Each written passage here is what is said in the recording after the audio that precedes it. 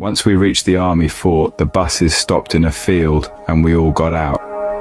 About 180 of us, poor victims. We were lined up and stood in a field. There we were taken to a place where we had to take off our clothes and be deloused with some sort of insect spray.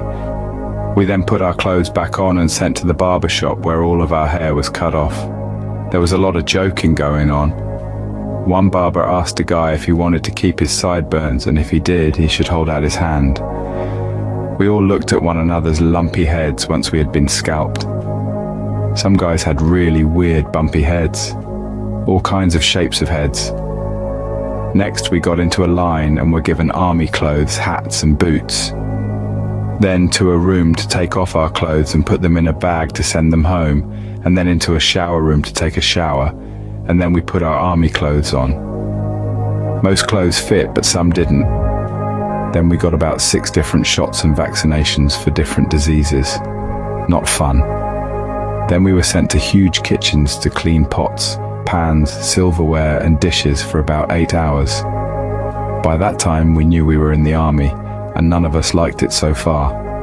Tired and go, go, go, hurry, hurry, hurry all the time. Eventually, we were walked to our barracks, which were new brick buildings 2 stories high. Each room had, I think, 6 bunks. We got a little sleep and were sent out on what was called details early the next morning.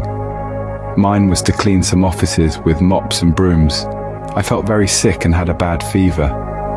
I curled up in a fetal position under a table. I felt like I was dying. An officer came around and saw me and thought I was faking. I told him I wish I was.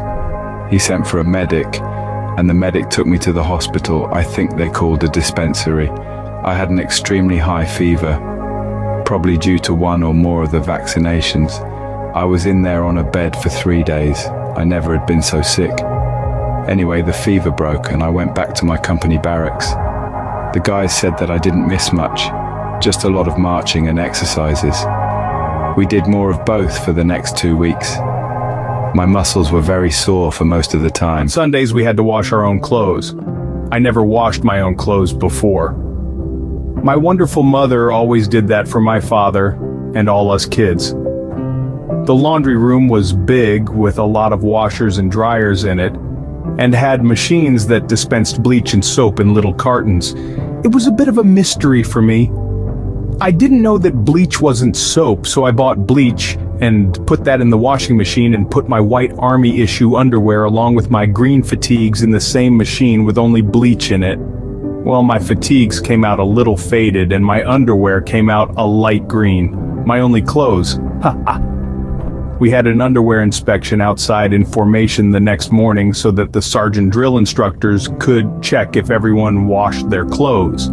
So out of about 180 guys, I was the only one who was wearing light green underwear. I got the eyes all right and smiles. One of the drill instructors came up to me very serious and asked me, "And what makes you so different, trooper?" "Well, Sergeant, I put bleach instead of soap in the washing machine with all my clothes in it." "How interesting," he said, and then started to laugh, as did all the 180 guys standing out there. It was a delightfully light moment in our basic training. Even though the joke was on me, I laughed along. I became somewhat famous with the guys, totally by accident.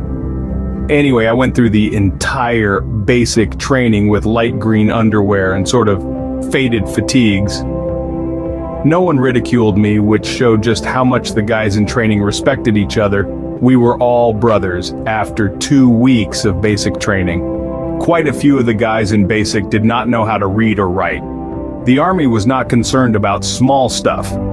As long as you could hear, see, walk and shoot a rifle, it was all that was necessary. One overweight fellow with red hair could not keep up with all the marching, It was August and hot in Missouri at the time, humid and near 100 degrees. He tried and tried his best. We all felt sorry for him and tried to help him when we could. The drill inspectors harassed the poor kid, trying to get the weight off of him through sweating probably. It was not enough apparently because he didn't finish basic training. It was too hot for everyone that summer. We had an ambulance behind us as we marched fully dressed with helmets and web gear on. Guys used to just faint and keel over on our marches. It was crazy. Actually, later on, during a 10-mile double-time march up and down hills, 2 guys keeled over and died. Someone called their senator about that and said the Army were killing these poor kids in training, and they were. I wrote a letter to my dad and said that he was right. I did not like the Army at all. I realized we were more like victims than appreciated soldiers. He said that if I fought basic training that I would be miserable. If I tried to do my best at everything during training that things would go better psychologically for me. He didn't say psychologically, but I knew what he meant. I had to change my attitude at least about the training. Speaking of psychology, some of the drill instructors kept telling us that the gooks were going to come to our country and rape all our sweethearts, wives, mothers, and sisters, and then kill everyone if we did not fight them. They said killing communists was like killing animals. The Vietnamese soldiers were like animals. About 10 guys out of 100 believed this slop. I thought it was demeaning to all of us that the Army would think that we would believe this propaganda. Then we found out that none of the drill instructors ever went to Vietnam or were in combat. At that point, I lost my admiration for any of them. I really didn't have much admiration for them to begin with. This all came about when we were issued our M14 rifles and were learning how to take them apart and put them back together. There was a corporal that had a combat infantryman badge on his utilities assigned to our company to help us train with our newly acquired rifle and handgun, a Colt .45 caliber automatic.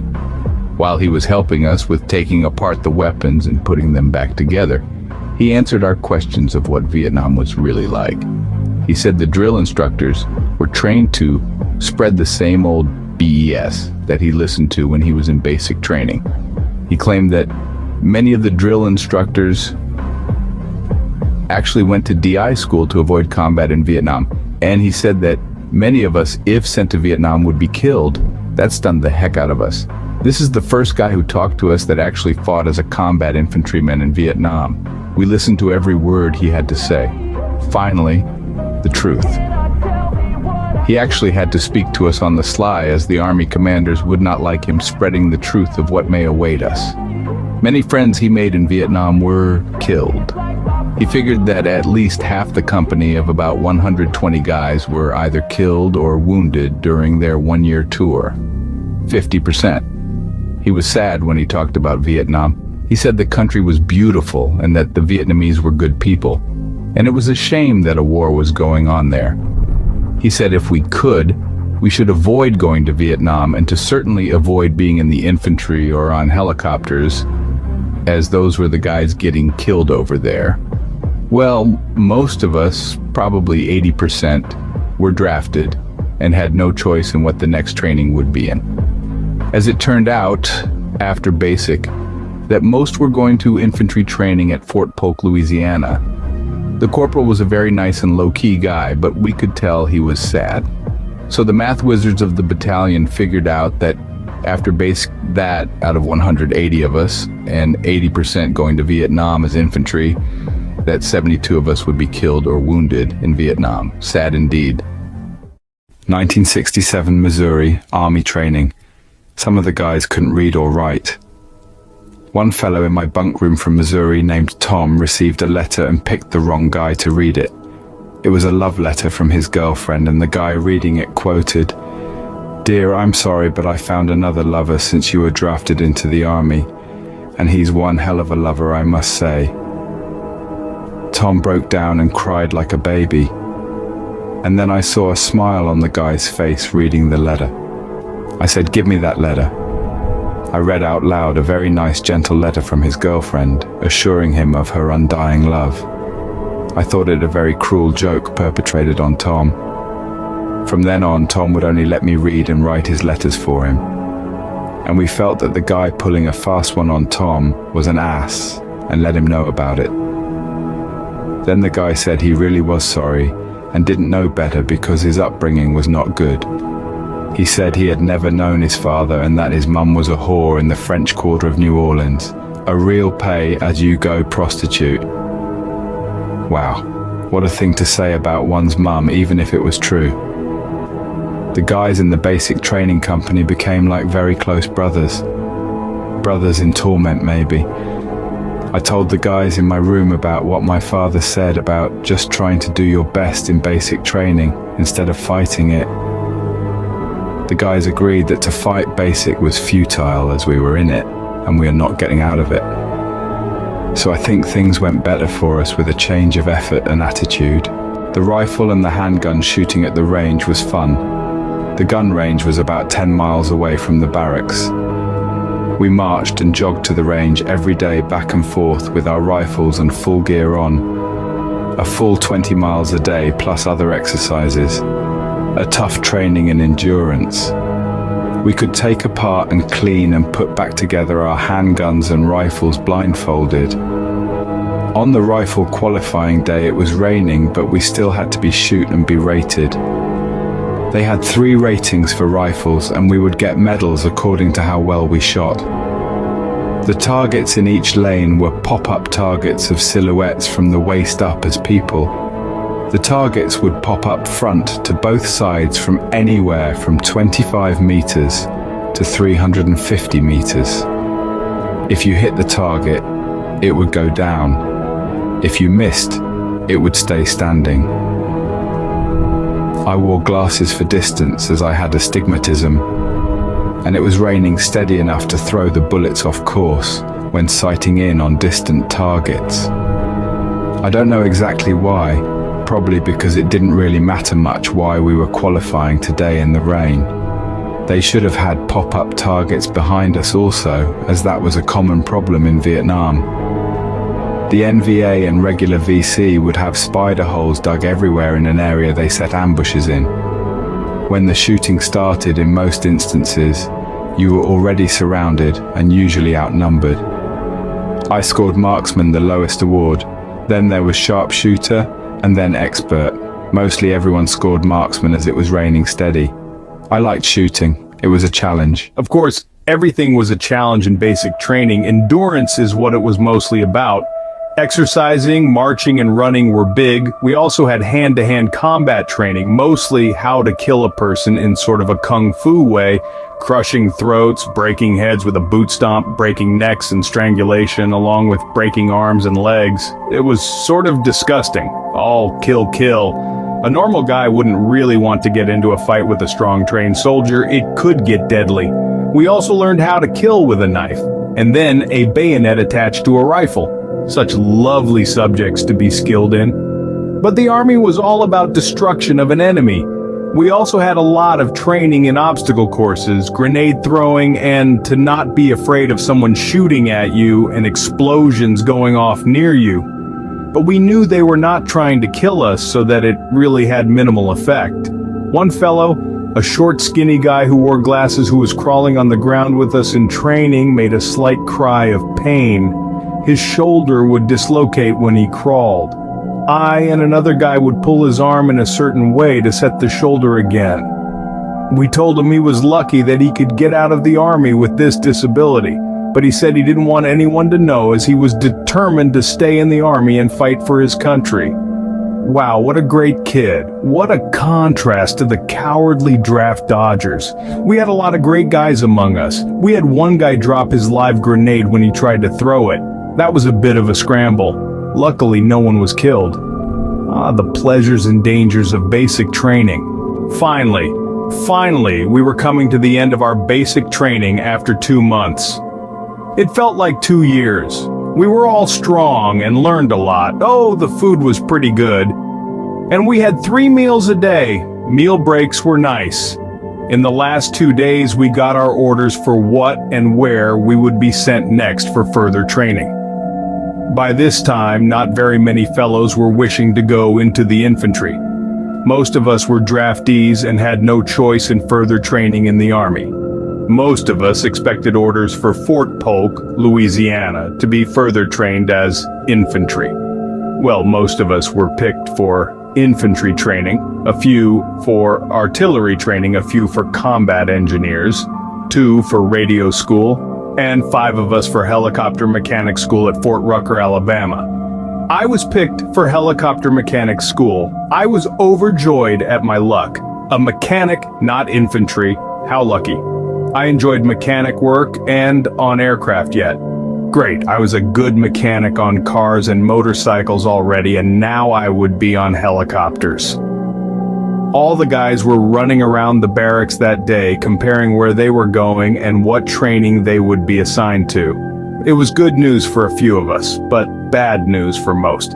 When I went into the Army, I wanted to be infantry and sent to Vietnam. During the 2 months in basic training, I totally changed my mind on that. The corporal, who told us what Vietnam was really like, changed a lot of our minds. It would be nice to stay alive, we thought. Anyway, we said our goodbyes and we wished everyone good luck wherever they were going. It was a sad parting, as we knew most of us would be off to war. The next morning, we were all off either by army plane or army bus to our next training fort. That was quick, I thought. The few of us that were picked to go to Fort Rucker were boarding a 2-engine fixed-wing army plane at night and took off. We hit a big lightning storm on the way, and the plane was going up and down and sideways. I got very airsick, and I thought that I was not cut out to be flying around in anything. We landed finally after what seemed a very long time in the air for me. We went to our barracks, which were the old wooden ones, and then to the mess hall for food. I think it was morning, and we all were very surprised at what we were seeing.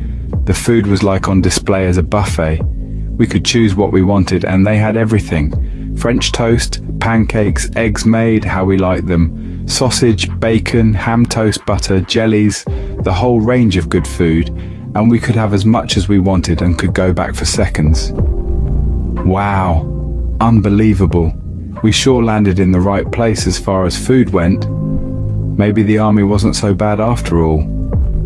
That was our thought as we had our first breakfast. Back in the barracks for a rest. We were assigned bunks according to alphabetical order. There were about 50 of us, new guys from all over the country. It was a big bay area where most everyone was bunked, but 3 of us were assigned a 3-man room up some stairs from the bay area. It just happened by alphabetical accident. There was me, a Jewish fellow from New York City, and a black country fellow from North Carolina. We had a good mix of people in our barracks.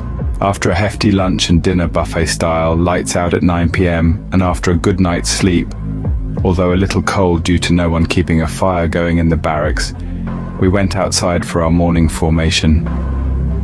There, an instructor told us we had physical training to do, and then we would go to our classes. Classes just like college maybe, and the physical training consisted of some jumping jacks for freedom, we called them, some push-ups, and a short run around some barracks. That was it. One guy said we would get fat as pigs with the good food and little exercise. We were getting spoiled. The classes were sit-down courses, sometimes studying technical manuals with just pencils as weapons. No rifles in this school, which was fine with us. Other classes consisted of actual mechanical work on the Huey helicopter and other aircraft, taking things apart and putting things back together, wrenches instead of rifles. Oh, it was all so wonderful. I even bought a little transistor radio with an attached earplug that most times at night I could listen to my favorite Chicago radio station, WLS. It sort of kept me attached to Chicago news, music and weather. It was the winter of 1967 to 68. Great time for great music. Fort Rucker, Alabama was located in very southern Alabama and was a warm, sunny paradise for many of us from the freezing northern states. And we had classes 5 days a week for about 10 hours a day and had Saturdays and Sundays off and could go off base for those days. In the base PX, we could buy civilian clothes and certainly did, so that once off base we could try and disguise ourselves as not being soldiers, but our blunt-tipped black low-cut army dress shoes along with our short haircuts gave us away. But it was nice not to wear army clothes anyway. It made us feel somewhat normal. There was a town, Dothan, Alabama, that was very close to the base that had the bars and the women that so many soldiers longed for. I never went to Dothan, but I wanted very badly to see the salty Gulf of Mexico. I was far away from Chicago and I wanted to see the sights. Heck, I thought I'd need to take advantage of my geographical position. I have never been so far away from my Chicago home. A weekend pass was from Friday afternoon formation until Monday morning formation. Most guys just stayed on base or maybe went to Dothan for a while. My first weekend pass started out for me by walking out of the Army base and hitchhiking south down to Panama City on the coast of the Gulf. I figured I had enough money to rent a hotel room down there if I could make it that far. Most of the roads that led directly to Panama City were back gravel roads, and those were the ones I hitchhiked on. They were mostly short trips in between small white or black hamlets. Very interesting for me to see so much very rural country, and how the little towns were all black people or all white people. I was not prejudiced against any race or ethnicity. I figured people were people. There were good people and there were bad people, and that heritage or ethnicity had nothing to do with any of it. I was from the Chicago area, so that I was introduced to all sorts of people at an early age. Chicago was certainly a mixing pot of people. I think I had a feeling if that I considered a girl attractive, no matter what race or ethnicity she was. Why would I consider that race or ethnicity bad? Sort of a young man's way of rationalizing things in a way. But I knew there were a lot of white people who were bad news. In my way of looking at things, it depended on the individual's behavior, whether that person was good or bad, period. Nothing else. At the age of 74, nothing has changed for me in my outlook on bigotry, except thinking deeper about it. I do believe being a bigot is a crime against humanity and oneself as being a part of humanity. One cannot be truly happy with the negative thought of bigotry embedded in one's brain. I had rides from all sorts of people, black and white farmers to delivery drivers. I guess there wasn't a whole lot of hitchhikers on the back roads of southern Alabama unless one lived in the area. One old white fellow driving an old pickup truck and stopped and picked me up, and we started to talk. He guessed that I was Army from Fort Rucker, and I said yes, that I was headed to the Gulf Coast. He said, "I take it you're a northerner from your accent." I said, "Yes, from Illinois." He hit the brakes and said, "I'm sorry, but you will have to get out. I'm not giving a ride to no damn Yankee." So I got out, and as he pulled away, I read the sign on the back of his pickup that read, "Wallace for President." Oh well, I thought, I didn't fight in the Civil War, but some people, I guess, are still upset about the whole thing. I guess some people think that freeing slaves was not a good idea. Pathetic. Well, hitchhiking the back dirt and gravel roads of southern Alabama and northern Florida was not only a sightseeing trip, but a mind trip. I loved it. I got to talk to a lot of people on their own home turf, and it was sure different from what I experienced in my suburban life after 8 years old when the family moved to Oak Park, and much different from the big city life that I also experienced. The rural people, both black and white, had taken on a very slow style life, it seemed. They even spoke slow, like dragging their words with a drawl. I thought the much slower pace of life was what I would prefer if I had a choice. And the weather was what I also preferred. It was sunny and warm. The future was certainly unknown for me, but if I could, I would prefer to live down south than up north. Fort Rucker was about 90 miles from Panama City. I managed to make it to Panama City about noontime as I left early in the morning. I had my civilian clothes on and carried sort of a gym bag that was popular at the time. I walked immediately to the beach once reaching the city. How wonderful the huge beach was with the water rolling to the sand. I was mesmerized by the sea and the seagulls flying around. The sight, sound, and the smell and taste of the salt and fish was a dream. As I was on the beach, I noticed that not many people were there. Not like North Avenue Beach in Chicago on a nice summer day. So I took a leisurely stroll down the beach along the water's edge with my pants rolled up and my shoes and socks off. The water felt so refreshing. I walked for hours and noticed that there were some low one-story motels pretty much right on the beach where one could hear the surf and walk right out the sliding glass door and onto the sand. I never thought that these might exist.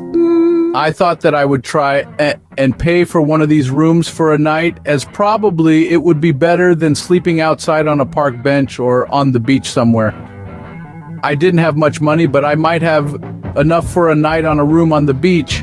At the time, we in the Army only made $1.90 per month, and I was saving money for transportation and a leave home someday. But here I was on a new adventure by the seacoast, so what the heck? Time to spend some money. I never was afraid of spending money, usually spent it as soon as I had it. So I rang the office doorbell of the motel and an older man and woman answered. They asked how many of us were going to be in the room, and I said just me. They asked if I was from Fort Rucker, and I said yes, that I hitchhiked from the fort so that I could see the Gulf of Mexico. They were surprised I was alone and that I had hitchhiked. They told me the going price for the room, which seemed a lot, but they gave it to me half price as they were not really busy, and it was my first day along the coast, so I had a great room right on the sand with double glass doors all to myself. The first time I was by myself since entering the Army, about 10 weeks.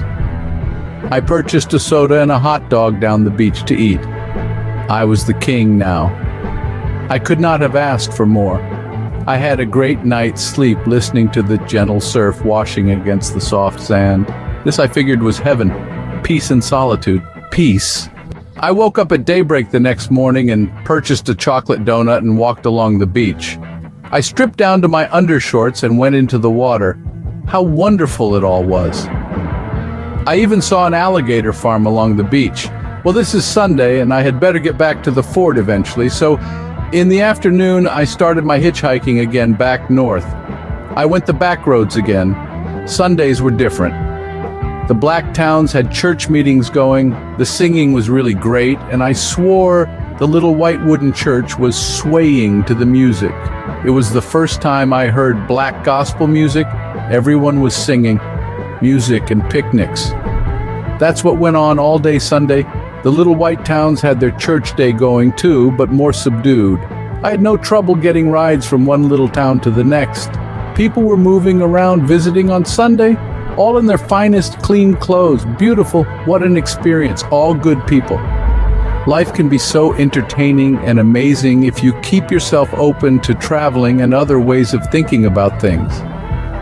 I did, after a leisurely hitchhike, get back to the Army base. Of course, everyone at the barracks wanted to know what my journey and experience was like. Most of them stuck around the Army base and went to see a movie or read books in the barracks or went shopping at the base PX and had lots to eat at the mess hall. A nice and easy way to spend the weekend. A few went into Dothan looking for women and drinking in the taverns, but they couldn't find women and the taverns were disgustingly full of drunken soldiers. I was the only one of them that actually went down to the Florida coast to look around. I was the star of the barracks for a little while on Sunday evening. I told them of my adventures hitchhiking the dirt back roads back and forth south and back north. Most of them said they would not do that as it could be dangerous. I told them all the people I met were nice. I told them about the beautiful beaches along the coast and the motels right on the beach. Some asked about girls, and I said I had seen some in Panama City. Some said they would go if there was a decent bus schedule going down there and getting back that matched our weekend pass schedule.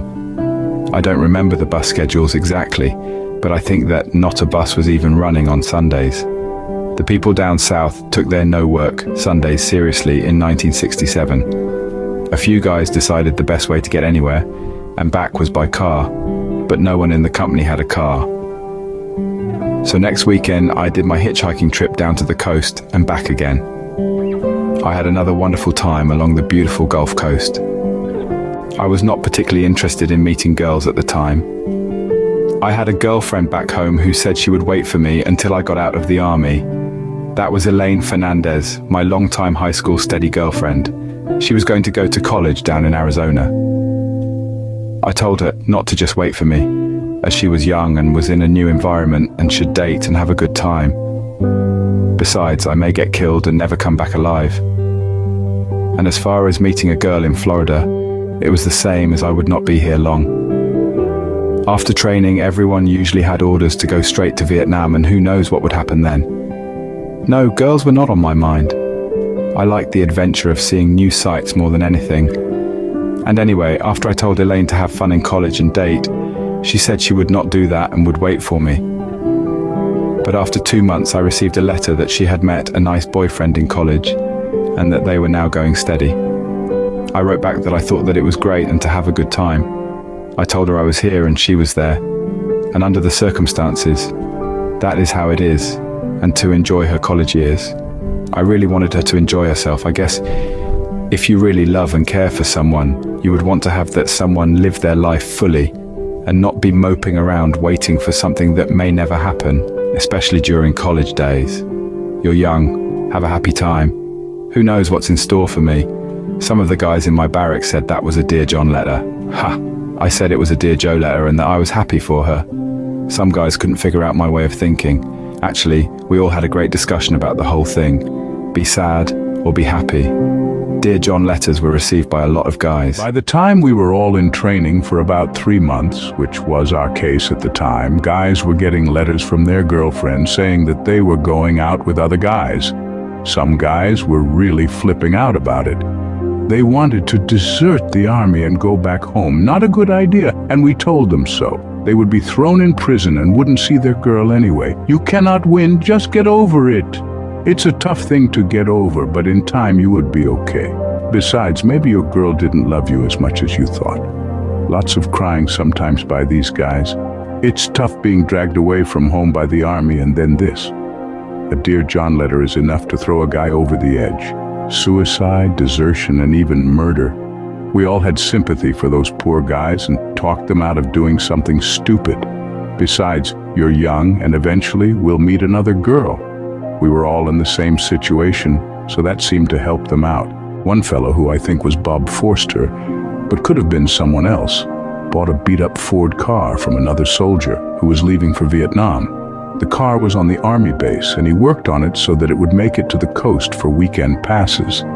I know he had to replace the wheel bearings and maybe the brakes on it. I think I may have helped him with the mechanics of it. Bob was an intelligent person and wanted to see the Gulf Coast for himself. I had by that time made about 4 trips hitchhiking the back roads by then.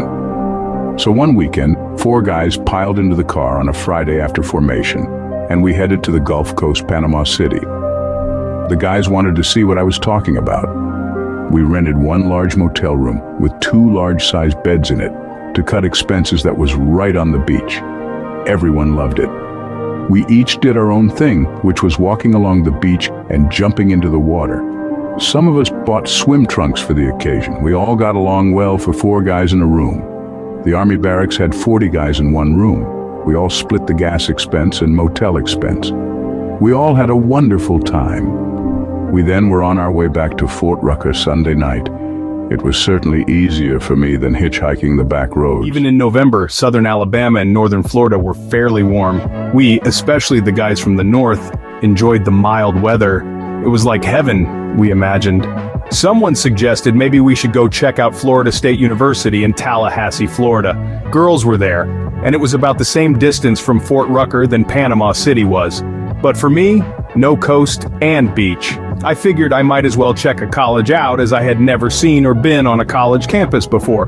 So on the next Friday, 4 guys, or maybe 5, piled into the car and headed to Florida State University. We all got 2-man rooms with separate beds at a motel just outside the university campus. We wasted no time and went to get something to eat on the campus. There was a place called the Green Tambourine, I think that was the name, that served big cheeseburgers and fries and cokes, that was playing all the latest rock and roll on the jukebox, which never stopped playing. What a dream we walked into. Great music, great food, and pretty girls everywhere. Oh my gosh, wow, is this what college is like? I thought I should go to college if I survived the army, I figured. We army guys were dressed in civilian clothes to try and blend in. I think we sort of succeeded. We stayed in the Green Tambourine for maybe a couple of hours, and the hit song The Green Tambourine just had come out and was playing on the jukebox that evening. Oh, how wonderful it was. At 74 years old, I still think back to that time in the Green Tambourine. Dreams can be born of just simple things as long as the feelings are deep. Well, we all went back to our motel rooms after the visit at the Green Tambourine. Early next morning, we got up and had breakfast. There was a big football game scheduled for today, and FSU was a big football university. How lucky we were to be able to see a big college football game. We paid our money and went to the big game. I forgot who Florida was playing, but it was a big deal. It was exciting to watch the game. The enthusiasm of the fans on both sides was amazing. Lots of yays and ughs. I forgot who won, but we found out that there was a big dance that night on campus. So accordingly, we went to the dance. I like to dance, so it was a lot of fun for me. I think it was a lot of fun for all us soldiers. We were picked out as soldiers because of our issued shoes and short haircuts. We danced with the girls, and the girls liked us. But we did get a few derogatory comments from some of the college guys. But we quickly backed each other up and somewhat became aggressive one-on-one with some of the guys. They quickly backed off as we seemed to relish the idea of doing some fighting. Actually, they would have gotten hurt as we were in great shape and all knew how to fight. But at the same time, it would not be good to be thrown off of campus just when we discovered how fun it was on campus. The girls liked us, and we liked the girls. I think all of us met girls who would see us the next day and would show us around the university grounds. I met a girl named Sandy and one named Kay. They were both nice to me. They said they appreciated us as soldiers and were not like most of the wimps at the university. Somebody had to fight for freedom, they insisted. Well, whether we were fighting for freedom or not, it was great to hear that some girls respected us. We all had a great time with our newfound girlfriends that Sunday and made dates for the next weekend. How fantastic was that? How good we all felt. Joy. We all got back okay for Monday morning formation and found out that one of our favorite guys from the rural backwoods were with some guys who got him very drunk at one of the Dothan carnivals. Actually, he passed out and some jerks had a tattoo artist at the carnival tattoo an eyeball right in the middle of his forehead. A big one. We found out who the culprits were in our own company and beat them up rather badly. I didn't beat them but agreed on their punishment as we all did. The army and lower ranks could be very democratic. The carnival folded up and went on the road. Otherwise, the tattoo artist would have gotten hurt. The fellow, who was the nicest guy in the company who had the eyeball tattoo, went to the army hospital under army orders to try and have the tattoo removed. That's the last we saw of him. Hopefully the tattoo in some way saved his life. We don't know where he went from the hospital. Maybe he could get a medical discharge, we hoped. The mechanics training went on. No one had phones, so just the thought that college girls were friendly and interested in us gave us that went to Tallahassee a very good feeling, and we certainly planned on going back there next weekend. The other guys in the company were now eager to go to Tallahassee but would have to make transportation arrangements. The week went by pleasantly. The guys from the north certainly liked the pleasant weather in the south. How nice it was not to be frozen in November and December. The red dirt was another nice experience, something different. I think that red earth goes well as a color scheme with the green plants. It wasn't long before we piled into the car after Friday afternoon's formation and zoomed down to Tallahassee. We still did the double up with the motel rooms down there. The girl I met during the last weekend, Sandy, was living in a sorority house on campus. It was a very old southern mansion, huge with the white pillars in the front. We were getting to be a pair, telling each other all about our lives and wishes for the future. We always had a wonderful time together. She was from Fort Walton Beach, Florida, and she liked the Gulf Coast as much as I did. She was born and raised on the Gulf Coast. As the Army training went on, we realized that most all of us were going to Vietnam at the end of our training. That made our trips on the weekends even more pleasant. We may never have a better time in our young lives, and possibly in our short young lives, as we were told that helicopter pilots and helicopter mechanics were being killed and wounded in high numbers. We asked why the mechanics were being killed in high numbers, and we were told that Huey helicopters always had a mechanic called a crew chief on board as a flying machine gunner in Vietnam, and that the Huey helicopter was the choice as the combat assault helicopter, and that they were flying about 18 hours a day on average, as there were never enough of them, and on average many of us would be killed. We discussed with our instructor that whether we were forced into flying as crew chiefs. He said no, but many of us would volunteer for the dangerous duty, even though we could stay on a base camp and just work on the helicopters in a relatively safe area. One gets hazardous duty and flight pay as crew chief. We all looked at each other and discussed this situation. Well, extra pay would be nice, but dead guys can't spend their extra money. So I think all of us agreed to forget the crew chief part. The instructor was a combat crew chief in Vietnam and had his wings on his uniform that impressed us. He said that is what he planned, that he would just be in the base camp as a mechanic. But he volunteered to get into combat once he saw how other guys were doing the real fighting. If they were doing it, I was going to do it, he said. Besides, flying combat was extremely exciting, and Huey machine gunners killed more enemy troops than the infantry did. He felt he was doing his part in the fighting war. He was, we found out, wounded twice and was shot down 7 times. I admired his courage, we all did. Sandy and I decided to go to the coast together and rent a motel room. I respected her wish not to have sex until marriage. We never had real sex, just fondled and kissed. It was a wonderful relationship. We could go anywhere and be happy together. The coast, surf and beaches were very romantic. We were sort of in love, but bad timing would soon separate us. The army training continued, as did our beautiful weekends together. Suddenly, Christmas approached, and my army company had a 2-week leave. I said goodbye to Sandy and headed home to see my family and friends. 4 of us piled into a car and drove north. We wore our dress uniforms given by the army. In Birmingham, Alabama, we stopped at a cafe. We sat and waited, but the waitresses refused to serve us because we had a black friend with us. I was astounded, but not surprised. Some Southerners were still fighting the Civil War in their own ways. I reached my limit and with my friend, cleared the counter of sugar, salt, pepper shakers, and napkin holders. We told the others and overturned our table and threw our chairs. Our black friend urged us to leave before the police were called. We wanted to do more damage, but we knew it was better to leave. We were all in our army uniforms, happy about our Christmas break. And then this happened. These southern clowns were our enemies. We wanted to go back with ammo and rifles and burn that cafe to the ground. Our black friend was cooler, as he was used to this kind of behavior. We were lucky that the Alabama cops didn't catch up to us. Then we started to discuss that if we did get arrested, what would happen? The cops might just shoot us and say that we resisted arrest. We were tougher than the cops we figured, but they had weapons, and we didn't. I detest bigots to this day. To me, bigots are the enemies of humanity. If we survived arrest by the Alabama cops, the military police would probably be called, and they would arrest us and take us back to Fort Rucker. They would then put us on trial and either let us go or give us some sort of punishment. Under the circumstances, we doubted our punishment would be harsh.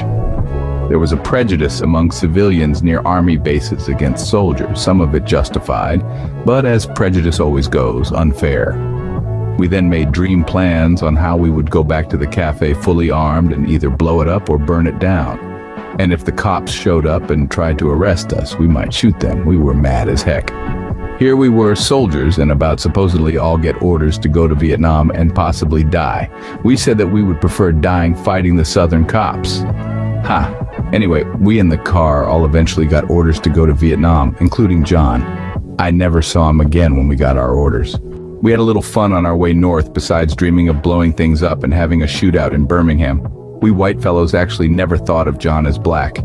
But John knew what the trouble was almost right away. In the Army, every guy wears the same clothes and points his rifle in the same direction. We are a team. We became accustomed to recognizing each other by behavior and nothing else. Really, nothing else matters. A guy is a nice guy, or not a nice guy. Most guys one could trust, but a few could not be trusted. We really didn't think of John as black. When we walked into that cafe, we were the same. We were one. We were only 19 and 18 years old and learned many of life's lessons by the reality of what counts. Only one's actions count. We had to admit, though, that the Army had turned us toward aggressive behavior. We were ready to hurt and possibly kill others. I never thought about shooting cops before, but under the right circumstances, I could see the necessity of it. Terrible, I suppose, but the Army taught us how to be tough and how to fight effectively. We needed to be careful of our newfound temperaments and skills. We eventually made it up north and went on our different ways for 2 whole weeks. I arrived in town tan and strong. The people I knew were glad to see me, and I was certainly happy to see them again. Everyone was home. College was out too for the holidays, so everyone met and had a lot to say about their experiences. High school girlfriends and boyfriends pretty much got jumbled up with the time and distance elements coming between them. The guys who never went anywhere and the girls who never went anywhere could stick together. But once people started to go away to college and the military service, they began to find new friends and see new horizons. Things were the same in a lot of ways, but many people changed their views on a lot of things. Time to grow up and out and expand one's views. You're not a kid anymore. Of course, I had a good time. I always had a good time. I like to joke and laugh a lot, and I like people who did that too. My parents and my uncle sold my grandmother's house and rented an apartment for her, right next to the Congress Expressway, with all the noise associated with it. I felt very bad for her. No one really had any money for much of anything, though. The apartment was 2 blocks from my parents' house, so that was good, I guess. Her good husband dead after being together for 40-something years and now alone in a little apartment. It was sad for me to see, but she kept always a happy smile. That Christmas was a holiday season with plenty of snow, but it soon ended, and we were back on our way to our Army camp. We didn't stop in the Birmingham Cafe again. Ha! We knew time was getting short for us in our training course. We had about 5 weeks before we would get our orders for overseas duty and a 30-day leave before we were to leave for our final 1-year destination. Unfortunately, it would be the end of a young life for some of us. It's usually the brave who die, as we would later find out. For some reason, the platoon voted me as a platoon leader. They said I was easygoing and would not exercise them and make life more difficult for anyone. That's why I was picked. They were right about that. I always figured life was difficult enough without any extra trouble thrown in. Once in a while, some regular guy would be assigned a leader by an officer or sergeant, and then the idiot would let the power go immediately to his head and become a real jerk, making life difficult for the rest of us.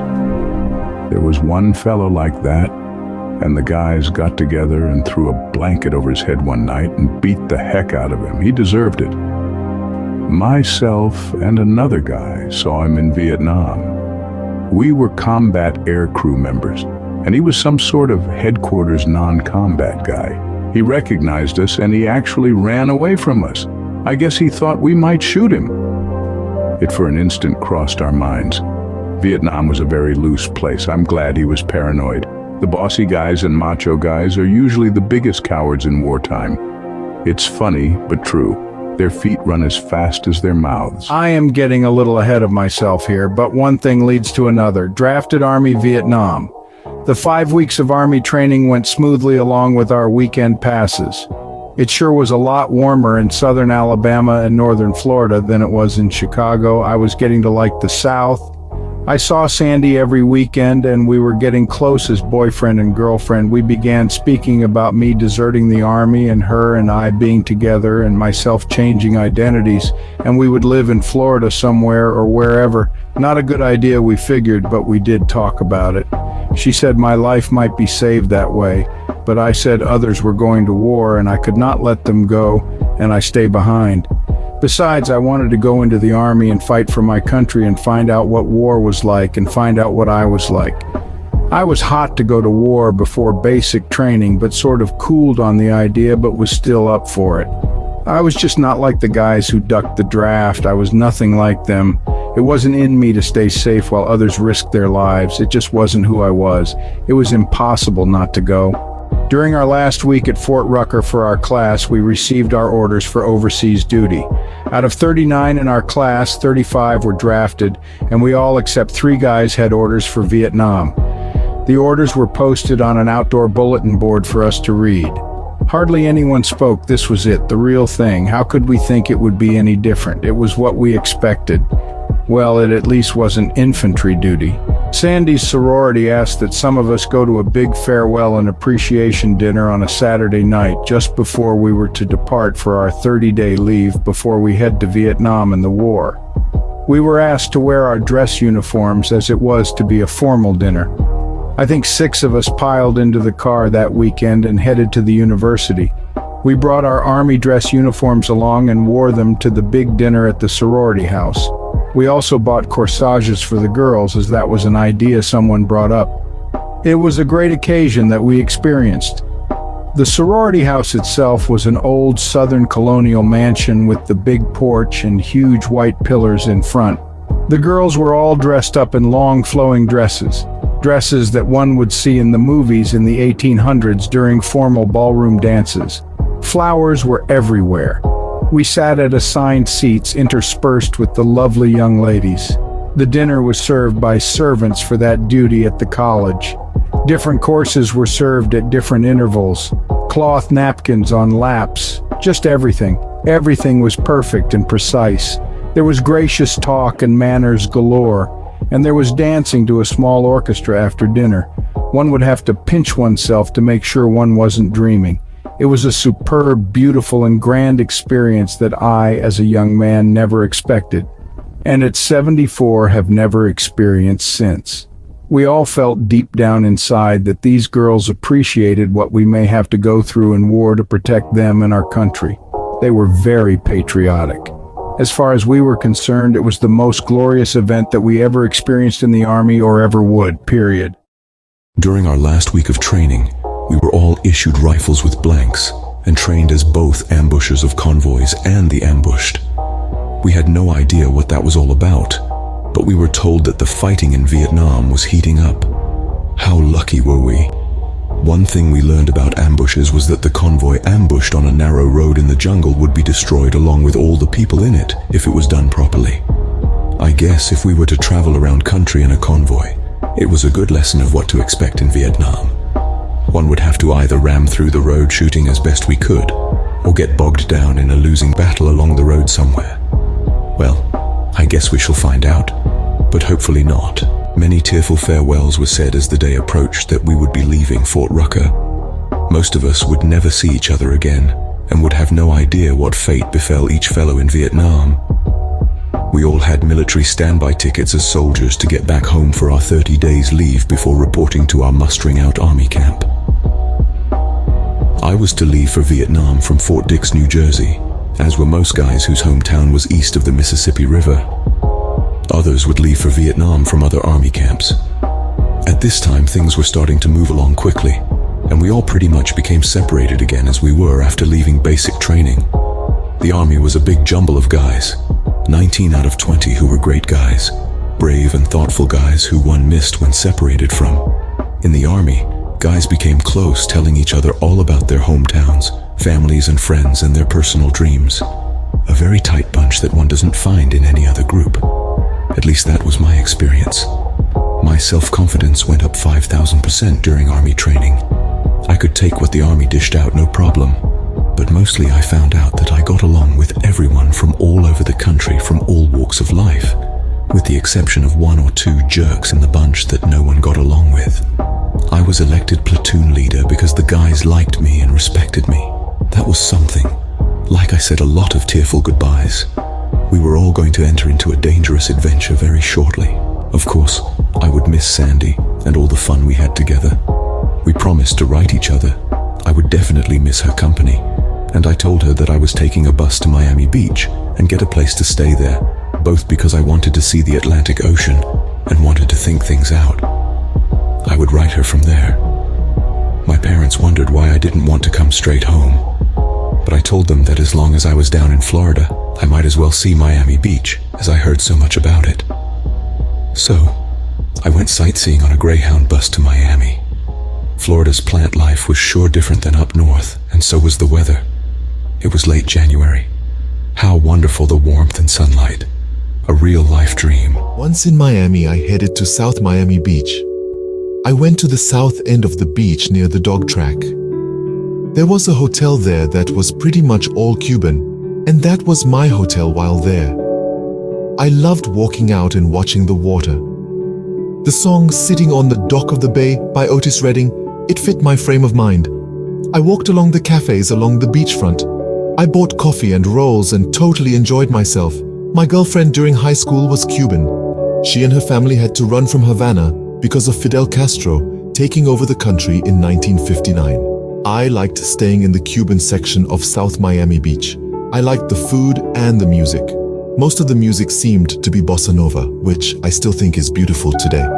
The environment was foreign to me, which I liked. So warm and sunny, and me swimming in January. That's what I call great conditions. Miami Beach seemed like a far-off country to me, and I enjoyed that feeling very much. And there was something nice about not understanding what people were talking about. It let me dwell on my own deep thoughts, and I had a lot of them. Sandy and I could get lost in Miami if I deserted the army, I figured. But I would never do that. And I really didn't like the idea of going back up to cold Chicago. I could stay here until I would have to report to Fort Dix, New Jersey. I was just there 5 weeks ago, but I would like to say my goodbyes to my family before heading to Vietnam. I may not get any older than 19 years old, and what would my family think of me not going back to Chicago to see them before heading off to war, whatever war was? No, I had to leave this extremely beautiful place and head north. I really didn't want to, though. How selfish of me, I suppose.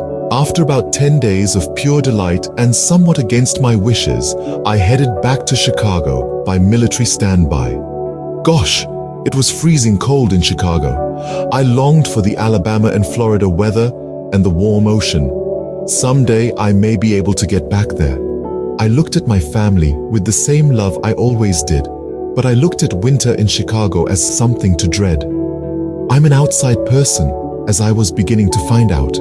This cold weather forced a person to be confined to the indoors more than I liked, that's for sure. I certainly liked the museums and the zoos that the city had to offer. I did visit the local pool hall many days and nights. I loved to play pool on the big slate tables, and I was getting good at shooting pool. Many a ditched high school day was spent in the pool hall. I played mostly straight pool, call the ball, and pocket to a score of 150. My highest score was 56 balls without missing and using the 15th ball to break the next rack. Not many guys could beat me. I liked to play snooker and straight billiards also. Many a dollar exchanged hands in that pool hall of about 50 large slate tables. Even Minnesota Fats played there for money. Two of my friends who were better than myself went on a 10-year spree hustling pool and did well for themselves, although it could be a dangerous sport much like a high-stakes poker game. Some people don't like losing their money. I knew guys who were extremely good at poker also. They didn't cheat, but knew the odds in the game. They could cheat, but didn't. They played poker every day. Most everyone was no match for them. In shooting pool for high money, sometimes one had to hold back and miss shots on purpose more than a good poker player had to hold back. And sometimes the hustle became obvious. These two guys were used to playing on 10 x5 slate tables. They could run any barroom table no problem. And they were playing in places that they knew no one. Dangerous. Anyway, I spent a lot of time in the pool hall and visiting friends and family. Time went fast, and soon it was time to fly to Fort Dix, where some of us were to leave for a one-year tour of Vietnam. A tour, all right. Not quite the tourist type of tour, but a tour nevertheless. Denny Fuller met me at my house. He was from Elkhart, Indiana, and was in my helicopter mechanics at Fort Rucker. We both had orders for Fort Dix. The tears flowed at O'Hara Airport. My mom and dad and my Uncle Jim and Aunt Ruth and some of my friends saw me off. My dad and uncle were in the army in World War II in Europe, so they knew that war was very dangerous, and we may not see each other again. It was very tough on my mom too. One of her friends, Mrs. Kroger, saw her son off to Vietnam and he was killed there. Mrs. Kroger was far from the same after that. I have 2 sons and a daughter. I cannot imagine what it would be like to have one of them killed in a war. Anyway, off to Fort Dix. Fort Dix, New Jersey, was even colder than Chicago. We were in our dress uniforms, which the army took back. As I recall, they gave us summer khaki uniforms to wear. We may have had our regular utilities for a while also. It was a matter of standing out in the cold in formation day after day and waiting for our name to be called. Sergeants then walked by and gave out duties to be done by the guys in formation that were not called for their flight to Vietnam. Some of us just stayed in the warm barracks and listened for our names to be called, as we could hear the loudspeaker from inside the barracks. I heard my last name called and ran out into the formation. I found out that another guy had the last name of Gaynor, and it was he who they called. I still wonder if he made it out of Vietnam alive. There were buses leaving for the weekend so that some of us could go see New York City. Some guys were saying last chance to desert, as the gates were always guarded. I was from Chicago. New York City at 0 degrees Fahrenheit was the last place I wanted to see. Miami Beach was my style. Eventually my name was called after about 2 weeks, and I found myself on a passenger jet with 160 soldiers in my khaki uniform. We all had summer dress uniforms on. We landed about 5 hours later at a California air base. I think Travis Air Force Base. We had to stay in our seats as the jet was getting refueled. We took off again, and in about 6 hours we landed at Honolulu, Hawaii Airport. We were allowed to get off the plane and be in the terminal. I and some more guys went up to some high lookout tower with no windows and looked over the area. It was night and the air was so fresh and warm, and the plant smell was flowery and tropical. A few of us decided that if we made it out of the army alive, we would want to live in Hawaii for sure. It took me a long time, but at 74 years old, I have been living in Hawaii for 11 years. It's beautiful here. There were a lot of civilians in the terminal also. It would be a while before we would see civilians living in a peaceful place for a while. It was back on the plane after about an hour, and we were back up in the air. Next stop would be Clark Air Force Base in the Philippines. The plane ride was very tiresome altogether. First 5 hours, then 6 hours, now about 8 hours, and we are still not in Vietnam. And we are flying on a fast jet. Most of us had books to read, a good way to pass the time. Better than thinking about where we are heading to or family back home. We landed in the Philippines in the daylight. We had to get off the plane on the runway and walk about 1 mile to a bivouac area that was shaded. The heat was almost unbearable. A few guys passed out on the walk on the runway in the blazing sun and had to be picked up by the ambulances. We went from 0 degrees Fahrenheit at Fort Dix to 104 in the humid Philippines. It was difficult for some of us to catch our breath. We hung around there until the plane was refueled again and walked back to the plane. How are we even going to function if it's going to be this hot in Vietnam, we thought. Once we took off with next stop, Vietnam guys started to talk some. It really comes down to this. All the training we had guys on the plane that were trained in all sorts of things, and this is where they will put their training into practice. None of us had no real idea what Vietnam was going to be like. We had no idea what war was like. We were new guys just out of high school, headed for the big time, bigger than any baseball or football game. Little did I know at the time, but war was a deadly game of life and death. In the clash, some would live and others would die. It was a game of keeps. The pilot announced that we were approaching the coast of Vietnam. We all looked at the coast coming up by either staying in our seats or standing up and moving to get a better look. No one spoke. It was very quiet. We just watched as the plane flew lower and closer to our destination. It didn't look like the other lands that we saw from the jet. Vietnam had all sorts of smoke, both white and black, rising high into the air as far as we could see. Lots of things were burning in a lot of places. Things were definitely going on down there. So, this is it, we thought. We got back into our seats for the landing. We landed. The plane taxied to a certain spot, and the outside door opened. A metal staircase was put against the door on the runway. When the door opened, a heat wave rushed in. As we each got to the door and started down the metal steps, a physical wave of immense heat and smells hit us. I had to hang onto the railing so as not to melt down. The heat carried the smells of Vietnam in that particular spot. It consisted of kerosene jet fuel, burning rice, rotten vegetation, and garbage, all mixed together in a heated, humid vapor as thick as soup. It was difficult to breathe oxygen in that mix, so thick it was. The next thing to notice were the guys leaving Vietnam waiting to get on the same plane once it was refueled as it sat there. No time wasted getting the plane up and out of there. The guys in the waiting line leaving Vietnam were a mix. There were some guys in fairly good shape, with fairly clean jungle fatigues that were smiling, and some saying "your turn newbies" in sort of a mocking way. They were in the minority. Others were skinny and wore shabby, ripped up and dark-stained jungle fatigues, and they had a weird look on their faces. They had eyes that were deeply sunk in their eye sockets, like they had seen things that really shook them up. They looked at us new guys with compassion, sympathy, and understanding that spoke much louder than words. Both groups had to be very happy to get out of Vietnam, but what a difference in how they reacted to us in our dress khaki uniforms. I later found out that the guys who looked fed and had clean jungle uniforms on were the safe back at the base guys. They didn't see combat. The skinny guys with the beat-up uniforms and the faraway look in their eyes were combat. They were the guys who actually fought the war and paid the psychological price for their bravery. Even as new guys getting off the plane, we sort of figured that was the case. Next stop was the 90th Replacement Battalion on Long Bin Army Base. We got off the bus and were told to stand in a field with our duffel bags. It was hot, hot, hot. One of the guys asked one of the soldiers working there why they called this the 90th Replacement Center. The soldier said that all new guys here were replacing dead and wounded soldiers and soldiers whose one-year tour was over. He added, but mostly dead and wounded lately, because a lot of combat units got hit really bad because of the Tet Offensive.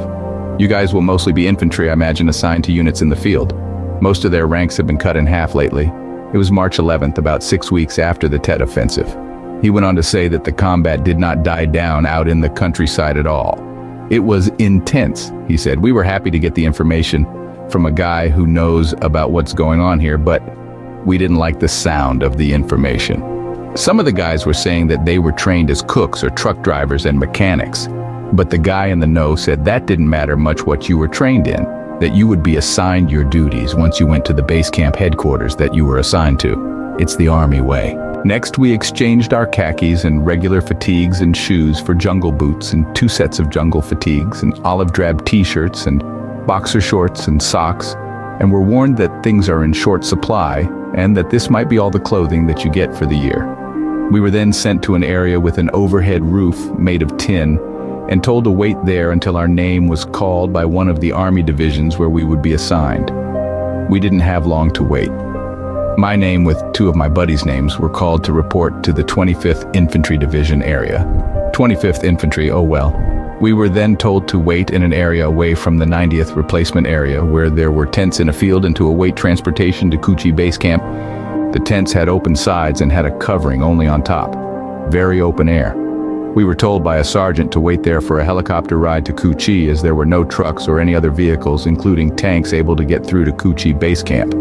Cu Chi was the 25th Infantry headquarters and was about 40 miles away from where we were waiting. We asked the sergeant why no road vehicles could get through to Cu Chi, and were told that any convoy that tried to get through was ambushed on the road and that many guys were killed and wounded in the ambushes. Besides, he said, if I were you guys, I wouldn't be in any hurry to get to Cu Chi. People don't last too long at Cu Chi. It's in a very bad area, surrounded by tens of thousands of enemy soldiers, and its perimeter keeps getting overrun at night. And from what I hear, they have only a few helicopters flying, as most were shot down recently or blown up on the airstrip. You may have a long wait here before anyone gets here to take you to Cu Chi.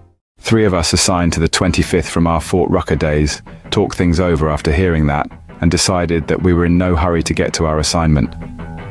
Actually, we didn't know what our assigned duties would be. Although we were trained as helicopter mechanics, we could be assigned to the infantry or anything as the talk was going. We decided Vietnam was a screwed up place. As we were in our tent area, we could hear bombings going on not far from us. Geez, the United States is a big and powerful country, and yet it sounded to us that the enemy had the upper hand in the area. We felt we were lied to. The Vietnamese civilians didn't seem to like us, and we were in a precarious position militarily. There was a loud explosion and things kept blowing up all that night. The story was that the ammo dump was blown up probably by sappers. And then there was an earth-shaking bombing by B-52S close to us. It was a fairly sleepless night for us, and we still were not given rifles. What a mess. Next morning, Denny and I decided to look around the area and see what's up. We kept fairly close to our tent area so that we could see any helicopter coming in to pick us up. Denny and I, as good friends, discussed what condition our position was in. We decided it wasn't good. Well, it's war, we figured, but things seemed to be so up for grabs and disorganized. We were carrying the only papers that said who we were and where we were. We could probably get lost in the shuffle somehow, we figured. We found a little Vietnamese cafe-type place about 70 yards from where our tent area was located. In the cafe there was an up-to-date rock and roll jukebox, and they served hot dogs, sodas, and Schlitz beer in cans. It was small with a few tables and chairs, a ceiling fan, and had windows without glass overlooking where the helicopter had to land to pick us up, and the Vietnamese were friendly enough. Perfect as our new waiting and discussion area. So, if we decide to get lost in the crazy army disorganization that was going on, how do we do it, Denny and I thought? Well, we did carry all our papers with us. The only proof that we were here was around our necks as dog tags and the manila envelope that we carried. We could probably pull our papers and pretend we were stationed here in Long Binh, which we were told was a very secure area compared to the outer areas of Vietnam. We might be able to drink beer and listen to the jukebox the rest of the year right here in this cafe if we could forge fake orders or get some clerk to do it for us. With fake orders, we could still receive our army pay and yet have no real duties but could be stationed on this base. It was possible, we thought, but then we thought that if we dodged our assignment, it wouldn't be fair to the other guys that went and did what they were told to do here. We would be no better than deserters or guys that dodged the draft one way or another and let others fight their fight for them. Personally, I didn't dislike draft dodgers that much, but I had a scale in my head of guys who had integrity and honor, and guys who didn't. The guys who had integrity and honor were in the military. Guys that didn't have what it takes to be a brave and responsible male didn't have it, and probably never would. None of those guys could be trusted, we figured, and in most cases we were right. When the country was at war, only the best went to fight it. The United States wouldn't be the United States without guys like us, we figured. I know most of us looked down on guys who were not in the military service at that time, and 50-something years later still do. So, with all that spinning around in our heads, along with great music and Schlitz beer, Denny and I decided that even if we could get away with dodging the combat here, it just wouldn't be fair to the guys who died and are dying here. After all the army training that I have been through, I cannot think of one guy who wanted to kill anyone. So what's the difference between us and the draft dodgers? I think honor, courage, and duty. Denny and I agreed that we and the others here are the all-American heroes. Well, anyway, the music sounded great, and the beer was almost cold. 2 beers were enough for me or Denny to get a little dizzy. We were not used to drinking alcohol. Most of the time, Cokes were fine. We spent the better part of 5 days in the cafe. There was still a lot of explosions going on outside the perimeter wire day and night, but mostly night. And this was the safe area. Little did we know that the 5 days here were the best days we would spend in Vietnam. Finally, one morning we were informed that a Huey helicopter probably would be arriving today to pick the 6 of us up with orders for Cu Chi and take us there. This will be a real experience for us. In all the training we had, none of us ever rode on a Huey helicopter. We could take one apart and put it back together again, but never had a flight on one. I was afraid of air sickness as planes, and I had different ideas about balance and gravity. Anyway, here comes the whop, whop, whop of the Huey rotor blades. Then the helicopter came in fast at low level, and the front end raised up like a horse reined back and landed in a swirl of dust. The helicopter engine started to shut down. The crew chief said that they had taken probably 2 new rounds through the aircraft on the way here from Cu Chi and wanted to check where they had hit, as they may have hit something important other than them personally. He said when bullets hit the aircraft that the crew could hear a tick through their earphones, which they all wore for communication inside the helicopter, something we never heard about in training. The crew chief looked skinny with dirty jungle fatigues on. The stains on the fatigues were both grease and blood, as I found out later when I had the same stains on my fatigues as a combat crew chief. The two pilots and the other door gunner also looked skinny and weary. The helicopter had blood on the floor, not reassuring. We told the crew chief that 3 of us were trained as helicopter mechanics at Fort Rucker, and he smiled and said that's where he was 3 months ago. He said he found 2 new bullet holes in the tail boom that luckily didn't hit the tail rotor drive shaft, and that the helicopter was okay to fly again. He gave the thumbs up to the pilots, and the turbine engine started to whine up to power. As 6 of us threw our duffel bags on the helicopter and jumped in, we noticed about 8 bullet holes in various places on the aircraft. We were trained in our helicopter mechanics course that all bullet holes should be repaired with sheet metal to keep the airframe in a ridged condition so as not to have undue stress on parts of the airframe. Well, so much for that. We new guys were not happy at all with what we were seeing and experiencing since arriving in country, as the veterans called it. It's beginning to feel like Alice in Wonderland, but not in a good way. Some of us began to call Vietnam Fantasyland. It was just so surreal to us, just 3 months out of training, and this crew chief looks terrible, and so does his helicopter. Well, from what we were hearing in Long Binh, he and his crew are lucky to still be alive and flying, and we have a year in front of us. The turbine engine whined to a high-pitched sound, and the rotor blades started to vibrate the whole helicopter. We raised up about 10 feet, and then the nose of the helicopter went down to about a 30-degree angle, and we picked up speed. We headed out over the perimeter wire at low level and at about 110 miles per hour. We stayed at low level and at high speed. We did not fly in a straight line and flew in a sort of zigzag course. I noticed that the pilots had armored seats, and that the gunner and crew chief wore steel breastplates and also sat on ones. We had none. There were no pilot or cabin doors at all on the helicopter.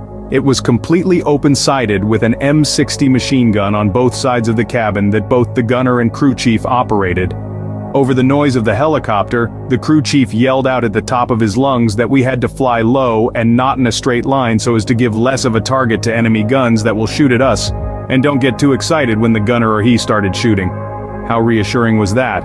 Especially remembering the 2 new bullet holes in the helicopter on the way here, and blood on the floor. Both the gunner and he started to shoot now and then. I was very concerned, as all of us new guys thought that we may not even make it alive to Cu Chi. I was too scared to be airsick. I swore right then and there that if one had to volunteer to become a flying crew chief, I was in no way going to volunteer. No way. These aircrew Huey guys were not only heroes of the First Order, but I figured that they would not live long doing this. How could they? This was no movie. It was real. I didn't find out later that being a combat Huey helicopter crew member was probably the most dangerous day-to-day thing a person could do here. I could see where the crew chief was aiming, and there seemed to be gun smoke coming out of the foliage that the M60 tracers were flying into. The pilots were flying so low that they were hopping over and flying between trees. No amusement ride could compete with the movement and the terror of this helicopter ride. The crew chief hit me on the shoulder and pointed and said that we were approaching Cu Chi. It looked like a big area, and we rushed in and landed in a big swirl of dust and whoosh of wind from the rotor blades as the nose of the helicopter pointed upwards and landed in an open area along some tin roofs with no sides on them. I dragged my duffel bag out of the helicopter as I jumped down. My legs nearly collapsed and were sort of wobbly. I do believe this helicopter ride affected my nervous system. It was purely frightening. The wild ride lasted about 30 minutes, I think, but I truly believed it could have been my last 30 minutes. I think all of us new guys were thinking about life and death on that ride. The helicopter then took off in a big dust and air blast again. My legs were still like rubber when we were walking to where a sergeant was waving to us to get under the tin roof area. Here we were new guys with our yet-to-be-faded dark jungle fatigues and very white skin on knowing not what was in store for us in this surreal reality. The sergeant wasted no time in reading our orders for Cu Chi. He said that under the conditions that all 6 of us new guys would be assigned to an infantry company. We 3 that had helicopter mechanics training complained that we were helicopter mechanics and not infantry trained. The sergeant argued we were all trained as infantry in basic training. True, we said, but our whole 5 months of training would be wasted if we were put into the infantry. The sergeant said that most all helicopters were shot down and not flying on this base camp, so there was not need for helicopter mechanics at the moment. We vigorously protested that as more helicopters arrived in Vietnam, that we were to be the mechanics to make sure that they could fly. I spotted a lieutenant sitting on a folded chair with some ammo crates as a desk and walked up to him and said, "Sir, I would like to talk to you about what the sergeant is telling us." I found out that in the Army one has to speak up for one's rights even if you have no rights in the Army. There are 3 of us that are helicopter mechanics, and I went over the logic of not assigning us to an infantry company, as 5 months of our Army training as mechanics would be wasted. He agreed and assigned the 3 of us to the 116th Assault Helicopter Company that was here in Coochie, and signed our orders and pointed to where the 116th was located. He said once we were signed in at the 116th to come back here, as you 3 need to be trained on the M16 rifle. Okay, we said with great relief, as none of us looked forward to sleeping in the mud as infantry and walking with about 100 pounds on our backs at humid temperatures of about 100 degrees Fahrenheit and getting shot at. Those poor 3 other guys, we thought. We discussed that the lieutenant might have saved our lives. We got to the 116th and signed in at the headquarters, which was a small hut with radios. There was a lot of talking going on over the radios. We were told to go over to the mechanics' hooches and find a cot to sleep on and stash our things. The hooches were about 16 by 16 feet with tin roofs, screen upper walls, and wooden lower walls, all 1 story. The lower walls had sandbags piled up to about 5 feet off the ground on the outside to protect sleepers from shrapnel. The bunks were bunk beds top and bottom. The top bunks had no sandbags protecting them. We 3 new guys got top bunks, 8 guys to a hooch, and each 2 hooches had a dugout underground flooded bunker with rats to dive into when the rockets hit close. The rockets hit close at night, almost every night for many months. The rats were kings of the bunker at night, swimming around in the water. It was their dark underground home. They were not afraid to take a bite out of anyone either. It was disgusting enough in the rat-infested, flooded dark bunker, so that many of us preferred to take our chances of being blown to shreds, but in a prejudiced way. When the explosions got really close, everyone dove into the bunkers, rats or no rats. The older veteran guys, including 18-year-olds, welcomed us in a friendly manner. They told us they just had a lot of helicopters shot down and had some high casualties lately due to Tet and its continued aftermath. We new guys had to go to the 25th Infantry area to practice shooting M16 rifles, which we never fired or even saw before. I scored expert with the M16 5.56 MMM. It was much easier to keep on target with multiple shots than the Heaver 7.62 MMM M14. Later on, we found out that the new M16 jammed easily and a lot of guys were killed because of it. The infantry started to use Chinese AK-47S and its ammo as they were a dependable weapon. But the AK's 7.62 mm sounded different than the M16S in battle, and their tracer ammo was green as compared to our red. A very confusing situation in any battle. The AKs were not allowed in battle. The infantry were stuck using the M16S, or the more reliable M14S. I thought the M16 was sort of badly made as far as holding up in battle. It seemed like it could break as it was plastic in a lot of places. The ammo was lighter, and an infantryman could carry more rounds, but the new M16S killed a lot of American soldiers as it became a single-shot weapon once fired a lot, or it got a little dirty. The dirty gunpowder of the M16 round itself caused the M16 to jam. Why this rifle was even issued to combat troops was a big question. Probably a corporate entity was making money by issuing inferior ammo and an inferior weapon. Good, brave young American soldiers dying because of the M16's inferior design and ammunition probably reached the thousands. Unforgivable.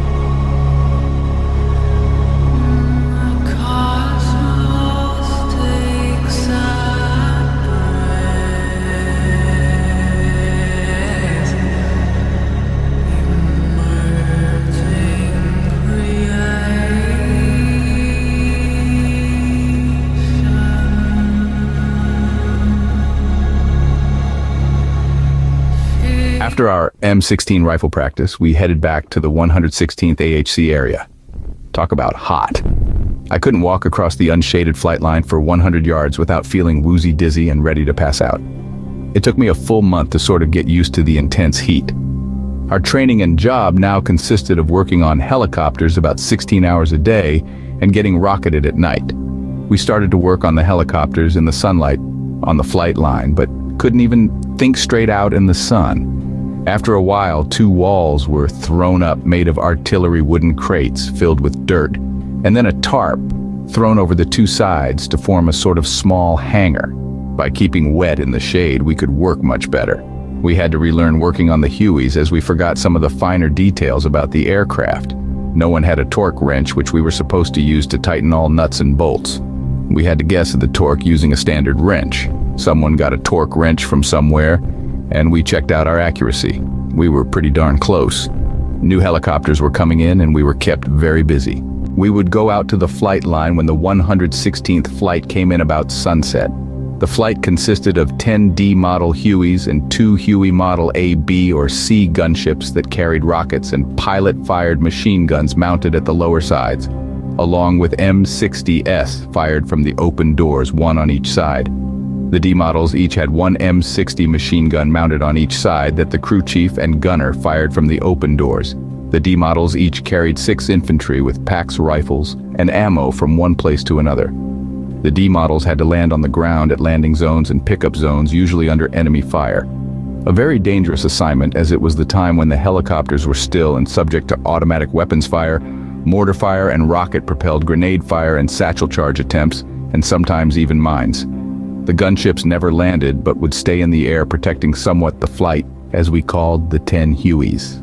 The flight had assignments at all daylight hours and at some nights also.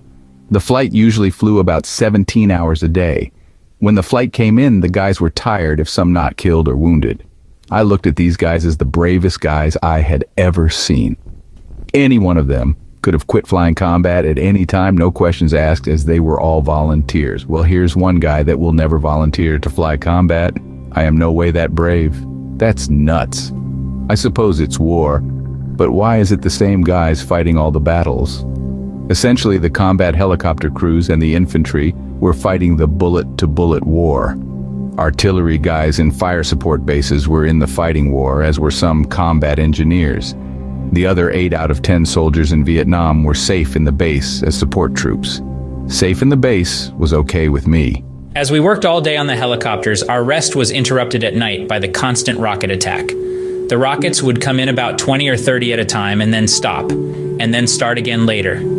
They seemed to drop on our aviation hooch area and the helicopter flight line. All combat helicopter flight crews were in their hooches at night, and the helicopters were parked on the ground on the flight line. The enemy, of course, knew this. We were vulnerable in a static position at night, so they blasted away at us. Without helicopters and their crews, the infantry would go nowhere. Any road trip by the infantry or hike outside the base camp would fairly soon be ambushed with overwhelming forces, with no immediate help from our airmobile units if the helicopters and their crews were disabled. Helicopters and their highly trained crews were essential to the war effort.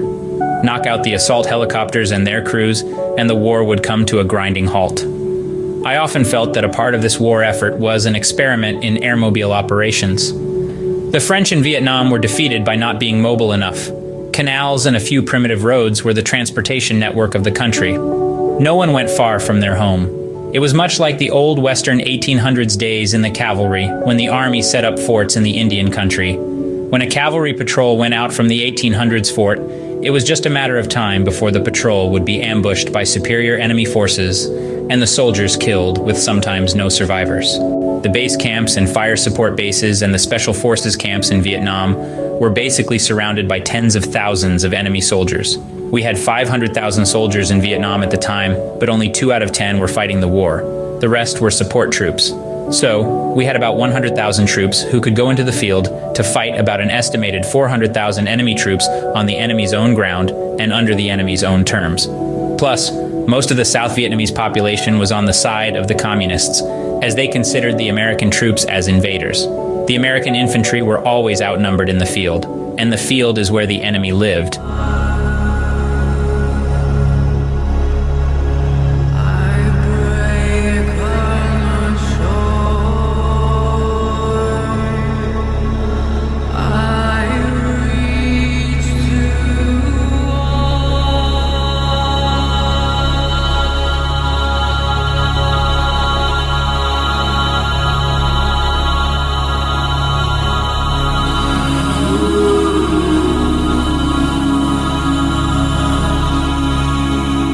Americans had their isolated camps here and there, the enemy controlled the rest of the country, just as in the 1800s, sending the cavalry troops out into enemy-held territory, which was everywhere, was sending them to their deaths. It was the same in Vietnam. Without helicopters, it would have been impossible to fight the Vietnam War on the ground. As it was impossible for Americans to win the ground war. Eventually, as a 19-year-old soldier fighting the war directly, I could understand the futility of it all.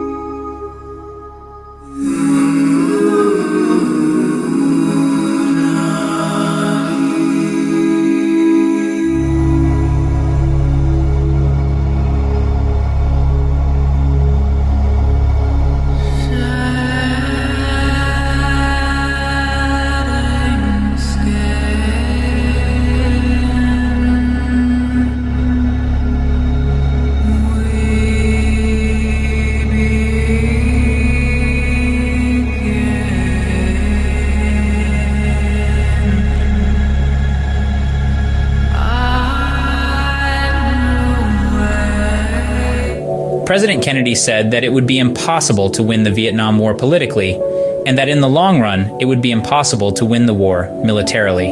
He was a soldier and knew how wars were fought. Our Cu Chi base camp was constantly under attack. Helicopters, fuel dumps, ammo dumps, troop barracks, everything was being blown up. The base was neither safe nor secure. Enemy troops would infiltrate the base camp at night, using satchel charges to cause destruction. How do I know? I witnessed it under strange circumstances. It was like an initiation ritual. To be accepted by some in the 116th, you had to inhale marijuana smoke. I had never smoked pot or even cigarettes before. But one night, I was invited to join some veterans from California and smoke pot in a rocket crater just outside the barracks area. As we sat in the bomb crater, passing around the pipe, we suddenly came under fire. It was the enemy, running by on one of their satchel charge missions. We hadn't brought our rifles with us. The moonlight illuminated the scene, and as bullets kicked up dirt next to my head, everything seemed to slow down. I only took one hit. It was a surreal experience. The base was vulnerable at night.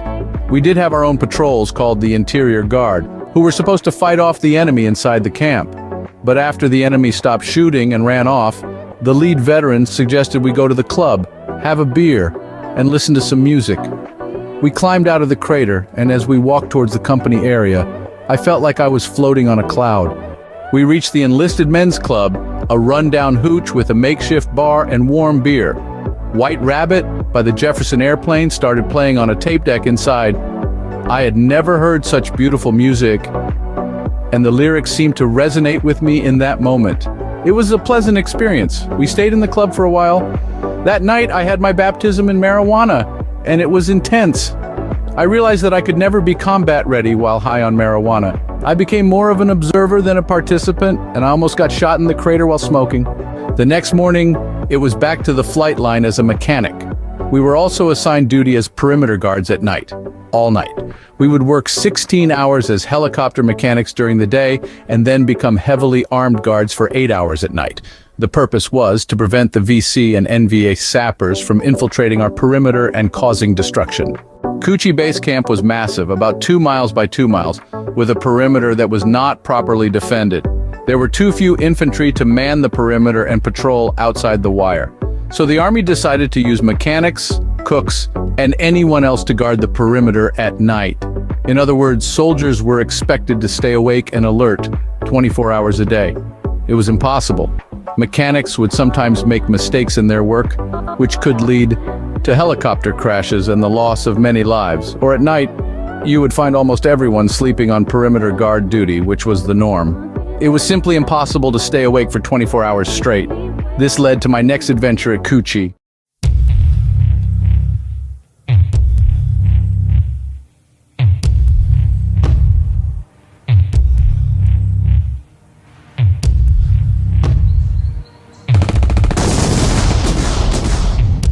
One day after a fairly quiet night, an officer came along and asked our three-man bunker guard team from the 116th if we wished to be full-time on the bunker we were on. It would be a 24-hour duty with no other duty assignments if our company commander gave his okay. Being lazy and not thinking too much about it, we said sure. Our company commander approved of the situation, so we were now on the bunker all day and all night. Little did we know at the time that our bunker was one that had many guys killed on it in night attacks. It seemed to be in a bad spot on the perimeter. We thought this is all we have to do all day and night. Nice. We could use the day to sleep as nothing happens along the perimeter in the day. It was a different thing at night. During the night, the VC and NVA would start shooting at the bunkers in various locations along the perimeter. They seemed to be feeling out what kind of reaction that they would get from us. Flares would go up in the air, sometimes by artillery, sometimes dropped by helicopters, and sometimes by star cluster flares fired off by us, and sometimes trip flares would be set off by the VC probing the perimeter wire.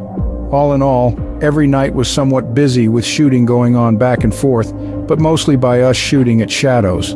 We had plenty of ammo and they knew where we were, but we couldn't see them dug in the dirt or hiding in the trees, bushes, or grass. On bunker guard at night, one always had an uneasy feeling and some were somewhat terrified. It was easy to understand that any concentrated attack on a small section of the perimeter by the enemy would succeed and the guys guarding that area would die a very violent death. But once we were in Vietnam, we realized that fighting and even dying was our job. An unpleasant thought. I never knew anyone in the Army who wanted to die. The bunkers that we were assigned to were holes dug into the ground about 5 feet deep by about 12 feet wide and 12 feet long. Then sandbags filled with dirt went up on all sides about 8 feet high with a slit in the front facing our barbed wire as a firing position and a small hole in the back as a doorway protected by more sandbags against an explosion near it.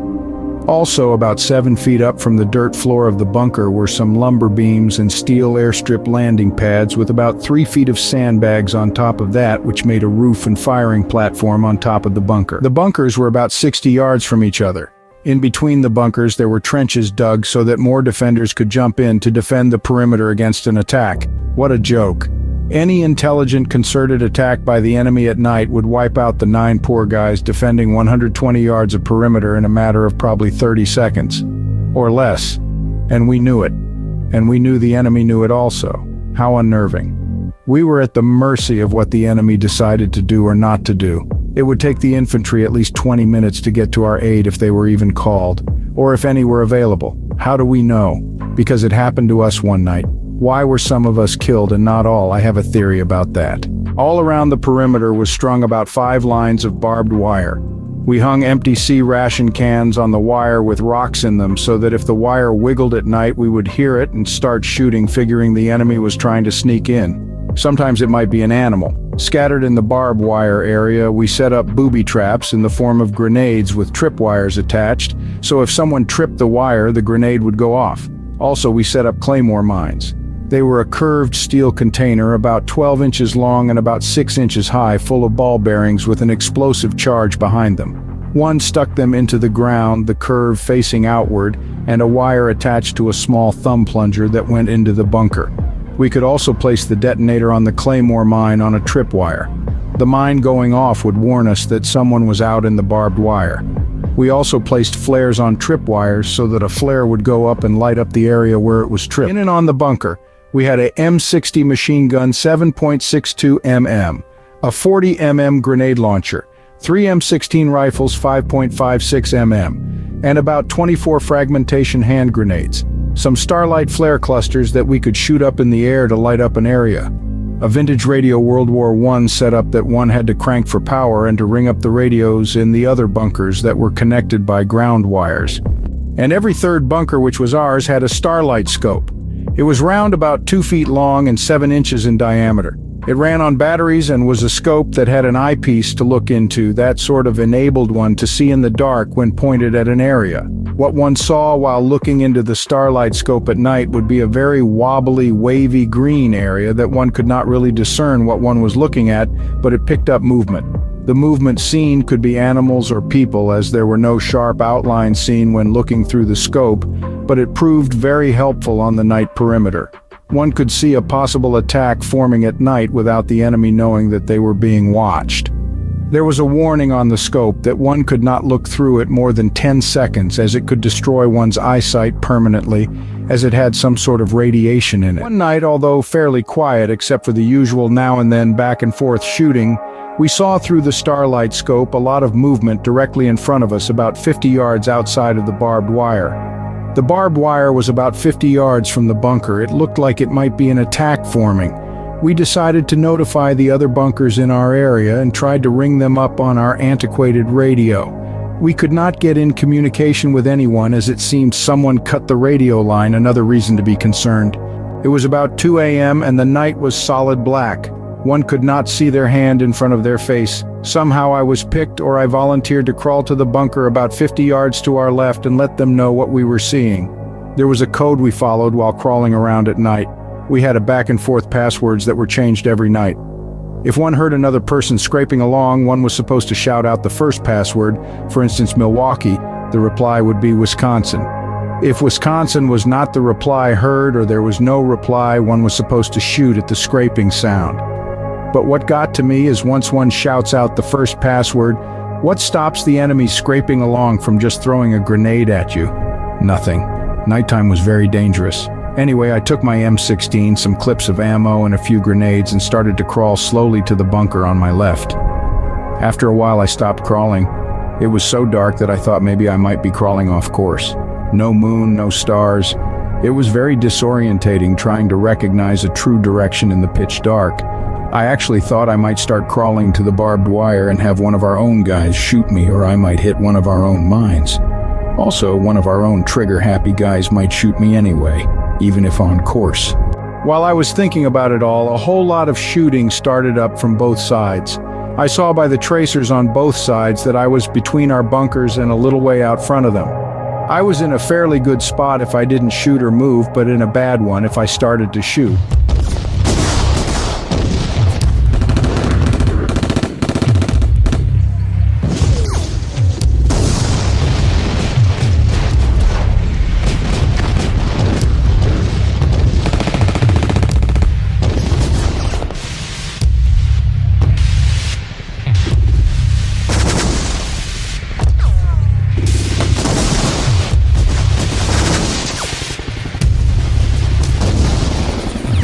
There were plenty of muzzle flashes in front of me to shoot at.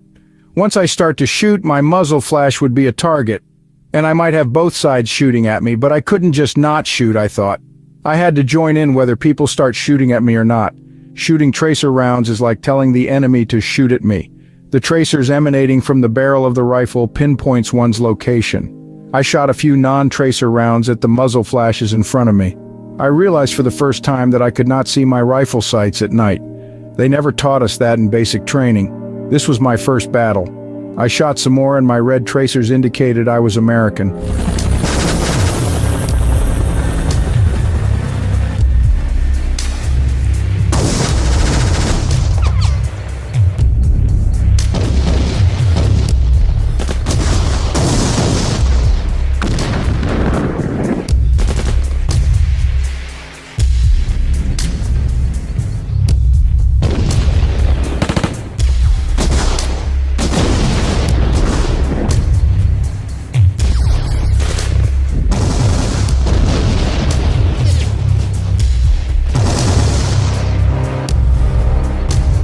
Some artillery flares went off up high and lit up the area with a very wiggly, surreal kind of light. I saw that the dirt around me was being kicked up by bullets hitting the ground near me. Oh well. Suddenly behind me a big noise broke out. It was a quad .50 caliber gun truck opening up on the area in front of me. Suddenly the enemy shooting stopped, thankfully.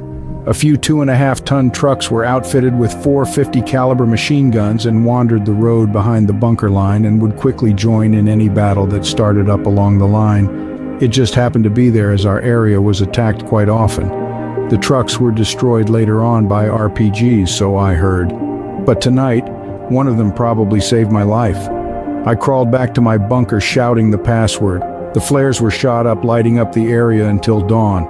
A few guys were killed and wounded that night in our area.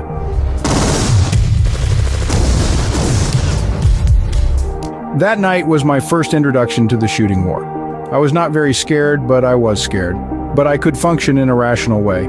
There are definitely levels of fright. I think when I decided to shoot instead of keeping silent, I figured I very well might die, but I had to do it. It was my duty as a soldier. Duty can get one killed for sure. I think I passed some sort of personal test that night. I could function well under pressure, I thought. I was scared but brave. But it did take me about 10 seconds to start shooting when the shooting started. I definitely thought about not shooting, but I found myself in a difficult position as a new guy soldier. I had to think about my alternatives. If nothing else, I was a thinker. Every situation should take thought, I figured. Later on, I figured a very quick reaction was one's best bet, but one had to know what quick reaction was best for what situation. That takes thought and a very clear mind to figure that out immediately. That morning, the lieutenant in charge of the guard in our area asked us who the hell was shooting from between the bunkers. As I got stuck between the bunkers when the shooting started on my way to tell the other guys in the other bunker about what we saw on the starlight scope as the radio wouldn't function properly. Ha, he laughed. You may have saved us from a fierce night attack. With the quad 50s opening up and you in between the bunkers where the infantry usually is when reinforcing the bunker line, they may have thought that we were anticipating their attack and called it off, he said. After the lieutenant left, one of my buddies on our bunker said, "You're a hero, you saved us all," and then he started laughing. "You should get a medal, huh?" It was all three of our first shooting fight as we were all new guys from the 116th AHC. As I recall, the other two on the bunker was Denny Fuller from Elkhart, Indiana, and Ray Hopkins from Grand Junction, Colorado. And we started talking about how we probably made a bad choice on volunteering for permanent bunker duty. We were on the bunker for only 4 days and were nearly all killed last night. And we were in Vietnam for only about 16 days. Of course, nowhere in Cu Chi Base Camp was safe, but definitely some places were safer than others, and the bunker line at night was not one of those safer places. "Geez," Denny said, "I can't believe me Denny Fuller, Mr. Nice Guy, who everyone in Elkhart loves and admires, has people that I don't even know trying to kill me." The three of us were good-humored jokers. We made each other laugh. We got to philosophizing often. Ray chimed in that maybe you had enemies that you didn't know about. I would say don't take it personal. They are trying to kill us here because we are here. "Yeah," Ray would say, "these green clothes we have on makes us targets. They don't like us invading their country. We are here to save themselves from themselves or something like that, and they don't like that idea." Nope, not at all. Daytime on the bunker line was spent trying to stay cool, but was impossible. We would put up an army poncho or two for shade and try to get some sleep. The NVA never would attack us in the daytime because we had air power and they did not. It would cost them too many lives attacking in daylight, and they were not stupid. At night things get confusing and was the time to get to us. We ate C rations in the daytime and wrote letters or read a book or magazine if there were any. We would go out to the wire and check our mines, and some engineers would reconnect the radio wires that were cut. We also checked for snakes that fell into the bunker and trench holes. The snakes would fall in and couldn't get out. We didn't relish the thought of jumping on snakes at night. We thought about who was cutting the radio wires at night. Of course, it had to be the enemy, but that was unnerving because that means they could get through our barbed wire without us knowing about it. Not good. I thought about the two old Vietnamese guys that I bought Cokes and chips for from a little shop behind us. I also gave them money so they could buy something for their family in the village. I also gave them C rations. I felt sorry for the poor Vietnamese all around. The two old guys liked me and were very friendly toward me. I asked them what they did, and they said that they repaired the roads behind us and burned the poop barrels that were dragged out of the outhouses. They lived under a piece of plywood held up by two 55-gallon barrels about 70 yards behind us. They had some sort of clearance so that they didn't leave at 5 p.m. like the rest of the Vietnamese who worked on the base. I figured the MPs knew what they were doing. We spent another 4 days and nights on our bunker, mostly talking about our hometowns and families. Denny and I found out that Ray Hopkins joined the Army at 17 years old, under a threat from a judge at home that he had to join the military or go to jail for drinking and driving and getting into an accident. I heard this was a practice of many judges across the United States. Most judges themselves never were in the military, but they thought nothing of throwing a kid in jail or in the military that was at war. Ray was a helicopter mechanic like us, but had been stationed in Germany because he was only 17 years old. When he turned 18, he said he volunteered for Vietnam to help his country fight a war. And that led him to be on the bunker line full-time. Well, volunteering to be full-time on our section of the bunker line was not a good idea, as we were finding out. Apparently, many veteran infantry did not want to be full-time on the bunker line in our area. Our area had a lot of vegetation about 50 yards from the wire, which seemed to be a good attack gathering point for enemy. Figures new guys like us would innocently volunteer for this duty, not knowing the history of the place. All three of us were on top of our bunker one night at about 1:30 a.m. when suddenly we heard a funny, distant thunk, thunk, thunk, thunk noise to the front of us.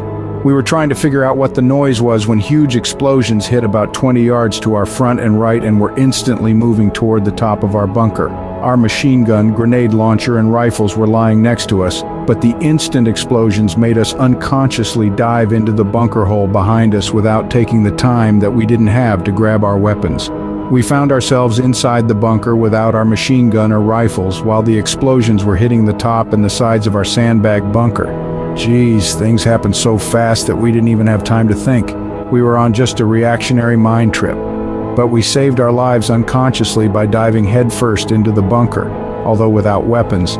We were feeling in our bodies the concussions of the explosions on top and around the bunker, and could hear the sound of the shrapnel zipping in through the front firing slit and smacking into the sandbags in the interior of the bunker. We were laying on the dirt floor of the bunker and couldn't even look up unless we wanted our heads ripped off.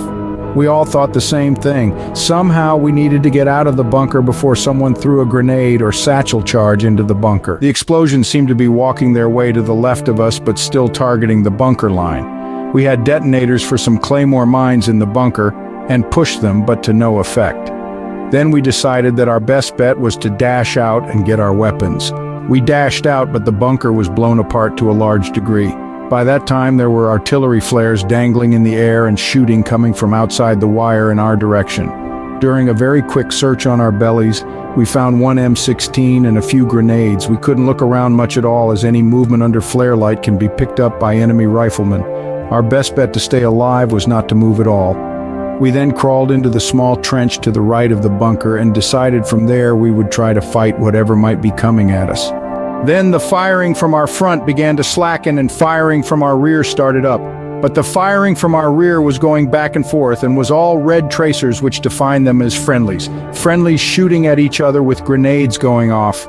Well, we couldn't fire on red tracers, as we might be shooting at confused friendlies already shooting at each other. We had enough problems at what might yet to come from the front of us. We were in a bad situation, but still alive and somehow unwounded. I had my knife and a grenade. We decided we had to wait in the trench until we could recognize who came close to us, enemy or friendly. Things happened fast, but the time in the trench went slow until daylight. Then we were safe. We gathered up what was left of our weapons and ammo. My rifle was broken with the stock blown off. The other M16 was broken also, at least enough so as not to be relied upon. The Starlight scope was broken, but the M60 machine gun and the M79 grenade launcher still worked. The engineers came out and gave us some more unfilled sandbags to repair our bunker with. We told the officer of the guard what happened, and he took the broken M16s and said that we would have to pay for them. We protested about paying for the M16s and said we needed new ones. We got new M16s. It was maybe our fault that the M16s were blown up. We had no slings for the rifles, but decided that we somehow needed to attach them to our bodies. The Starlight scope was broken also, and the officer of the guard said that it cost $7,000 and we might have to pay for that too. Geez, we never knew that the Army could be so cheap. We risk our lives, and when our weapons get blown to pieces, we have to pay for them. Crazy. In the end, we didn't have to pay for anything. Maybe the Army figured paying for the war with our lives was good enough. The engineers came out and gave us some more unfilled sandbags to repair our bunker with. We told the officer of the guard what happened, and he took the broken M16s and said that we would have to pay for them. We protested about paying for the M16s and said we needed new ones. We got new M16s. It was maybe our fault that the M16s were blown up. We had no slings for the rifles, but decided that we somehow needed to attach them to our bodies. The starlight scope was broken also, and the officer of the guard said that it cost $7,000 and we might have to pay for that too. Geez, we never knew that the army could be so cheap. We risk our lives, and when our weapons get blown to pieces, we have to pay for them. Crazy. In the end, we didn't have to pay for anything. Maybe the army figured paying for the war with our lives was good enough. After being knocked around by the mortar explosions, my eyes would not focus right, and my hearing was very bad for days. Some more days on the bunker line passed. The days went by filling sandbags and repairing the bunker and the barbed wire area sweltering in the hot sun. The nights went by with the usual back and forth firing and flares going up. One fairly quiet night I was sitting behind the bunker while the other two were on top of the bunker. We had to expect attack from the rear sides and front as guys on bunkers were being knifed to death by being stabbed in the throat during the night. It happened to some of the guys on bunkers to the left and to the right of us. The place must be crawling with VC at night, we thought.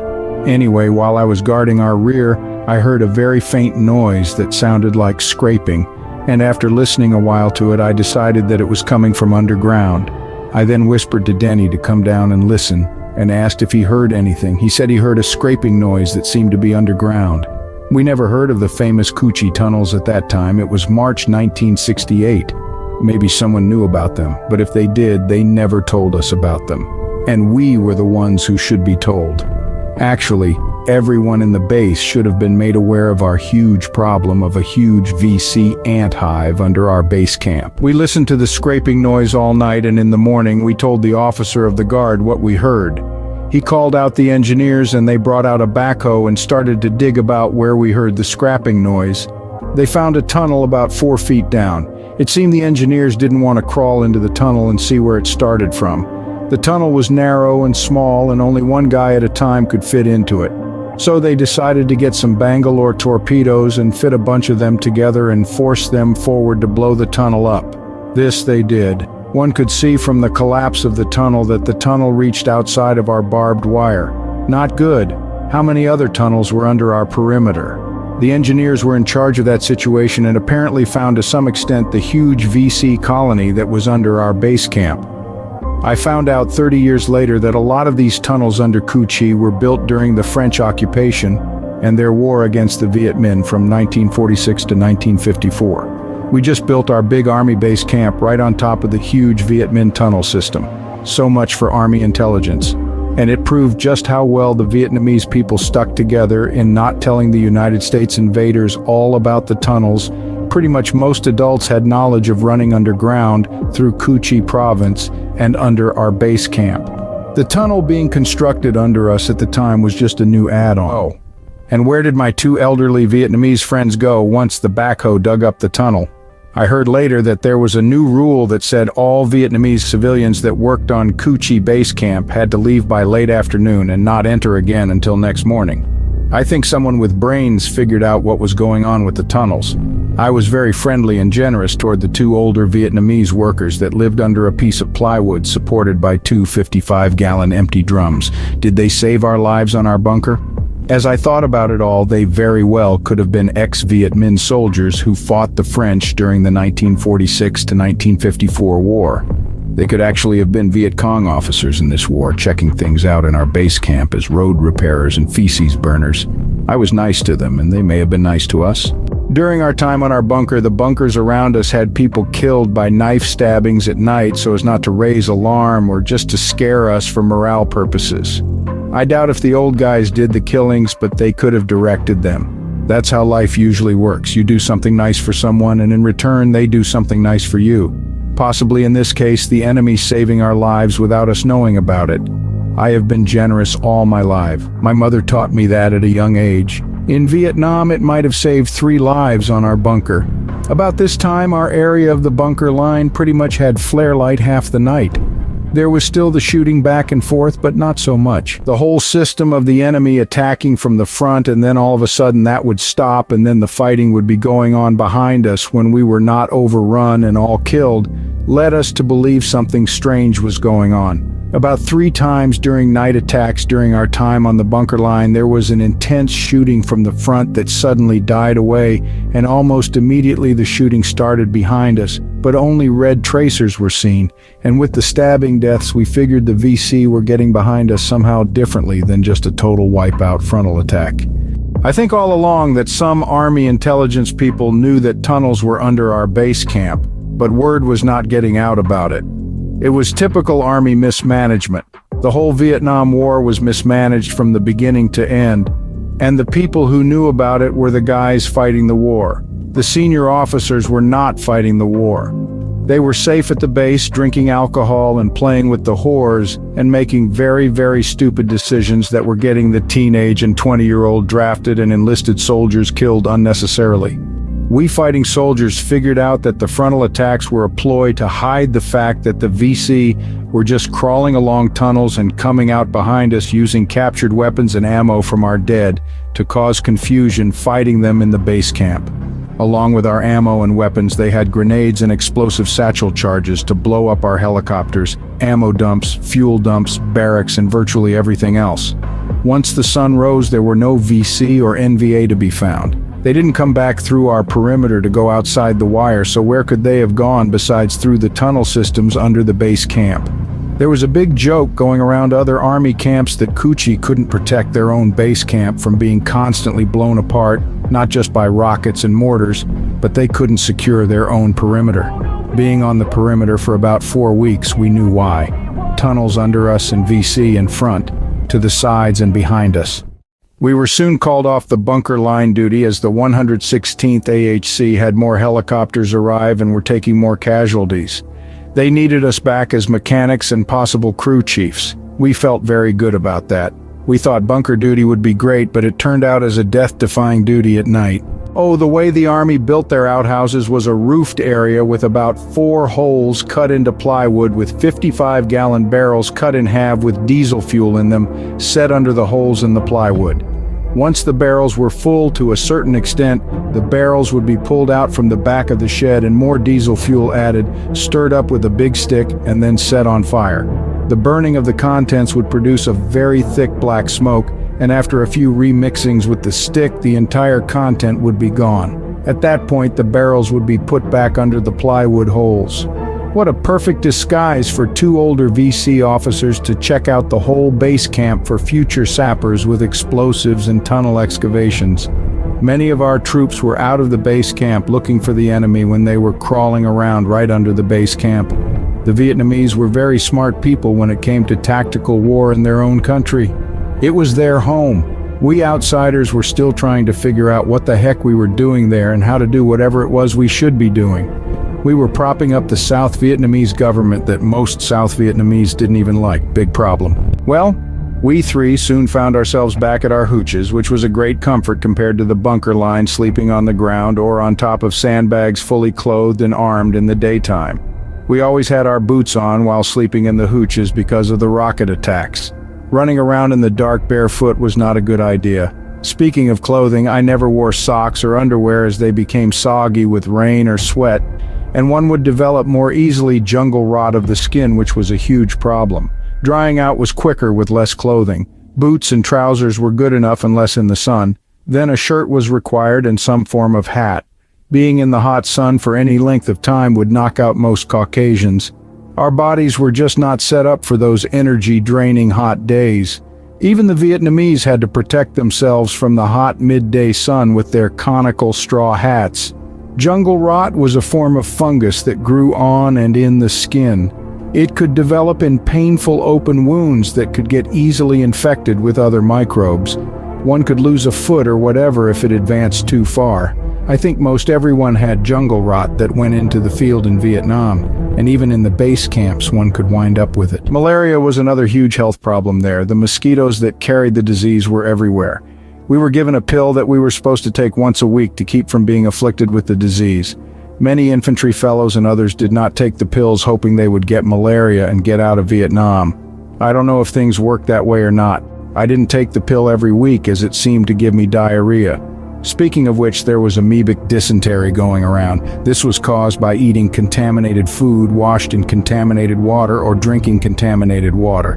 Amoebic dysentery caused diarrhea, sometimes bloody, and could kill a person. We had iodine pills to put into our canteen of water to kill the parasites in the water.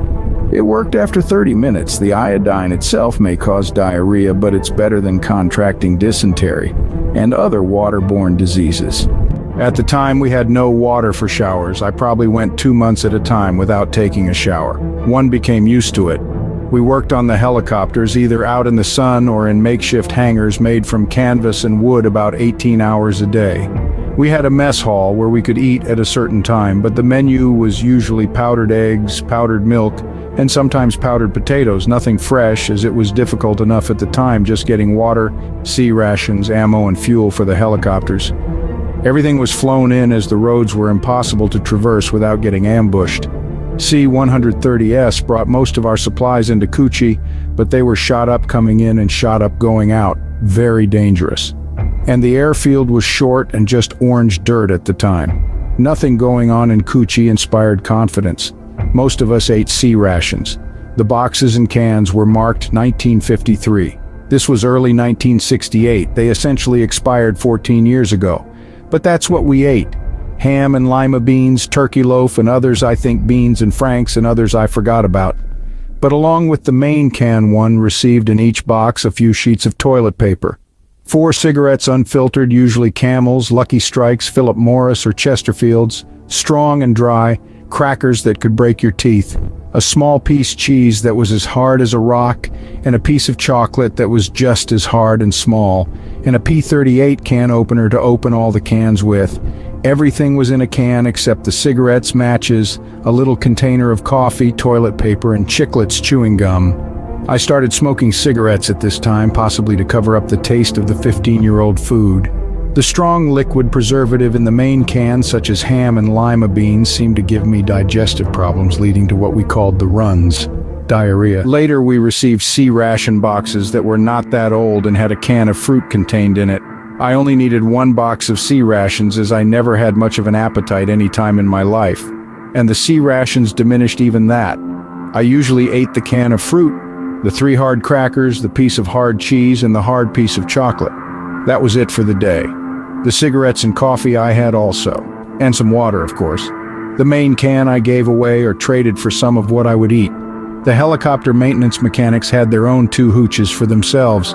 We worked at least 18 hours a day doing major mechanical work in order to keep the helicopters flying.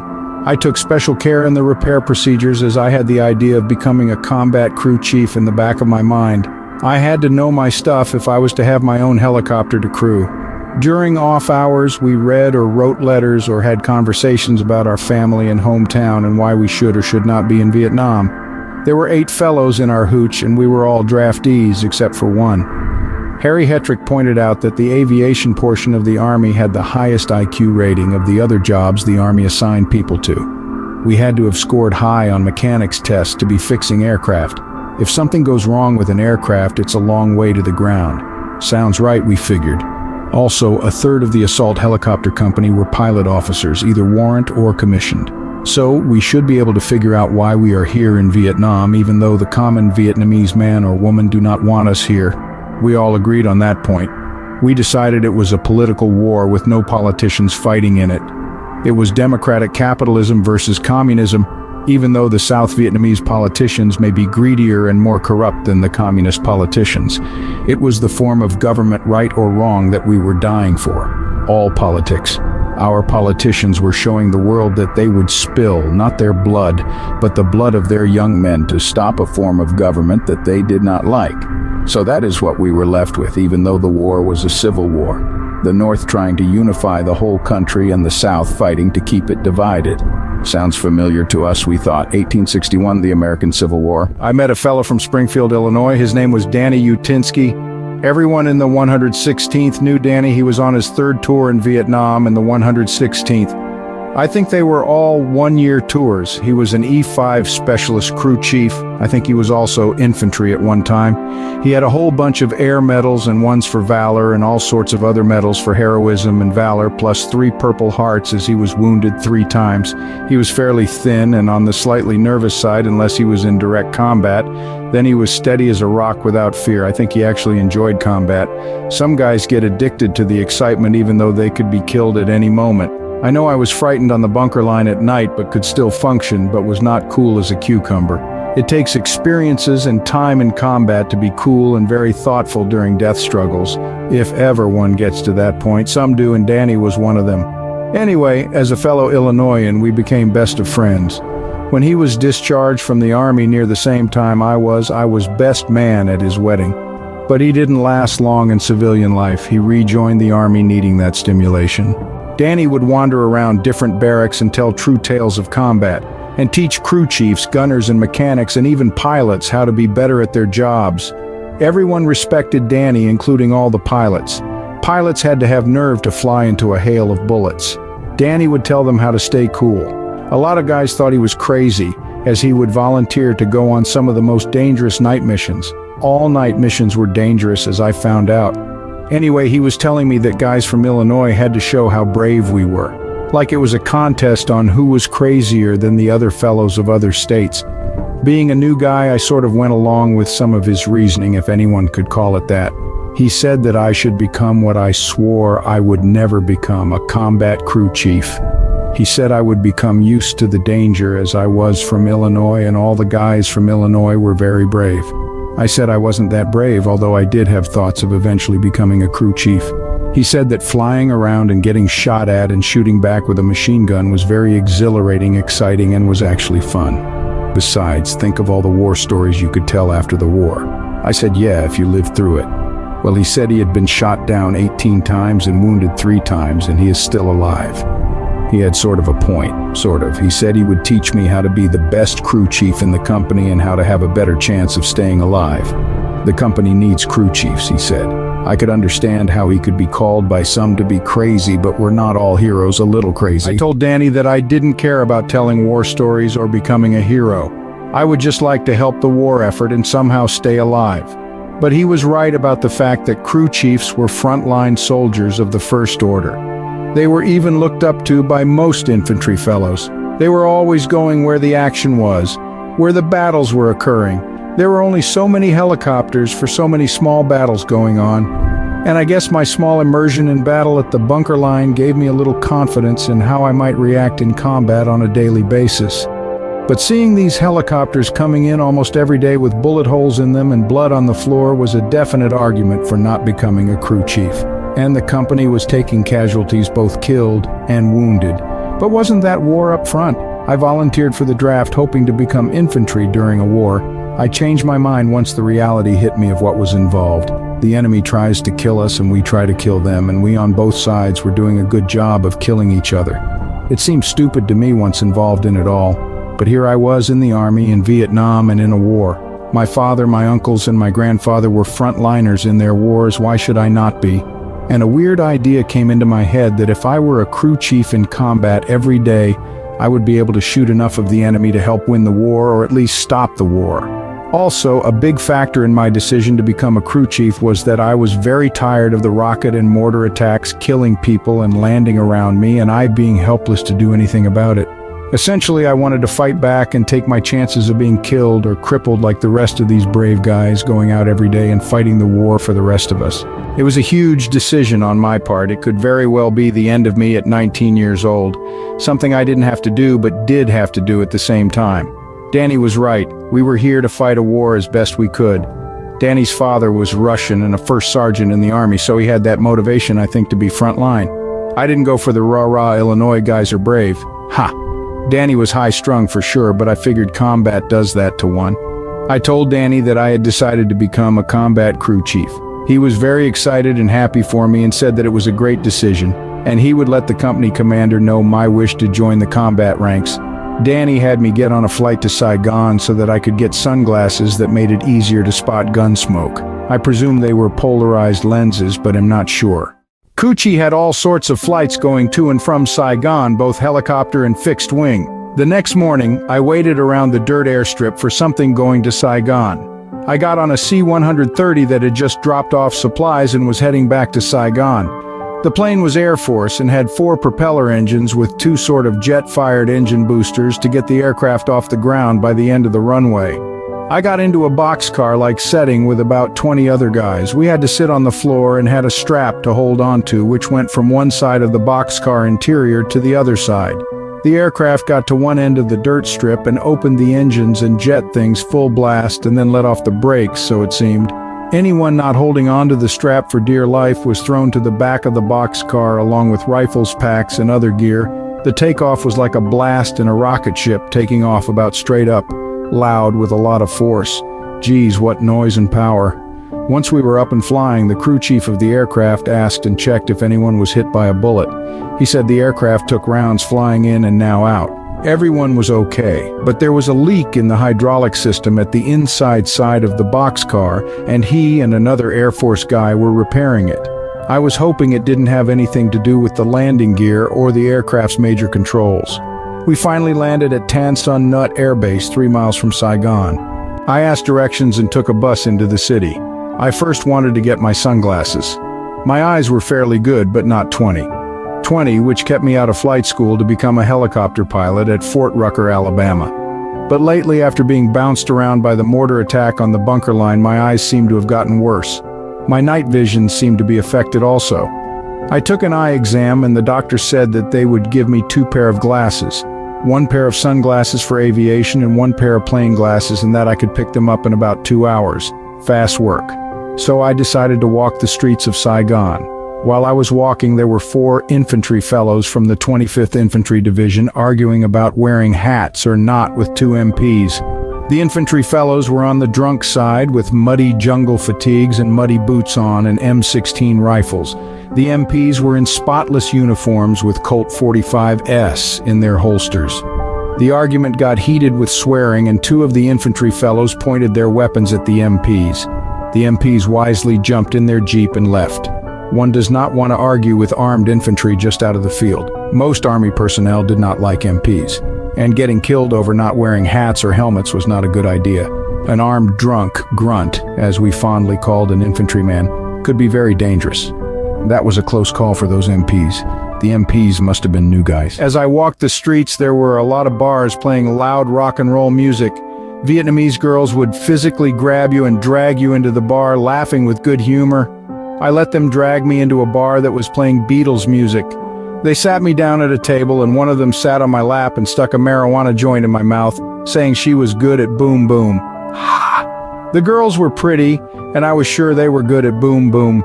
It was nice to have a couple of beers and listen to the music, but I couldn't get too carried away as I had to pick up my glasses and get back to Coochie somehow. I definitely liked the bar, the music, and good company, and swore that I would get back to Saigon someday for some good times. It must be a pleasure to be stationed near Saigon, I thought. It wasn't like back home where one had to romance the girls for a long time. Here, they just grab you and that's that. Wow, how pleasant. I picked up my new glasses and 2 cases for them that I could put on my belt. I wore the sunglasses right away, and they were definitely different and nice. Everything seemed more defined. They took the glare out of the clouds and sun. I was told that my best bet to get back to Coochie would be to go to Hotel 3 and wait for a helicopter. Hotel 3 was not a hotel. H3 was a helicopter landing area that carried personnel to and from Saigon. Sort of like a taxi area, only airborne. Helicopters, mostly all Hueys, were landing and flying back out from there. When they land, just tell them where you're going, Coochie, Tay Ninh, Pu Loi, wherever, and if they are going there, they take you aboard. One could get all around Vietnam by hitchhiking on aircraft. No one asks for orders. Nice, fast, and simple. While I was waiting, one fellow told me about a very bad accident that happened there a few weeks ago. Apparently, as a fully loaded Huey, 6 passengers and 4 crew were lifting off the metal pad. One of the skids became stuck on the pad and caused the helicopter to flip on its side. As it did, the rotor blades hit the ground and tore the helicopter apart, and it immediately blew up into a huge fireball from the fuel. Everyone was burnt to death. Geez, I thought, what a tragedy. Just a little crazy thing like that could get one killed in a horrible way. After that, I always was aware at liftoff time from a metal pad that a skid could get caught. I mentioned that to many pilots as I flew as crew chief later. Lift straight up, don't try to slide sideways, I warned them. Soon, a Huey from Coochie came in and I let the crew chief know I was going to Coochie. It was a Little Bear Huey. That was a Huey company that did the resupply missions for the infantry and fire support artillery bases in the field. The Little Bears had machine guns on the sides to protect the helicopter on their missions. Their missions were usually much different than the assault helicopter company's missions. Assault helicopters' missions were done like a D-Day invasion, only on a smaller scale, by air only, with a lot of enemy firing at you in half the LZs you land in. But that's what assault helicopter companies do. That is our job. Anyway, the Little Bear Huey went straight up fairly quickly to a height of about 2,400 feet, supposedly out of accurate reach of a .30 caliber bullet, but the bullet could still hit. The ride back, thank goodness, was not a low-level flight dodging trees, but I still managed to feel dizzy and sick to my stomach with motion sickness, and I'm going to be a crew chief. I had a meeting with the company commander, a major, and he asked me why I wished to become a crew chief, and he indicated that it was a very dangerous job. But I would be getting extra hazardous duty pay and flight pay added to my regular pay, which at the time was about $250 a month. He said that Danny had checked my mechanic skill out and it was good, and I was to be checked out on the M60 machine gun while flying. I told him that I wanted to fight this war as best I could, and I figured being a crew chief for me was the way to do it. I also told him that the Army in war was like a family tradition, with my grandfather, uncles and dad being in their wars, and I figured that this was my war to fight in. He said great and shook hands with me and wished me good luck, and that was that. I met the crew chief whose helicopter I was going to take over. His tour was up and he was going home. He was wounded twice, but nothing really bad. He was a nice fellow and was glad he was going home. He said he was crewing about 7 months. Before that, he spent 5 months in maintenance. He said he liked crewing, but it wasn't for everyone. He said some guys get too shaken up by the constant combat and quit crewing and go back to maintenance. He said he didn't blame them. They were probably the smart guys. He laughed. He thought that anyone who wants to be a crew chief when he doesn't have to is a little on the nutty side. But flying combat is very exciting and exhilarating once you get used to being shot at almost every day, he said. You may see more combat and you will shoot more bullets than anyone else in Vietnam on a day-to-day basis, and you will see Vietnam like no one else can from the air. He showed me the helicopter logbook with the hours on it and when maintenance on various parts was needed. He said it was a good helicopter and it had a good crew. He wished me luck. The next morning was my aerial machine gun training with Danny. There was a helicopter from maintenance used for the new gunners and crew chiefs to be trained on. Shooting a machine gun was a dangerous business, especially under combat conditions, while 10 helicopters are landing close together and 6 infantry fellows are jumping out of each one of them, and everyone is in a hurry with a whole lot of shooting and confusion going on. The helicopter machine gunners are shooting coming into the landing zone and are shooting in the landing zone and shooting coming out of the landing zone. The M60 gunners are shooting in between helicopters and in between the infantry fellows in their fields of fire. It would be very easy to kill your own guys if you are not an expert with a machine gun. The safety of both the helicopter crews and the infantry at the time of the insertion, as the aerial attack is called, depends very much on the accuracy of the helicopter machine gunners. Danny showed me how to take apart, clean, and put the M60 .30 caliber 7.62 mm machine gun back together. He used aircraft grease to lubricate the weapon. He also cut the spring down 2 loops. He said those 2 adjustments will make the machine gun shoot faster with less friction. He clipped an empty C-ration can where the ammo belt feeds into the weapon. And it is important to check your whole ammo belt for cleanliness and to make sure that the rounds are set right into the belt links. A lot of things can jam up a machine gun and it could cost many people their lives. He also showed me how to quickly unjam the weapon in case of various jams. We had to properly place the ammo belts into the minigun can that we used to hold and feed the ammo belt into the machine gun. The minigun can had to be tied to the machine gun post on the helicopter to prevent it from falling out in flight. There was a wire used so that the whole ammo belt did not slide out of the ammo can and trail along the helicopter, but undone when one is ready to shoot. On the left side of the helicopter in the rear was the tail rotor. If the ammo belt slid out still attached to the machine gun, it would trail flopping around in flight. and it could get caught in the tail rotor, and if that happened, the helicopter would start to spin around and crash in a fireball with everyone aboard being killed. The machine gun was mounted to a pole about 2 feet outside of the edge of the helicopter.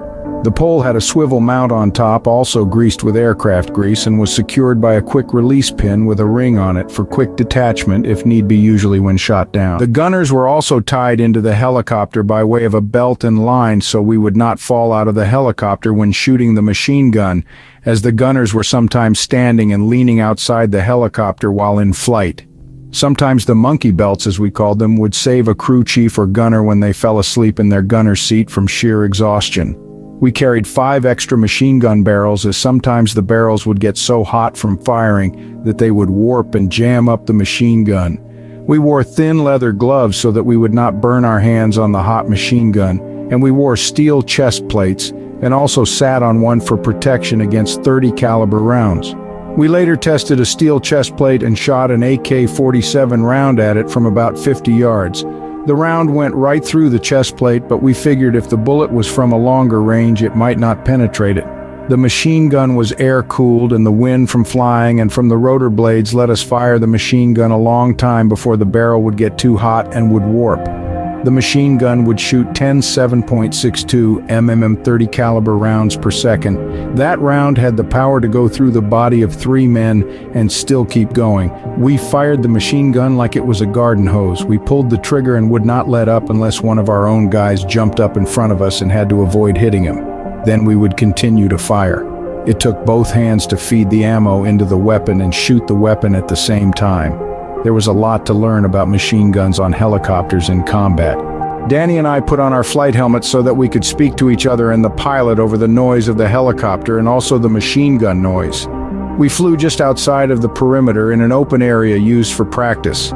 There were old 55-gallon drums to shoot at. On the first pass, I watched Danny feed the machine gun with one hand and shoot with the other. He was an expert for sure. He also was able to push the microphone button on a cord attached to the flight helmet while still shooting. The flight helmet had earphones on the inside and a microphone on a bar in front of one's mouth. The cord coming out of the helmet plugged into a radio control panel above one's head. Tricky situation. He said never use the sights on the machine gun. Only watch where your tracers are going and, if possible, where your rounds are hitting. To keep on target, stand up and lean out or whatever one has to do to swing the machine gun where one wants the rounds to hit. He emphasized that eventually swinging the machine gun around to hit your target is like pointing your finger at a target and hitting it dead center. It was a matter of eye and hand coordination. In the old Western days, a person would throw up a coin and a shooter could hit it with one round from a 6-gun shot from the hip. That shooter had hand and eye coordination. You will learn to do that eventually with enough shooting. You will be able to hit anything you see instantly that way. Your life and everyone's life on the helicopter depends on it. If a person does not become an expert with a machine gun, he will be turned down as a crew chief or gunner. We need only expert gunners, mechanics, and pilots to fly combat missions. It's how we stay alive. It was my turn to shoot as we zoomed by the targets at high and low levels. I shot for a while and then my machine gun jammed. A big no-no. I cleared the ammo belt and stuck it back in the machine gun and tried to fire, and it stopped once again. Danny laughed. I didn't. He showed me what went wrong. The ammo belt in the ammo can, through the constant vibration of the helicopter, went top down in the ammo can and was tangling up and causing the ammo not to feed as it should. Danny showed me how to untangle the ammo belt by grabbing the ammo belt in the can and flipping it right side up, and how to flip the machine gun receiver up and put the ammo belt back in quicker. He said to always check how your ammo belt is laying in the can, and try and keep the can level if possible. The pilot in the left seat would get the hot brass ejected from the machine gun down his neck if he did not button up well, and the hot brass would be rolling all over the floor or on top of the infantry unless a basket was put on the machine gun to catch the hot brass. The basket had a zipper on the bottom to let the brass drop out when too full, but did not work well. One had to cut some of the bottom out to let the brass drop. During high speeds, the brass could hit the tail rotor, causing damage, but not a serious malfunction usually. All sorts of considerations. I did pretty well shooting. Now Danny switched to toggle on the radio control box above me, and rock and roll started playing from the Armed Forces radio station in Saigon, and we went into another machine gun pass while listening to the Rolling Stones. Danny laughed and said, "How cool is this?" On our way back to our flight line, about 7 white birds were flying about 150 yards away above us. Danny said, "Watch the lead bird." He shot it down with about a 6-round blast from the machine gun without using anything but eye-to-hand coordination. I was astonished. I felt bad for the bird but was amazed at the accuracy. I asked how long it would take before I would get that good. He said about 2 weeks probably. When your life depends on how fast and accurate you can hit your target, you can get very good fast, he said. I remembered that when I was on the gymnastics team in high school, I could do things in meets that I was incapable of doing in practice. It seemed I had double the strength and coordination.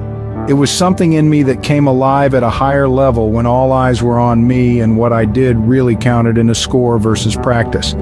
It was determination and concentration, possibly influenced by adrenaline, making the body do something it didn't normally do. Whatever it was, I became super quick and super accurate when it came to shooting the machine gun. I could hit immediately whatever I saw as far as my bullets could reach. It took a while to gain that coordination, but once found it was there. Most all the machine gunners were of the same as far as quickness and accuracy went. Of course, in an assault helicopter company of Hueys, we had one heck of a lot of practice shooting the machine gun under life and death situations. Every crew chief and gunner probably shot on average 1,800 rounds per day in 1968, sometimes 3,000 rounds. Everything takes practice. No one in Vietnam could claim that much shooting. We were the best, and there was a big reason for that. And it certainly helped us, as the enemy knew that if we could see him, he was dead. And we could see a lot from the air. I didn't feel all that air sick with the machine gun checkout.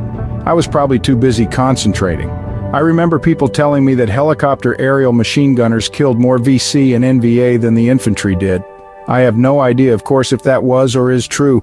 I was never really interested in killing anyone anyway, but in the back of my mind I figured that if the army as a whole could kill a lot of the enemy, then they may give up and we would win the war. Very morbid, wishful thinking, I suppose. I was beginning to think, as was an indication on the bunker line, that our army was not doing so well in Vietnam.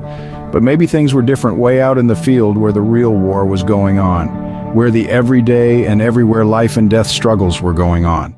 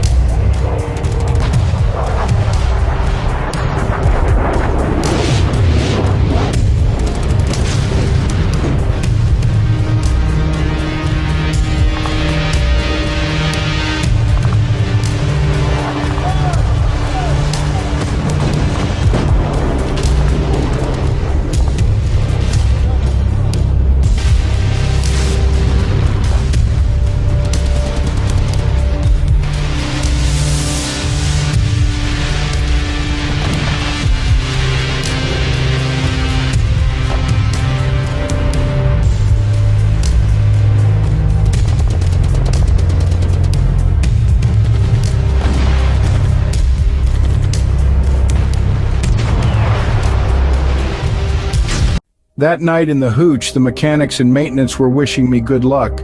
My buddy Ray asked me if I had a death wish volunteering to be a combat crew chief. You could get killed real quick flying around like that. I know I said, but it's something I have to do. It was difficult to explain, but I didn't want others to fight a war for me while I stayed fairly safe at the base. It just didn't seem fair, although I knew that without mechanics on the ground, the helicopters could not fly. Everyone's job was important in Vietnam. Some were just more dangerous than others. And besides being infantry, being part of a combat crew on a Huey in an assault helicopter company was the most dangerous job one could ask for. Well, I asked for it, and I guess I got it. My first day flying with the flight as a Huey crew chief was surreal. I cannot believe that 10 helicopters are going to pick up infantry, 6 on each, and go out and look to kill guys who at the same time will try to kill us. Reality struck. This whole idea of war is insanity, I thought, and now I am part of it. You would think that adults would figure war was crazy and refrain from the thought of people trying to kill other people. After all, staying alive and living in relative comfort would be the wish of any sane person. I was raised to be kind and to help people, not kill them. Now I'm really a part of the war. I feel I'm a spectator, a tourist of war, but I will be in it now. I wanted to see what war was like and how I would react to it all. Well, I am now going to find out. But the whole organization of 12 helicopters going out on a manhunting expedition was difficult for my mind to take in as a reality. We were both the hunters and the prey, and so was the other side, and both sides armed to the teeth. It was a deadly game that no participant could possibly win. What a lot of activity for a totally insane purpose. Adults really think this is okay. Well, so much for the intelligence of humanity. Perimeter guard and anything else I ever did was zero compared to this organized insanity. I couldn't believe I was part of this. I couldn't believe I was doing this. But I was.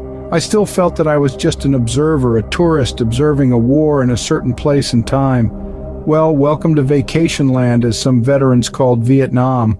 We picked up 60 infantry fellows from the 25th Infantry Division in an area of the Cu Chi base camp. They were fully armed with bandoliers and machine gun ammo belts of bullets crisscrossing their chests and grenades hanging from their web gear. None of them were laughing, and all seemed to be either on the serious or scared side or both. They all looked sad. There were none with the bravado, let's go get them boys, rah-rah. This wasn't high school or college or anything else. It was war. It was get killed time. I was told that we would be going to an area that was full of enemy. There were no friendly villages around. It was all bad guys waiting in bad guy land to kill American troops who were stupid enough to fly into their usual ambush areas. Apparently they were told the same thing. I was thinking, why go there then? So stupid. But here we were, bouncing and swaying in the wind and heading into a most likely bad situation. We were flying at about 200 feet up at about 100 miles per hour, the scenery rushing below us. I had my radio control set to only hear our company's comments. That is the communications between the helicopter pilots and our own helicopter's crew members. The two gunship helicopters were flying above the designated landing zone, shooting their rockets and machine guns in preparation for our 10 helicopters to land at the LZ. This preparation was to keep the enemy off balance in case they were down there.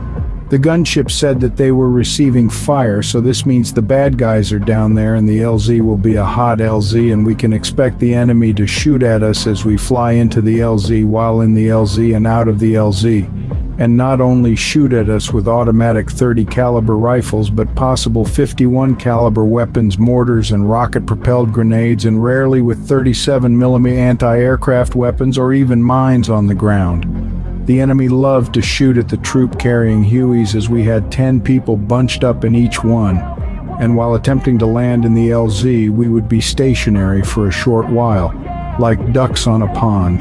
The flight commander said that all gunners will be firing coming into the LZ, in the LZ, and coming out of the LZ. That meant firing to both the left and right. This was called full suppression fire. We were in a staggered flight pattern, and upon landing we would be shooting between helicopters and the infantry fellows jumping out of the helicopters. I leaned over to the sergeant of the infantry sitting next to me and told him the LZ was going to be hot, and that once they felt the skids hit the ground, they were to jump out 3 on each side and to hit the ground as we would be shooting the machine guns over them. They could shoot also as we came in, but be careful not to shoot the rotor blades above them, which could happen if we made a quick bank for some reason. And I told him that tell his guys to be careful of the tail rotor, as one cannot see it turning. Stay away from the back of the helicopter. Many an infantry fellow was decapitated by running into the tail rotor, not seeing it. The helicopter crews and the infantry were very tense as we approached the LZ. This was it. Some crossed themselves being Christians, some kissed their good luck charms that hung around their necks. Everyone was super alert. I started to shoot my machine gun into the trees and bushes that lined my side of the LZ. I just held the trigger down and sprayed everything I saw like a garden hose. The helicopter's front lifted up as the pilots attempted to stop our forward motion, and the skids hit the ground. The infantry all jumped out at that time. I continued to hold the trigger down. The helicopter's nose tilted down on liftoff as we tried to get out of the LZ as quick as possible. The noise was unbelievable. 20 machine guns firing and 12 helicopters in one place, while explosions from gunship rockets were exploding to the sides of us. There was also firing from the enemy as helicopters were calling in that they were taking rounds. That meant that people were probably being hit by bullets also. When in the helicopter, our only defense was to keep shooting in the direction of the people shooting at us. There were no trees or rocks to hide behind. We were always in full view of the guys shooting at us, nowhere to hide, but the poor infantry fellows were left on the ground to face who knows how many enemy troops. Helicopter crews were reporting bullet hits and casualties as we flew out of the LZ. My aircraft commander, who flew left seat and was senior pilot, asked if anyone was hit. We all responded negative, that we were okay.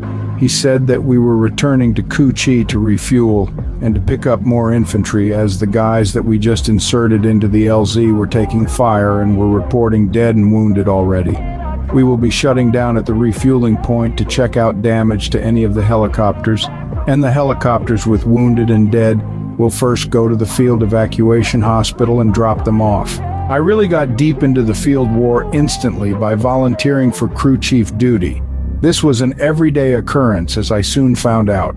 No wonder very few wanted to fly as helicopter crew members. We flew into line up at the fueling point, which was called the PAL for short. We shut the engines down so that we could check for bullet damage. We had 2 bullet holes on my side in the tail boom, but nowhere else. They went right through, doing no damage to the tail rotor drive shaft or tail rotor control cables, luckily. Otherwise, we could have been still in the LZ or crash landing somewhere between the LZ and here. The bullet holes were about 3 feet to my left at my level. Anyway, I showed the holes to the AC, aircraft commander, and told him no flight damage had occurred. The whole flight fueled up and went to the pickup point to pick up more infantry fellows as reinforcement for the others we just inserted. 2 helicopters had flight issues with bullet holes, and those crews filled in for the wounded in the other helicopters. We picked up the infantry fellows and off we went, 8 helicopters this time instead of 10. The infantry were tuned into what their friends were going through at the LZ through a few radio sets. It would take us 20 minutes of flying time to reach the LZ. That would amount about an hour since we left the 60 infantry fellows in the LZ fighting for their lives. 10 seconds is an eternity in a hot battle. No one thinks of apple pie and the American flag when a battle is going on. One only thinks about how to stay alive and how to fight back. The supposed search and destroy operation turned into a total defense operation, and the infantry fellows are trying to keep themselves from being annihilated in the LZ. We flew as fast as we could back to the first LZ with the reinforcements, 48 very concerned infantry. Of course, the flight crews were very concerned also. Someone on the ground was saying that enemy fire was coming from the tree line on the left. The gunships were rearmed and refueled and were pouring rockets and machine gun fire into the tree line. We were told only to shoot from the left side, full suppression left side only, as we would be landing between the enemy and the tree line and the survivors of the first guys we put into the LZ. I told the infantry on the helicopter to shoot at only the tree line as our gunners will be doing, because their guys would be on the right side of us as we land. Also 3 from each side of the helicopter will jump out as the skids hit the ground and keep low, as we will be shooting the tree line up coming in, landing and going back out. Good luck. The helicopter crews would also be picking up some wounded if possible from the first insertion. This idea of landing right in front of the enemy had everyone scared except me, I think. I was becoming too airsick to be too concerned about my welfare in all of this. I could function, but I felt absolutely terrible and my stomach and head were reeling. A bullet may be a comfort, I thought, but as we flew in, I started spraying the tree line with bullets from my machine gun by holding the trigger down. When the skids hit the ground, troopers jumped out 3 on each side.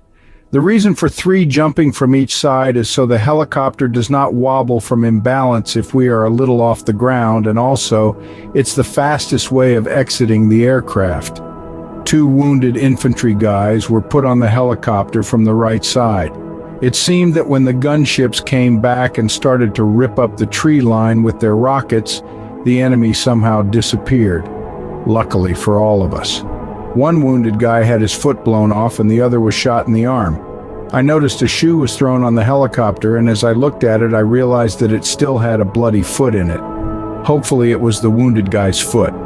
A lot of guys who had their limbs blasted off from explosions survived because the wound was cauterized from the heat of the explosion so that the burnt flesh stopped the bleeding. Otherwise, guys with their limbs torn off would die very quickly from loss of blood. It was common practice to throw on the same helicopter whatever the other guys thought were the wounded guy's limbs. Sometimes the limbs would be found a distance from the body. It was like, whose leg is this? Whose arm is this? Sometimes if a guy had a good-sized explosion happen exactly where he was, nothing much could be found of the body except a hand here or intestines there, a head over there. Sometimes he was considered the lucky guy. He was dead before he knew what happened. I reached over for the ammo box to reload my machine gun and leaned on by accident the wounded guy's leg stump. He yelled in pain and swore at me. "Oh, sorry, buddy." I was very airsick for the next 3 days. Very. Even on the ground, I was throwing up the contents of my stomach and my head was reeling. I was dizzy and almost falling down when trying to stand. I was just barely functioning. I tried eating a little bit of my sea rations. That came up immediately. Drank a little water, same thing. I could not keep anything down. I had help from my friends from maintenance while on the ground with my mechanic's work. In the air, I managed until the 3rd day I jammed my machine gun up when normally I would not. That could be deadly to the helicopter crew and others. I decided at the end of the long flight day that I would talk to the aircraft commander and tell him that I could not fly anymore. I wanted to fly but could not because of air sickness. He asked if I was frightened so much that I was getting sick. I said no, that I would get sick in the family car on a long drive, same thing. I said I was way too sick to be scared, and I looked at a bullet as a morbid relief. I told him I could not keep anything down, including water, for the last 3 days. Besides airsick, I was weak from lack of food and dehydrated from lack of water. The AC, aircraft commander, talked to others about my condition. It was decided that I would remain flying but would need to eat a good meal, drink water, and keep it all down. The company cook was given an order to make only me a special breakfast about 3 a.m. in the morning. I don't know where he got the food, but I had 2 real eggs, 2 pieces of toast, bacon, real milk, and some ginger root. I flew that day and never got airsick again, except on one night mission that the company had to do when the whole company was drunk on their butts because we were to have 1 day off from flying the next day. What a joy it was not to be airsick. Unbelievably wonderful. I really enjoyed flying around in the open door of the helicopter. I found out that I could listen to different frequencies from different radios at the same time by clicking on and off certain toggle switches on my radio control panel above my head in the helicopter.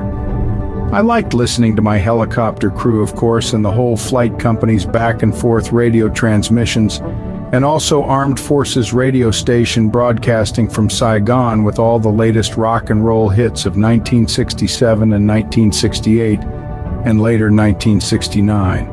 The 116th Assault Helicopter Company was one big happy family while peacefully flying along at about 2,400 feet in the air, bouncing up and down and back and forth and sideways sway with air currents. 2,400 feet up was supposed to be out of accurate .30 caliber range. It was so peaceful flying above Vietnam. No mosquitoes or flies or leeches or any kinds of annoying insects. The air was cool and fresh, blowing through the completely open doors of the helicopter. The gunners and crew chiefs would just sit back and enjoy the beautiful scenery of Vietnam.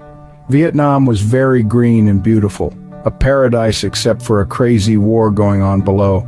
But at 2,400 feet up, it was superbly peaceful and dreamy. Nothing but good and peaceful thoughts would flow through my head. The green upper skylight above the pilots' heads would throw a green rotor blade chattering shadow all over the helicopter. It was hypnotic. It was so hypnotic that many pilots would fall under the hypnotic spell and accidentally get too close to another helicopter in our formation and could cause a mid-air collision. The gunners and crew chiefs had to watch for that tendency for hypnotic vertigo by pilots and call out too close on the left or whatever. I had to call out a couple of times because of the hypnotic drifting tendency to crash into another helicopter. Vietnam in the air became my wondrous dreamland. It was surreal. I was feeling so astonishingly wonderful not being airsick that I loved flying. I really mean loved flying. I couldn't think of anything else that could make me feel this happy, this wonderful, this alive. I was actually starving and dehydrating myself by being airsick that I may have been on the verge of death. I was so deliriously happy now because of how terrible and miserable I felt then. I'd rather be flying on a Huey helicopter above Vietnam than doing anything else. I found out also that I loved flying so much that I had no fear of death. Possibly when going through my airsick days, fear receded to the point of vanishing and never really came back.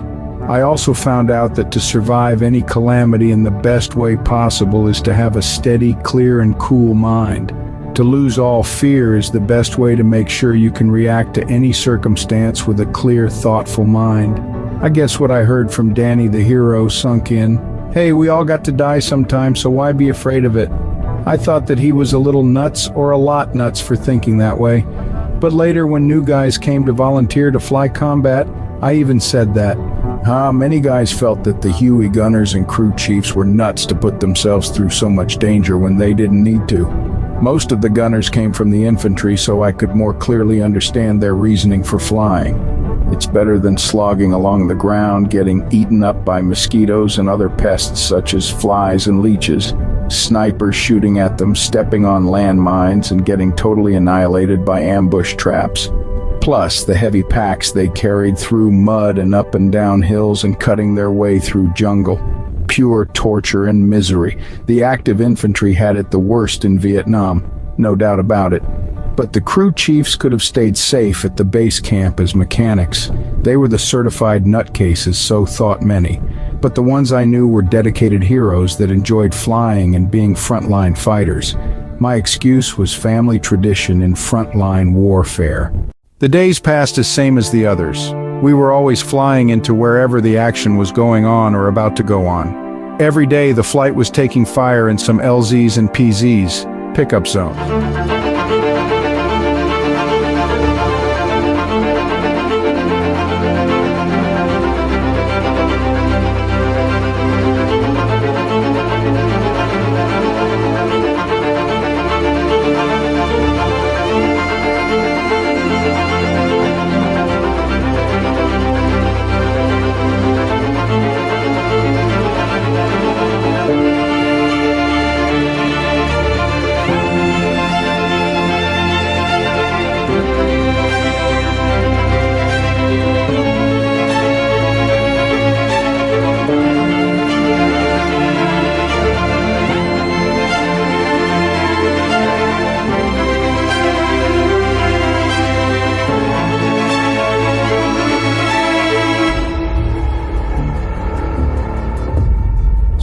I had bought a Thompson .45 caliber submachine gun and 2 extra clips as an extra weapon to carry with me on the helicopter.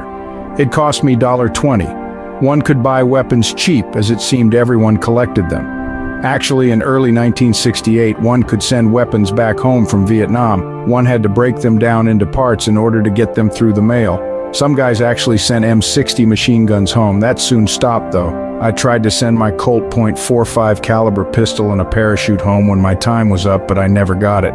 That was probably a good thing, huh? Anyway, ammo was hard to find in .45 caliber at the Cu Chi ammo dump.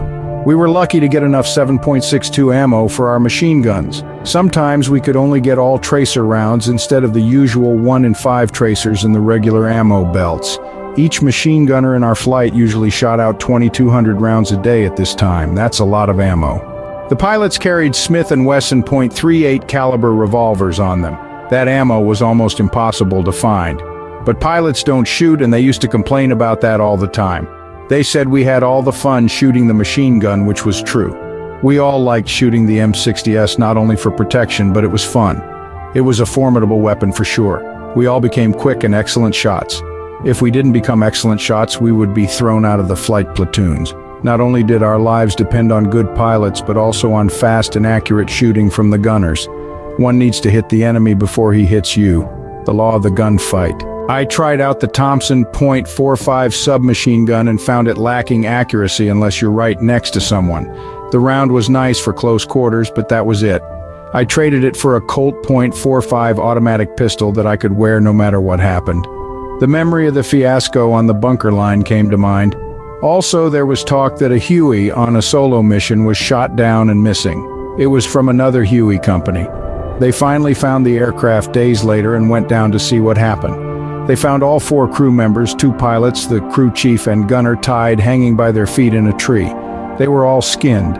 I guess like the Apache Native Americans used to do in the Wild West. I decided that the enemy would never get me alive. The reason for the .45, I wouldn't shoot myself but would keep on fighting no matter what.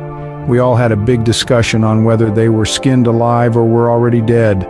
Terrible to think about. Killing was bad enough without this extra torture. I could never think of torturing someone. I didn't know if I ever killed anyone. I was shooting at long grass and trees and foliage where smoke from gunpowder was coming from until the smoke stopped. That's all I knew about it so far. They were shooting at the flight, so I was shooting back.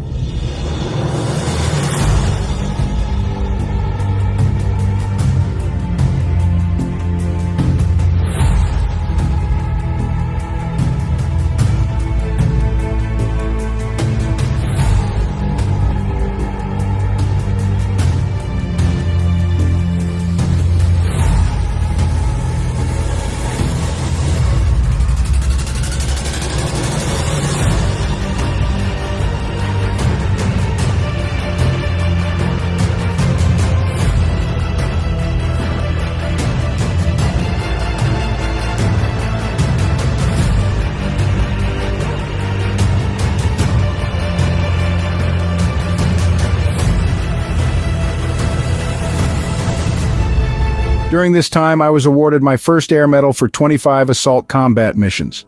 That meant wings on my chest and on my hat. I was very proud about that. 2 of my buddies wanted to buy me a beer at our little EM club in the company area. I agreed and we went there and took a little table and began drinking our first beer. Just then, 2 big white clowns with southern drawls walked up and said, "You guys think you're so tough." I said, "Not really, but somehow I was scared." Scared was not my style, but trouble came from an unexpected quarter, and I think that put fright into me. They said they were going to kick my butt. I said, "I will meet you both under the water tower and kick both of your butts at once." They said, "Okay." I was warned that they both jumped a crew chief in the dark and beat him so bad that he went into the hospital. That was not going to happen to me. I went to the water tower and waited for them. I made sure my .45 was ready to fire and crouched down. They never showed, luckily for all of us. I was going to shoot them both dead. I had 8.45 shots and they were going to catch them all. I was determined. I heard later that someone warned them that if they were still around that they would be killed and their bodies dumped in the local garbage dump. I never saw them before and no one ever saw either one of them again. I don't think they were even in our company and heard they were possibly in supply at the base camp. I have no idea what happened to them. But it did sort of scare me that I could be so violent as to kill these 2 clowns, and I certainly would have. I guess it was too easy for me to pull a trigger anymore when danger appeared. Maybe that was a good thing. Things certainly happened in Vietnam that would not normally happen anywhere else. I probably wouldn't have even been in trouble by shooting these thugs dead. It would be considered self-defense. All field infantry and helicopter combat flight crews were looked upon as heroes by the non-combat guys in the base camps. I always carried my Colt .45 pistol on my belt with 2 extra clips. I became a very good shot with it. I used to practice with it by shooting up a 55-gallon barrel in a field. I learned to hit a dot on the barrel without aiming, just eye and hand coordination like the machine gun. Vietnam to me was all about helicopter mechanical upkeep and gunfights.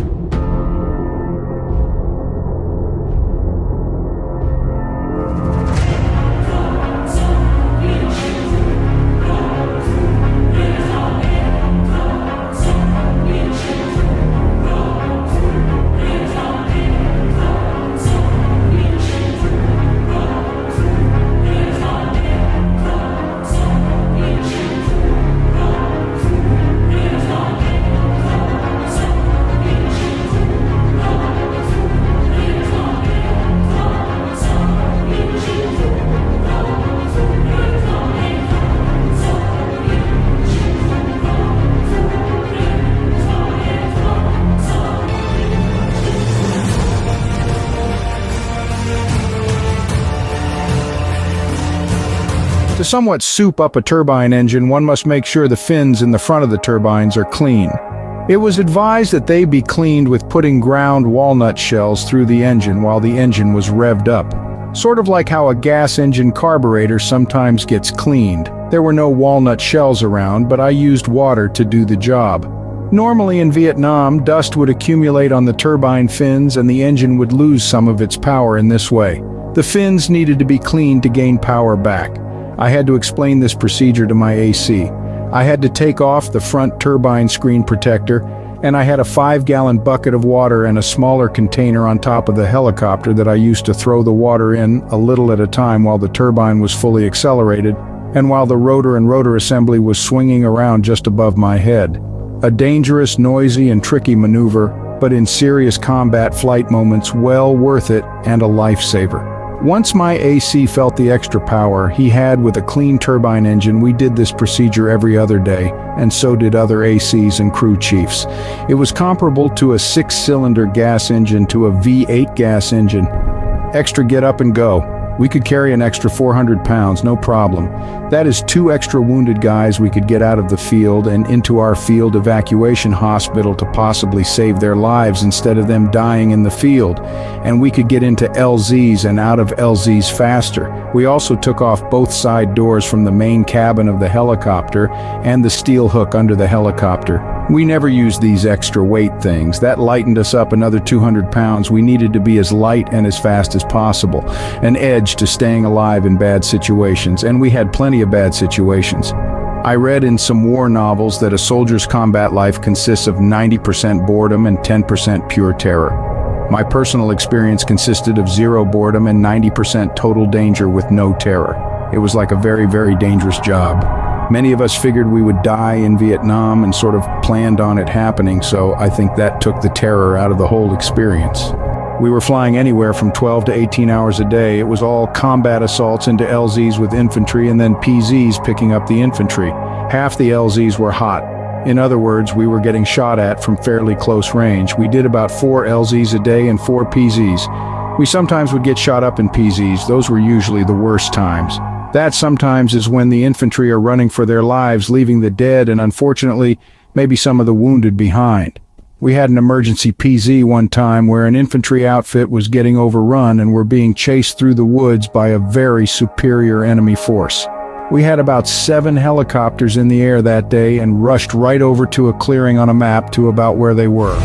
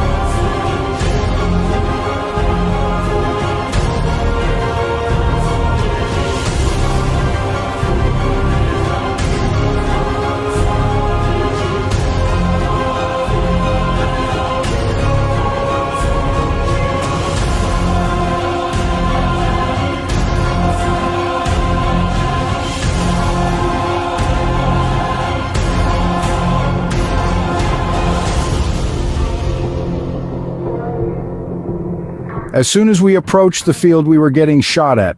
We landed in the field and were under sporadic firing. After a short while, the infantry fellows started to run out of the woods to our left. They looked very frightened by the looks on their faces. They jumped on whatever helicopter that was closest, and the helicopters were taking off because of heavy gunfire directed at them. It was a very crazy situation. Some of the helicopters took off with only a few guys on them as they thought that all the infantry were now out of the woods. An infantry fellow told me as he jumped on my helicopter that there were more guys behind him. Then about 9 guys came running out of the woods. About 5 of them knelt down and were shooting into the woods. They were the rear guard, more or less, very brave fellows. I started shooting in between them into the woods. I was the only helicopter left on the ground. They got to the helicopter and jumped on and told me that was the last of them. I told the AC, let's go. He was new to my helicopter and said that we were overloaded, that he wanted to fly in a circle around the LZ to pick up airspeed. We were taking heavy fire and I was shooting back at the enemy in the tree-lined woods. I said, we will never make it circling around, just fly straight out, we will make it.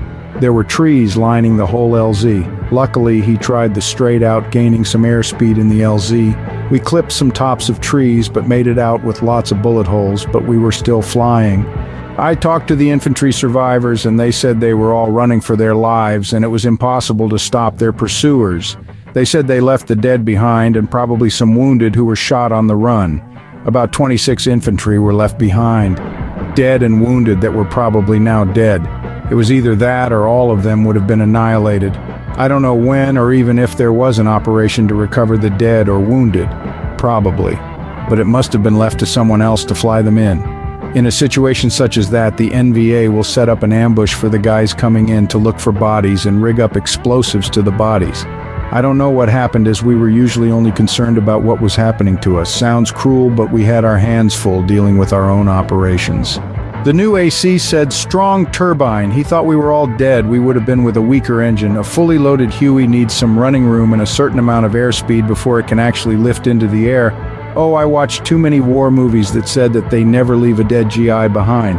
I don't know what war they were ever in. Battles develop fast and move fast. In terrible, fierce battles, they almost always leave their dead and sometimes wounded behind. The troopers are too busy fighting for their lives at the moment to be dragging dead around. The wounded get dragged around in most cases. Hopefully someone else will pick up the pieces. Boredom? Never in my 12 months in Vietnam. I wish. One day we were coasting, bouncing and swaying along in a 10-ship Huey formation at about 1,500 feet when we received a report that an infantry outfit was in heavy contact with the enemy and may need reinforcements. The flight was a little low on fuel and apparently it was not decided where these reinforcements would be found and picked up, north, south, or east or west.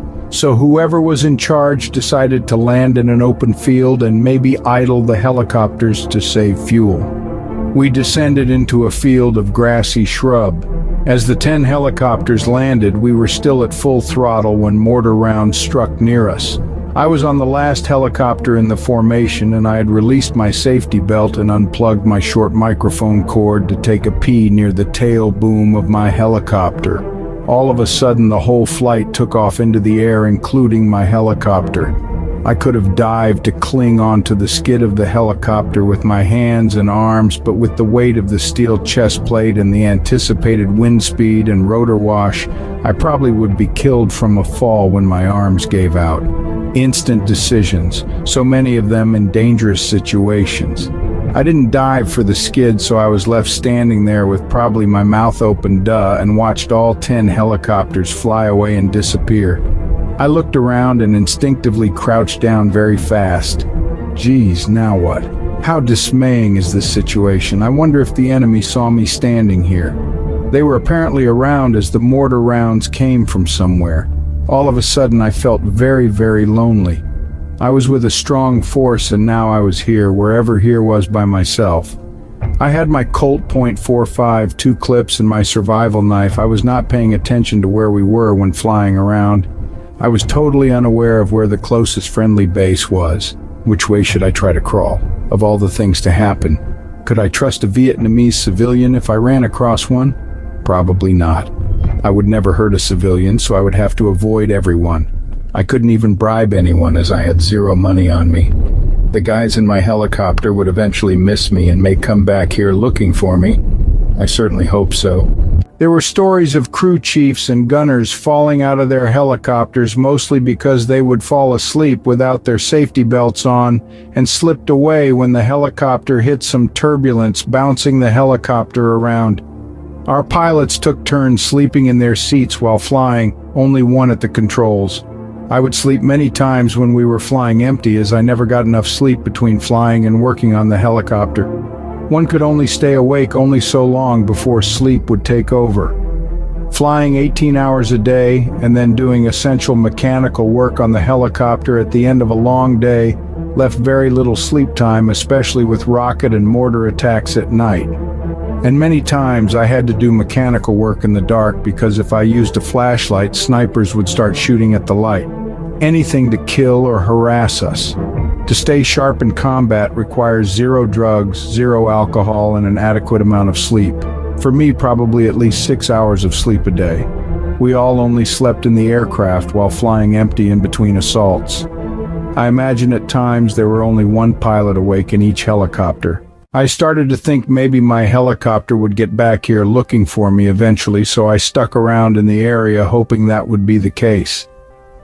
There was also talk that if an enemy soldier could bring back a flight helmet with an American head in it, that soldier would receive a medal, some money, and a leave back to Hanoi or wherever. The NVA and VC knew that many of them were killed by helicopter crews.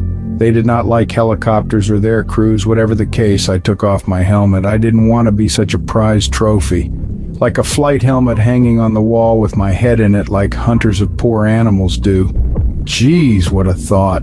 Crouching down, I had my pistol out, expecting a charge by the enemy from any direction. Well, I thought this could be it for me. Just then I heard the whop-whop of the Huey rotor blades. Sure enough, one helicopter was flying directly for me. I jumped up and waved my arms and hands around. Then I heard some gunfire from both the helicopter and some rifles fairly near me. I grabbed my flight helmet. My helicopter swooped down full speed and hit the ground next to me. I jumped in and we flew away. I crawled to my crew chief seat and plugged in my helmet. "What the heck happened to you?" they all asked. I jumped out to take a pee and everyone took off. We all agreed that the pilot should make sure that everyone was aboard in a situation like that. Also that anyone jumping off the helicopter should let one of the others in the crew know what he was doing. The layout of the helicopter was as such that the transmission wall separated the right gunner from the left crew chief, and each was facing opposite ways, fully concentrating what is in front of them. The crew chief could not see the gunner, and the gunner could not see the crew chief. The pilots are facing front and are intent on what is in front of their flight path, and are listening to what the whole flight is talking about on the radio headphones in their helmets. Each pilot could not see what was directly behind him, but the AC could see the gunner kitty corner behind him, and the Peter pilot could see the crew chief kitty corner behind him. That was visual coordination. The headphones and microphone in the flight helmets would give an audio communication that all were on board while still paying complete attention to what was going on in their sector of concentration. It took a lot of concentration while on aerial combat missions from each member of the 4-man crew in order to try and stay alive and keep the helicopter flying. Any goof up from any of the crew members could result in all of them dying and possibly killing any infantry on board or jumping off. A lot of guys thought that my predicament, being left all alone and watching the whole flight disappear, was very frightening but comical. I heard a lot about it. We joined the flight and did our usual LZ and PZ thing. Once the flight arrived back in the base camp and was settled in, we received a report that helicopters in various base camps were blowing up seemingly for no reason, both in flight and on the ground. The theory was that enemy sappers were getting in the base camps and dropping taped grenades into the fuel bladders of the aircraft. The idea was that the grenade had the pin pulled, and the igniter handle was taped to the side of the grenade. Once in the tank, the JP4 fuel we used, which was 65% kerosene and 35% gasoline, would degrade the tape on the grenade, and the handle would flip, and the grenade would ignite. Big time explosion in the fuel cell. It would be wise to put locks on the fuel caps, but no one did. So I found some tape and would cut it so that it was so small that it would not be noticed, and every morning I would check if it was still there. Not the greatest idea, but it did catch on so that other crew chiefs were doing it. This idea of putting grenades into our fuel cells seemed to me to be an underhanded trick of the enemy, but I guess that is war. Another trick of the NVA-VC would be to put a reactivated dud 500 pounds. Bomb of our Air Force wired into a tree in an obvious landing zone in wooded territory so that when the rotor wash of incoming helicopters spread the tree branches, the bomb went off, killing all around it. It did not happen to us, but did happen to another outfit. Another was to mine the whole perceived landing zone so that a helicopter or even a person would set them off. And they had big mines, not just little ones to blow a foot off, but to blow up helicopters. A lot of the LZs were too obvious to be used. One could depend on them being a death trap, either by mining or by being set up as an ambush area by the NVAVC. But what the problem was, as far as many of us were concerned, was a lack of good judgment on the part of our politicians and senior officers. Our lives and the lives of the infantry depended on good judgment. Unfortunately, good judgment was not a practice of the politicians and senior officers directing the war. They had zero idea what was going on at ground level face-to-face fighting.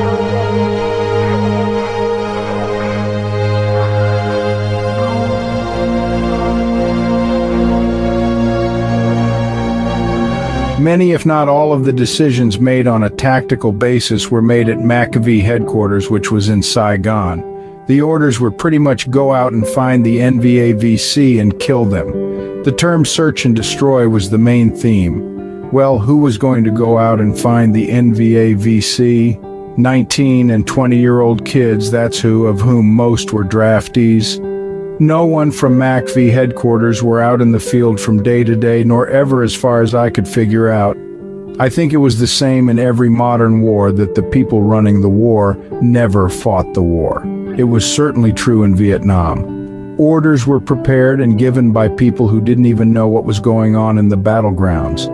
Maps and finger-pointing were the senior officers' contributions to the war effort.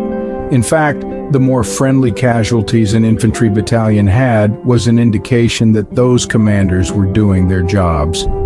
The opposite was the reality of the whole situation. Most generals, colonels, and majors were the enemy of their own troop. They kept sending the infantry out to the ambush sites set up by the enemy. Of course, they were not with their own troops. They were safe back in the base camps, partying, getting drunk, and playing with the whores and giving combat medals to themselves. I was no genius, but I was a 19-year-old soldier with a brain and could see what was going on. Maybe things would change, I thought, but nothing did on my one-year tour of Vietnam.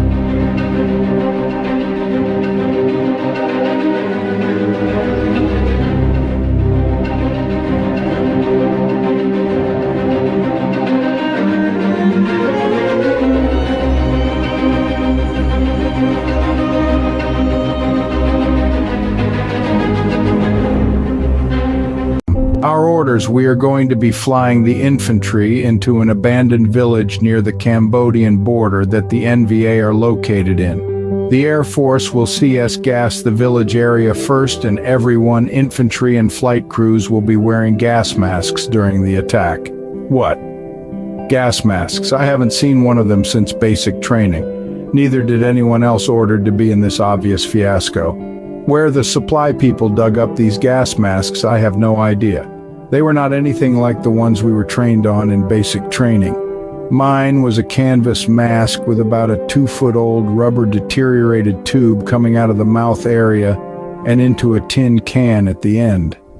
I tried it on and had difficulty getting the foul air into my lungs. I knew this whole idea was not going to work, and so did everyone else. If intelligence was such that the NVA were in this abandoned village, then just bomb the heck out of it with a B-52 strike. That would be too easy, and the infantry colonel who made this whole disaster up would not get credit unless his battalion were the guys going in the village like in a John Wayne BS movie.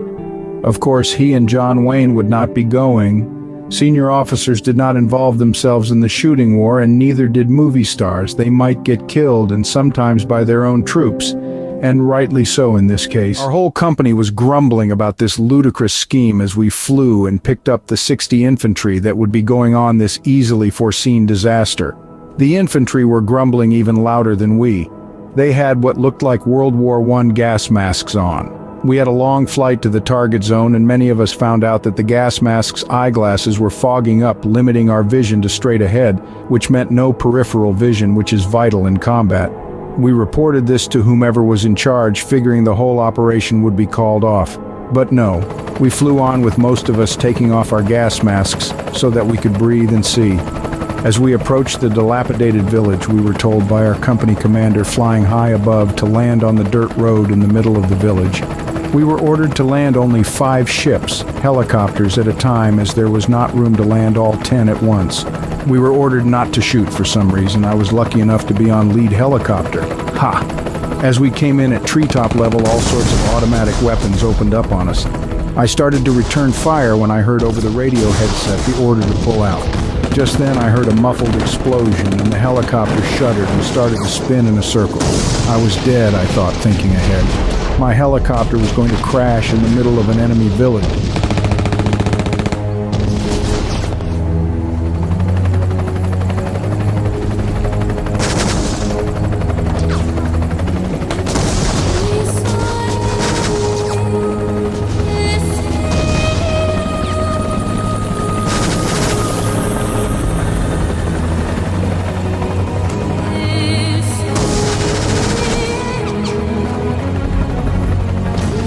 If I'm not killed in the crash, the enemy in strength in the village will certainly finish me off. The other infantry and helicopters will not be there to save us. I knew I would be killed sometime here. I gave myself up to that idea, but it would have been nice to live a little longer than 19 years old. My certain death still surprised me. Well, this is it. I thought about my family and about my life so far. I sort of relived my life. It was good, but oh well, I thought of all this in seconds. I was at peace, and then we crashed. I was still alive. This surprised me. We crashed on the road. The helicopter was still in good shape considering our vertical fin and tail rotor were gone, as I found out later. We were getting shot at and some infantry were getting hit. The rotor blades were still moving but were high enough of the ground to crouch under them. I grabbed my M16 rifle and a bandolier of 10 full clips of ammo for it. I jumped off the helicopter and my head jerked back. I still had on my gas mask and had attached the canister to it to my gun post so that it would not fly around in the wind in flight. I took off the mask so I could see better and opened the AC's door so he could get out. Opening the AC's door was supposedly required during a crash, as the door was a hindrance for getting out of the helicopter fast. The same thing was required of the gunner on the pilot side. Everyone jumped into a water ditch next to the road. The NVA were shooting at us from across the field from the ditch, and some charged us from the tree line on the other side of the field. Some of us returned fire and some of the chargers fell. The rest ran back to the tree line. I figured that they would try and flank us and get behind us. We had some wounded in the ditch and some dead in the road. Our 2 gunships were machine gunning and rocketing the tree line across the field where the NVA were shooting at us from. One infantry sergeant sort of took control and shouted at the crew chiefs and gunners to get the machine guns and ammo for them off the helicopters. I knew the order was right, as in our predicament we would need the machine guns, but I didn't figure on living through the process, as bullets were kicking up dust all around us. Also, my AC wanted my M16 and ammo for it. My gunner and I gave up our M16S and ammo to the pilots, and during a temporary lull in enemy fire due to the gunship passes, jumped up out of the ditch onto the road and pulled the disconnect pins from the machine gun mounts, unhitched the ammo cans, and dragged the machine guns and ammo cans back to the ditch, all the while thinking, now I'm going to feel what it's like to get hit by a .30 caliber rifle bullet. My gunner and I both assumed we would be shot as we saw bullets hitting the ground next to us, but luckily we're not hit. The ditch we were all in was about 4 feet deep, and the water was about 3 feet deep in it. My gunner and I both tried to figure out the best way to shoot a machine gun with butterfly triggers on the ground and ammo cans underwater. Just then, a big lizard stuck its head out of the water between me and my gunner as to ask, "What is going on?" The lizard was a victim of circumstances same as we, and because of that, I felt a kinship with the large lizard. The CS gas hindered our efforts to shoot as none of us were wearing gas masks. It was probably hindering the NVA as well. Sporadic shooting was going on between us and the NVA across the fields of about 100 yards. A woman ran across the field screaming. No one shot her. Perhaps there was some gallantry in combat after all, but probably not. All of a sudden there was a loud buzzing noise and all the leaves fell off the trees in the tree line across the field where the NVA seemed mostly to be. Then some more loud buzzing and we could see 2 jet fighters zooming up into the air. We didn't know it at the time, but it was the jets shooting the 20mm cannons at the NVA. Then we all saw 2 more jets roll in from above, dropping some long tumbling canisters, and one of our guys shouted, "Get underwater!" I watched as the tree line and some of the field erupted in a huge fireball. I held my breath and went under the water in the ditch as I felt the heat hit my face. I could only hold my breath for so long and popped my head up to get some air. No air. We were all gasping for air. Apparently the napalm that the jets dropped sucked up all the oxygen in the area for a while. The oxygen eventually came back. My face was burnt but not bad. My eyelashes and eyelid hairs were burnt off and my face was red. Now I was afraid of our jets more than the NVA. There was an infantry fellow who just got up without his helmet on and had no weapon and started to climb out of the ditch. My gunner and another guy grabbed him. The guy couldn't talk and seemed to have no idea where he was. I saw his eyes and he was definitely somewhere else but here. We all wished we were somewhere else but here if we had time to think about it. But somehow psychologically he did it. He was somewhere else far, far away. He was here physically but not mentally. His eyes were focused on something far away but not here. On a dream maybe. He was a casualty of our situation. I think I was too. As the whole situation hit me as something surreal. A dreamland episode of some sort. I was not functioning on a for real basis, but in a dream. I had no idea of time. I still don't know how long we were in this situation. Hours, weeks, a lifetime, forever. I sometimes think that I was killed there, and everything that went on from there was on a different level, maybe on a different planet. Some sort of time warp that yet we do not understand. I never knew if the faraway guy ever came back to reality. Maybe I never came back in my own way. The sergeant was yelling, "Move down the ditch," so we all did, dragging the wounded and weapons with us. Our new position was in the same ditch, but we were about 60 yards away from our first spot. The faraway guy was still trying to walk away, so some guys had to keep an eye on him. I even had to grab him to stop him from just walking away. He gave no resistance. He was just lost in his head. Then mortars were hitting where we used to be. I guess the sergeant knew what he was doing. The NVA were still out there. I started to cover the sparse woodland that was behind us with my machine gun. I still figured the NVA would outflank us and come up behind us. I know that is what I would do if I were them. I certainly was not the confident guy flying around behind the machine gun. I was not confident at all. I was out of my element. There was something about being on the ground that was more confusing, terrorizing, and deadly than flying. I was scared but not completely dysfunctional.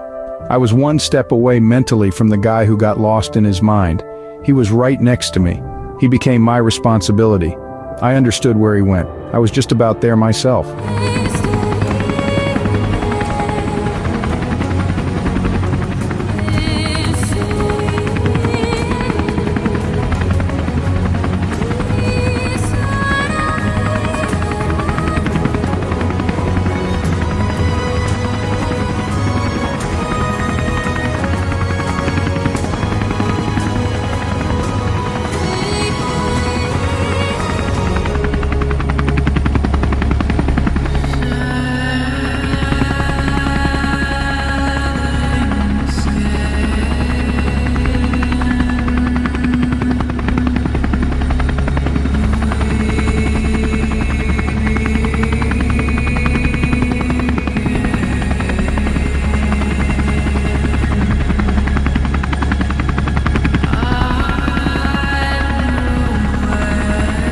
Suddenly, an empty helicopter from our company came flying in at treetop level about 100 miles per hour and landed right in front of the ditch.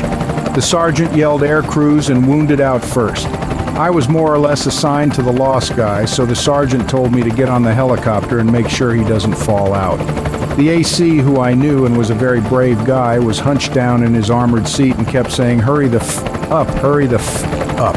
It was sort of funny to hear him and see him like that, but we were receiving fire. I held on to the lost guy and was, along with the wounded, one of the first guys out of there. Eventually all our wounded and everyone else would get out of there safely. Jeez. I had no helicopter for a day or so. There were consequences for such an absurd operation. First of all, no more CS gas operations. CS gas was a riot gas that burned the eyes and lungs, and what we had as gas masks made it difficult to see anything through them. Also, all helicopter pilots in our company were issued their own M16s and ammo besides their .38 caliber revolvers. That alleviates the crew chiefs giving up their M16s in a fast-moving situation. More firepower when shot down. The guys on the operation, both in the infantry and in the flight crews, felt that the order to leave 2 helicopters and the 20 guys on the ground to their separate fate and not immediately land everyone in the area was abandoning their fellow soldiers. Everyone should either live together or die together, they figured. We all agreed on that point. The company commander, or whoever it was that gave that order, was transferred out of the command from what I heard.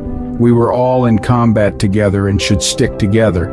Also, from what I heard, the rest of the company that day was landed in a clearing about 2 miles from us and was having a hard time getting to us, as they also were under attack by the NVA. The whole operation was a big mess, as we all felt it would be from the start. But the instigator of the mess probably got a pat on the back from generals, as he had dead and wounded soldiers as casualties, showing that he was not afraid of fighting and getting his troopers killed, even though he never himself went out into the field. There was talk of not obeying orders if they seemed crazy. This we all agreed upon. My helicopter went spinning and crashing down because our vertical fin and tail rotor were cut off by the spinning rotor blade of the helicopter behind us.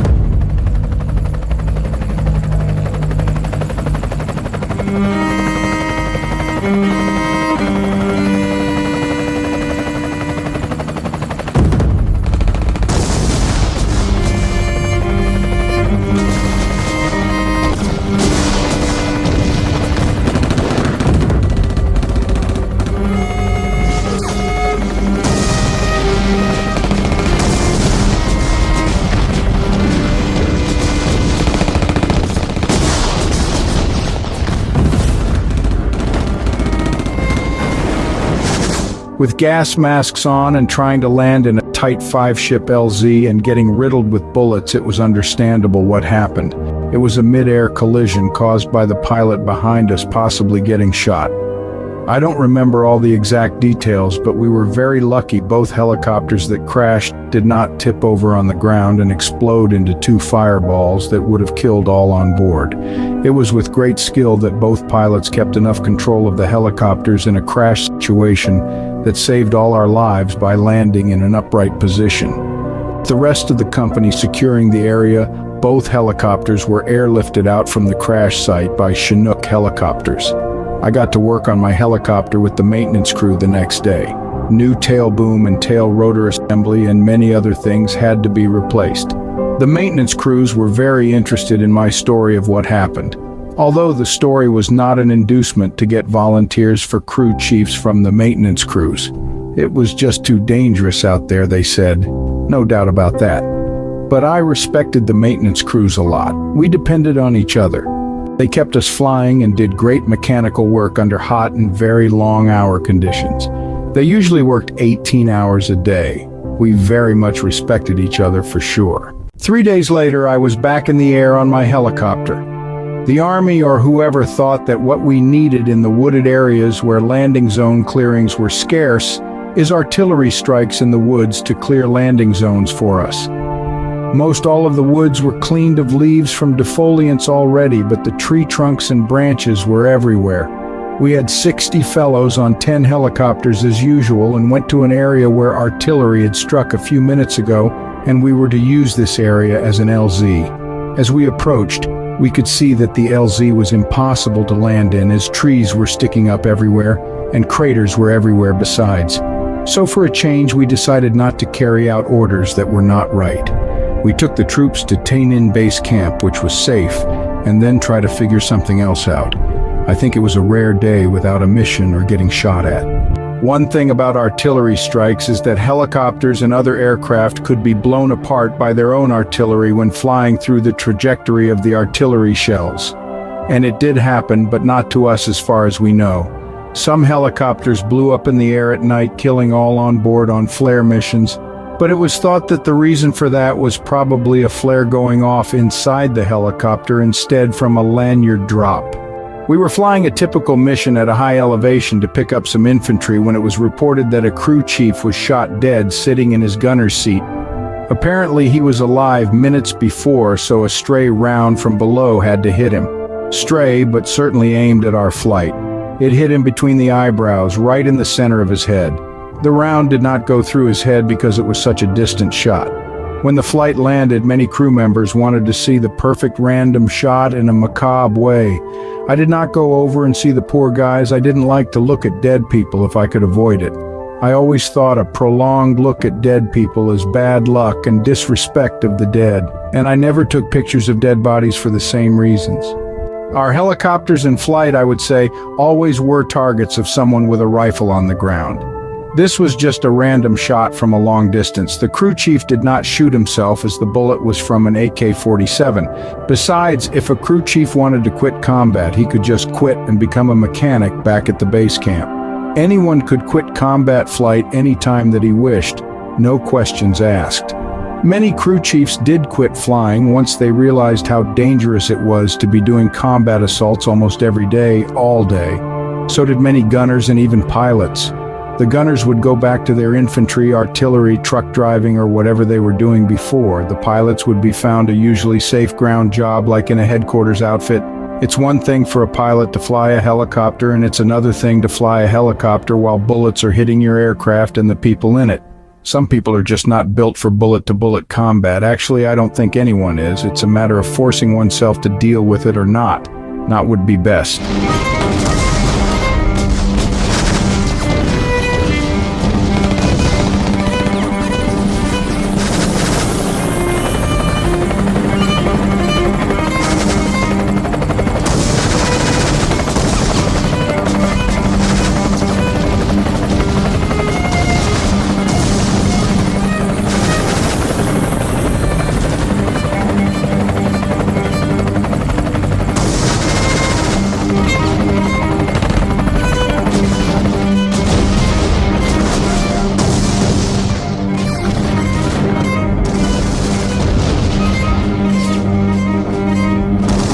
About this time, I was awarded my first air medal with Valor Device. It was for heroism during grueling insertions in a hotly contested battle in the Pineapple area.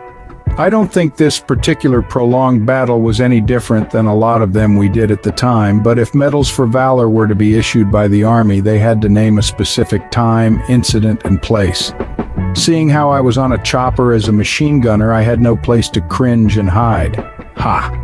And our best defense was to keep on shooting and hit the guys shooting at us before they hit us. It was our only option. Our only defense was putting a lot of bullets accurately into the enemy positions. The Pineapple was called that because it was an abandoned area where pineapple plantations used to be. Certain areas where we worked were called different names, like the Rubber Plantation, the Hobo Woods, the Iron Triangle, the Parrot's Beak, the Fish Hook, the Horseshoe, Nuiba Din, and some others. And every single one of them in 1968 were very bad news areas. Very bad. From Kuchi to Cambodia, and in Cambodia, there were tens of thousands of well-armed and supplied NVA-VC units waiting to attack any American soldiers foolish enough to land in their areas. And we were the foolish ones landing in their areas. To me, any infantry or helicopter crew members and some soldiers and artillery outposts working in these areas were automatic heroes. Acts of heroism were performed every hour of every day in these areas by both our troopers and the NVA-VC. Hard, tough fighting on both sides. I had great respect for not only our soldiers but also for the NVA-VC. In the letters we sent back home, none of us wanted to worry our families back home. Like, oh, the weather here is hot and the country's very green and beautiful. We fly around and find not much action going on. Actually, it is quite pleasant duty. The food is all right and we live in hooches. No so-and-so was killed the other day. Actually, our letters were a lot like what Army was feeding the American people. No problems. We left out the combat part of the whole thing.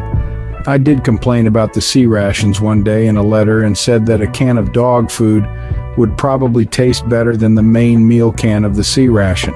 I received a can of dog food in the mail and opened it and tasted it. We passed it around and 6 of us that tried it agreed that it tasted better than most sea rations. Ha! At about this time, I volunteered my helicopter for night missions. Night missions were very dangerous because it was usually one helicopter going on a mission alone. No backup or pickup if we were shot down or went down because of mechanical failure. Everyone each had to volunteer for the night mission. I was the automatic crew chief when I volunteered my helicopter for a night mission. Pilots and gunners could switch helicopters, but crew chiefs were assigned one helicopter and flew on it any time it flew. It essentially was the crew chief's private helicopter. Like my own car, my own helicopter. Danny Utinsky talked me into night missions. We from Illinois are brave, rah-rah. Ha, that wore out quick, but Danny was my door gunner on those missions, and the best ACs would also volunteer. We all had medals for valor. It took some kind of adventurous daring to go on night missions, but we thought we were the best crew to get the job done. If some people less experienced would go out there, they might get killed. Not that we wouldn't, but we figured we had a better chance of survival than some. Our first night mission was to load up on small arms ammo and water and fly to a certain faraway Special Forces camp that was under very heavy attack. Well, we loaded up and off we went to find the camp. We would have to land in the middle of the battle inside the camp. Not an easy thing to do. After about 40 minutes of flying by compass reading, we saw a battle going on in the distance. Red tracers versus green tracers with explosions going on. Mostly green and yellow tracers from outside the base. As we approached, I made the mistake of shooting at the source of the enemy tracers trying to help out. Suddenly, the enemy now directed their tracers toward us. I stopped firing. They could hear the helicopter even through the battle, but didn't know exactly where we were until I started foolishly shooting. We were above the camp, but could not visually see what the ground looked like under us, nor could we, in this surreal tracer light, know how far off the ground we were. Our altimeters were useless at under 300 feet. The pilot switched on our landing searchlight for a second to see what was under us and where we were in the air. Tracers everywhere started to shoot at us. We landed and Danny and I started to throw out the ammo and water. Then some fellows came along and threw in about 4 wounded. We flew up and out, round after round was hitting the helicopter. But we were still flying and none of us were hit by rounds. The wounded were Asian, probably ARVN troops, Army of the Republic of Vietnam, and we flew to the nearest base camp field evacuation hospital. The wounded were somewhat bandaged and one was holding his dismembered arm in his other hand. I could not see much, but tried to do what I could, which pretty much was nothing. We landed at Tay Ninh. I think the stretcher bearers came running out to get the wounded and then put them on the stretchers. Then they started to try and pull me off the helicopter, thinking that I was wounded too. I had blood all over me, but kept telling them I was not hit, which I wasn't. It was the poor wounded guy's blood. The AC actually had to get out of the helicopter and order the medics to stop grabbing me. They finally stopped. Some wounded guys do go out of their minds and start fighting the people who are trying to help them. I once had a wounded guy try to actually throw me out of the helicopter when I tried to help him. Once we were done with the mission, we could go to sleep and not fly that day with the flight. No one slept long or had a chance to. I worked on the helicopter and checked the bullet holes. Just minor damage. We were then ordered to do a reconnaissance patrol alone along Highway 13 to near the Cambodian border. We loaded 6 new guys into the helicopter that were going to Loc Ninh, probably the worst place to be stationed in Vietnam. I never heard of any guy who was stationed there that wasn't killed or wounded before his time was up. The new guys had brand new jungle fatigues and boots and they looked scared. They must have already got the word about Loc Ninh. They were replacements for the dead and wounded in Loc Ninh. I and my AC were tearing up looking at these poor guys. I actually started crying a lot. I guess I was letting loose after all the stuff I had seen, and now these innocent young kids were heading to almost certain annihilation of some sort. So very sad. We flew along Route 13 doing our what's happening recon. We started out at low level, but then started to fly at probably 2,000 feet. At low level, sometimes a helicopter will surprise people in the open. But is it worth it? Not in our case. We were one helicopter, and if we were shot down, none of us on board would probably even make it to Loch Ninh. Help for us would probably never reach us in time, even if we survived the shoot-down. Our dangerous night mission was turning into a dangerous day mission. Route 13 went from Saigon to the Cambodian border and the Ho Chi Minh Trail. The perfect infiltration route for the NVAVC, and they were everywhere near the route. In order to win the war, the North Vietnamese knew they had to take over the South Vietnamese capital of Saigon. There was a tremendous system of tunnels leading from the Ho Chi Minh Trail at the Cambodian border right to Saigon along this area. And our Cu Chi base camp was built right on top of the tunnel system, as we found out after the war ended. There was no way that we could control this vast area of enemy-controlled territory. Every foray into this area led to huge American and Allied casualties. American airstrikes and artillery strikes did kill NVAVC in this area, but every day the enemy grew stronger and they were well supplied. We made it to Loch Ninh and dropped off the poor guys who got a bad deal being ordered there. The whole area in and around the Loch Ninh base was pockmarked by craters caused by enemy mortars and rockets. We lifted off after wishing the new guys luck, and headed to about the 2,000-foot elevation level.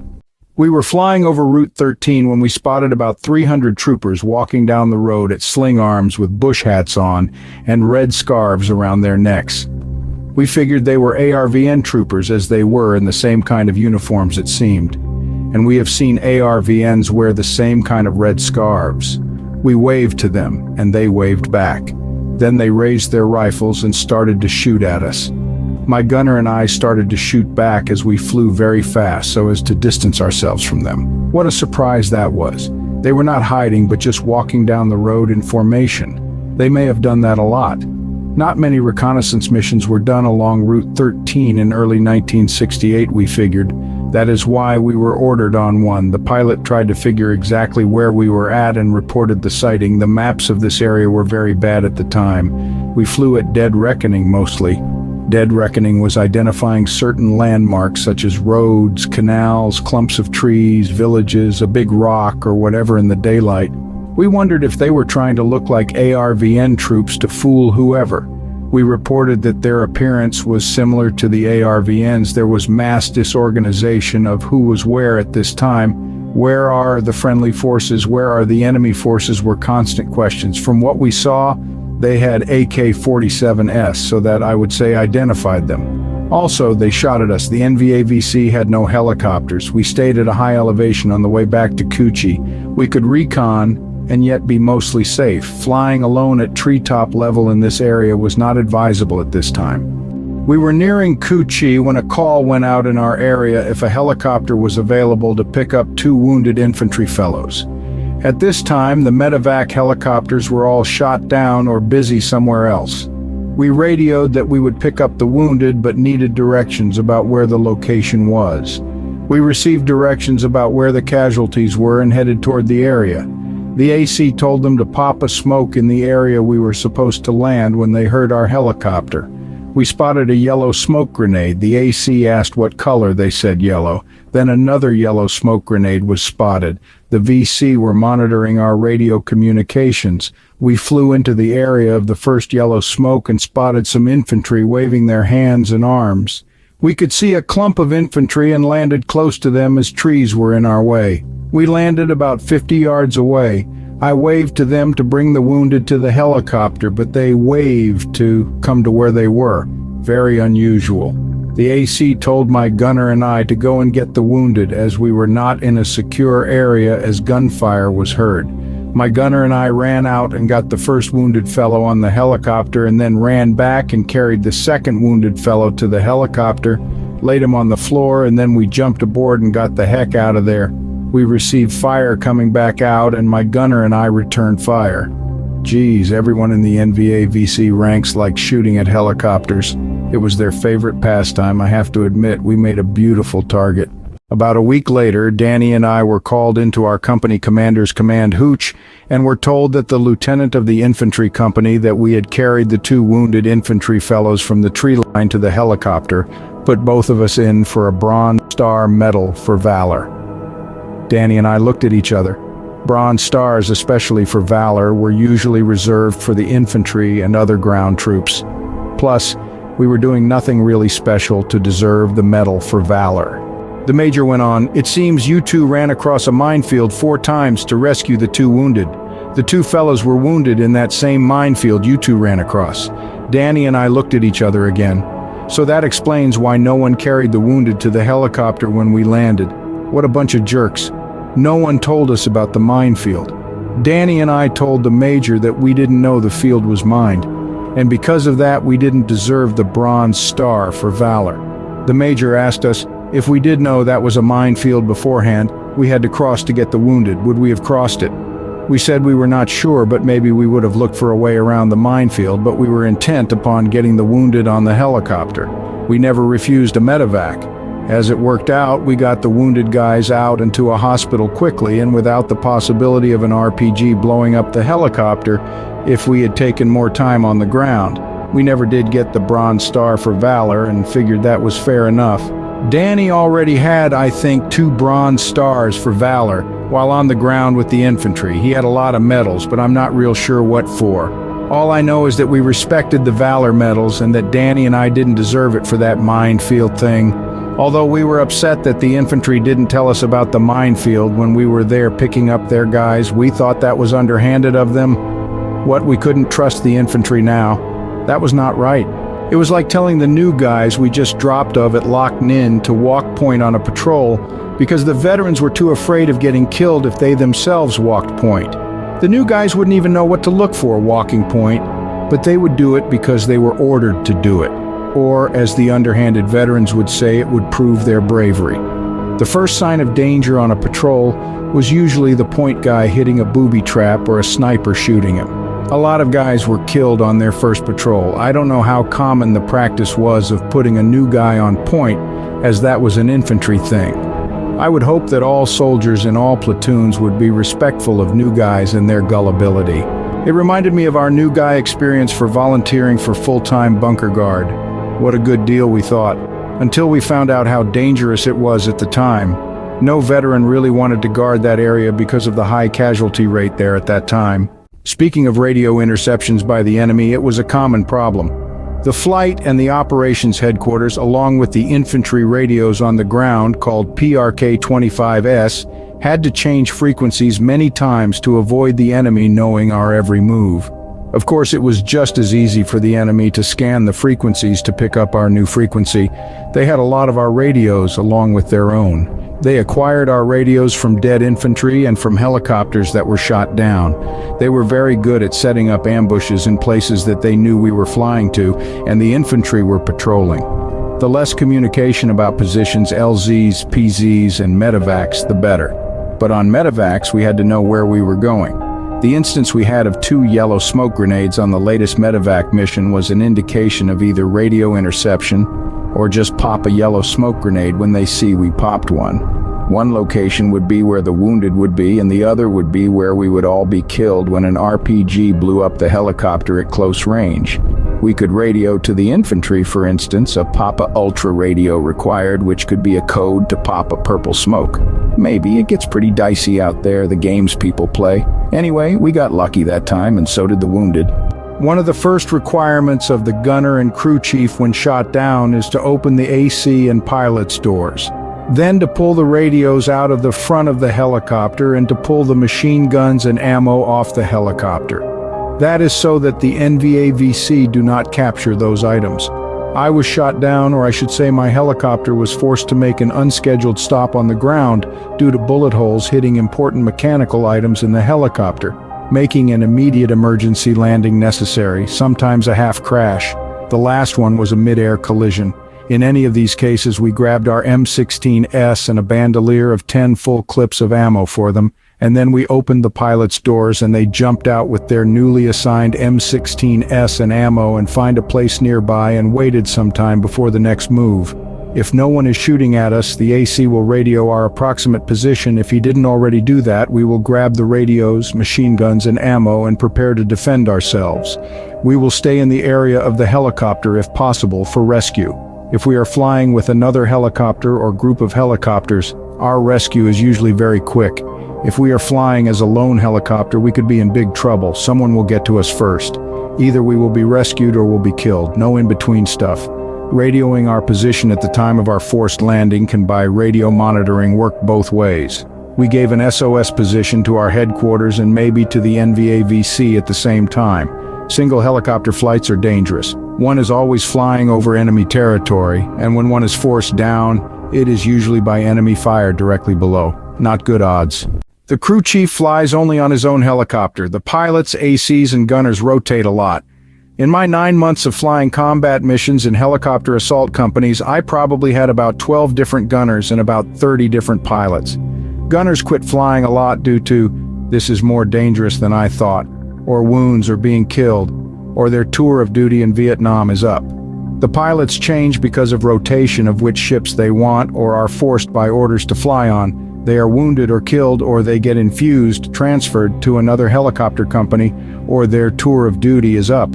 Infusion is done so that each assault helicopter company has a sufficient number of veteran pilots and crew chiefs so that they can teach new pilots the art of flying combat and teach the new crew chiefs the art of shooting and what to look for mechanically under harsh combat conditions. Usually the pilots and crew chiefs are infused together into a new company. That way the new company has about 3 ready-to-go veteran crews flying missions right away. Unfortunately for super effective combat flying, the crews should have months of combat flying experience. A year would even be better. But usually crews are wounded or killed before their year tour of duty is up in Vietnam if they fly combat assaults the whole time. It's the law of averages at work. One of those crazy bullets will hit, or an RPG will hit the helicopter. If one flies long enough, something will get you. It's pretty much guaranteed. We were still on call for night missions. We had a very similar call for water and small arms ammo from an outpost that said they were being overrun. I think it was a Popular Forces camp with some special forces among them. Popular Forces were armed civilian Vietnamese people trying to defend their village against the NVAVC, which to me was impossible if the NVAVC really wanted to wipe them out. We had the grid coordinates and picked up the water and ammo. The NVAVC almost always attacked at night, and usually when it was cloudy so that the enemy was on top of you before you even saw them. And under cloudy conditions and such close proximity and confusion of the fighting, air cover could not be used.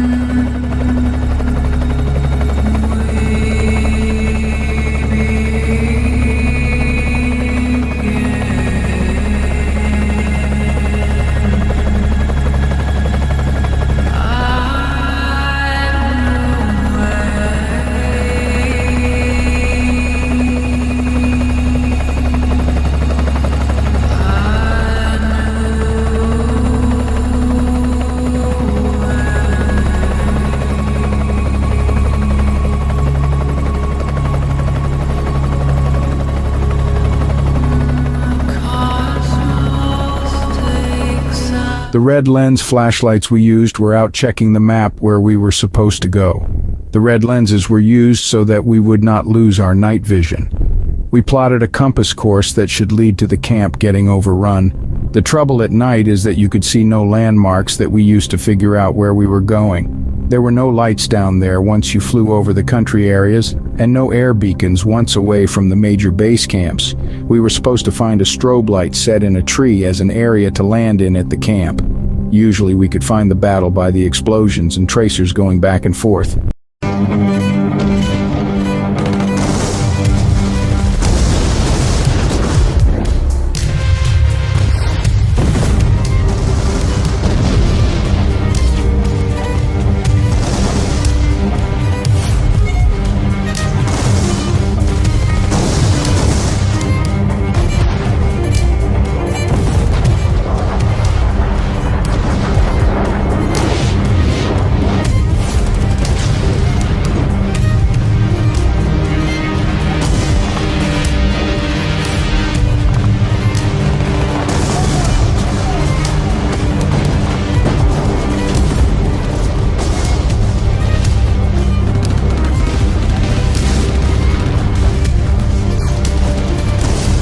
The American outpost on top of Nui Ba Din Mountain was getting overrun at night, and we were called to get troops up there as soon as possible. The mountain was surrounded by flat land, and enemy troops were in control of the land around the mountain and the slopes of the mountain. The top was full of radio equipment of some sort and was defended lightly by American troops.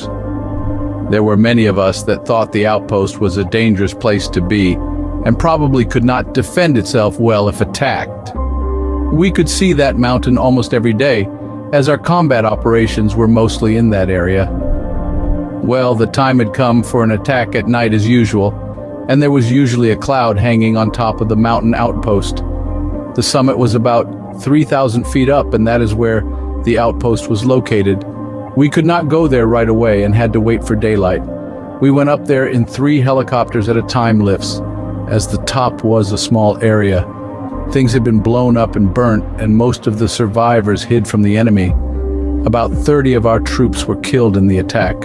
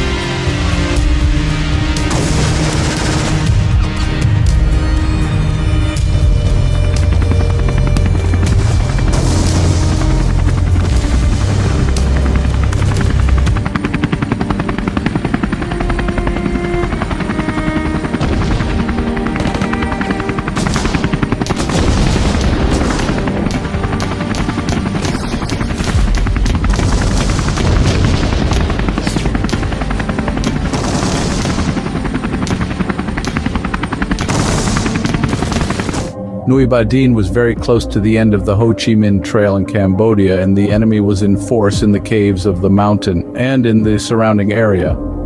Apparently, the army wanted that base kept up for radio communication purposes. I don't know if it was worth it. It certainly wasn't for the families of the dead. All the killing that I'd seen was getting to me, but it would get to anyone I figured, and I kept flying combat. An infantry outfit was getting hit very badly, and the whole flight, with 6 infantry on each helicopter, was on its way to the battle area before the sun rose.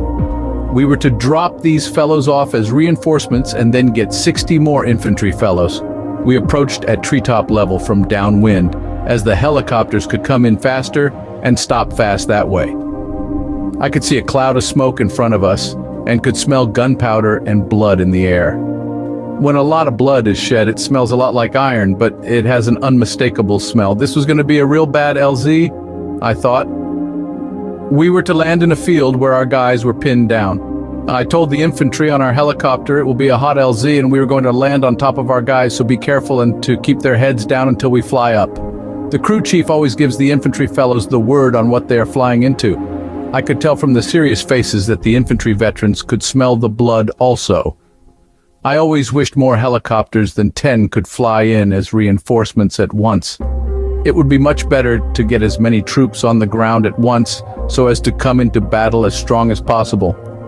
But there was so much ongoing combat action in our area and so few helicopters that it was a danger for all of us involved, especially the infantry who were usually outnumbered when contact with the enemy was made. Bad tactics. Out of my 9 months of flying combat, only twice did we land 20 or 30 helicopters with infantry at once. They called that a battalion operation. Only twice did senior officers do anything right as far as I was concerned, and air assaults were concerned, in my 9 months of constant LZs and PZs. All the veteran infantry fellows and combat flight crews knew we were taking heavy casualties because of bad tactics. But the bad tactics just went on and on.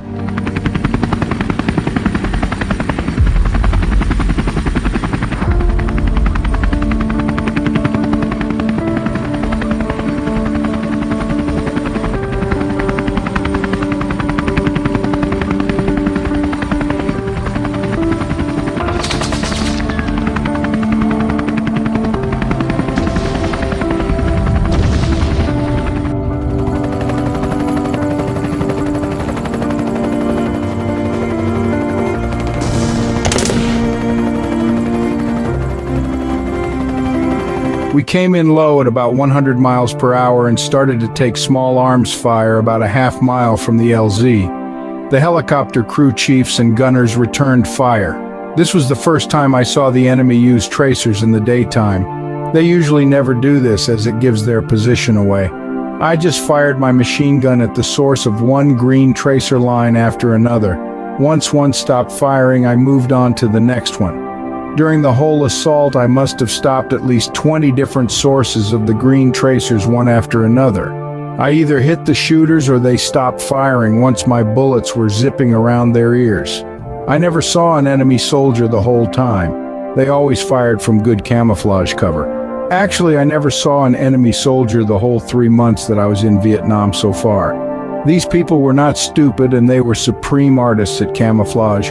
I never saw an enemy standing or crouching in the open and shooting at me except for the 300 or so NVA marching down Route 13.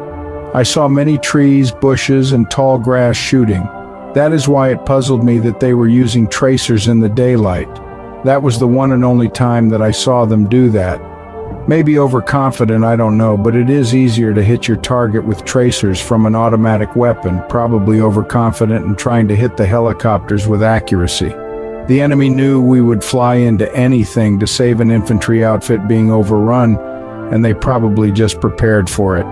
But we were flying into the LZ with 10 accurate machine guns firing on each side, plus rockets from both helicopter gunships. The NVA-VC positions were on a rising slope and the pinned-down infantry were in a field below, a very bad position to be in. The infantry knew to have 3 fellows jump out on each side of the helicopter when the skids hit the ground. In any combat situation, the skids hit the ground hard, no mistake on that part. The infantry fellows were usually out of the helicopter in about 3 seconds flat. They knew helicopters drew most all of the enemy fire in LZ and PZ situations. They were big, beautiful targets full of their enemies, and the infantry guys did in no way like to be in helicopters during hot LZs, which at this time in our area was most of the time. We hit the ground fast and tried to pull up fast. The helicopter in front of me had my buddy Denny Fuller as crew chief in it. As it tried to pull up, there was an infantryman hanging by the straps on his pack on Denny's gun post. Afraid the guy would be killed as the helicopter lifted to height, the pilot lowered the helicopter and Denny cut the guy free. The enemy, seeing the helicopter hesitating, figured they had a wounded duck and more enemy fire concentrated on his helicopter.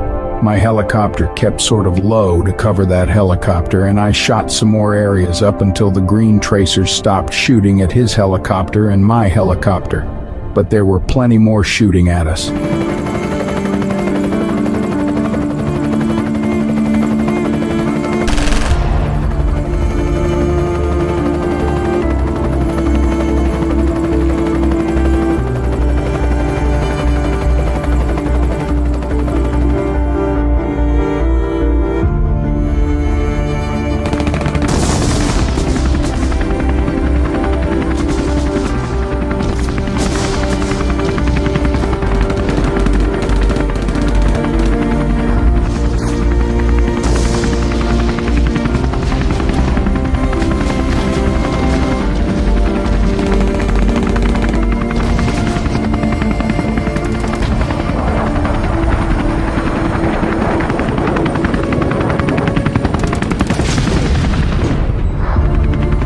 Then I saw about 3 RPG rounds with smoke trails flying toward the helicopters. The helicopter behind me had an RPG that went through the empty cabin and out the other side and kept on going. A direct empty hit. That was the first and only time I saw an RPG do that. They were very, very lucky. Some of the helicopters had wounded thrown aboard. Mine did not. We all took a few rounds or more, and were in the air heading to pick up more troops, and the ones with the wounded were headed for the closest field evacuation hospital, which I think was at Tay Ninh Base Camp. At this point, the flight was broken up, doing their individual duties as the troopers on the ground were having a very difficult time. We all had enough fuel to pick up more infantry and get back to the battle. We did this as quick as possible, which took us about 90 minutes. 1 minute or 1 second in a battle is a long time. We headed back to the battle once again, taking fire and returning fire in response. More wounded were thrown onto some of the helicopters. I had to change barrels on my machine gun as it was getting too hot and was beginning to warp. One could feel and hear a slight slow down of the rate of fire when the machine gun barrel starts to warp. At least I could. I carried 5 extra machine gun barrels on the cabin wall next to me. We wore thin leather gloves so we could change the barrels without burning our hands. The M60 had a quick release lever that connected the barrel to the rest of the weapon. We went back and forth from picking up more troops and dropping them off at the battle, each time getting shot at. Pretty soon there was very few helicopters that were still able to fly. We did this all day.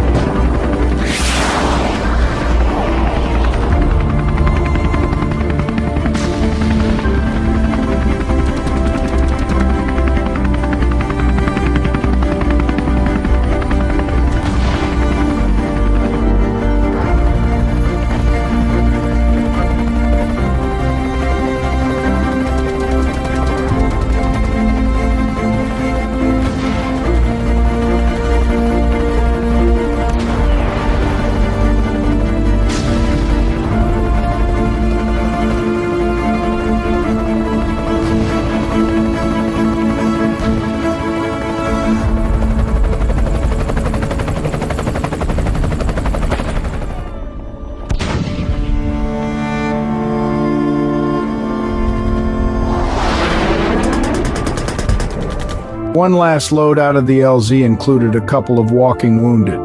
They were not wounded badly, hand and arm wounds, and they wanted only some water to drink and cigarettes to smoke. It was the usual request of the wounded if they were fairly conscious. We flew directly to the 12th Field Evacuation Hospital area in Cu Chi, our base camp. As we approached the landing area of the 12th Field Evac, a lot of dead infantry fellows were laying on the ground on their backs with ponchos covering them. Our rotor blade wind blew some of the ponchos off the poor fellows. We had orders to shut the helicopter down and wait for further orders. There were about 30 dead fellows, and I'm sure a lot more would join them before this battle and other battles in the immediate area were over. The dead infantry fellows looked like high school kids with dirty green fatigues and boots on with blood and burns covering their bodies. Most all of them were 18, 19, and 20-year-old, and most of them were drafted into the army and sent to Vietnam. That is what a hero looks like, a dead kid burnt and bloody. These were the fellows that were fighting the war, the heroes. I was just standing outside of the helicopter when I was struck with a feeling of overtiredness and exhaustion. I had received very little sleep over the past week as usual. I was just looking at these dead kids and suddenly I burst out into tears and was crying hard. These kids are dead. I know they are, but their parents and their families have no idea that they are dead. The families are still preparing to send packages and letters to them, figuring that they are alive. The idea that I should know that they are dead and that their families did not just totally engulfed me with grief and sorrow. I just stood there and cried and cried and cried. I really had an extreme emotional breakdown. All the shooting, all the explosions, all this war stuff, and what do you get? A bunch of dead kids on both sides whose parents and loved ones will never ever get over their huge loss. A suffering pain of sorrow for the rest of their lives. A dark shadow of loss hanging over them in this life. It was just so heartbreaking that I knew that a family's loved one was dead, and the family was probably just going through their innocent daily lives, smiling and talking normally. It was a feeling that overpowered me. I was at the altar of their dead loved one. The bodies were broken laying here, but where did these guys go? They are not here anymore. After about 20 minutes, we had orders to refuel and pick up more reinforcements to bring out to the battle. None of my crew bothered me, and they also had tears in their eyes. No one spoke. I checked the bullet hole damage. Nothing essential was hit. I refueled the helicopter and we picked up more infantry fellows and headed to the battle. I was crying the whole time, but functioning. The battle had quieted down some, thankfully. No soldier that I ever knew of wanted to go into a battle. No rah-rah, let's get them. That's only in the movies. Or in someone's mind who never experienced what goes on in battle. I still was crying that whole day and night. I fell asleep crying and woke up just before takeoff the next morning to do everything all over again. My combat experience was taking an emotional toll on me, something that I never expected.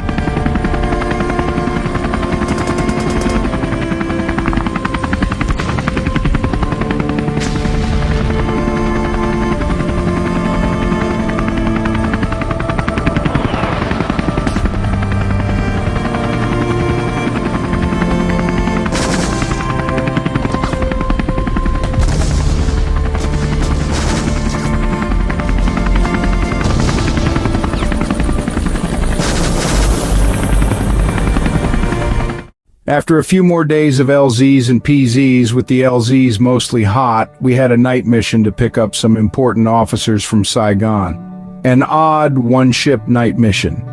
We did not know it at the time, but the NVAVC were carrying on a mini-Tet offensive in our area with stepped-up attacks on our patrols, fire support bases, small special forces bases, and base camps in our area. We knew things were bad for us, but they were always bad as far as I knew since arriving in Vietnam. I was surprised at not being killed or wounded in my 3 months in Vietnam. Lots of close calls, but I was still untouched physically. Emotionally was another story.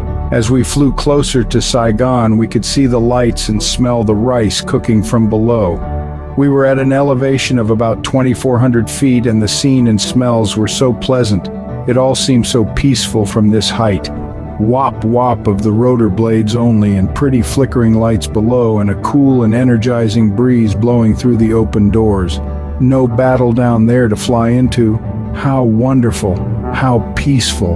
We picked up 3 officers at H3, a designated LZ for helicopters, and then off we flew back to Cu Chi.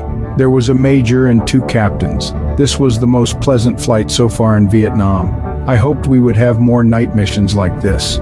We landed at Cu Chi and refueled as we were told we would be flying the officers around all day. We started to fly before daylight to our first stop on the map. It was quite far. It might even have been in Cambodia, even though we were not supposed to fly in there. The officers had Special Forces insignias on their fatigues. We landed just as the sun came up in front of a fairly small compound with barbed wire and sandbags all around it with a gate. And above the gate, painted in white, was a skull and crossbones like one sees on pirate flags. The officers jumped out and went into the compound. We were told to wait, and we shut the helicopter down to save fuel. A break. Nice as long as mortars don't start dropping on us, or someone jumping out of the surroundings and shooting an RPG at the helicopter. We stayed near the helicopter but got out fully armed with our M16S and ammo clip belts and were standing next to the helicopter. We noticed heads on top of bamboo poles around the perimeter. I thought they were fake at first, but realized that these were real human heads with the eyes pecked out by the birds. The skin was dark and sort of like leather, and the hair was still on the head. I thought at first, what kind of human animal would do this? But it did look pretty scary, like don't mess with us or your head will be up here on a pole too. The crew talked about the heads as we gazed upon them. We agreed that what's the difference if your head is gone? The fact that one is dead is the important matter. Then the AC, who was a pretty smart fellow and was in Vietnam for his second tour, said that the Vietnamese, which were mostly Buddhists, believed unless the whole body was buried together, they could not rest in the afterlife or some such thing. So, this was a double curse to whomever gets killed by these guys in the compound or out of it on patrol. If believed, that could stop a possible attack, we supposed. Superstitions are strong. There was also another explanation that we heard about later. I don't know if it is true, but some Cambodian mercenaries working with the American Special Forces refused to fight unless they could decapitate whomever they killed and take the head back to where they lived to put on a pole as a trophy of their exploits. They carried bags with them on patrol for this purpose. So, there were possibly many reasons for decapitating enemies and putting their heads on bamboo poles for all to see. Definitely it looked barbaric and scary when looked upon, It was like looking at something that occurred many centuries ago during the Roman legion times. The officers reappeared from the compound. We all got aboard the helicopter, started it up, and took off. The AC looked at their map of where they wanted to go, and off we went to another Special Forces camp. We landed in the middle of the next compound. We immediately were surrounded by little kids. They were all smiling, saying hi, and asking for candy or gum. What a nice difference from the headhunters' camp. We shut down the helicopter as the officers were having their conference with whoever was in charge of this camp. There were some stucco buildings within the compound that reminded me of some movies of the French Foreign Legion in the Middle East. We were informed that these buildings were indeed built by the French, who lost their war in Vietnam in the surrender of Dien Bien Phu in 1954. The kids were fun, and we gave them all the chocolate and gum we had, plus most of our sea rations. Kids are always kids. They seemed like very happy kids. They make you laugh, and we all needed to laugh. There is too much seriousness in war. We went from one little base to another, some manned by Popular Forces civilians, some manned by mercenaries from I don't know where. I thought it was terrible that the U.S. armed some villagers against the NVA-VA. That automatically made them enemies of a strong force that they could never defend against. The whole United States Army could not defend itself from concentrated enemy attacks. Why expect a few people with World War II weapons to defend their villages? From what I heard, when the VC were going to raid a village defended by Popular Forces, the VC told them that they would not kill them or their families if they surrendered. And the smart ones did surrender the villages. The problem was the Special Forces getting in the way, whom at times were killed before the battle started. Many guys thought that was terrible. I did not. One has to do what one has to do to save their village and families. The Americans were the problem, not the cure, just as the French were before.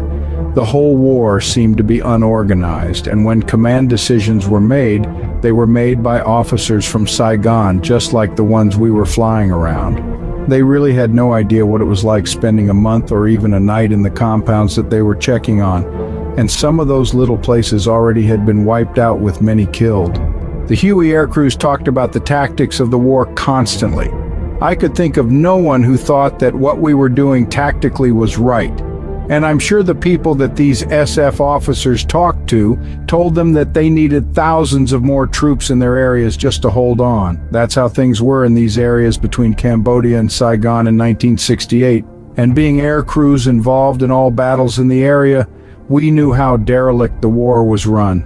I was 19 years old, but could see and experience what was going on by constantly flying combat missions. The infantry, due to being confined to the ground, had less of an overall view, but knew that they seemed to be killed because of being thrown into areas where it was just a matter of time before they would be attacked by superior forces, either waiting for them or on their way to surround them. Keep in mind also that officers that never went out to the field where the war was being fought were given medals based upon how many casualties that their own battalion endured. If half a company of their own infantry were killed or wounded in battle, it proved that the senior officer that did not partake in the battle but ordered the maneuver on a map back in Saigon while smoking a cigar with a drink in his hand was doing his duty. He gets a medal. His boys were fighting and dying. This was a common practice. Most of the disorganization of the whole war, if not all of it, could be traced back to command decisions made by senior officers who never went out to the battlefield. Rank and medals were rewarded to senior command officers for their terrible ideas on how to kill their own troops in the most brutal ways. Keep landing them in hot LZs where they are outnumbered from the start. And if that doesn't work, keep their troopers out there until they make contact and are killed by an overwhelming enemy force. Army elites were working against their troops. Body counts worked both ways. The war of attrition was working against us.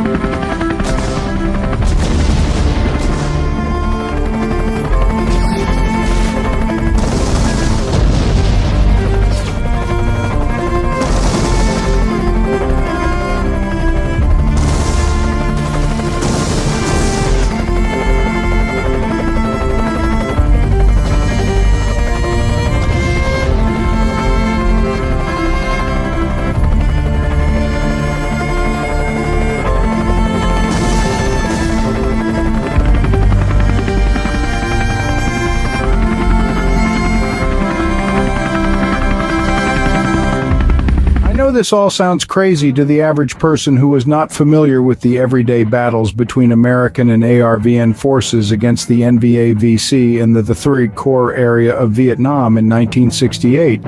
But it was a conclusion many of us made during the fighting there. Why send 60 troops into known heavy enemy strongholds? Sometimes half of them would die in minutes of landing, much like the Army landing on D-Day 1944 on Omaha Beach at Normandy during World War II. But this was done in smaller numbers and over again in Vietnam. There was no sane reason for this in my estimation except higher rank and medals for the senior command cowards back in Saigon or other safe places. Probably the last time Army generals and colonels were actually on the front line leading their troops into battle with swords raised was the American Civil War in the 1860s. Of course, many of them were killed on both sides, but their men respected them. They were brave. They were leaders. They knew the battle situation up front. Most frontline troopers in Vietnam looked on their senior commanders with contempt. They could see the cowardice. Unfortunately, by sending troopers into almost certain death situations, it went much deeper than pure cowardice. It was for the senior officers' own promotions, careers, and undeserved medals that their own troops died. Sounds like a hard indictment, but what is one to think about what one sees? I never saw an officer over the rank of lieutenant on my helicopter jumping out and into battle, never. But I can only relate what I saw and experienced in my time and in my area during combat operations. We did have a captain and a major flying in helicopters in our company. I did not know what was going on in other areas in Vietnam. I could only imagine. Well, our time was up visiting undefendable small camps out in the boonies. Undefendable if any more than 200 NVA-VC attacked at night, especially with a mortar attack to start the massacre of lower-ranking special forces and their compatriots. The captains and the major dare not stay in one of these camps even overnight. They might be killed. Heaven forbid. It has been a great day flying for our crew. I don't think anyone even shot at us. Back to Saigon, where the only battle was going on, would be a number 10,000 cheap Charlie GI was trying to talk a prostitute down in price for her services. Back to the hotel clubs and bars and nice quarters and good food for the officers. That's the Vietnam I know. The lower ranks of the Army fight and die while the upper ranks party with booze and kept girlfriends or whores. They keep telling us in the Army rank has its privileges. It certainly does. A party life or a bloody death in the mud, although once in a while a grenade is rolled into a bar, killing the drunken low-ranking GIs on an in-country Saigon leave. That is fairly rare. But Saigon is Saigon and anything can be expected. We flew out of Saigon at sunset and the trip was extremely pleasant. The smell of fried rice and fish cooking while nice cool air flowed through the helicopter. A dreamy night. We landed at Cu Chi in our helicopter sandbagged area. I had to run to the outhouse to sit on the pot. We all peed on the ground or in a barrel set in the ground at various places. One always had to bring their C-ration toilet paper or their last letter from the girlfriend or family for toilet paper. Paper was very scarce. I was done and was walking away from the outhouse when a rocket hit dead on the outhouse that I just left. I hit the ground for the rest of the rockets and probably mortars. Jeez. One could go wacky and think they were after you individually on purpose, but I knew better than that. The rockets and mortars were the random explosions that killed and tore apart many an unlucky guy, no matter where they may be in base camp. No one was completely safe, although the levels of safety were evident. Next day we were up well before daylight checking on the helicopter, putting on the machine guns and getting ammo and C-rations for the day. Our flight of 10 helicopters picked up the infantry fellows, 6 to a helicopter as usual, and headed out to what was always a bad area heavily infested with well-armed NVA-VC characters. The enemy was respected by I and many others. They were good, brave fighters. Even though we did our best to kill each other and both sides were quite proficient in this pursuit, we respected each other as soldiers. They were good at what they did, and one had to be very observant during every moment of battle. Anything could happen, and usually did. We flew a long way and were to get tricky with this LZ. Tricky I never liked. Not out in heavily defined enemy territory. They had tricky covered. We had an artillery strike going on where we supposedly would land near a canal lined with trees. To me, the artillery strikes lasted too long and just warned the NVAVC where we intended to land. Since the enemy owned the countryside and were always in close proximity of where we were going land, they had ample time in the usual artillery preparation of 30 minutes to congregate in the LZ area before we got there or later. It was like boom, boom, here they come. Set up the mortars, the 51 calibers, and the RPGs, not to mention hundreds of NVAVC converging on the battle area. Many times the helicopter air crews and the infantry fellows preparing to land were doomed before we even got to the LZ. And before even the artillery strike, there was a Huey command and control helicopter circling the area that we intended to land in. Duh, guess what that meant? So, in many circumstances, the enemy realistically had about an hour to prepare themselves for our reception. Anyway, we were going to trick the enemy this time by not landing exactly where the artillery was hitting, but by diving to low elevation. We pretended we were going to land there. Instead, we kept flying treetop level to about 2 miles further up the canal, and then we landed along the canal line. Along most canal lines in our area, there was about a 4-foot embankment along both sides of the canal, probably to keep the water in the canal in high rains, so as not to flood the surrounding areas. Along the banks of the canal, there was always lush vegetation such as nipa palm, banana, and other vegetation. One in peacetime could water their crops with the canal water. In wartime, the canals were used at night to transport ammo, weapons, rice, and enemy personnel in sampans hidden along the banks of the canal. Since some canals were so close to Cambodia, one could depend on finding the NVAVC in great numbers. We made our low-level approach and landed along the humped-up and vegetated canal line. We landed about 30 feet from the vegetation, and all of a sudden I was looking at bunkers with firing slits in them that began firing at us. I returned fire directly into the slits as all 10 machine gunners did on the Hueys. They surprised us and we surprised them. The infantry jumped out as planned and were immediately taking casualties, dead and wounded. I think every helicopter took hits but managed to get out of the LZ. Some landed close to the area, unable to make it back anywhere of distance.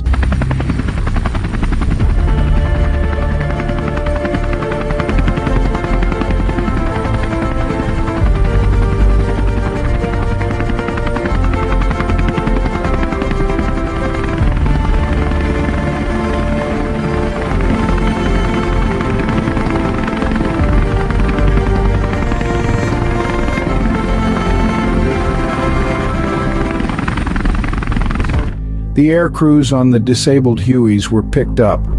But what about the poor infantry? It was always, what about the poor infantry fellows being shot up? There was help on its way, another 60 infantry fellows and artillery strikes, and maybe some jet fighter airstrikes from Tan Son Nhut Air Base near Saigon. But about half of the 60 guys we dropped off would not make it back to base in one piece or even alive. Like the fellow that was in Vietnam who was training us at the rifle range in basic training at Fort Leonard Wood said, "You don't want to be infantry in Vietnam." Another day for us like many others. All along we were taking casualties, but nothing like the infantry. The infantry fellows were expendable. It was war. I talked to a friend I made who was a new infantry private when he got to Cu Chi the same time I did. We were sort of students of tactics, one might say. He showed up one day when I was working on my helicopter. We had both spent about 3 months in Vietnam. He rode into battle many times in my helicopter. He was wounded once and had received a Bronze Star for valor and had Buck Sergeant stripes on. I congratulated him on still being alive and going up in rank so fast. He said, yeah, that he was the only one left in his platoon that wasn't dead or wounded enough to be sent home, so they made him sergeant, figuring he knew what he was doing if he survived as long as he did. Geez, we both had a good sense of humor but didn't drink alcohol and were very serious about our roles in the war. We had jobs to do, and it took all our brain power and physical dexterity to do our jobs and stay alive. The crew chiefs and gunners had good relationships with the infantry they worked with. After all, we were the only enlisted guys out in the boonies getting shot at and shooting back. The helicopter pilots were usually a bunch of drunks telling war stories together in the officers' club, boozing it up. The officers had their excuse that it was a dangerous job and they kept up their nerve by drinking. To me, most were a very sorry lot that could have done their jobs better if they were not half drunk or hung over in the early morning hours. In my opinion, the officer drunks were getting people killed by their incompetence. As soon as the flight landed, they ran into the mess hall to get food and then went to the officers' club and partied all night by drinking excessively. We crew chiefs and most gunners had another 3 hours to get the mechanical problems fixed and the machine guns cleaned and ammo ready. We never made it to the mess hall. We ate sea rations on the helicopter. We didn't have time to eat and did not want to. We were very tired, and we were at the helicopters ready to go way before any pilot showed up. I refused to let some pilots fly my helicopter because of their drunken habits, incompetence, and hot dog flying. By hot dog flying, I meant flying with skids hitting water and flying under bridges and between trees when it was not called for. Combat was dangerous enough without some drunk in control putting his air crew and the infantry on board in extra jeopardy. I would tell non-alcoholic pilots I did not want so-and-so to fly on my helicopter. Word would get out and I had no problems with them showing up anymore on my helicopter. The pilot's drinking habits really bent me out of shape big time. My sergeant friend, I forgot his name after all these years, and that is a shame on me because he may have died out there somewhere. We were like of mind, we both believed we would not survive our year in Vietnam. He said to me that they were being put into bad areas and expected to do impossible things. He said he had to deal with new lieutenants who had no idea what was going on in Vietnam. Some jerk in Saigon wanted this 60-man patrol to land here and then go there not even considering the terrain or enemy because he never was in the area. Then the new lieutenant would think he had to do the impossible. The sergeant would then let the new lieutenant know that his orders were impossible to carry out. What to do, the lieutenant would ask. Just tell command the truth, that we couldn't even make 2 miles a day in that thicket, and if command thinks otherwise that he should come out here and join you. Of course, command would never do such a thing, but instead would moan about how inept his lieutenant or troops were. My sergeant friend and I agreed that there was a lack of honesty and intelligence in the top ranks that are getting their troops killed needlessly, probably because of lack of intelligence, lack of bravery, lack of dignity, and lack of honor on their part. Seems making rank, getting phony medals, and their military careers were more important than their soldiers' lives. The enlisted and drafted infantry soldiers in Vietnam were the real heroes. They wanted to get home alive and in one piece. But high numbers of them were getting killed needlessly by very bad decisions by senior officers in the conduct of the war, all the way down to small patrols. We had a rare day off for the whole flight. The flight crews met at the helicopter revetments off the flight line at Cu Chi. I figured it was about time, as many pilots had zero idea of the mechanical nature of the helicopters they were flying. I thought that they all needed lessons about the mechanical aspects of their helicopters. The crews were working together on their aircraft when suddenly rockets or mortars came down right on top of us. This was daylight, I think, in the morning. There was a big explosion right next to me where I knew guys were working on their helicopter. I had hit the ground and decided to crawl fast on my belly to help anyone that was wounded. I had some first aid experience, but I crawled up to something that was overwhelming for me apparently. I was the first to crawl up to one guy whose right leg was just hanging on by a piece of flesh. His boot was up around his head. His whole lower torso from the bottom of his rib cage on down was nothing but shredded pieces of flesh that looked a lot like hamburger meat. He had to be dead, I figured, but his eyes were still rolling around in his head. All I could think of was to put my hand on his forehead and tell him that he would be all right. I didn't know what else to do. Maybe he heard me. I kept rubbing his forehead and telling him he would be all right. After a very short time, some other people crawled up and sort of took over. There was another guy laying there too. He had about 50 shrapnel holes in his upper torso and stomach, it looked like. Someone was trying to cut a hole in his throat so that he could breathe. A little afterward, I sat at my revetment of sandbags, leaned up against them, and tried to get a cigarette out of my sea ration pack. My hands and arms were shaking so much that I couldn't get the cigarette out of the pack.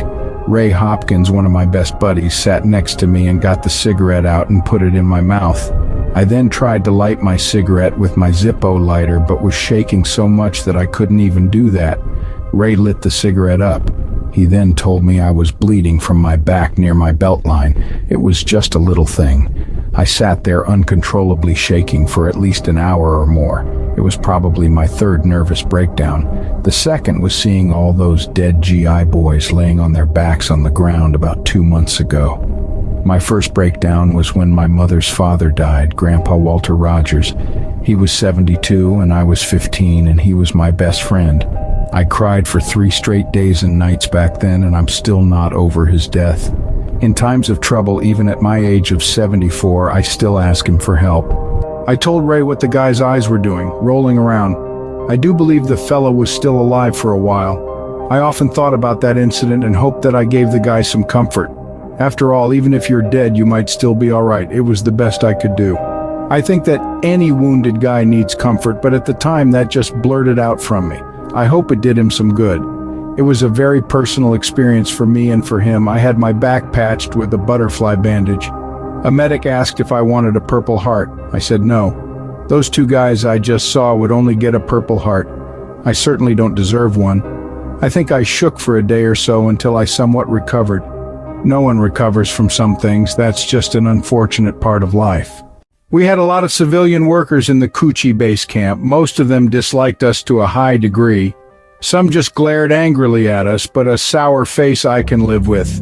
I cannot blame them. But they did like the little money that they made from the Americans. But the rocket attack with perfect accuracy at the perfect time was another one of those things that occurred at Coochie. Supposedly, guys spotted some of the Vietnamese civilians pacing off where rockets hit at times. The first rocket was right on top of us on the flight line. That was either very lucky or the rocket guys knew what they were doing. Just about a week ago, a rocket hit our hooch where about 8 of us lived. We had a few seconds warning and all of us dove out the doors and into an underground bunker that was next to the hooch. The rockets were just too close for comfort. Anyway, a rocket hit the top of the sandbags that made up the partial walls of the hooch and blew all the electronic systems apart that some of the guys bought at the Saigon PX. There were tape decks, amplifiers, large speakers, turntables, cameras, and even watches, all full of shrapnel. We got lucky that time, but some guys mourned the loss of their electronics, even though the electric was out most of the time due to the generator being blown up. They bought all those things to take home as they sold in Vietnam at very low prices compared to home. Even though we would get soaking wet and muddy from diving into the bunker, we always did that when rockets hit close. I never took my clothes or boots off in 3 months, but did change them once in a while. It was just something we lived with. Another thing we lived with was no shower water as far as I could remember. The officers had water sometimes, as I recall, but not the enlisted guys. Rank had its privileges. I don't remember ever brushing my teeth either. I'm not sure what that was about. Lack of toothpaste or toothbrush maybe, or just didn't want to be bothered. What kid liked brushing their teeth? Pretty much we were no more than big kids, skipping things that didn't seem important. I think we figured we could do all those sorts of things if we survived Vietnam and got back home. Someone told me that I shouldn't be smoking cigarettes as they were bad for my health, as if this whole tour was not extremely bad for my health. One of my good friends, who I have forgotten the name of now, was a crew chief, I think, in the other slick flight. I forgot what flight, first or second, I was in while in the 116th. Anyway, he was in a typical shoot down on a mission with us and had broke something in his back, but kept flying as a crew chief as the Army said he was not hurt enough to be sent home. He had a full head of hair when he became a crew chief, but it began to turn pure white. And not long after that, all his hair fell out. 19 years old, he was a great guy. Lots of weird things happened in Vietnam. There were the constant non-stop LZ and PZ missions going back and forth to the poles at the base camps where we would refuel. Now and then we would get separate medevac missions as all the medevac helicopters were either busy or shot down. During all of this back and forth, some of our helicopters were shot down and crew members killed and wounded. But the ones who took the brunt of all this violence was the infantry on the ground. Sometimes the NVA-VC would shoot like heck at the helicopters as we came into the LZ, but sometimes they would lay in wait for the infantry until all the helicopters flew away. Then the NVA-VC would make an all-powerful assault on the poor guys that we just inserted and kill and wound many. Then the enemy would soon melt into the countryside and disappear without a trace. No one had time to call in airstrikes or artillery even if they could. Many times operations were done outside of any artillery strike capabilities, and jet airstrikes would take an hour to get there. Gunships might arrive in 40 minutes. Vietnam was a very busy place. We never had enough on-time backup for any kind of battle that could ensue at anywhere at any time in our areas. To many of us veterans, any battle operations were hopeless from the beginning. This was 1968. The Army had at least 3 years to clear some of these problems up, but things were just getting worse and worse. The enemy was always way ahead of us in their tactical battle plans. Sure, some of them were getting killed, but 1968 was brutal to our fighting guys. Anytime our flight started to fly close to the ground in any area that we worked in, we received fire. This would tell even an idiot that things were not good. One first lift LZ that we flew into with 10 choppers, we started to shoot up both sides of the LZ with our M60S. Once the infantry guys in my helicopter jumped out, they, instead of hitting the ground and ducking so I could keep firing my M60 over their heads, they ran right in front of me toward the tree line.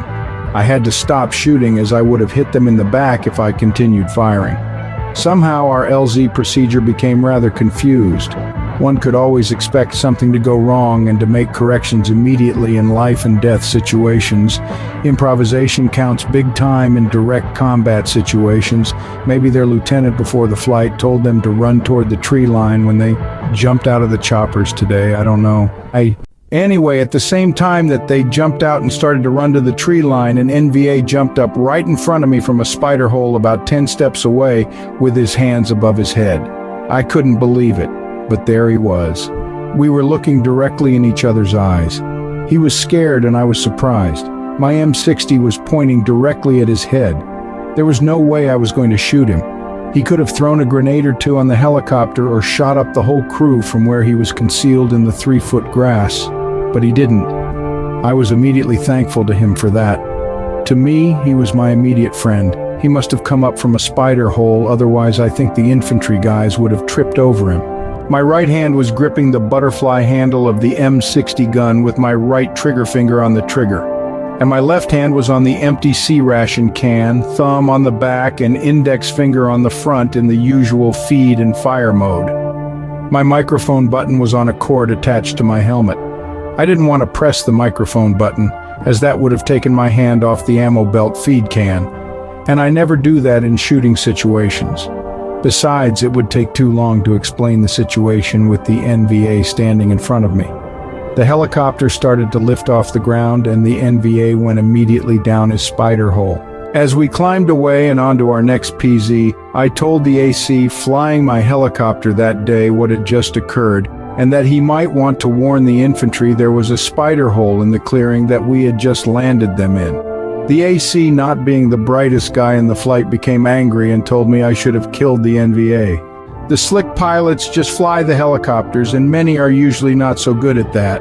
The crew chief is the mechanic and the gunner on the left side, while the gunner on the right side is just a gunner. The crew chief and gunner do the shooting and the killing if there is any to be done. Killing a guy that is giving up and who was apparently no threat to us was not for me. Besides, he could have killed us all but chose not to. To me, he gave us our lives and I gave him his life in exchange. Also, everything happened in about 3 seconds. There simply was no time to do anything except to shoot or not to shoot. I'm glad I didn't shoot and felt proud of myself for my decision. I never shot at a person that wasn't trying to shoot me or my friends. I never even shot an NVA-VC that I could see.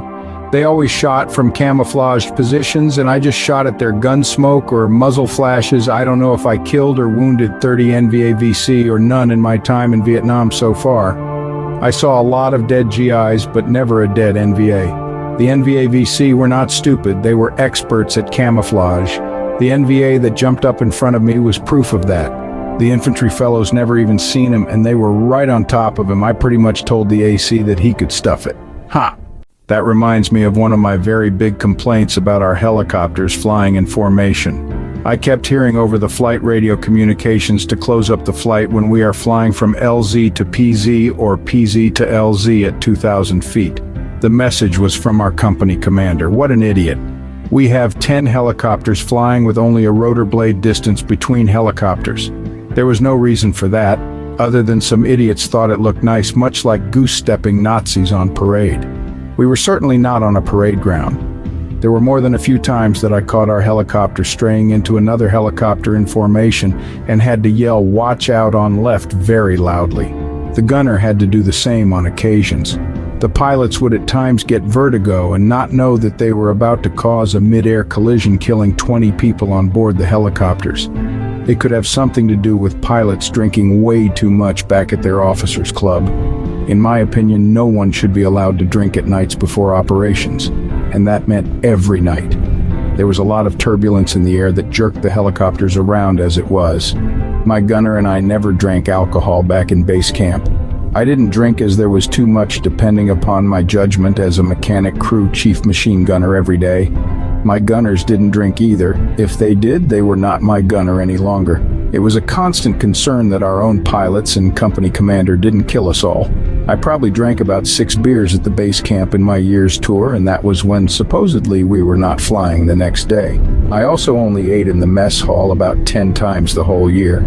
I preferred C-ration cans of fruit, cheese, crackers, chocolate, coffee, cigarettes, and water. That was my diet.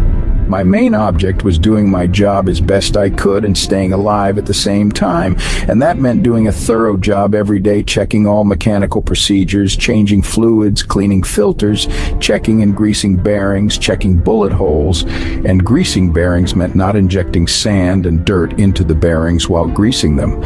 So, in the end, we were not only fighting the NVAVC, whose job it was to kill us, but fighting our own officers' stupidity, whose job was to be responsible but were not, both senior officers and pilots included. Not all pilots were idiots, just many of them. There were some very good and responsible pilots. Some of our LZs and PZs were cold, which meant that our helicopters were not fired upon when landing, which was a great relief to us all. At some point, only half the LZs that we flew into were we fired upon. Although we usually did 4 LZs and PZs a day, so we were not out of danger, but it was a big improvement.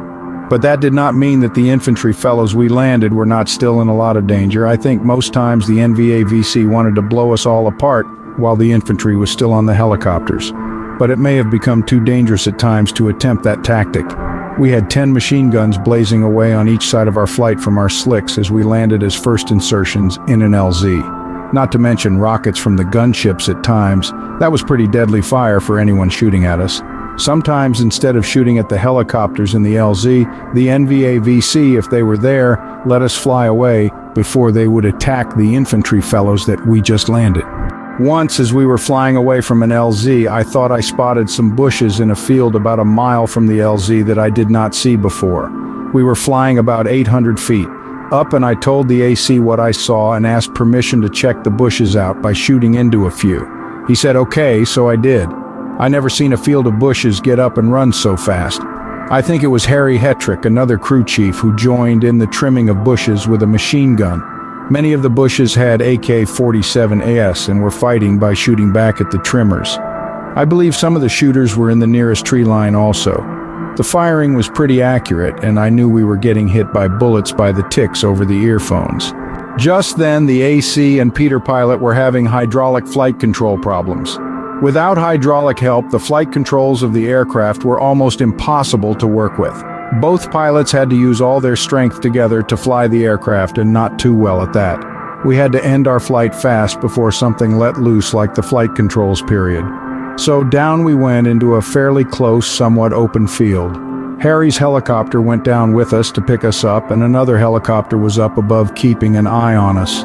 I figured where the trouble was and pulled off a panel on the inside of the helicopter in front of the transmission. That took about 15 seconds. Sure enough, one of the hydraulic lines going to the servo that serves the flight controls had a bullet hole leak in it. I always carried extra hydraulic hoses and some hydraulic fluid, as this hydraulic failure caused by bullets was fairly common. Harry came over and looked at the hose and agreed it probably could be fixed ASAP. It took Harry and I about 1 minute to change the hose and put more hydraulic fluid in the system. The pilots checked the controls and said no problem. Then Harry jumped in his helicopter, and both helicopters were back in the air in less than 5 minutes. This kind of immediate mechanical repair can mean the life or death of everyone on the helicopter, especially when the helicopter is flying alone. All good crew chiefs carried spare parts, tools, and extra hydraulic, transmission, and engine oil fluids. By feeling weird vibrations, sounds, and checking flight gauges, we could usually tell what kind of mechanical problems are occurring in flight. After hearing ticks over the earphones indicating bullets hitting the aircraft, crew chiefs go into a super sensitive feel of what the aircraft is doing. Does everything seem normal or not? Many bullet holes go through the floor and do damage to the JP-4 fuel cells located underneath. The fuel cells will sort of plug up to an extent as far as leaking goes, as they are made of some sort of rubber. I often wondered if the fuel cell would catch fire or blow up if a tracer round hit it. Altogether, I have had at least 8 bullet holes go through the fuel cells on my helicopter, and I still don't know the answer to my question, although the helicopter did not blow up or catch fire. The bullet holes come up through the floor and hit people or whatever. Once, an infantry sergeant who was leaning against me when we were flying into Daoting was shot in the lower spine area after the bullet went through the floor next to my foot. We were flying low and in formation coming into the base camp with loads of infantry when several helicopters were shot up from directly underneath, just about 70 yards outside of the base camp. Daoting was always a dangerous place, and we should never have come in so low. Just another foolish decision by our company commander that cost lives of some more young soldiers. Anyway, the infantry fellow leaning against me was a big guy, but when he got hit by the AK-47 round, he went flying up off the seat and landed on top of some infantry fellows sitting on the floor of the helicopter, nearly knocking them out of the helicopter. I don't know if it was the inertia of the bullet that sent him flying or not. He was screaming bloody murder and was going wild, kicking and punching his own guys. We were already over the base camp when this was happening, so I had no time to shoot back at anything, which I never saw anyway. I went to the aid of the guys on the floor and grabbed the wounded guy so he wouldn't knock anyone out of the helicopter, and to calm him down and look for the exit point of the bullet so I could patch him up.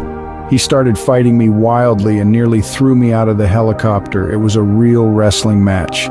My gunner helped me with the crazy guy. We landed and all the infantry fellows jumped off the helicopter, and no one seemed concerned about the crazy wounded guy. Maybe no one liked him. Who knows?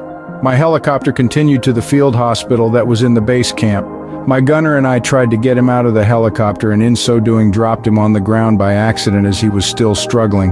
Then the medics came out and took him away on the stretcher. He was fighting us until we dropped him on the ground.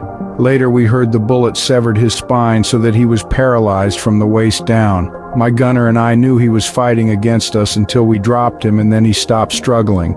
Even though we dropped him by accident, we felt guilty that the drop caused his spine to separate. Oh well. The flight lifted off and circled so that we were at a higher elevation, leaving Daoting. All machine gunners were on alert more than usual. Leaving the perimeter, I saw smoke in some trees about 70 yards out and started shooting at it. A few other gunners did the same. Who knows what it was? Maybe only a campfire. But in some places, campfires were used to cover up automatic weapons shooting at us without tracers. NVAVC never seemed to use tracers in the daytime shooting at helicopters. It gave their positions away, and they were all about camouflage and hiding until they had a distinct advantage over their enemy. It was they who initiated 98% of the battles. And the poor isolated infantry units, special forces camps, and fire support bases were the brunt of their attacks, and mostly at night and mostly toward the Cambodian border. The next day, my helicopter was assigned a single flight mission to take 2 senior officers back to their lodgings in Saigon. It seemed we would be let loose for a little while so as to have time to go to the PX to buy a few things. The AC decided to make this ride to Saigon an eventful one for the senior officers. I think they were 2 colonels. It was fine with us. We headed out as usual at about 1,500 feet, and then the AC asked my gunner and I to open up on a canal line, which we did. He dropped down to ground level extremely fast and told the officers that we were receiving fire. We then flew a crazy treetop level course, weaving this way and that way with my gunner and I firing into empty fields. It was a great amusement ride that Hueys were good at. Lots of G-forces switching around. The senior officers got airsick and scared and threw up into their hats. It took us about 30 minutes of this crazy ride to get to Saigon. The senior officers jumped out of our helicopter as soon as we hit the ground. One of them fell over and the other was helping him up when we took off like a bat out of hell. Ha! That was a lot of fun. Actually, we were used to this crazy flying at times coming out of PZs if we were taking fire. We did this in medevac missions too. If we were really good, we could do this coming into LZs, but usually we came in like a flight of ducks in a row ready to be shot down. Coming in like a row of ducks was not my idea of tactics. We could come in weaving, but still land one behind the other if I was in charge. We landed, I think, at the Saigon dog track where our helicopter would be protected by infantry assigned for that purpose. We all took motorized rickshaws to the big PX. My object was to buy a 35mm QL-19 Canon camera and film for myself, and a Super 8 movie camera and film for my buddy Ray Hopkins. Ray was in maintenance and we decided I could take some movies of combat operations and of just flying around. The PX was huge and had all sorts of electrical things like turntables, amplifiers, tape decks, speakers, and other items of great quality and low prices because of no customs fees or taxes. Most all good equipment was made in Japan at that time. I could only get color slide film for my QL-19 Canon 35mm, and supposedly there was nowhere in Vietnam to get the film developed. That would be okay. I will just send the rolls of film home to be developed. I would try to remember what I took pictures of and explain them to my family as they received the rolls of film. My gunner and I wanted to get back to our helicopter even though we had about 2 hours left to wander around. My gunner bought a nice Akia tape deck at the PX. We figured we got what we came for and didn't want to take a chance on getting robbed somehow, even though we both carried loaded .45 automatics. We took a motorized rickshaw back to the helicopter. The pilots were not back yet, which was fine. My gunner and I wanted to look over what we bought. Some of the infantry fellows came up and sat around on the helicopter and knew we were from the 116th AHC Cu Chi from our aircraft markings and asked how things were around Cu Chi. We told them not so great, and told them to keep their guard duty here as long as they could if they could. One of them said his cousin was sent to the 25th Infantry Division in Cu Chi as a grunt and was killed on his 9th day there. We said we were sorry to hear that. It was a common story for that area. People didn't last long as infantry there, nor as 116th Combat Flight Crews for that matter. Our pilots got back not too long after us with some electrical equipment. It was our shopping day. The AC talked to our operations room by radio, and we had orders to pick up a pallet of Black Label beer from Long Bin, compliments of someone for something. There were a lot of favors done back and forth, especially concerning helicopter units. We transported whatever to pretty much wherever. This was a favor for someone dropping some captured AK-47S off to someone. AK-47S were worth a lot as captured weapons, especially among the troops in the rear base camp areas. They send them home with big war stories attached. Self-imagined war heroes, whatever. We received a pallet of beer from them to be shared by the officers and EM club of the 116th. I never heard of Black Label as I was not an alcohol drinker, but I intended to try one of them as long as we were transporting so many. We landed in Long Bin and a forklift put them on our helicopter. What a nice shopping day this was. We flew back to Cu Chi with our load and were warmly received as the EM club at the time had no beer. My gunner and I each had a beer. It was hot as the EM club had no ice or coolers working at the time. Our generator kept breaking down. It tasted bad, I guess, as any hot beer did. I didn't finish mine and neither did my gunner as it tasted like kerosene to us. But probably any hot beer would taste like kerosene, we figured. Once we airlifted 60 infantry into a fairly open area which we could seemingly see no enemy anywhere around. As our 10 helicopter flight left to pick up more troops, the guys we just dropped off were hit very badly by a large enemy force. We came back with reinforcements and still could see no enemy. They seemed to disappear and appear when they wished as usual. I was one of the helicopters ordered to stay with the infantry in their ambush location. A smoke machine was brought out in another helicopter. I never seen one of those before. It was big and it had big blowers on it. I don't remember what fuel it burnt, but it could put CS gas down holes too. There was no more battle and the infantry found about 3 spider holes. Some guys rolled out some hoses and stuck them down a spider hole as far as it would go. They then turned the machine on.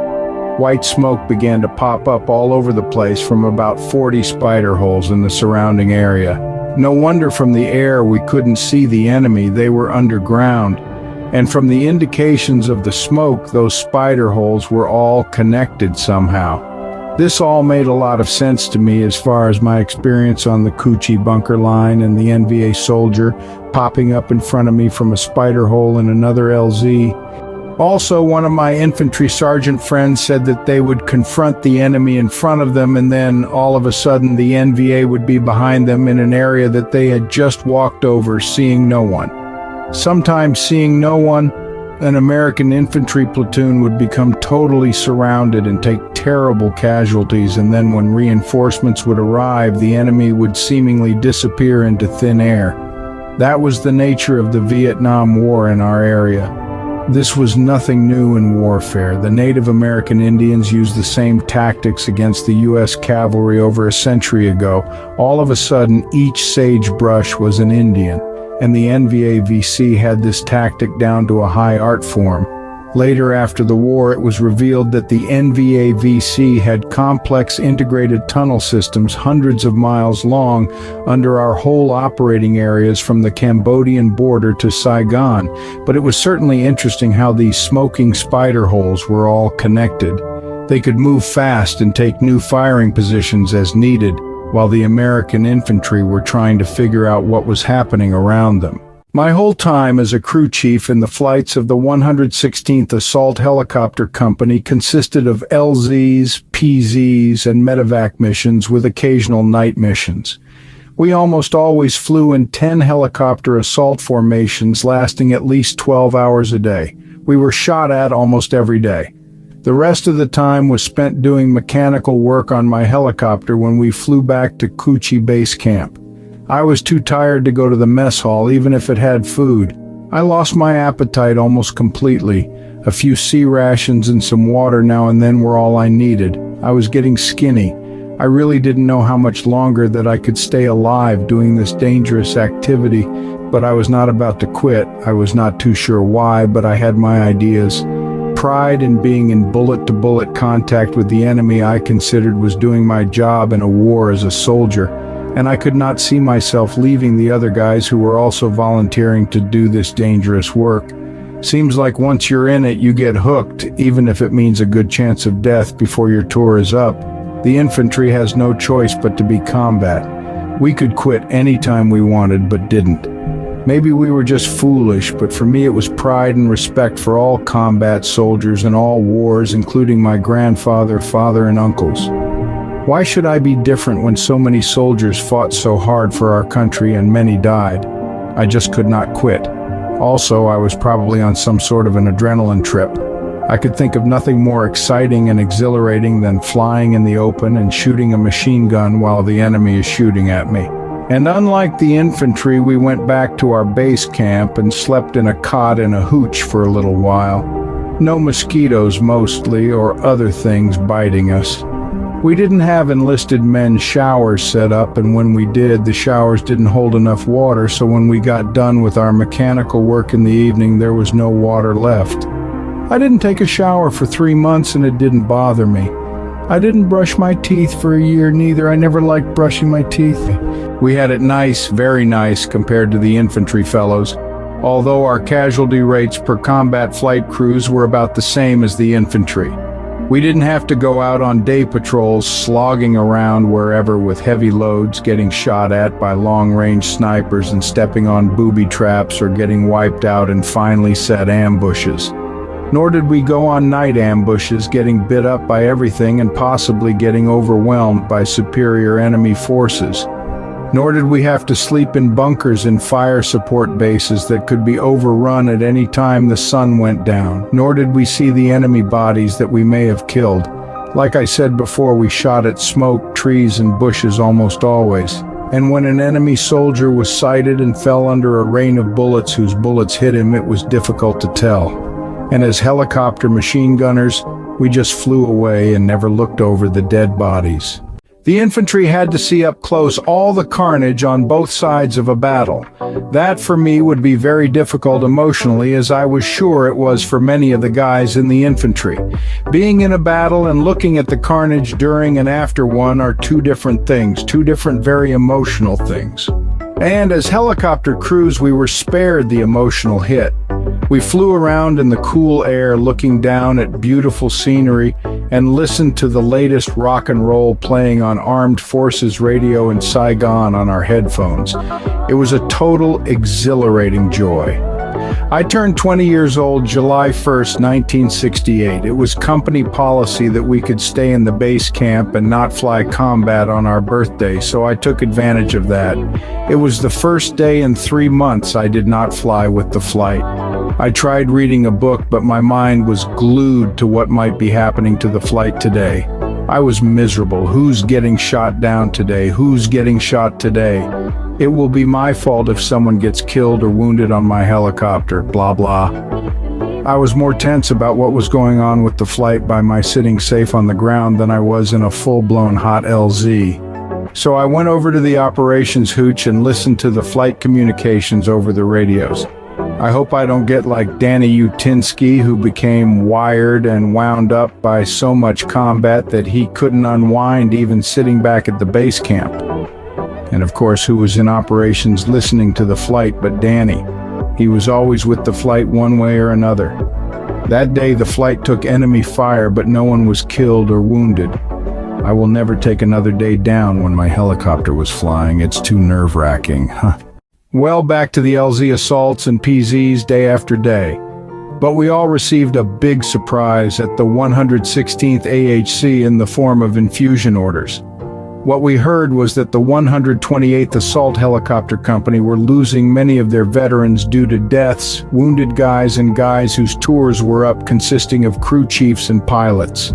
We were to go to the 128th as veterans who could help with the day-to-day combat missions. Too many new guys could be a problem in any combat company, especially helicopter companies. I carried a note from my flight leader expressing my wish to be assigned a crew chief as soon as possible, and he indicated that I was a good crew chief and good with a door gun. I, Harry Hetrick, Denny Fuller, and Ray Hopkins were assigned to the 128th AHC. Harry, Denny, and I were very experienced crew chiefs with both air medals and air medals for valor. Ray was in maintenance his whole time and could teach others. Pilots were assigned with us to the 128th AHC to bring experienced pilots into the combat crews. I don't know the names of the pilots as I didn't pay a whole lot of attention to pilots, but they were veterans. It was the sort of thing that pilots hung together with other pilots and crew chiefs, and gunners hung together with other crew chiefs and gunners, and maintenance guys hung out with other maintenance guys. Much of this had to do with everyone trying to learn as much as possible as fast as they could from veterans of their specific trade. A lot of lives depended on the helicopters and their combat crews and their specific know-how. I was made a crew chief in the 128th Assault Helicopter Company, known as the Tomahawks, in Puloy Base Camp almost immediately. We new veterans were told that if we found some practices lacking in efficiency, that we were told to correct things. We were sort of made head crew chiefs in the 128th immediately.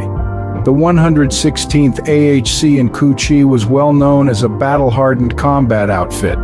While we worked with mostly the 25th Infantry Division in the 116th, we would be working with mostly the 1st Infantry Division in the 128th. Although at times we worked with anyone in our sector and beyond at times. The 25th Infantry and the 1st Infantry worked primarily in the same areas in the 3rd Corps, which seemed like in 1968 was the hottest combat area in all of Vietnam. No rest for anyone. There were several things that I thought could be improved once I got to the 128th and began flying with the flight on combat missions. The missions were the same as the 116th LZs, PZs, and medevac missions, but a lot more single missions than the 116th, which I began to very much like. Anyway, in the 116th, when we had a first insertion into an LZ with no friendly troops or villagers around, we went into the LZ hosing down the landing zone from both sides with machine gun fire from about 100 feet up, then landing and then about another 100 feet up taking off. If anyone was trying to get an open and clear shot at the infantry or our helicopters at that time, they would most likely become full of bullet holes. We sprayed the heck out of everything in our sight like a garden hose, but it was 20 machine guns firing 10 rounds a second each. I saw small trees sawed down and trees and bushes torn apart by our bullets. It was a very thorough suppression of any enemy idea to take good aim at us. And when there were friendlies on one side going into an LZ or lifting off a PZ, we would fire full blast on the opposite side. We were always shooting as much as we could in these situations. It is what saved many of our aircrew lives and infantry lives. The infantry loved it when we tore the heck out of everything with our machine guns, and so did we. What the problem was that I saw was that many of the crew chiefs and gunners still had 200-round machine gun ammo cans attached to their machine guns. That gave a gunner 20 seconds of ammo firing full blast before they had to change ammo cans.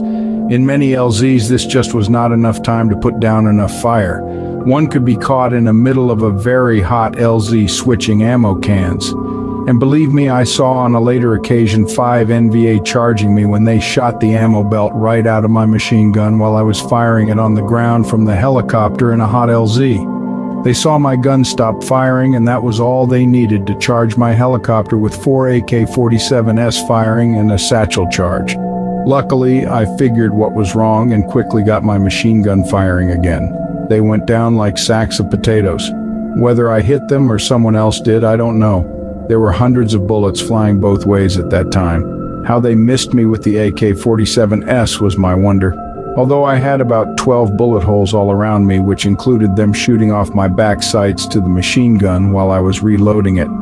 Anyway, I saw many times where helicopter machine gunners hit NVA-VC trying to get a shot at them or an infantry fellow. Trying to load another ammo can into the machine gun in a hot LZ could be just enough time for an enemy to jump up and put an RPG round into the helicopter to blow it to smithereens and kill everyone on board. Always avoid a foreseeable catastrophe. Always. In combat, when things get bad, there are no reruns. That's it. Both Harry Hetrick and I, as the veteran replacements, were agreed on all crew chiefs and gunners were to have minigun ammo cans strapped onto their gun posts as their machine gun ammo boxes. We were very demanding on this point. We felt lives were being wasted unnecessarily by having the small ammo cans. Minigun ammo cans, when fresh, held 1,500 rounds of 7.62 machine gun ammo, but we usually carried about 800 rounds in them so that they would feed effectively in our helicopter set-up gun posts. A little retraining of gunners firing the new setup was required, but that was no problem. The biggest problem was the company commander not letting us shoot up a first lift LZ when no friendlies were around. He said it was a waste of ammo. What a fool. It seemed in Vietnam that the higher the rank of an officer, the bigger the fool. Don't shoot at the enemy who is sitting there waiting to kill everyone who flies into the LZ. Saving ammo, I am sure, killed a lot of our guys. We eventually persuaded the pilots to talk to the company commander about shooting up the LZs properly. It worked to an extent, but not enough. After all, the company commander didn't land in LZs. Another thing I and Harry wanted the crew chiefs to do was to clean the turbine engines at least every other day so as to have proper power for getting out of trouble quickly or to carry more wounded or troops out of tight landing areas. A strong turbine engine saved my life and others on my helicopter at least twice in the past. Experience is the teacher. This supping up of the turbine engine required the crew chiefs to have a covered container of water in their helicopter revetments so that when they land for the day, the AC revs the engine up while the crew chief climbs on top of the helicopter and little by little throws water into the inlet of the turbine engine. The rotor blades are circulating just above the crew chief's head. A not very comfortable feeling, but well worth the effort. I managed to have the smartest ACs in the company to fly my ship, so I was lucky in this respect. They wanted a strong engine. They were Chief Warrant Officer 2 John Todd and Captain Bob Schwartz. Great guys, and not drinkers. At this point in my combat experience, I was flying combat for the last 4 months almost every day. I became very accustomed to the routine and could turn on the rock and roll on Armed Forces radio and listen to it without it interfering with other radio communications going on. There were a lot of mild rock songs also, which made it soothing and seem less dangerous to be flying above the beautiful scenery of Vietnam. It could be a dreamy experience. I was very happy about things. I thought that I would have been killed by now and nearly was many times, but was lucky. Experience and luck were the two important things that I figured kept me alive so far. My mother and grandmother sent me a St. Christopher's medal that I wore also as a good luck charm. And I had a St. Christopher's little plaque that I glued on to the instrument panel of the helicopter that they also sent me. No one complained besides it was my helicopter. I figured it wouldn't hurt. John Todd, a grade AC, was shot in the neck while flying by a bullet that came up through the instrument panel 2 inches from the St. Christopher plaque. But he survived okay. I was very happy about that. I didn't know it until I got out of the Army and back home that my mother and grandmother went to Catholic Mass every day I was in Vietnam. That was a lot of effort on their part. My grandmother was 73 at the time and couldn't walk that well. Since I'm 74 now, do I think all that praying and church effort helped me or anyone else? I just don't know. How would anyone know about anything spiritual? I would say that it helped my mom and grandma think that they were doing something to help me, which hopefully made them feel better about the whole situation. When I was wearing the medal in Vietnam, I figured it wouldn't hurt to wear it. And who knows, it may help. It was a nice thought of my family to try and give me some protection. Most of the guys in direct combat usually had some sort of good luck charms, mostly religious symbols like crucifixes and religious medals. Someone even sent me a cloth scapular which had religious scenes of cloth on 2 ends, front and back, on a string one puts over one's head. I thought that it might interfere with shooting or something and was a little too much maybe. Anyway, most guys figured if there was any time for a little luck or spiritual help, this was the time for it. Most of us were trained to be good and kind kids all through our lives, and then this unbelievable violence and danger. It was confusing for many. And I guess when we get back home, if we do, we can become kind and good again. It just didn't make sense to many of us.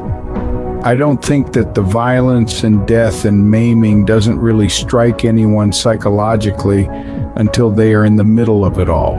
Training is make-believe compared to the real thing.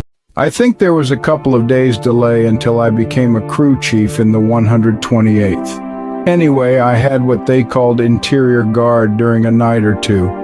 This duty consisted of walking around the company area at night armed with a rifle and whatever, searching for enemy infiltrators that try to blow up things with grenades and satchel charges. I went into the company mess hall for a short time for a cup of coffee. The mess hall was blacked out, so no light went outside, but it was lit up inside with electrical lights. I was sitting in back drinking my coffee when a guy walks in and demands food and some extra food. The cook refuses to give him the extra food, so the guy pulls out a .45 automatic and takes a shot at the cook, but misses him and then runs out of the mess hall into the night. The cook yells at me to go after him. I asked the cook if he knew who he was. He answered yes, that he was in supply. I said that we could get him later and that I was not going to run out in the dark night, my night vision ruined by the mess hall lights, looking for a crazy guy with a .45 and willing to shoot it. I said I would never be able to see him. The cook told me it was my job, and I told him it wasn't, and if he wanted to go after him so bad, to do it himself. After all, he didn't shoot at me. I told the cook I wanted to give him time to leave the area, and then I or whoever could go look for him. I went back outside and tried not to move around much. I didn't want to find the fellow. I'm sure he was all screwed up on something and he made a big mistake. It was really for the MPs to deal with, not me. He will probably be in very big trouble, and he probably won't even remember the incident. Otherwise, he wouldn't have missed the cook at such close range or even shot at him. Too bad what getting screwed up can do to a person. Some of our insertions into LZs of 60 infantry fellows were very peaceful, others not. I would say that only half of our LZs had sporadic firing directed at the landing force, and in the other half there was none at all as far as we could tell by gunshot hits on the helicopters. But once in probably every 4 days, we would get into a fierce gunfight while landing into a LZ or even a PZ. The 128th was a better company for survival than the 116th in my opinion, and I was very thankful to be infused into this company. We worked almost entirely with the 1st Infantry Division, and many of our operations were closer to Saigon than near the Cambodian border. Also, we would make many 60-man insertions in the morning and then pick them up before dark. This would not give the NVAVC the chance to organize around them and attack at night. We probably did these insertions and pickups about 3 or 4 times a day each. Much better tactics, I thought.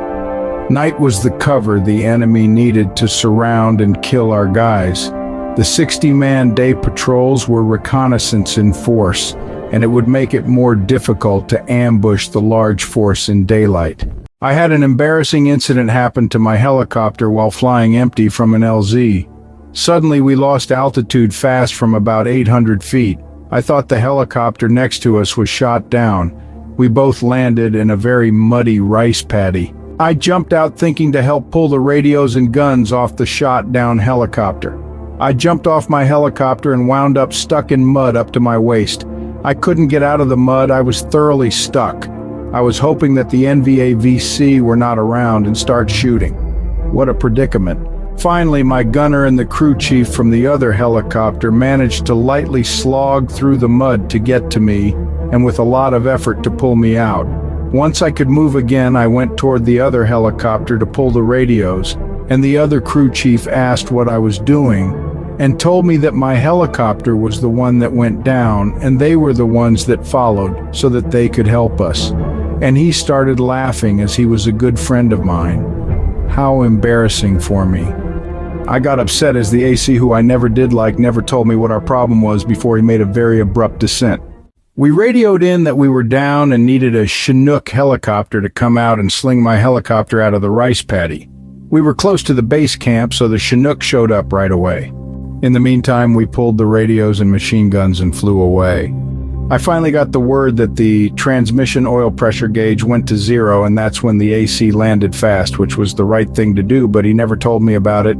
He was usually hungover, and maybe that was the problem. Anyway, I never got to look at my helicopter before the maintenance guys and technical inspectors were swarming all over trying to figure out the problem. A tech inspector said that the transmission oil gauge wire was loose that connected at the transmission and that it caused the instrument to show 0 pressure.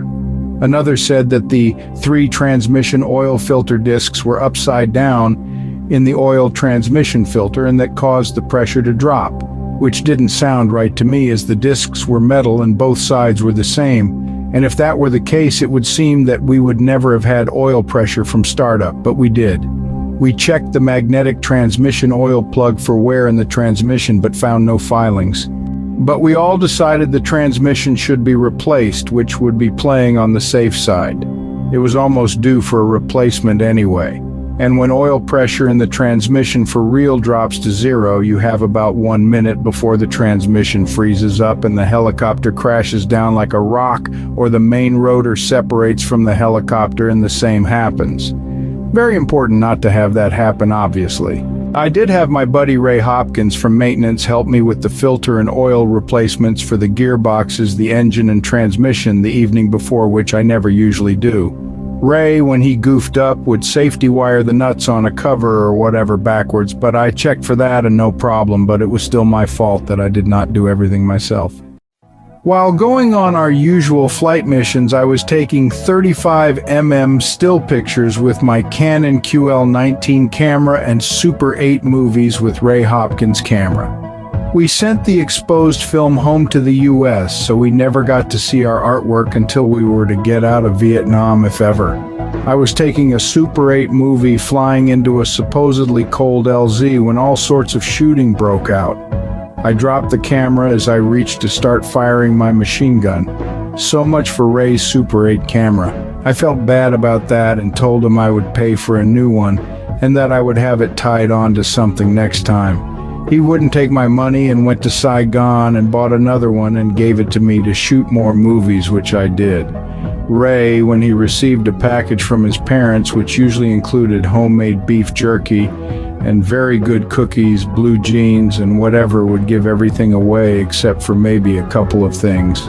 He was the most generous, good-hearted guy anyone ever knew. We had to tell him to keep some things for himself, and he would just laugh.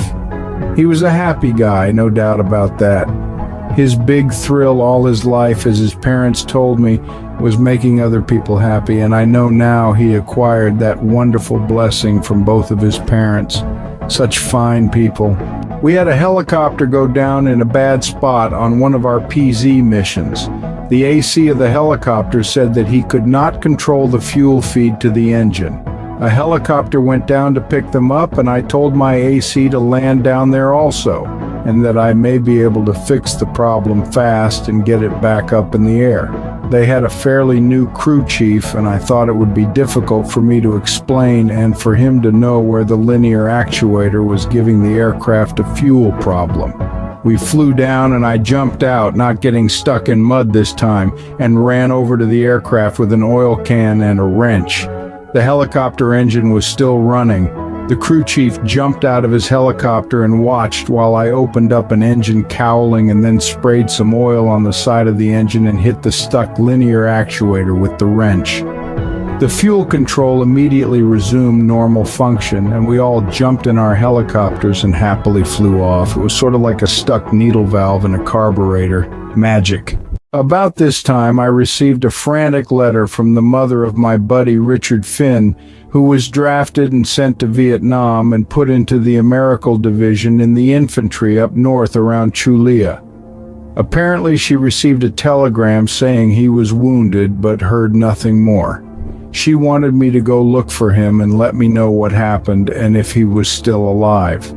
I showed the letter to my company commander, and he gave me 5 days to go look for him and wrote me orders to do so.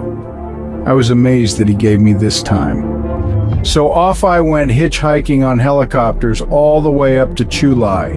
It was about a 360-mile trip one way. With flight wings on my chest and hat, it was easy to hitch rides. There was an unwritten rule that combat air crew members had priority on flights going anywhere. I had my .45 camera and a small pack only. I caught a ride out of Fuloy on an Air Force C-130. I sat on the floor holding a strap going across from side to side. The C-130 blasted off with the help of small jet engines. We were on our way with only a few bullet holes coming up through the floor. It was fairly empty, so no real problems. The NVAVC could just not help themselves from shooting at such a big, slow-flying target. We made it to Long Bin, where I caught a Huey heading on a long flight to Cam Ranh Bay. Cam Ranh was so beautiful I could not believe it. Pure sugar sand on a long beach. It was an in-country R&R center. I spent a night and day there eating a hamburger and drinking a soda and hanging around on the beach.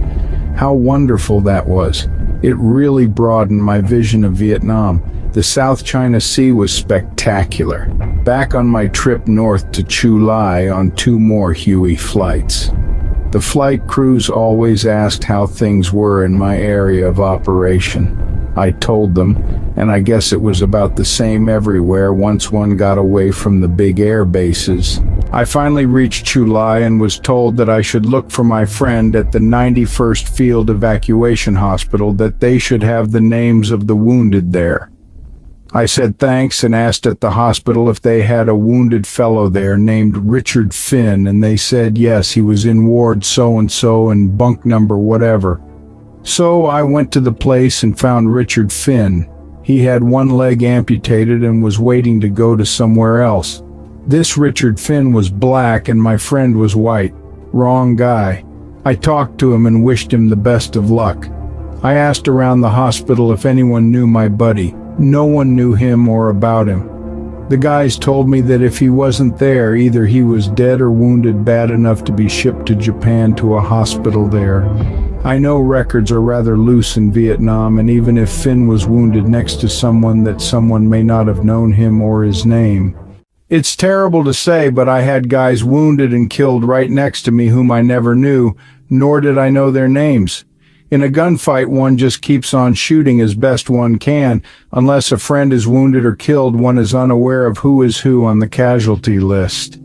It's heartrending to see so much death and tearing apart of bodies on both sides, but there is always the thought that is way back in one's mind that seems to be a little voice that says, "I'm glad it isn't me laying there." It sounds unfeeling and selfish, but it is not. It seems to be an automatic thought that pops up in a survivor's mind. I would say that when it's a very close friend that gets killed is the only time that little voice didn't speak. I know that was the case with me. I have talked to other guys about these kind of feelings, and they verified that they thought like I did as far as the little voice in their head. I learned a lot on my trip in Hueys flying above the South China Sea along the Vietnam coast. It was the most beautiful land that I had ever seen, and it was breathtakingly soul-touching. How could a cruel war be taking place in such a peaceful-looking place? I was looking at heaven as far as I was concerned. The crystal blue of the sea and the many dazzling colors of green on the valleys and mountains. The beaches of pure white and water falls along the rivers. Most people do not get the opportunity to see what I'm seeing. How lucky I am. I felt a great comfort come over me just seeing how beautiful everything could be. It changed the way I thought. Everything is beautiful. There are just some rough times to get over. A dreamy beautiful and a crazy reality. I finally arrived at Phu Loi and continued my crew chief job as usual. I had a good crew chief take over my helicopter while I was gone, and there were no problems. I wrote Mickey's mom, his name was Mickey Finn to many, and told her that I was not sure what happened to him as I could not find him.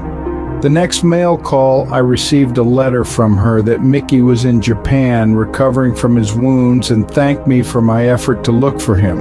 As I found out later, Mickey was in Vietnam about 2 months as an infantry fellow. When on a patrol, he was walking point with another fellow when the other fellow stepped on a mine.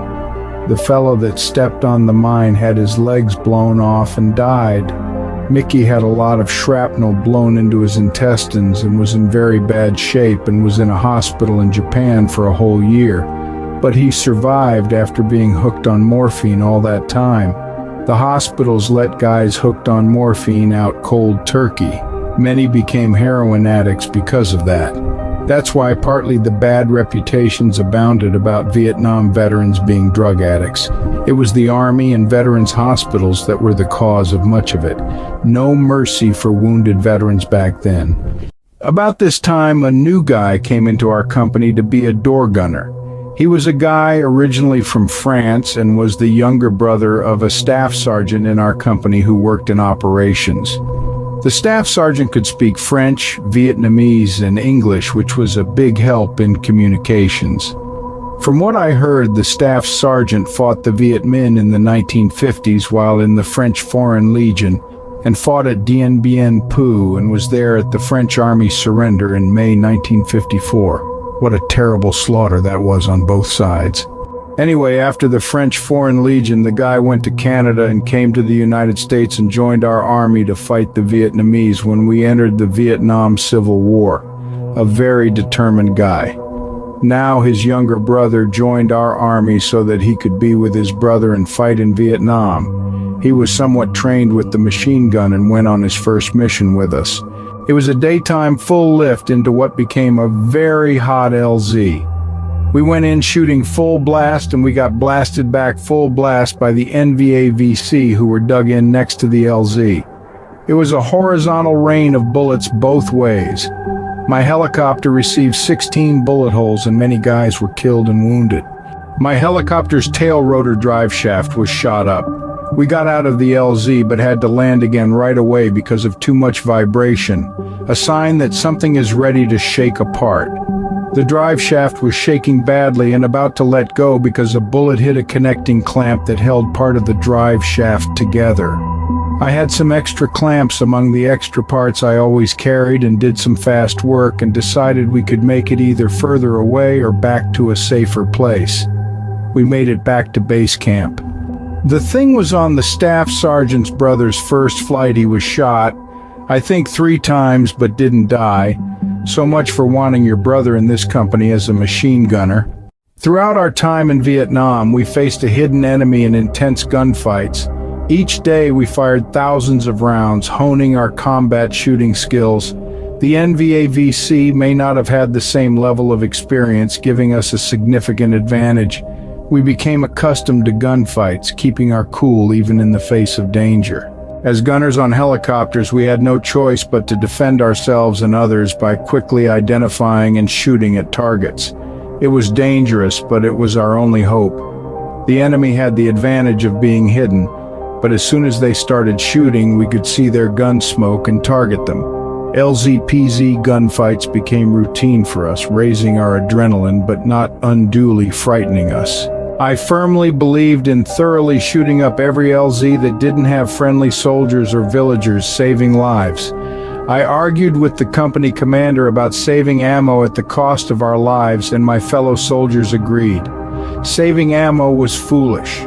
Perhaps the fact that company commanders didn't fly into LZs and PZs with us contributed to their lack of understanding. The new gunners and crew chiefs that volunteered to be Huey machine gunners in our company had to go through a little bit of gunner training, but training is not having someone shooting directly back at you, which can be quite unnerving.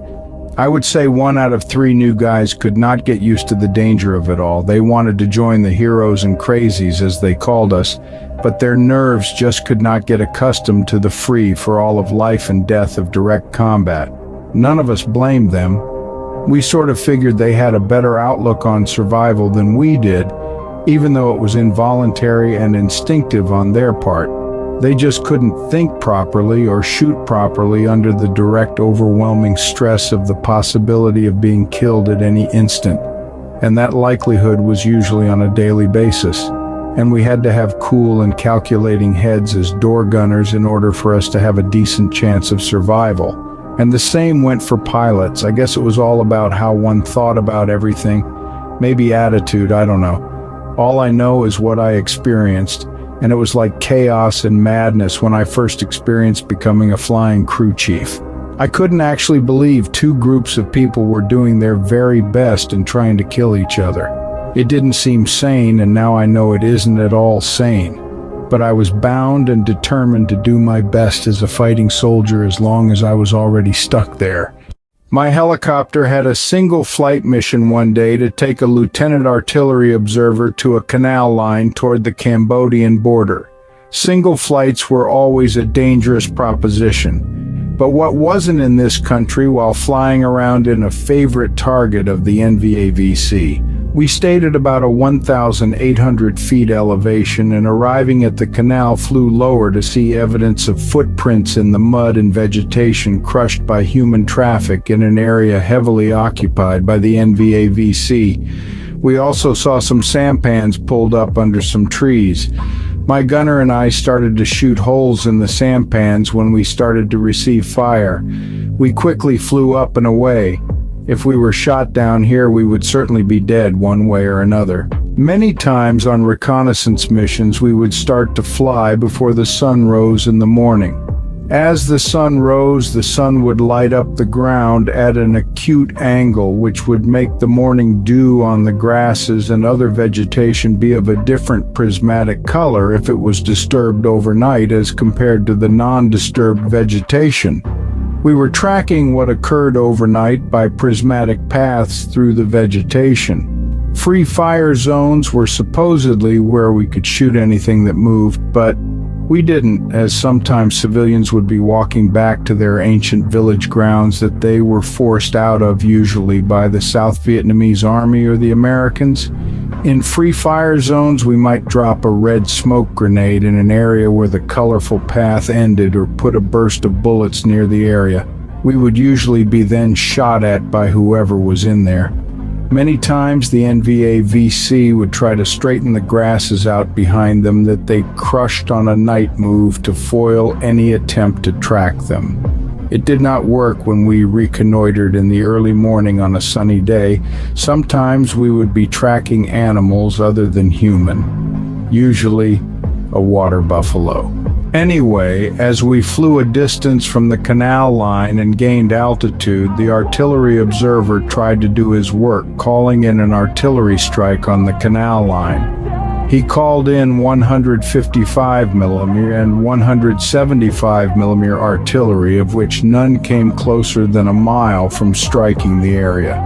The crewman in the helicopter had our radios connected to both the AO, artillery observer, and to the artillery batteries he was speaking with. He kept commenting on how well the artillery was decimating the area of the canal and that they were scoring a good body count. They were not coming close to anything and were just wasting ammo. My AC asked the AO why he was lying about the whole situation, and the AO said that it made the guys shooting the artillery feel good. My AC told him that was not right and that he would report him. We had a regular dispute going on in the helicopter. The whole crew agreed that these kinds of lies were totally disgusting. A body count would make the AO look good and would be an official phony body count that all of us knew was going on in Vietnam. Many times we would read in the Armed Forces Stars and Stripes newspaper put out in Saigon how a certain infantry company was credited with a certain body count that never existed. We knew better because we participated in the battle and knew the real outcome. Just for instance, a company was credited with 43 enemy dead and no mention of American casualties. When American casualties were 4 dead and 17 wounded and no dead enemy left on the battlefield. The 43 enemy dead was an estimate.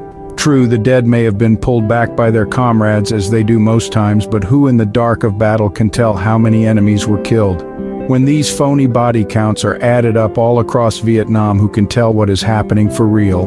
We reconnoitered more area but did not see any enemy as they stay very well hidden during the day in the woods, which was fine with us. Air Force jet airstrikes flew out of Tan Son Nut Air Base near Saigon and were used primarily when infantry outfits, base camps, fire support bases, or other friendly bases were in trouble. They were on call and it seemed airstrikes were in short supply. My AC did report the false AO report for what it was worth. We do not know what the outcome of the truth was except that it was the right thing to do. No one can trust a person who lies, especially in combat when the truth is imperative for staying alive. Lying should never be accepted behavior in any circumstance as far as we were concerned and should be punished severely. I had another experience of lies emanating from a long-range reconnaissance patrol, LRRP. It seemed that lately we were doing a lot of single flight missions either as extra duty or as separate duty. My helicopter took out and picked up about 20 LRRP patrols. The patrols usually consisted of 5 infantry fellows who volunteered for this dangerous work. They went out with light infantry weapons and a PRK-25 radio set. They were to do reconnaissance only. They were to hide, scout, look and listen and report. They would probably be all killed if any gunfight erupted, as they were only 5 in enemy-controlled territory. Very brave fellows to volunteer for such duty. We put most LRRP teams in areas around and fairly close to our fire support bases and base camps, but not always. We took them into specific insertion points and had prearranged specific times and places to extract them in case of lost communication. We would have them on board the helicopter and make pretend drop-offs at many points so as to try and confuse whoever was watching where they really landed. Sometimes my gunner and I would sit blocking the open doorway so that it would appear that they may still be aboard the helicopter. We did not like doing that as an air crew, as we thought that it could jeopardize all of us by not being immediately on the triggers of the M60S at all times. I'm sure we fooled no one anyway. Most times things went fairly smooth, but sometimes we never saw the LRRP team again. Their command would lose communication with them, and then we would go to the extraction point and no one would be there. We would look for them and find no one. We would check the extraction point at the prearranged time and a few more times. Nothing. Eventually we would give up, hoping somehow they could make their way to a friendly camp or patrol. The ones we lost were the ones we put out toward the Cambodian border. Not a good idea. They were probably killed or captured. Captured would be the same as killed, probably with some torture thrown in. I only heard of one Army fellow being captured and let go while I was in Vietnam. It was a Christmas present, the VC said. Anyway, we went to a prearranged PZ and extracted a LRRP team who was only out overnight. We put them in near a friendly village that we landed in many a time. We never had any trouble in and directly around the village. We picked up the team, and one guy who seemed to be the team leader told me that there were NVAVC in the village. I asked how he knew, and he said because they were getting heavy fire from the village. That did not sound right to me. The LRRP teams coming out of the field always talked to me first, as they were not connected to our helicopter radio system. Also, it was a sort of enlisted fellow to enlisted fellow thing. He said he would recommend an artillery strike on the village. I told him that he and his team would not be alive if the NVAVC were in strength in the village. I asked the 4 other fellows what they thought. They all said that they took light, inaccurate sniper fire from the village. Probably 1 rifle, so 2 different stories. To me, it sounded like some kid using his grandfather's old rifle to ward off the Americans, and I told them so. The 4 agreed. The idiot leader was trying to make a big deal out of nothing. I became very angry at the leader and was thinking of throwing him out of the helicopter at 1,600 feet. The other 4 guys didn't seem to like the leader. He was a downright liar who was trying to get the villagers slaughtered because someone took a few pot shots at him. I told my AC about the matter, and we had a big long talk over the helicopter radio on how to report this to his command. We needed intelligent, truthful people in the front lines, not this clown. He should be put in prison as far as I was concerned, or shot. I was very upset and told the other 4 guys this guy needs to be reported by you guys, and not only myself and AC. The leader was caught in his lie, and I think that somewhat subdued him. I did have my .45 at quick draw just in case. When we landed back at Puloy, we did report him, and as far as I know, he was not in the LRRPs anymore, and hopefully assigned to a rear area where he could not cause any more potential massacres. I mentioned the LZ experience before, trying to emphasize that the NVAVC and LZs are always looking for a good opportunity to take out you and your helicopter.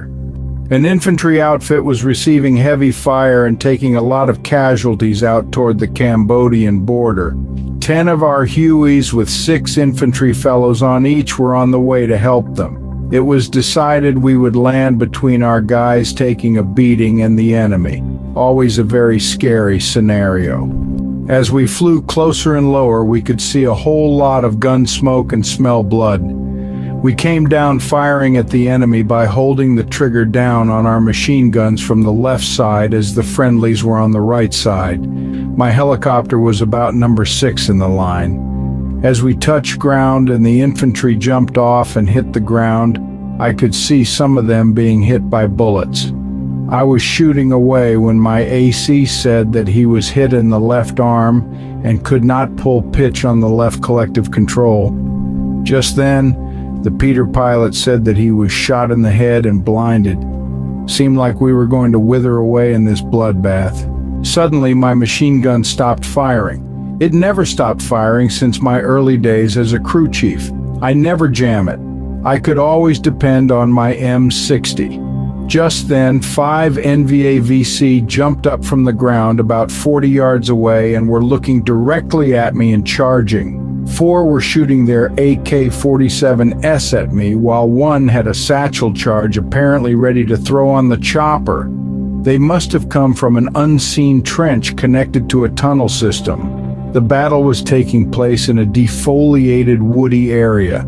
I had a fully loaded M16 ready to go hanging on the wall next to me. Life and death decisions are made in split seconds in these intense battle situations. I quickly looked down at my M60 and realized the ammo belt was not in it. I decided on the M60. I quickly lifted the receiver and slapped the loose ammo belt in it, closed it, and began firing at the 5 enemy directly running at me. They all went down like sacks of potatoes fast. Did I hit them, or did someone else see them and hit them? I don't know. There were walls of bullets flying everywhere. I kept shooting at where I figured the enemy was. Then my Peter pilot said that it was his plexiglass front shield that was hit by a bullet. He was still blinded, but could pull the collective up for the AC so we could get out of the LZ. So the AC was the eyes and was controlling the cyclic control arm and tail rotor pedals, and the Peter pilot was pulling up on the collective control arm. We barely lifted off the ground and flew about 100 yards when the helicopter began to violently shake. I yelled, "Put it on the ground." They did, so we landed in an area that was about 200 yards from the battle. They shut the helicopter down. I looked around the helicopter to see what had caused the violent shaking. There was a bullet hole directly through a push-pull tube that connected to the swash plate that controlled the main rotor. It was certainly crash time. I began to set up a firing position in some shrubbery with the weapons and ammo. My gunner helped the pilot and Peter pilot. They were doing okay. We expected the NVAVC to be on top of us at any moment, and we were going to at least put up a fight. But luckily some more Hueys arrived with infantry and the battle somewhat simmered down. Then a Chinook helicopter showed up, and I hooked up our helicopter to it, and our helicopter was airlifted away. And so were we by another Huey. When we got back to the base camp, my helicopter had 22 bullet holes in it. One bullet had cut my ammo belt to my M60, causing it to stop firing. One bullet shot off my back sight to the M60 while I was reloading it or shooting it. 2 bullets went through my case of fragmentation grenades at my feet. That really scared me. If a bullet set off the primer in one of the grenades, I would have blown my own helicopter sky high with 12 grenades. No more fragmentation grenades on my helicopter, and no more white phosphorus grenades hanging on my gun post either. I don't know how those AK bullets missed me, but they did. I had about 12 bullet holes all around where I was sitting. They tried, but no cigar. What kept me alive was some quick thinking and a whole lot of luck, pure luck. There were a lot of dead that did everything right, but it didn't save them.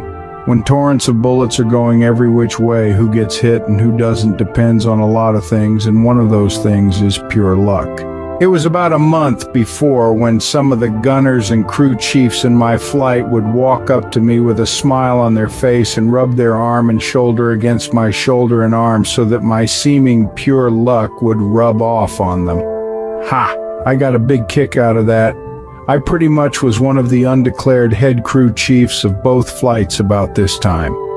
I was joined in this honor by Harry Hetrick, a great and very serious crew chief. I now had mostly Captain Bob Schwartz and Warrant Officer 2 John Todd as ACs. Those two were the best ACs anyone could ever ask for. Very sharp and great pilots that one could totally depend on.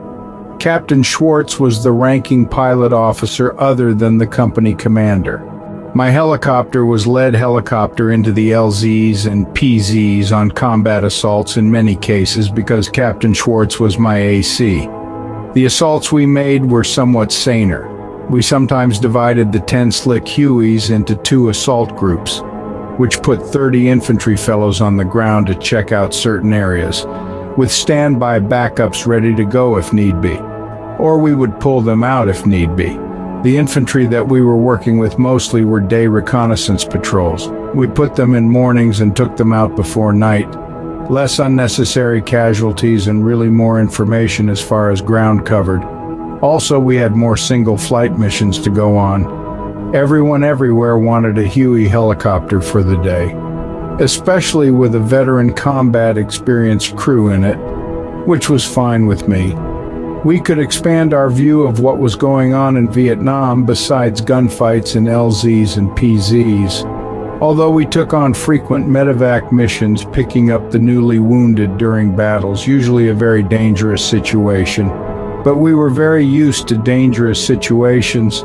Very dangerous situations were our forte. I know it sounds nuts, but if you can imagine a helicopter crew coming into enemy fire while chewing gum and not getting nervous or frightened, that was us.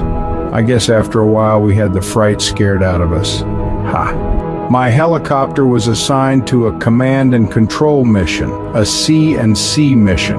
There were signs of a lot of enemy activity one of our daytime patrols picked up, so the senior officers that never get involved in the shooting war decided to get our guys in a gun battle the next day. We had all sorts of radios put into my helicopter. It was a huge bank of radios that connected all military assets in the area to each other, including helicopters, artillery, infantry, and jet airstrikes. We were going to bring down almost all our might on these cursed enemy of ours. What a joke. War games. Good luck with that, I thought. The NVAVC knew very well how to outsmart us. NVAVC tactics were to get as close to our infantry fellows so that artillery of jet airstrikes could not be used, or they will just disappear in their holes and tunnels.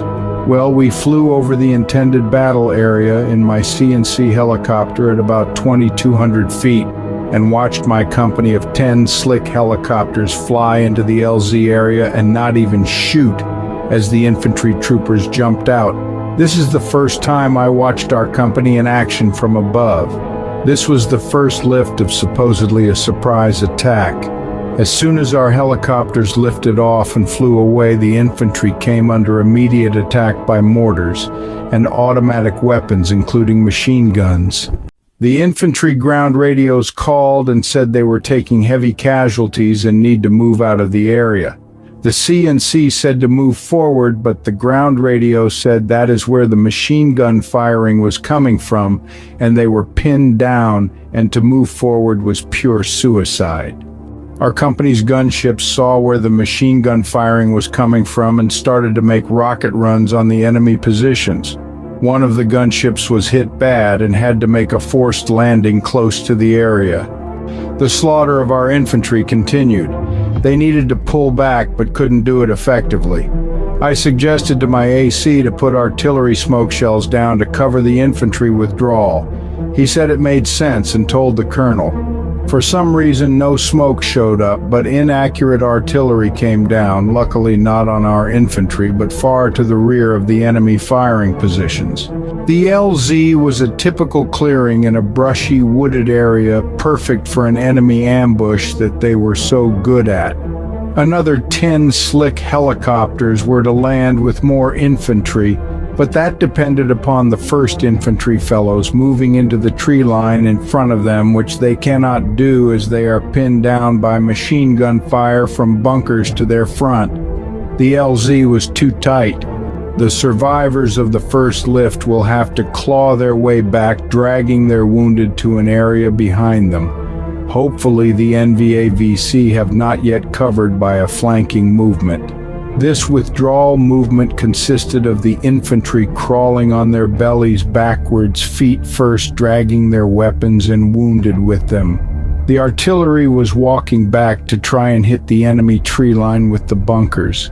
The enemy firing from the tree line then diminished and changed into sporadic firing. Our company helicopters now flew into the LZ, firing away at the enemy bunker system to the front, with our helicopter gunships trying to silence the NVAVC by firing also into the bunker line.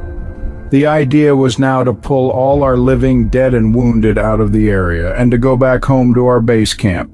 There were about 20 dead and about 30 wounded infantry fellows, some still out in the LZ.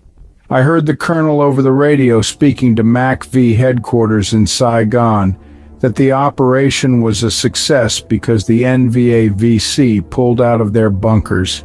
No one found any enemy bodies that day. It was a typical disaster for us, but was labeled another great victory for us.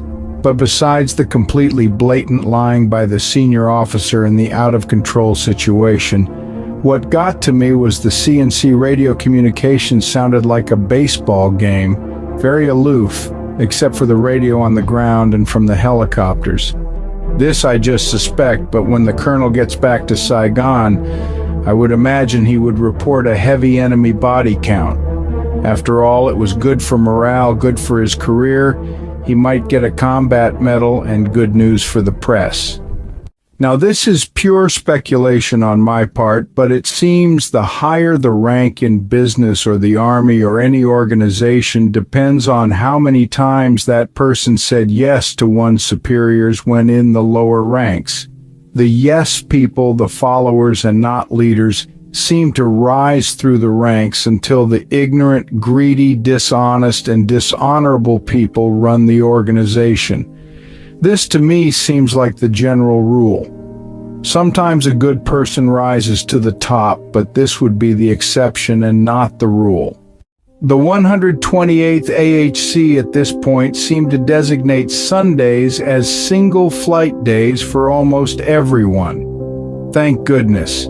Anything to get a respite from the LZPZ shootouts in the field routine. It gives the infantry a rest also. We all need that. It's not that all single-flight missions were safe, but they broke the sameness chain. Many a single-flight mission got pretty loose. Many a time we would hear over the radio, 220 landing at Saigon racetrack and will be out of radio contact for a while, but didn't want to say the crew will be enjoying themselves in a Saigon bar. We mostly had cokes, but enjoyed the music and the company of pretty Vietnamese girls. Many of the Vietnamese girls were very pretty. A lot of soldiers fell in love with some of them and wanted to marry them, but Army rules were strict on that subject. If I had any off time, I might have fallen in love with one or two or three of them. I fall in love very easily. One of my personality traits, I can be very sensitive to other people's difficulties, which I think is a good trait. It may have kept me alive in Vietnam on more than one occasion. I am a very friendly, smiling person, and no matter in what language, a smile is good. I also would give sea rations or money or whatever I had to many Vietnamese people. I had my family send me toys for the kids that I would hand out. I probably should have been in the Peace Corps instead of the Army. After one battle, instead of flying back to base camp empty, 2 NVA prisoners were thrown on my helicopter to take back to Pu Loi. They were stripped down to only their shorts and had their arms and hands rope-tied behind their backs. Also, their legs and feet were tied. I looked at them and considered them no threat to us or the helicopter. I had my duty in the gunners well looking around for people on the ground shooting at us. As we flew nearer to the base camp, I looked around and saw that there was only one prisoner on the helicopter. I asked over the radio where the other prisoner went. My gunner said that one of the prisoners rolled out of the helicopter. We believed him, figuring he wanted to avoid torture when questioned by South Vietnamese forces and committed suicide instead. About a month later, the same gunner said he threw the prisoner out at about 1,200 feet because the prisoner gave him an angry look. Oh well, angry looks are not good no matter what, especially as a prisoner. I could never have done what my gunner did, but everyone is different as far as compassion is concerned. The prisoner gave the evil eye to the wrong guy. That is, unless he wanted to free fall 1,200 feet from the helicopter, which probably is not a bad way to die. Another gunner story, of which I have many of, is, as we landed in the base camp, my gunner, now a different one, jumped down from the helicopter and tried to unload his M60 from the front, which some of us did sometimes. We would get tired and forget to pull the top up of the receiver to let the ammo belt out of the M60. We sometimes had to shoot coming into base camp, so it was a common forgetfulness thing. I did it plenty of times. It was a bad habit. Anyway, he was standing in front of his M60, which was pointed at the ground in its natural position on the gun mount when at rest. He then reached up to flick the lever so that the top of the receiver would open and let the ammo belt fall out. Our usual lazy, bad habit. Instead, he hit one of the butterfly triggers, which is right next to the lever, and the M60 shot out about a 4-round burst that hit him in the foot, just about tearing his foot off. I saw him doing this seconds before the M60 went off. Very bad, and he was bleeding heavily. I and some others put a tourniquet on him, and the medics rushed him off to the hospital on base. I never saw him again, as we were very busy at the time, but I think he may have survived, but most likely lost his foot. Days later, I was asked by one of our headquarter officers if I thought he shot himself in the foot on purpose. I told him no way that he would do that. Besides, what he did was a total accident and not a contemplated action. I was right there. It would have been easy for me to do the same thing. I showed the non-combat officer how easy it was to make the mistake he made. I told him I forgot his name, that my gunner was an honorable, very brave and competent person, and he would never shoot himself on purpose. He could have quit flying and go back to motor pool, a non-combat job, anytime he wanted. There was no reason for him to purposely shoot himself. The whole idea of a self-inflicted wound was ridiculous and was an affront to his honor.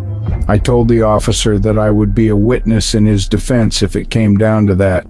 I heard that he was flown to Japan for further treatment and no charges were brought against him. True, there are some guys who would shoot themselves in the hand or foot to get out of combat in the infantry, but this was not the case with my gunner. We were taking casualties and needed crew chief and gunner replacements badly. We managed to get crew chiefs from the mechanics, but gunners just were not coming in. We even had ads out posted on bulletin boards everywhere we could put them, mostly around infantry outfits, sleep every night on a cot in base camp, blah blah, no takers. I'm sure there were many good reasons for this. One was the infantry guys didn't want to leave their friends even though their duty was miserable. A matter of honor, I would say. Another was that for some reason infantry fellows did not like flying on helicopters. There was nowhere to duck behind a rock or tree or hide in a hole when the shooting started. Flying into a hot LZ was a nerve-wracking experience, like let me jump off and hit the ground. But Army aviation guys didn't have to sleep in the mud with the mosquitoes, leeches, snipers, landmines, and NVA-VC. We did work with the Australian Army from Nui Dat quite often, so we put up 128th AHC gunners wanted ad on their bulletin board.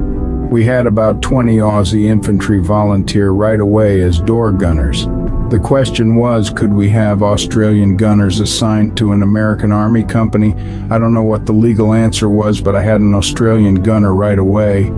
My first Australian gunner was a 9-year enlisted fellow in the Australian Army. He was a thin fellow and seemed a little on the nervous side. Anyway, he was trained on the M60 and then sent to me as a door gunner. Right from the start, he kept jamming up his machine gun. He would get about 10 shots out coming into the LZ, and then that would be it. I talked to him about it and showed him how to do things and asked if he was airsick like I was when I started flying as a crew chief and kept jamming my M60 up. He said no, that he was fine. Well, his machine gun would jam up time and time again. This went on for 3 days. The pilots complained that he was jeopardizing us all by not shooting effectively. I knew this, of course, and told him he could not be the gunner on my helicopter. With tears in his eyes, he begged me to give him one more day as my gunner. I said, okay, one more day. He was good at taking apart the machine guns every day and cleaning them, so he was a competent guy. The next day it was the same. He kept jamming the machine gun up after a short burst. It was my estimation that he just got too shook up flying into hot LZs and his fright got the best of him. There were many an infantry fellow who was brave on the ground but could not handle sitting up in front of everyone shooting at him and shooting back properly. As a flight, we went through many a gunner and crew chief for that matter for that very reason. It was like suicide to many not to take cover when fired upon. I knew the feeling well. He was devastated that he could not make it as my gunner. I felt very sorry for him and told him to try again later as a gunner with the flight. At least he tried. After that, I had another Australian gunner named Gary Turner who was an excellent gunner. And then another Australian gunner named Ernie Sparham when Gary was done with his tour of Vietnam. Ernie was an excellent gunner. Ernie and I became the best of friends. We had a single flight mission to pick up some officers and fly them around on sort of a tourist mission that they called reconnaissance. They were from up north somewhere and never seen our working area, nor did they have any influence in this area. But I suppose it could have some worth somehow somewhere. Anyway, on our way to pick them up from base, I think it was Long Bin, my super intelligent and somewhat conservative AC wanted to change jobs with me. This was not in any army orders or books, but we had our own important book to follow. We write the book as we go. I would fly the helicopter while he would be in my seat shooting my M60. The Peter pilot flew the aircraft while my AC did some shooting low level. If I attempted to fly the aircraft anywhere near the ground at this point, we would all die. We flew in an open free fire zone that had some dust on the ground so one could see where the bullets are hitting. No tree lines near where most enemies like to shoot at us from. My AC was having a whole lot of fun. We then flew higher and I had the controls while the Peter pilot switched seats with the AC. I was told to hold all controls steady.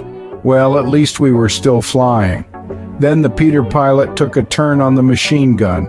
After a while we flew higher, and my AC would tell me what to do to keep the helicopter on the right course and in trim. I over-controlled mostly, but somewhat got the hang of it, although we wobbled a whole lot. We looked like a helicopter in trouble when I flew it, maybe like half out of control but flying. We came close to our pickup, the officers on tour area, and then the AC took control and the Peter pilot came up the pilot's seat and I went back to mine. But the officers saw the helicopter wobbling as it came in. They looked a little apprehensive and asked if there was anything wrong with the helicopter before they got in. My AC responded only when the crew chief is at the controls. We all had a good laugh except for our tourists. There were 3 majors and a captain. The captain had a duffel bag with him, so he was going somewhere for a while. We mostly flew at about 1,600 feet around the small villages around Saigon that were occupied by the Vietnamese people, which was a safe area, if one could consider anywhere safe in Vietnam. Everyone knew that to win the war, the NVA would have to occupy Saigon, and apparently these officers were checking out where they may come from, which we all knew would be from Cambodia.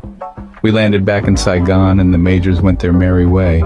We then had orders to take the captain north to the Central Highlands, or at least where some hills were. It was a long flight, and we topped our JP-4 fuel cells off at Long Bin. As we approached the hilly country, one could see that it was different and very beautiful. We flew around above the hills and sometimes at low level.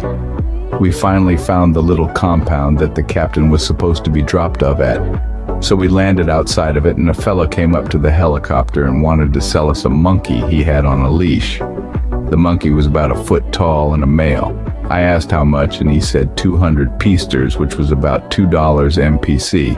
I gave him $5 MPC, military pay currency. And he gave me the monkey and a few bananas, which the monkey would eat when things calmed down. The little monkey was afraid of the helicopter noise and vibrations and hid under my seat.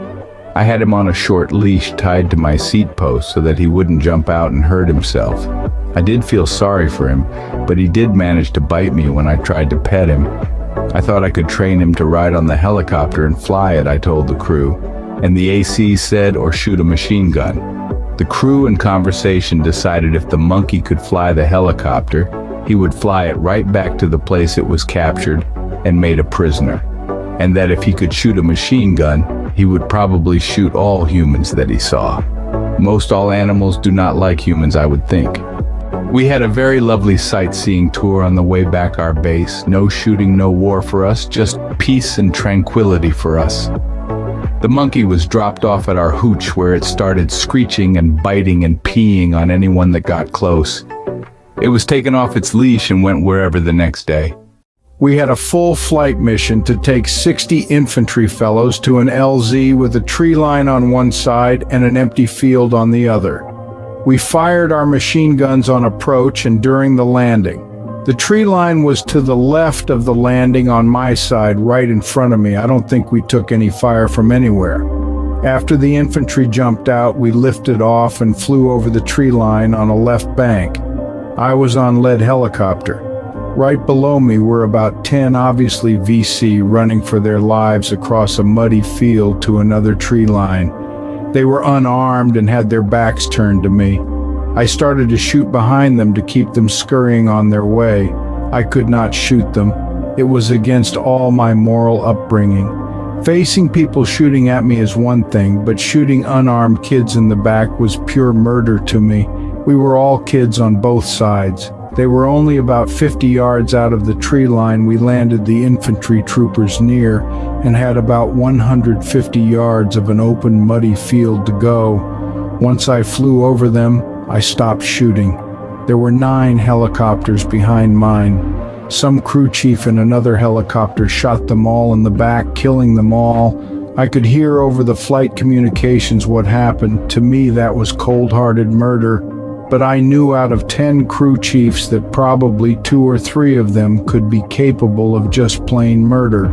We had a few more missions that day, and when we were finished for the day and landed back in base camp, there was a small crowd at my helicopter, all members of my company's combat air crews discussing the pros and cons of what I did not do. Most all of them said that I did the right thing and that possibly we could have captured them, although that would have been dangerous.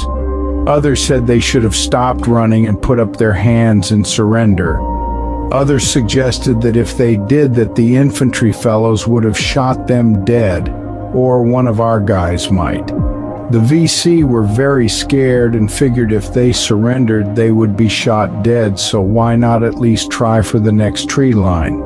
And that is apparently what they decided. Another fellow suggested that they may have been deserters from the VC or from the NVA ranks, and all the more important to capture them for information. Some said if they had weapons in the other tree line that they would be back in combat and be trouble for the infantry. I agreed that was possible, but then that would be the infantry's problem. No one in our flight took any bullets, and that could indicate that no enemy forces were around, but not necessarily. Why did they not have weapons with them? Most figured that they could run a lot faster without them. In the end, of 40 guys in the slicks, combat air crews, about 30, said that I did the right thing in their minds, that they could not kill them either. To me, that left about 10 cold-blooded killers in our ranks. Disgusting. This is war, they said, and they were not prisoners. I never thought that anyone was capable of shooting unarmed people in the back, whether they were NVA VC or not. It's just plain murder to me, and I feel sorry for the murdering idiot that killed them. He later will be haunted by this criminal act, I figured. I found out who it was. He was not in our discussion group. He was not the smartest guy, and those to me are the ones that could commit murder. To have compassion takes intelligence. I was called into the company commander's hooch and was asked why I didn't shoot the unarmed guys running. I told him to me it would be murder. He told me that I was not fit for combat. I told him I was flying combat for 6 months and he was a new company commander, and that in my eyes he was the one not fit for combat if he could shoot in the back unarmed men running away from a battle. Dismissed was his order. Nothing more came of it, probably because I was not disobeying a direct order, but we just had a difference of opinion of what constituted murder. What's the major gonna do, have me arrested or give me a bad write-up because we disagreed? We did know now who the murderers in our company would be. There should be some form of gallantry and not just valor in combat, most of us figured. Direct combat will always test the humanity and compassion in anyone. The good or the bad are not defined by who is fighting who. There are good guys and bad guys intermixed on both sides. I could tell a good guy on our side from a bad guy simply by the language one used to describe the Vietnamese people. The bigots were the bad guys. They pointed themselves out to the others by using the words gooks, dinks, slopes, slants, and other such derogatory names when describing the Vietnamese civilians or soldiers. Bigots never learn. Compassion takes intelligence. Tiny brains are the bigots' problem, and they make problems for everyone else. 2 helicopters from our company volunteered for a weird Cambodian mission. I and my helicopter and crew was one of them. American combat troops were not to enter Cambodia in 1968. There were mercenary troops working for us in Cambodia that needed resupply. I met a few Air America crew chiefs on CIA helicopters at refueling areas that did this resupply thing. They were making big money, they said, and that I should join them when I get out of the Army. Anyway, from what I understood, these resupply missions were very important, and that Air America Huey crews could not keep up with it all. So experienced helicopter crews were wanted to help them out. We had to take our dog tags off and make sure we had no identification on our person. We also had to take our rank and wings off our uniforms and paint over our Army markings on our helicopter. And if we were killed, we would be considered missing in action, MIA, and not listed as among dead Army troops. The MIA listing was the part I didn't like. None of us did. So we all wrote home that if we were listed as MIA, that we were most likely dead because of our flying into Cambodia. Who was the Army trying to fool anyway? We figured they were just fooling themselves. We picked up designated ammo, sea rations, and weapons that were dropped off to us from somewhere else and flew on our way. When we were close to Cambodia, we flew in at treetop level and by a smoke grenade found our landing site. As we approached, I could see all sorts of guys waving their arms at us. There must have been people from all over the world in that group of mercenaries, and they wore all sorts of clothing and carried all sorts of weapons. I think they pretty much lived off the land, but I really didn't know what they did. Once we landed in a somewhat open area, we were looking at piles of supplies that they must have dug up or captured from somewhere. They unloaded what we brought them and then started to load the helicopters from their pile of supplies. We checked out what they were loading. You cannot just blindly trust everyone in Vietnam or Cambodia just because supposedly they are your allies. There was a lot of ammo taken out, and there were wooden cases upon cases of glass vials of clear liquid loaded on my helicopter. I'm not sure what those vials contained, but they looked like they could go into a hypodermic needle apparatus of some sort. I figured that they contained morphine, but maybe it was methamphetamine or heroin. Why we just didn't steal some and find out, I don't know. All I know, it was supposed to be a secret find and we were told not to talk about it. Also, there were a lot of AK-47 rounds inside of lead canisters that reminded me of sardine cans. They could be stored by burying them or by putting them underwater. They were perfectly sealed against all elements and had Chinese writing on them. We had mortar rounds taken out too. I tried throwing them from the helicopter like bombs, but they didn't explode. We took out a bunch of brand new AK-47 weapons that were packed in grease. We kept some of those for trading items with the guys in the rear. We were loaded up and took off for, I think, Long Bin, where a one-star general and other officers were waiting to look at them when we unloaded everything. These flights went on for days. The mercenaries captured a lot of these kinds of things, but mostly the wooden crates of glass vials were of the most interest. I am pretty sure the vials were of morphine for wounded NVAVC. I liked the Air America kind of duty and knew I would apply to the CIA for Air America when I got out of the Army. The duty was a heck of a lot safer than what we normally did. We didn't take one bullet hole the approximately 4 days that we flew into Cambodia. I definitely liked that. Well, back to the grinding, shoot them up full flight LZs and PZs. We didn't do a whole lot of full machine gun suppression fire on our first insertions like I would want. Saving ammo was crazy. Anyway, the flight received a call for a medevac in our approximate area. I think, but I'm not sure, we sort of took turns from breaking off from the flight and picking up wounded before they bled to death. We headed down into a battle that was going on. We took some rounds but landed, and the guys were putting their wounded on our helicopter when I saw an unarmed medevac with a red cross on it also coming in to pick up the rest of the badly wounded. It was about 60 feet off the ground when it just blew up into flames and fell straight to the ground. Everyone dead. I never seen such a thing happen so fast and terrible. We lifted off and were on our way to the evacuation hospital in Kuchi, the closest base camp. An RPG must have hit the fuel cells on the medevac. I often told the dedicated medevac crew chiefs to paint over the Red Cross and get M60S on the sides. The NVA-VC see an easy target when they see the Red Cross. But I guess some of those guys only wanted to save lives and not take them. Some were conscientious objectors but went into the army to try and help people instead of dodging the draft. Very upright and super brave fellows, braver than I. My machine gun was my adult security blanket. I felt so bad for them, still do. My helicopter was getting a lot of single flight missions mixed in with the never-ending LZs and PZs.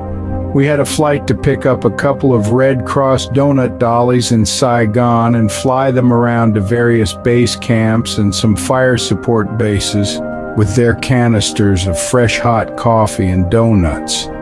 We couldn't believe how lucky we were to get that duty.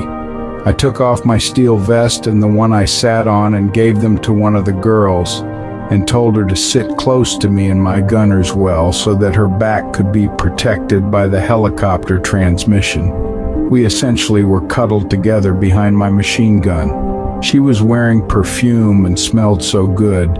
We had a great time laughing and really got along like boyfriend and girlfriend. Oh, heaven on earth. Her in her light blue dress, the pilots were jealous. Ha, my gunner was using the same tactics as I. These visits to various camps continued all day long. About sunset, we flew the girls back to Saigon. The sunset flight was very romantic. I fell in love, of course. The girls worked hard to bring cheer and hope to the guys in the camps. And flying in Huey helicopters in Vietnam was always dangerous. A lot of good people in Vietnam. Ending that beautiful day sort of broke my heart. A lonely flight back to the base camp. I sent most all of my pay home. There was nothing to spend it on in Vietnam except maybe to give some away to the needy Vietnamese, which I enjoyed doing. I liked seeing happy faces. It made me feel good. One needs to be generous, it seems, before a person can become really happy. I was happy in Vietnam. It was a dangerous adventure, but I was a happy fellow nevertheless, and flying the Red Cross girls around put the icing on the happy cake. Speaking of pay, all troops were paid in military pay currency MPC every month. MPC was like Monopoly money. It looked a lot like Monopoly money also. And what surprised me was that one day, all of a sudden, our MPC was worthless except for about $600 of it that we could exchange for the new MPC that just came out. Supposedly this was a tactic that combated people's attempts to get rich off the black market. For instance, if we needed new combat boots because ours were worn out, our supply guys didn't have them, they couldn't get any, but you could buy them on the street in Saigon for American dollars, Vietnamese piasters, MPC, or trade goods. Actually, American dollars were against the law for the military to have as they were steady in value, and it was easy to buy weapons with them if the NVA had them, which sounded nuts to me. The NVA received their weapons from China and Russia for free. The United States did not want their dollars to lose value by being spread around the world, was more like it. And the whole idea of MPC was to pay the military nothing unless they sent their money home from their paychecks. And I'm sure to try and keep some of the thieves and black market people from getting rich. Americans who unloaded the supplies from ships and planes were stealing the supplies and selling them to middlemen who sold them to vendors in the black market. We could not even get new jungle fatigues to replace our ripped and blood and oil-stained old ones. Lots of stealing going on along the supply chain. The Vietnamese who washed our clothes back in the base camp did not seem to use soap. Beating them in water along a river or in the base camp was about all the cleaning they got. The smell was getting beat out of them, but that was about it. No one had soap that I know of for anything. You could get it on the black market though, and that is what the changing of the MPC was intended for. If anyone had a lot of MPC saved up from some nefarious enterprise, that stash of MPC would all of a sudden be worthless except $600 of it. I imagine this idea worked to a degree. Outlawing American greenbacks would work also. This changing of MPC happened twice on my one-year tour. I sent almost all of my paycheck home so I would have some money if I survived my Vietnam tour. If not, someone else could use it. This gets me to the time that my grandmother sent me an American $20 bill in the mail. She had no idea that it was illegal, and I didn't think a whole lot of it either. During this time, it seems that one helicopter and crew were sent to Saigon for a sunrise to sunset rest and relaxation period. We had an extra helicopter and crew to fill in during these times. We flew into the Phu Tho racetrack in Saigon, where our helicopter would be guarded by infantry. We would then take a rickshaw to wherever we wished in Saigon. We did not take our rifles, but some of us took our loaded .45 Colt handguns and a few clips of ammo just in case. Saigon was a very dangerous place. Certainly not as dangerous as where we came from, but dangerous. The level of danger was somewhat kept down by both sides of the conflict because there was money to be made in the bars, brothels, hotels, black market, and everywhere else in Saigon. It was a money-churning place. My gunner and I hired a rickshaw driver to take us to the bar that he recommended. We invited the driver in the place and told him he could get what he wanted, and we would pay, no problem. We listened to Beatles music and had a great time talking to the pretty Vietnamese women. We were the only GIs in the bar. I think I had 2 beers as I didn't like drinking. I had Cokes and potato chips. My gunner drank more beers than I. It was fun and time passed quickly. We went upstairs and had close romantic encounters with 2 of the pretty Vietnamese girls. We left the bar and the rickshaw driver was behind us. Suddenly he pulled into a blind alley and ran away. My gunner and I were still sitting in the rickshaw when about 5 Vietnamese men yelling with steel swords raised in the air came running toward us from the end of the blind alley. My gunner is throwing up from too much alcohol or whatever. It was difficult to believe this was happening, but it was. It was like something from the Middle Ages or the pirate era. I pulled out my Colt .45 automatic handgun that I had under my jungle fatigue shirt and started to shoot at these guys. I don't know if I hit any of them, but they certainly gave up their attack and disappeared quickly. Geez, some sort of Asian bonsai attack with swords. My gunner heard the shots, of course, but was so sick he didn't even know what just occurred. I got him walking and we waved down a different rickshaw driver who rode us to our helicopter at the Phu Tho racetrack. We tried to figure out why we were attacked. Maybe it happened to everyone that went there. We were the only Americans there. Or it may be that someone saw my $20 American dollar bill and thought I had more. I always tip generously, and maybe they thought we had a lot of money. Whatever the reason, we made it back to the racetrack in one piece and told the infantry guys if they see the rickshaw driver that picked us up to ban him from taking people anywhere. We were flying our usual shoot-them-up LZs and PZs when we heard that Robert Kennedy was shot and killed. It was another heartbreaking day for us. When Martin Luther King was shot and killed back in April, emotional pain hit almost everyone. He was a guy who understood compassion and was not fond of the Vietnam War. 90% of us in our company who were fighting the Vietnam War were not fond of it either. It seemed a waste of time, money, and lives. We were doing the same things and going into the same LZs time after time after time, and accomplishing nothing but getting our guys killed along with some enemy killed also. The war of attrition, they called it. We figured it was a war of the expendables. We were the expendables. The Army expects a soldier to be killed. It's his duty. I felt many times that our lives out in the field were not worth a nickel. Death and destruction was part of the process.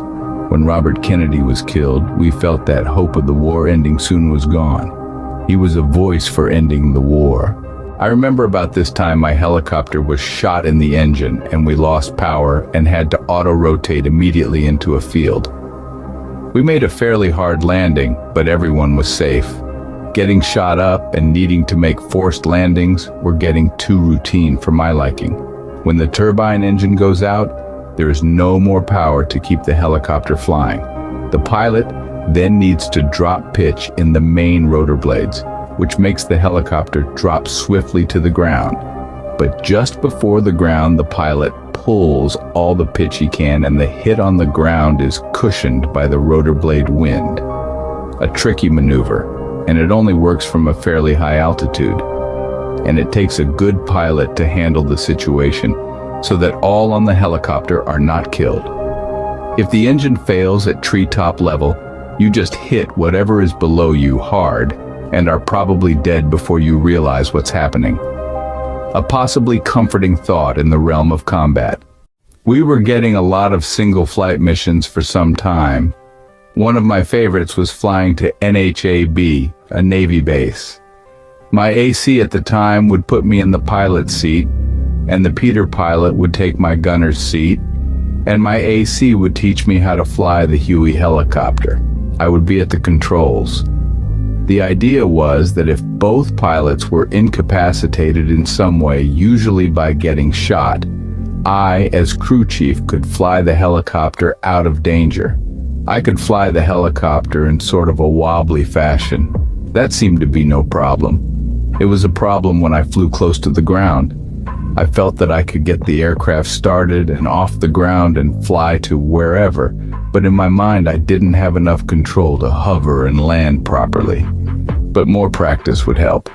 Anyway, we headed to NHAB, which was a naval base which was on the Songnabe River about 7 miles south of Saigon. We flew to NHAB about 5 times before.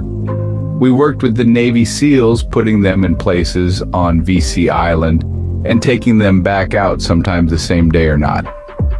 They didn't seem to be in the danger that our Army infantry was accustomed to. So we flew mostly low-level recon missions when not putting teams in or taking them out. To us, it was a break from our usual combat LZ role. We never took fire on our missions there, which did not mean there were no NVA-VC down there, but it was nice to not have bullets directed at our helicopter. The first thing we did when we flew into NHAB was to get a briefing of our mission and then head to the officers' mess hall, which had every luxury food imaginable. Shrimp, roast beef, lobster, steak, ham, mashed potatoes, many kinds of vegetables, and really anything. Different pies and ice creams for dessert, real milk and orange juice, coffee, iced tea, Coke, or whatever to drink. And they even had indoor flush toilets. Amazingly miraculous to us underprivileged Army fellows. My gunner and I were welcomed into the officers' mess because we were Army Huey aviation crew members.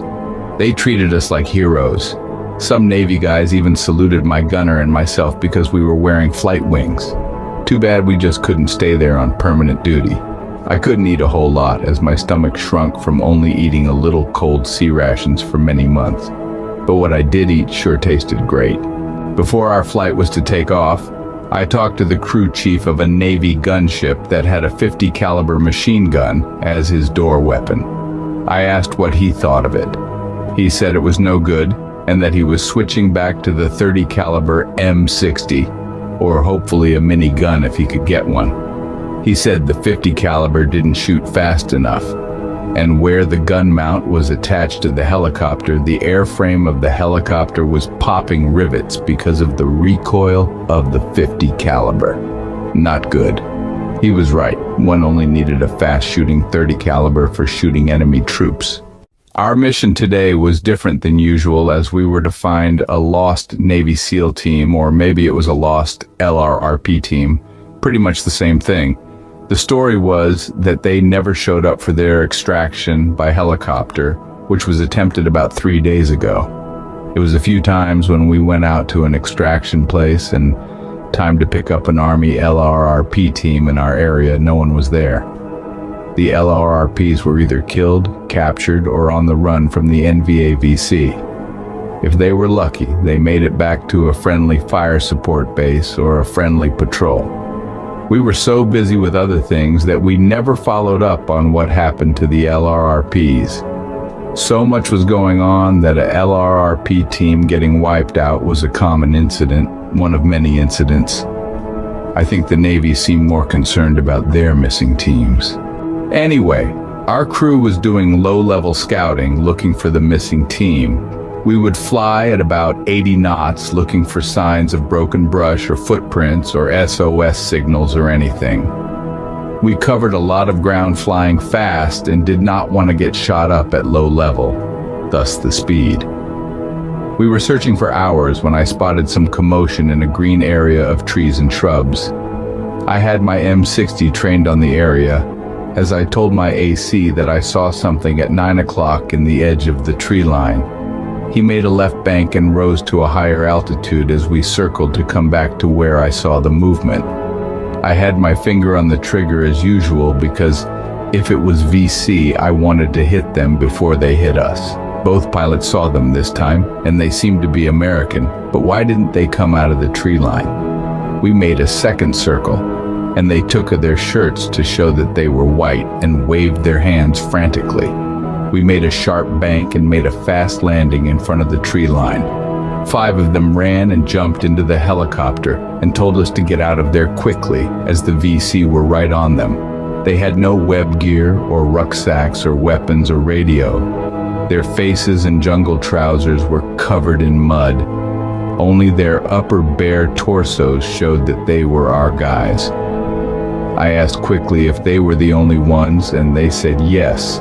So my gunner and I started to spray the area with machine gun fire. We didn't know it at the time until we shut down an NHAB that we had a couple of bullet holes in our rotor blades. We could always hear an electrical click over our earphones when bullets hit the airframe of the helicopter, but nothing when we were hit in the rotor blades. We could feel a slight vibration, but that was all. Anyway, the team we rescued apparently threw away the rifles and equipment and radio as they were out of ammo, and the radio didn't work as it took some bullets. They figured they could run and escape their pursuers more effectively than being slowed down by equipment. And I think that their pursuers were slowed down by checking out what they discarded. I didn't ask if they booby-trapped their equipment. Also, their pursuers may have thought that they did not pose a threat without their weapons or radio. Who knows? They were mighty thankful that we found them. We were heroes to the Navy that day. Nothing was too good for us at the officers' mess, and everyone was saluting us. It was just an everyday thing for us. But it felt wonderful that we were appreciated. It lifted our spirits a lot. To us, it was like going down a main street in a big city in a ticker tape parade, and all the people were waving at the heroes. I just want to point out that an inexperienced crew chief or gunner may have killed the reconnaissance team instead of saving them by shooting before recognizing one's target. It takes courage and steady nerves to recognize one's target. I think this is where a lack of fright or lack of anger comes in. Also, probably an acceptance of death during one's tour of Vietnam. A neutral attitude and a cool calculation of what one should do in any circumstance is essential for survival in direct, immediate combat confrontation. It would have taken me all of 3 seconds to put bullet holes in the 5 fellows if I were a jumpy, nervous fellow. That's why crew chiefs and gunners had not only to be good at their jobs, but had to have clear and steady minds during stressful moments. Same for the pilots. No one wanted an incompetent fellow on their helicopter. That incompetent fellow could get them all killed, or could kill innocent civilians or friendly troops. I heard it said that 20% of Americans killed in Vietnam were killed in accidents or by friendly fire. Well, the bullet holes in the rotor blades didn't seem to cause too much of a problem, so we flew back to our base like that.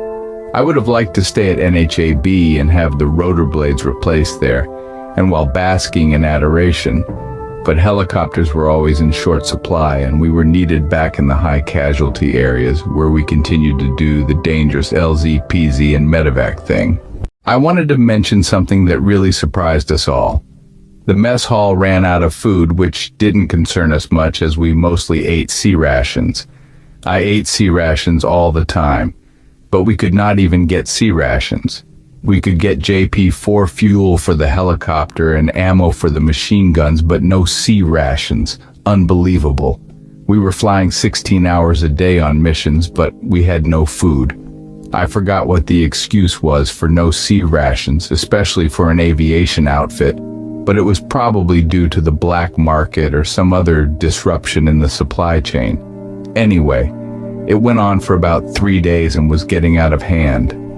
I was hungry but didn't eat much anyway. It bothered me for 2 days, but I got used to it on the third day, at the end of which we received C rations. We always had a limited supply of C rations, but we had them. But having none was different. About this time, we landed as a flight in Lai Key, the 1st Division base camp, and were told to shut down and wait for our next lift assignment off the main flight line. Lia K was out toward Cambodia on Route 13 and was directly in enemy-controlled territory, but what base camp was not, except one's very near Saigon? It was called Rocket City. Part of the base camp was in a Michelin rubber plantation. I liked the trees that afforded shade there. It was pretty. One of the pilots knew a cook in one of the mess halls, and we had a couple of captured AK-47s as trade items. We traded one AK-47 for 2 big tubes of salami about 2 feet long, a big rectangle of orange cheese about 1 foot long and about 6 inches square, 3 loaves of French bread, and many Cokes with ice in a cooler. Everyone in the flight had a big treat, and we even had some left over for ourselves for later. That was a big deal. It was like we had some food from home, much different than our usual C rations when on missions. A picnic, really. Very, very pleasant. On October 6th, we had our usual LZs and PZs. My very best friend Ray Hopkins from Grand Junction, Colorado, decided 2 weeks ago that he wanted to become a crew chief and fly with the flight. He was in maintenance for 5 months and on bunker guard with me for the first month. I asked him why he wanted to fly with the flight, as it was very dangerous. I said it was best to stay in maintenance where it was comparatively safe. He said that he wanted to be a hero like we were, flying on combat missions every day. He said he wanted to tell his grandkids some war stories that he experienced in the Army in Vietnam.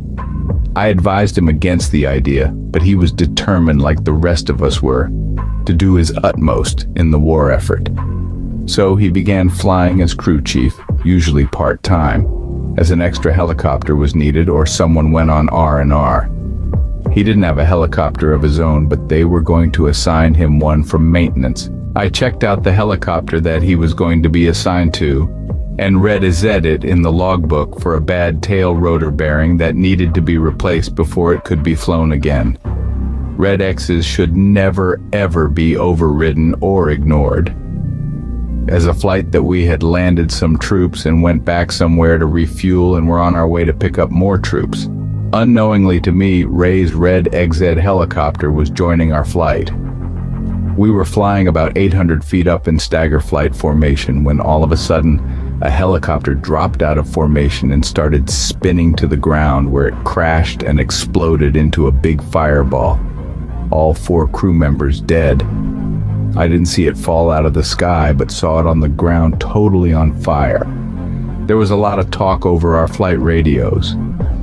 We could not go down and recover anything as the NVA VC were in strength on the ground, And besides, there could be no one still alive in the crash. I think we flew on and did our next LZ. There was a lot of talk about what number that helicopter was and who were the crew members on it. Through radio talk, I found out that the helicopter was the one I read Zed. I figured someone changed the tail rotor bearing and somehow the aircraft was shot down. Then through more radio back and forth, I found out that my best friend Ray Hopkins was on that crashed helicopter and that the tail rotor bearing was never replaced. I came on the radio and said that I had grounded that helicopter until the tail rotor was replaced. I read X said that helicopter, and it was not to fly with a red X in the logbook. Someone from headquarters, I think, radioed back that a tech inspector in maintenance circled my red X, making the helicopter clear to fly one mission. A tech inspector who never flew directly killed 4 of our combat crew by circling my red X, of which I never heard of done before. By the time the flight landed at Puloy, our base for the day, we all knew who the guy was that circled my red X. I jumped out of my helicopter and with my Colt 45 automatic in hand, I started to run to the maintenance hangar to kill the tech inspector. There were a lot of pilots and other flight crew members right behind me. It was sort of like a lynch mob. I was going directly for him. He seen me and turned around to get away. I wanted to tell him why he was dying while I shot him, but figured if he ran, I would still shoot him very dead anyway. I was grabbed from behind by a lot of guys from the flight and I let go of my 45. They wanted to kill the guy too, but didn't want to see me get into trouble. That was the last anyone seen the tech guy. They must have transferred him immediately before someone killed him. I pretty much collapsed into tears. I was totally devastated by Ray's death, just as I knew his parents would be. Ray was a single child of elderly parents from Grand Junction, Colorado, and he and his parents were such fine people. His parents were always sending Ray and his friends packages of beef jerky, cookies, clothing, or whatever. Ray enjoyed giving things away. He got an actual thrill seeing other people happy. That's what made him the happiest. The 4 crew members that were burnt in the crash were listed as missing in action by the Army, because all the bodies were just ashes and their dog tags melted in the extreme heat of the metal and fuel fire. Really nothing left but the heavy transmission. We had a religious service for the 4 fellows, and I sent Ray's parents a letter stating how he died, and that indeed he was dead, and had everyone in our flight sign the letter. I expressed in the letter how Ray was a great guy and everyone liked him, which they did. Ray was 18 years old when he died. He was forced to join the Army by a judge in his hometown at 17 years old. Otherwise, he was to be thrown in jail for drinking beer. I cried for 3 days and nights straight. I was useless and did not fly in my helicopter and told the company commander that I quit the Army right then and there. He could shoot me or throw me in prison, I didn't care. That was it for me. It was probably my second mental breakdown in Vietnam, and my third one in my whole life. The first was when my wonderful grandfather, the father of my mother and uncle, died. The second was when I saw that bunch of dead high school soldiers laying side by side whose parents didn't know they were dead yet. And now Ray and the other guy's dead, and the war keeps going on and on. All this killing on both sides, such a waste. The company commander looked at my record of combat hours for 12 air medals, 1 air medal for valor, and various recommendations, and decided that instead of court-martialing me, that he was giving me a 5-day leave in country in a place called Vung Tau, along the South China Sea coast, to work my sorrow out. He told me it was under the guise of a TDY, temporary duty pass, and to just get drunk or whatever. I thanked him for his leniency and jumped on a helicopter the next day that was headed that way. I took my 45 and some MPC with me. I learned from the crew chief on the helicopter that Vung Tau was a very nice place, an R&R center, rest and recuperation, for both the VC and us. I wondered about how that could be. He said that everyone just minds their own business. I figured that's how it should have been in the first place. Thus both sides could have avoided all this killing. I arrived in Vung Tau and went to the army barracks where I was to show someone my TDY pass and sign in, which I did. I was then told by my company commander once I did that to keep my pass with me and I was free to ramble as I wished and to get a hotel room or whatever. I paid for a hotel room which consisted of a concrete room with a concrete bed with some straw and a blanket on it, one small window and a door. I probably was charged way too much but didn't care. Next, I went looking for the seacoast, which I knew would put me into a dreamy state of mind. It always did. I found the South China Seacoast 1 block from my hotel room. I had no luggage, so I just headed toward the seacoast and started walking on a small dirt road that followed the coast. It was very beautiful along the coast, with land going up into some foliage on the other side of the road with very nice adobe houses and temples looking over the sea. Along the water's edge, many Vietnamese women were mending and making filament fishing nets. I smiled and waved to them, but they mostly ignored me. They were probably mostly VC sympathizers, I would think. Don't get friendly with an American soldier, the older women probably instructed the younger women. Chinese fishing junks were just offshore fishing or hauling goods, just like the ones I saw pictures of in the library back home when I was a kid dreaming of faraway places. Well, I'm definitely in a faraway place right now. The whole coastline I walked was peaceful and beautiful in the extreme, just like in a dream. Even the sea was calm and glistening with sunshine sparkles. After a few miles, I came upon what seemed like maybe an adobe temple turned into a restaurant with a veranda overlooking the sea. I walked up the slope and sat down at a table that overlooked the sea. No one else was in or around the adobe structure, except a French fellow that owned the place, and an elderly Vietnamese couple that lived or worked there. I explained that I wanted to be left alone and ordered a bottle of French liquor and a pitcher of water. This they brought to me as I showed that I had MPC and then let me alone to my thoughts. I think they brought me some oysters that they said I would like. I thanked them. I think I had not eaten in at least 3 days. I sat there looking at the peaceful sea, drinking alcohol and water. Me, who doesn't even drink. I did this for hours. They must have watered down the liquor, for I could not get drunk. Just as well, as I finally decided to walk the coast road back to town as the beautiful sunset was in full bloom. I was the only one on the road. How blissful. I arrived in town as the day turned to night. I decided just to go up to my room and sleep on my concrete bed with straw on it.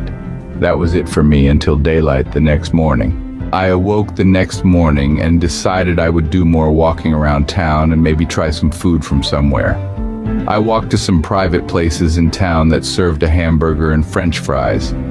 I stopped at one and tried eating. I did manage to get some food down with a cold Coke, but not much as I was used to not eating much.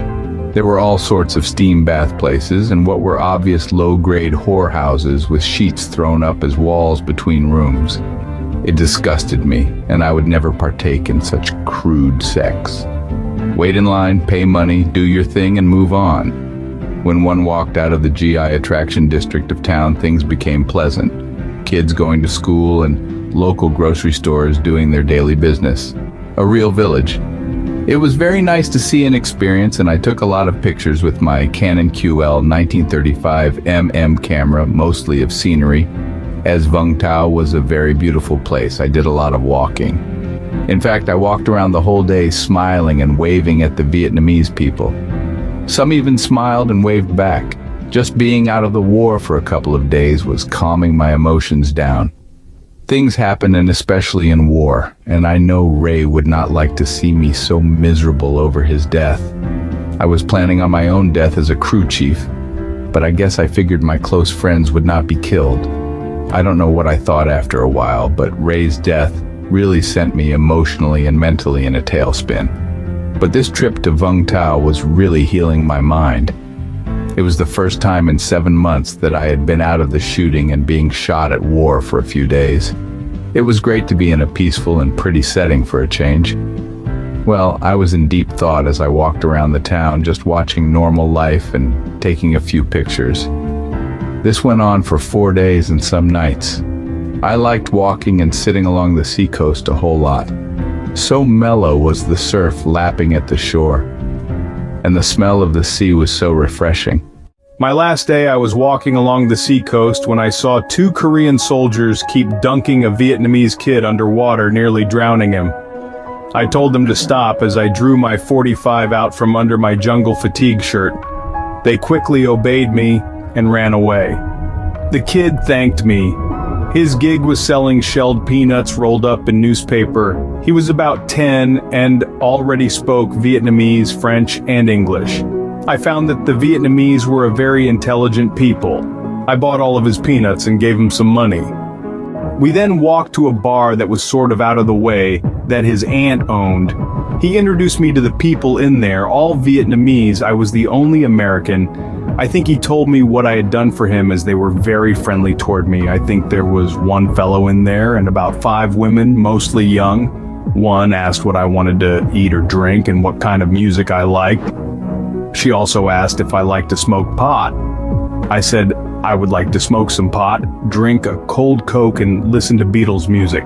One of the pretty girls, they were all pretty, came up to me, brought my cold Coke, sat next to me, and lit up a rolled marijuana cigarette while the Beatles music started. We shared a couple of hits of the pot, and I was on a different planet, enjoying my cold Coke and listening to the Beatles music, and sitting next to the most exotic and the most beautiful woman in the world. Of course, I fell in love immediately with Vietnam, Vung Tau, the peaceful tavern, and the beautiful girl. Peace and beauty is what I needed. That's all anyone needs. I found by accident what I was looking for. Myself and Nguyen had a very long, earthy, and inspirational talk. She and I got along perfectly. She had a 1-year-old son who would never see his father. He was killed in the present war.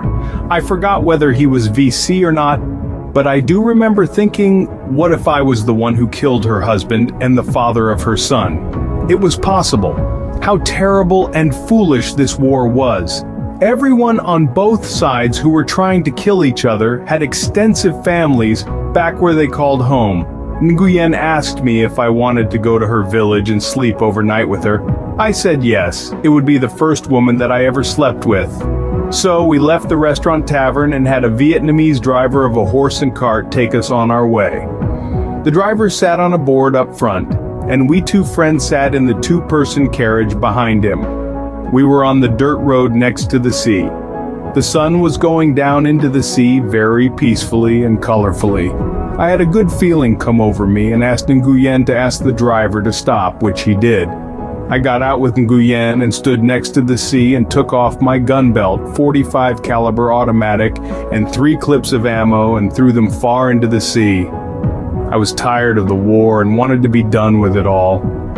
We got back into our moving carriage and headed once again to Nguyen's village. The village was a pretty long ride from Vung Tau.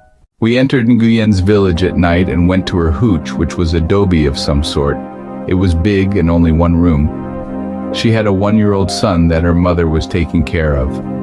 We sat on the floor and talked for a little while. Then 3 elderly Vietnamese men entered the hooch and sat on the floor. Nguyen and they talked to each other in Vietnamese for a little while. Then one of them, who spoke English very well, began speaking and asked if I would like to talk with them for a while. I said sure, that I had nothing to hide. We had primarily a philosophical discussion on the need for an armed conflict in Vietnam. They indicated that 90% of the Vietnamese people wanted a unified country of some sort. That what was going on was a civil war. I said that I could understand that, as we had a civil war in the United States in the years 1861 to 1865. I guess the older fellows, when they were talking and interpreting among themselves, understood that I was not a complete moron, but was somewhat educated. They asked simple questions like where I was from in the United States and how I wound up in the army in Vietnam and why is baseball so popular. We had a nice simple discussion, and I told them how beautiful I thought Vietnam was, and it was a shame that so many people were fighting here. I think Nguyen filled them in on why I was in Vung Tau and what I was doing here. The old fellows and I shook hands in a friendly manner, and they left. Then Nguyen and I went to bed under mosquito netting. It was a very peaceful and pleasant night. The next morning I awoke and said my goodbyes and walked out of the village along the dirt road heading to Vung Tau. I think I walked about a mile and ran into an armored American patrol. I waved my arms so that they wouldn't shoot me as they looked dangerous. A tank and APCs and a Jeep. A captain zoomed up in a Jeep and asked what the heck I was doing out here. I said it was obvious that I was walking down the road. He thought I was a deserter. I gave him my TDY orders and he let me go by saying it was a good thing that I didn't get close to the village down the road as it is a VC village. Oh, I said. Well, I walked a long way down the road to Vung Tau. I liked walking, but certainly not enough to be in the infantry. I did a lot of thinking these days in Vung Tau. Now it was time to catch a ride back to Pu Loi and the 128th AHC. I still have 5 months to spend in Vietnam. How could I spend it? I'm a good crew chief and gunner. That is what I know best. If someone not as good as I take my place, that helicopter and crew would possibly be in jeopardy. Not that I was irreplaceable, but I'm here. It was the same sort of thinking that had me volunteering for combat crew chief in the first place. Do I care if I'm killed? Yes. But I am not afraid of death at this point, as I have gotten used to the idea of dying here. When Ray was killed, I was in a major non-thought breakdown. Now I was thinking again. I needed that peaceful break from the combat and violence that I was experiencing as a daily diet. I miss Nguyen. Life can be very peaceful and beautiful. I guess I forgot about that. Nguyen brought me back to my senses, although maybe not completely, as I was up flying combat again. Everyone welcomed me back, and I was surprised at how a 5-day reprieve from the shooting war restored my sense of duty to my fellow combat aviators, and not only mine focusing on my personal loss. Things out here haven't changed any, I figured, as we put in 60 infantry fellows in an LZ somewhat close to an abandoned village. There were orders of no suppression machine gun firing, even though it was the first insertion in a very bad area. As I figured, we started to receive heavy fire from the abandoned village. We immediately returned accurate machine gun fire, but not before the aviation crews and the infantry were shot up. As we started to fly out of the LZ, still firing our machine guns by holding the triggers down, my helicopter got hit with lots of bullets, and apparently one in the engine as we crashed just outside of the village. It was a controlled crash, but we hit the ground hard, and the engine was dead. Another helicopter crew picked us up as we stripped the machine guns and radios from the helicopter. I think that 4 helicopters were shot up bad enough not to make it outside of the LZ. Later it was thought that the village had at least 2 51 caliber machine guns shooting at us from under the cover of thatched roofs. This was, of course, my main complaint of the 128th AHC, that we were not shooting our LZs up on first insertions, which keeps some of the NVA VC heads down, if not killing some right off. But what was I to do besides complain a lot with others about our tactics? I know in the 116th AHC, which I was first in, we never did not shoot up the area on first insertions unless friendly troops were very near the LZ. If we were looking for a fair fight against the NVA-VC, we were put in a bad position by our own senior officers. My helicopter was volunteered and picked for more single-flight missions, which I and my crew liked. In single-flight missions, we were not under the foolish orders and bad tactics from incompetent senior officers. We had a large discretion on how and the timing of our somewhat broad orders during single flights. Our mission for today was to go to the Heavenly Mess Hall of NHAB Navy Base, eat, and then drop a SEAL team off, and then pick them up, fly around on reconnaissance, and then drop them off somewhere else, and then pick them up again in time for dinner. Nice. And usually no shooting, except for fun and target practice sometimes. We were flying there in the early morning and had to keep a very close eye out for Air Force jets flying around as we were close to Tan Son Nhut Air Base near Saigon, at the time the busiest airbase in the world. Then in the corner of my eye and my peripheral vision, I picked up movement at the extreme side horizon, and in less than an instant it was in front of me, and was as long as 2 football stadiums, and as wide as one of them, and was shaped like a football or cigar, and was flat black, and was about 300 feet above me and about a half mile away, and had no shadow or noise that I could perceive. It flew to the opposite horizon in an instant. I hit my mic button and asked the crew, "Did you see that?" "No," everyone said. It was something. I was not hallucinating. I saw it, but I was trying to figure out if it was a bullet or an artillery shell that flew by in front of me, and that is what my vision picked up. My crew and I talked about it for a long time. They believed I saw something that I described and tried to figure out what it could be and why I only saw it. We were flying at about 110 miles per hour, and the aircraft that I saw was flying exactly parallel to our flight, so that may have slowed the vision process down enough for I to pick it up. If 2 aircraft were flying parallel and next to each other at 400 miles per hour, and someone from one of the aircraft just looked at the other aircraft, it would seem to be standing still, not moving. But in fact, it is moving at 400 miles per hour. I thought that it was an aircraft from another planet checking out all the crazy activity of the war, explosions in a very busy area, that it could fly just enough not to be perceived by cellular animal eyesight, but slow enough to check out everything that was going on with their advanced sensibilities. Speed of light is estimated to be 186,000 miles per second. If the whole state of California passed by us at the speed of light, none of us would be able to see it and may not sense it in any other way. We have animal sensibilities, but they could be at a very undeveloped, low primitive level compared to others we do not know of. Look around, we are killing each other. How low can a planet go? We decided it was a reconnaissance mission from another place, and form we know nothing of. That in fact there are others we share the universe with. There is no reason why there should not be. None whatsoever. That was our determination. To this day, I feel extremely privileged to have seen what I saw. A very strange occurrence under a very strange set of circumstances. Around this time, we had a single flight mission to pick up a man and a woman and fly them around to meet the troops in the field. A very unusual mission, and the senior officer in charge from battalion wanted a very experienced Huey crew to fly them around. We were it. We flew to Saigon to pick them up.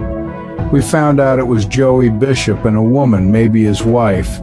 They wanted to fly into some dangerous locations like fire support bases and some field areas where some of our frontline troops were patrolling from, which was not a problem for us. They were told by our AC and myself that once in a while we may have to shoot at the NVAVC if we see them or take fire from them, so do not be alarmed. I shook hands with them, as did the whole crew. We flew them around the whole day, landing at some remote locations that civilians never go to. Only by helicopter could they reach these remote locations where there was a chance of mortar attacks or sniper fire at any time. Trying to get anyone there by road or walking would be almost certain death. These areas were home to the NVAVC. Joey and the woman talked and shook hands and had pictures taken with the common grunt infantry fellow in the field. No one else that I knew of did that. One had to have courage to be out here. We flew them back to Saigon without incident, as I recall. A very happy and pleasant experience. I'm once again back to flying into LZs, mostly hot LZs in total enemy-controlled areas. A never-ending situation with the same results. American troops killed and wounded seemingly for no reason other than our troops are expendable in a war of attrition.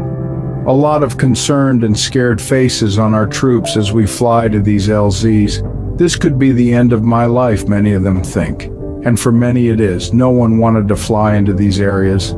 I never in my 8 solid months of flying into LZs saw a senior officer fly into these remote LZs, except for my AC Captain Schwartz, a very capable and brave fellow. Only enlisted guys and lieutenants and warrant officers should be killed. An unspoken rule in the Vietnam War. So many very frightened faces on my helicopter. No one laughs or is in good spirits on their way to these LZs. Usually no one even talks. Everyone wishes that they were somewhere else and doing something else than being here and doing this. Everyone is in their own thoughts. Some saying prayers and kissing holy medals, good luck pieces or crosses. I'm usually the only one that speaks. I, as crew chief, let the infantry know that as the helicopter hits the ground, 3 guys jump out of the helicopter on each side at once and hit the ground or crouch down, as I and my gunner will be constantly shooting into whatever is in front of our machine guns. One day we had about an 8 helicopter first insertion into an LZ that was way out in NVA-VC controlled territory, which was pretty much everywhere. I do not recall if we came in shooting or not, but we received no fire and no helicopters were hit, nor did we see any enemy troops, which actually meant nothing. We were getting way too lax on shooting up the LZs on first insertions.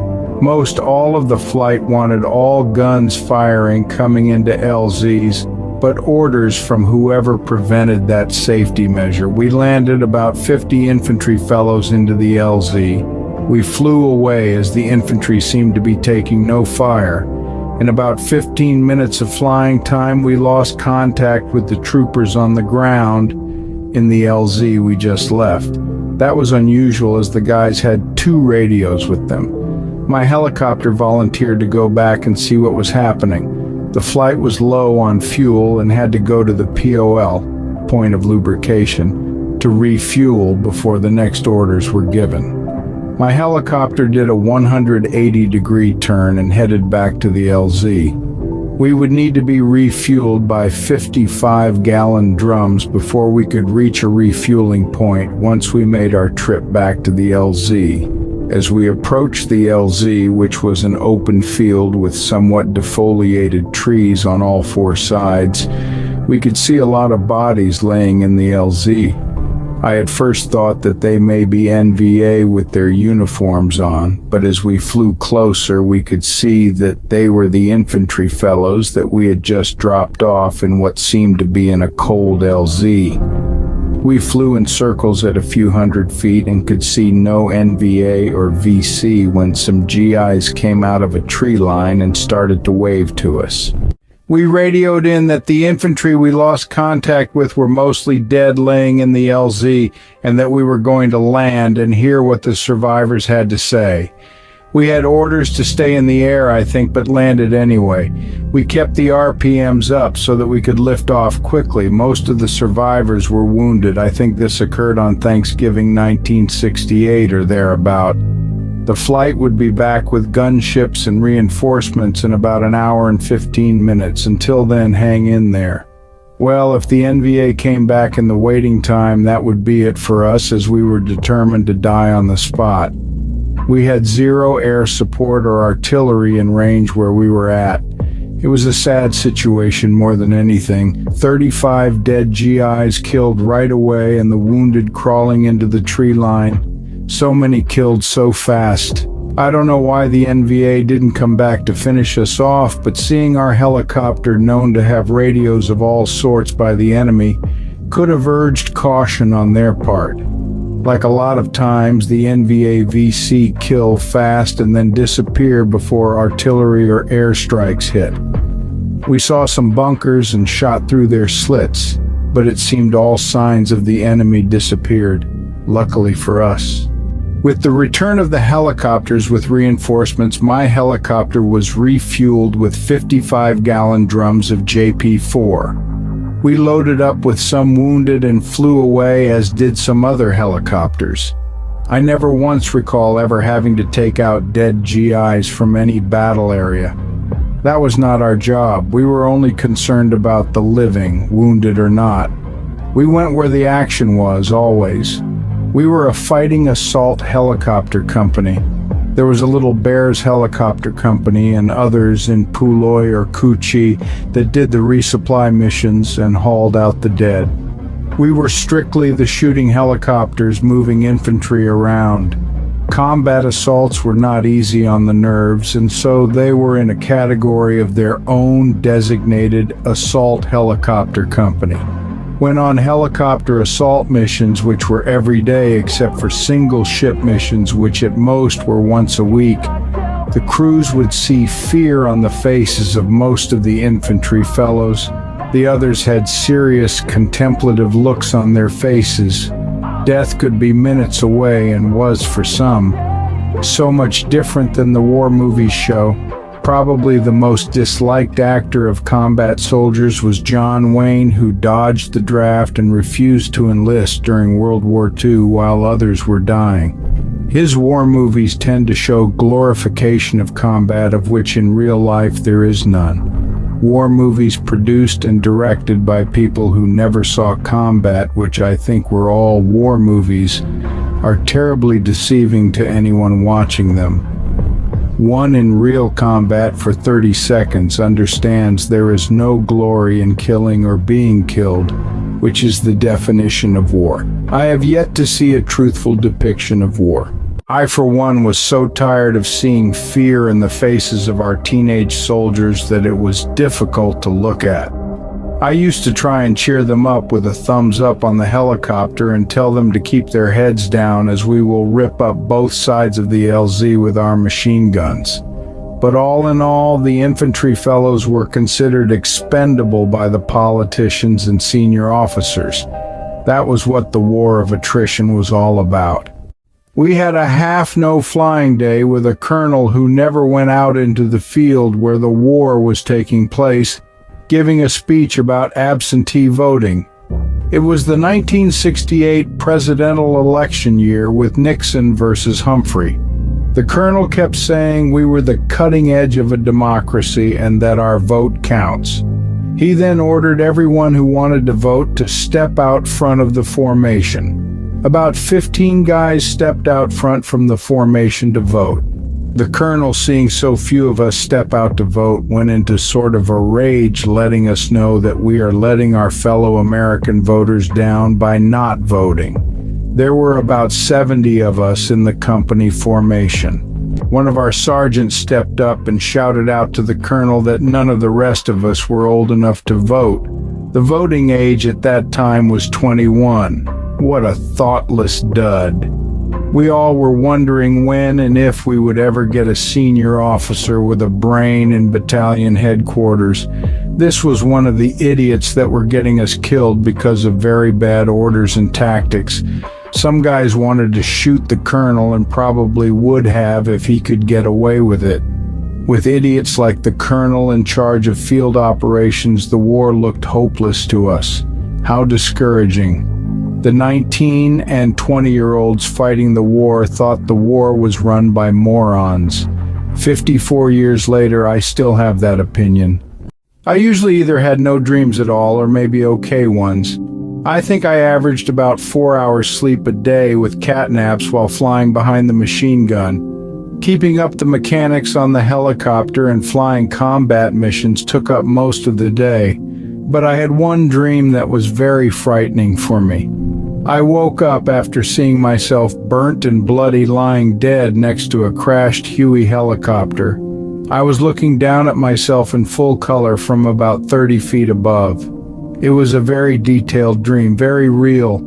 I was stunned at how real it looked, and it had an effect on me. But why dream this up now? I figured I would be killed like this, but this dream almost made it real to me.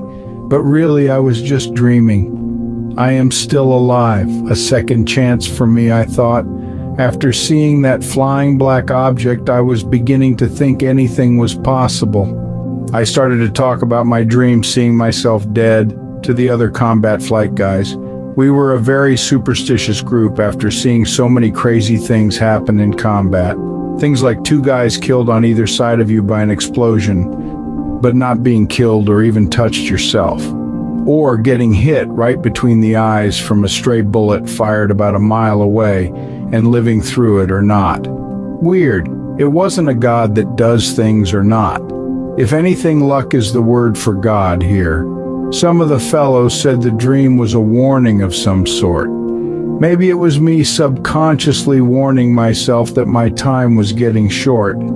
So far I've been lucky, but that luck may not last much longer. After all, there is a thing called the law of averages.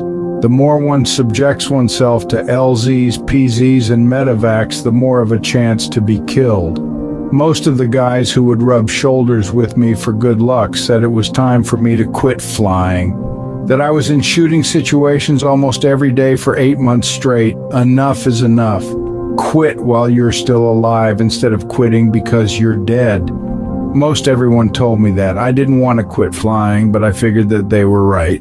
Someone told me I was overdue for an R&R and maybe I should go on one after a dream like I had.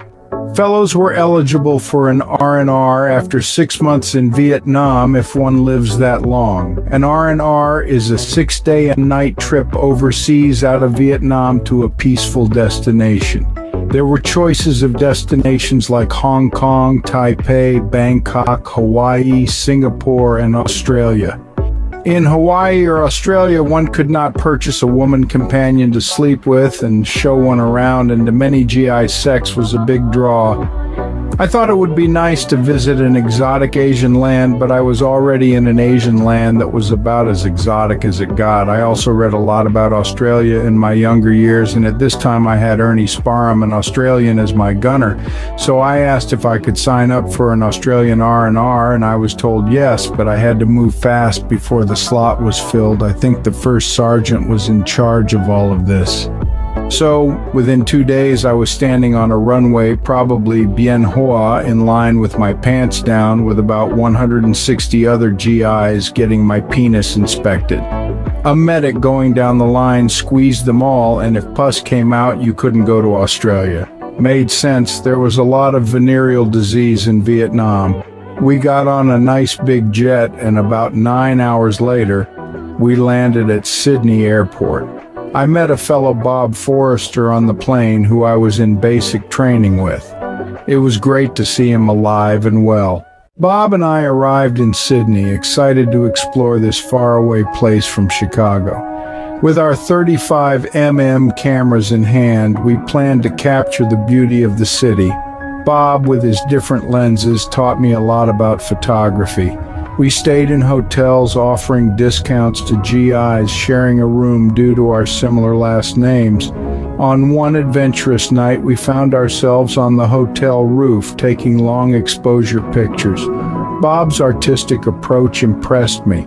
Meanwhile, I ventured into civilian life, buying clothes and visiting a popular club called Whiskey A Go-Go in King's Cross. There I met Sandra and her friend, and after inviting them to show us around Sydney for 6 nights, we had a fantastic time exploring the city's nightlife and enjoying the latest rock and roll music. It was an unforgettable experience filled with fun and adventure. Bob and I, having saved money for this R&R trip, spared no expense in enjoying the company of Sandra and her friend. We dined at expensive places, savored good food and drinks, and reveled in the vibrant atmosphere of Sydney. Despite the restrictions on GIs renting cars and the challenge of adapting to driving on the left side of the street, we made the most of our time, taking taxis everywhere. The Australian girls knew how to have a good time, and we cherished every moment of our 6-day adventure. However, as our R&R came to an end, the looming return to the ongoing war in Vietnam cast a shadow over our minds. The thought of missing the plane back crossed my mind, but I held on to the dream of opening a pizza joint in the future. With this newfound aspiration, I boarded the plane, ready to face the challenges ahead. During this time, my helicopter had a single flight mission taking a Catholic priest chaplain out to the field to say Mass. It was probably a Sunday, I don't remember.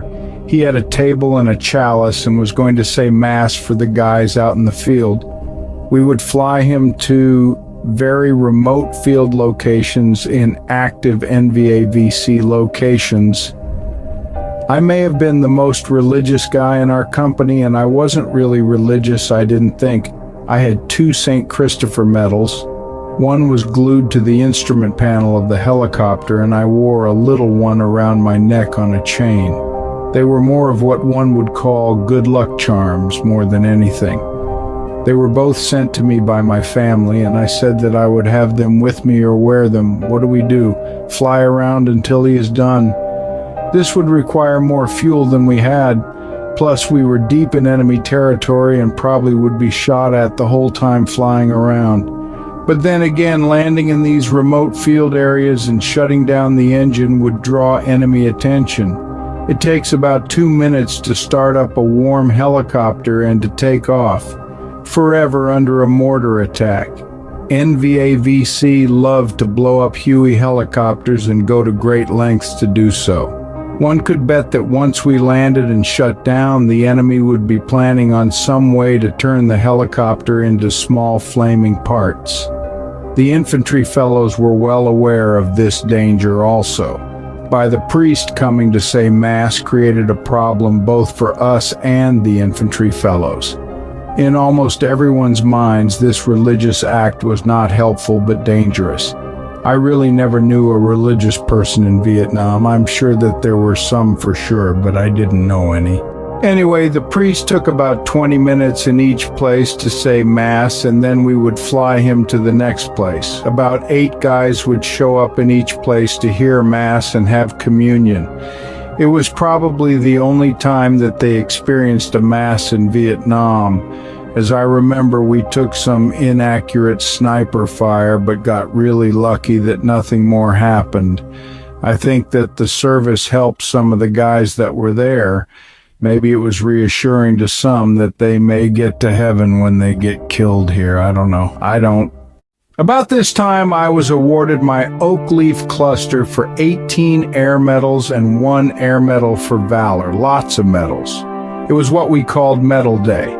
Everyone in the company lined up in the dirt while an officer went around pinning medals on the combat air crews. I think sometimes even the maintenance guys received maybe bronze stars for meritorious service, but I really don't know. In Vietnam, the Air Medal represents 25 missions of combat assaults.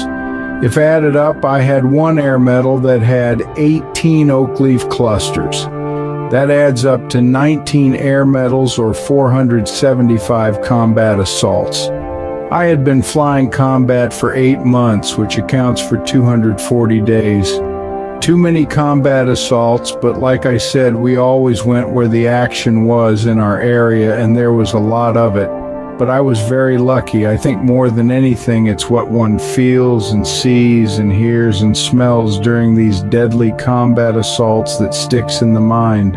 At this time, I think I was the crew chief who had more time doing combat assaults than any other crew chief or gunner in the company, which included my time in the 116th Assault Helicopter Company in Cu Chi.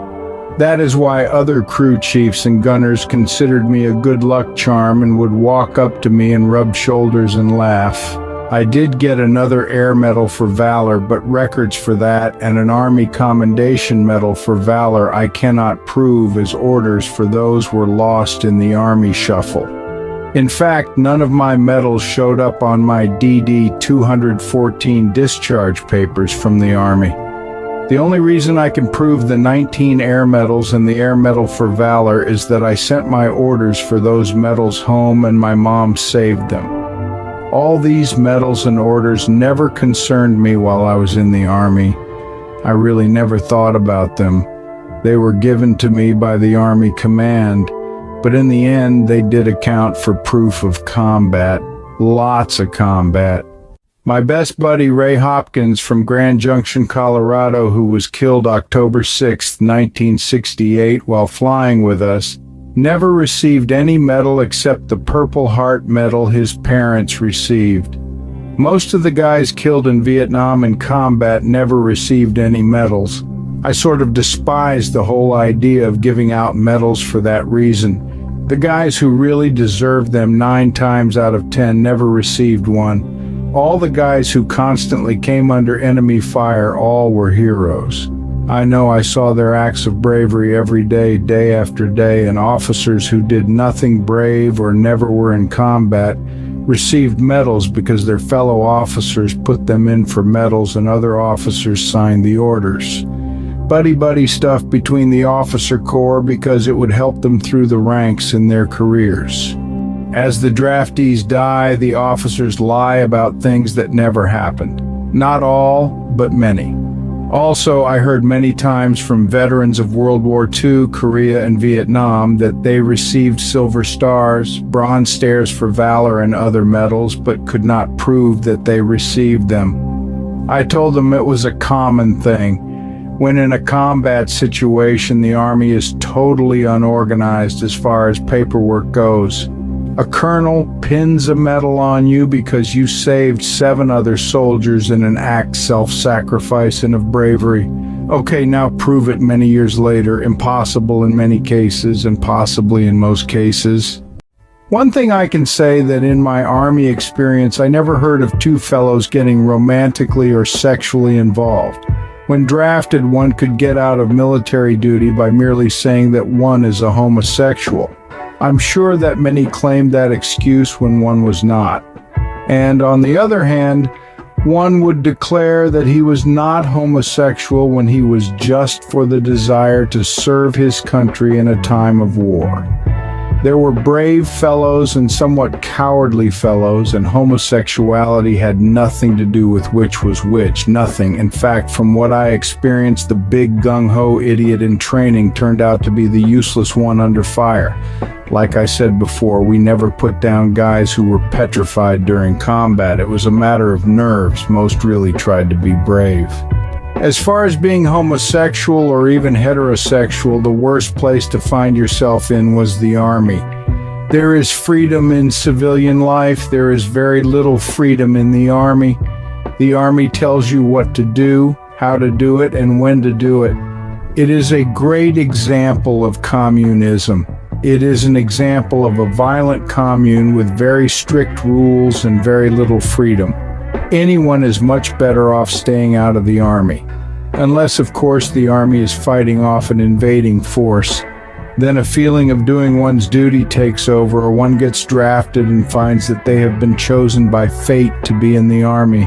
Oh, such joy.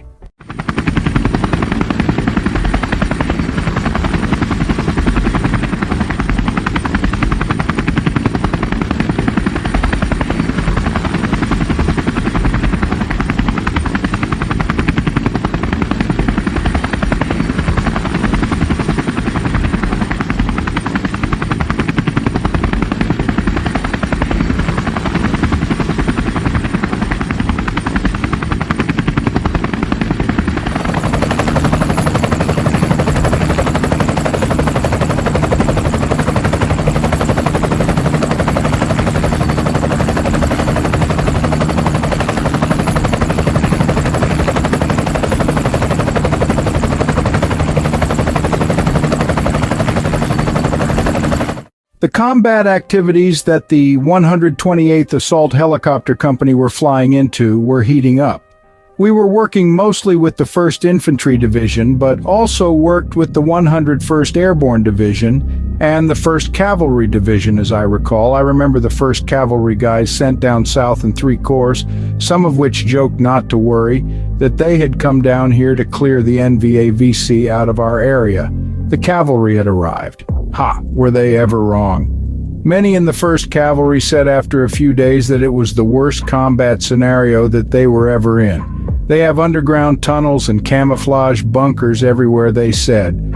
I may have my timeline messed up, but the comments did happen. They thought the north of Vietnam was tough, but found out the Cambodian border as an entrance to Saigon in 3 Corps was very tough indeed. The North Vietnamese could not win the war until Saigon was taken and occupied. I always thought, and still do, that if I had stayed in the 116th and Cu Chi, that I would have been killed already. It was a hot LZ every day, one after the other when I started flying. Terrible. The 128th wasn't much better, but a little better helped. I was very thankful when a cold LZ occurred, but things were definitely heating up again, and I had 2.5 months to go, and had thoughts that I may survive yet. Those thoughts of survival made me uncomfortable and nervous. When I figured I was dead, no problem, a short timer's dilemma.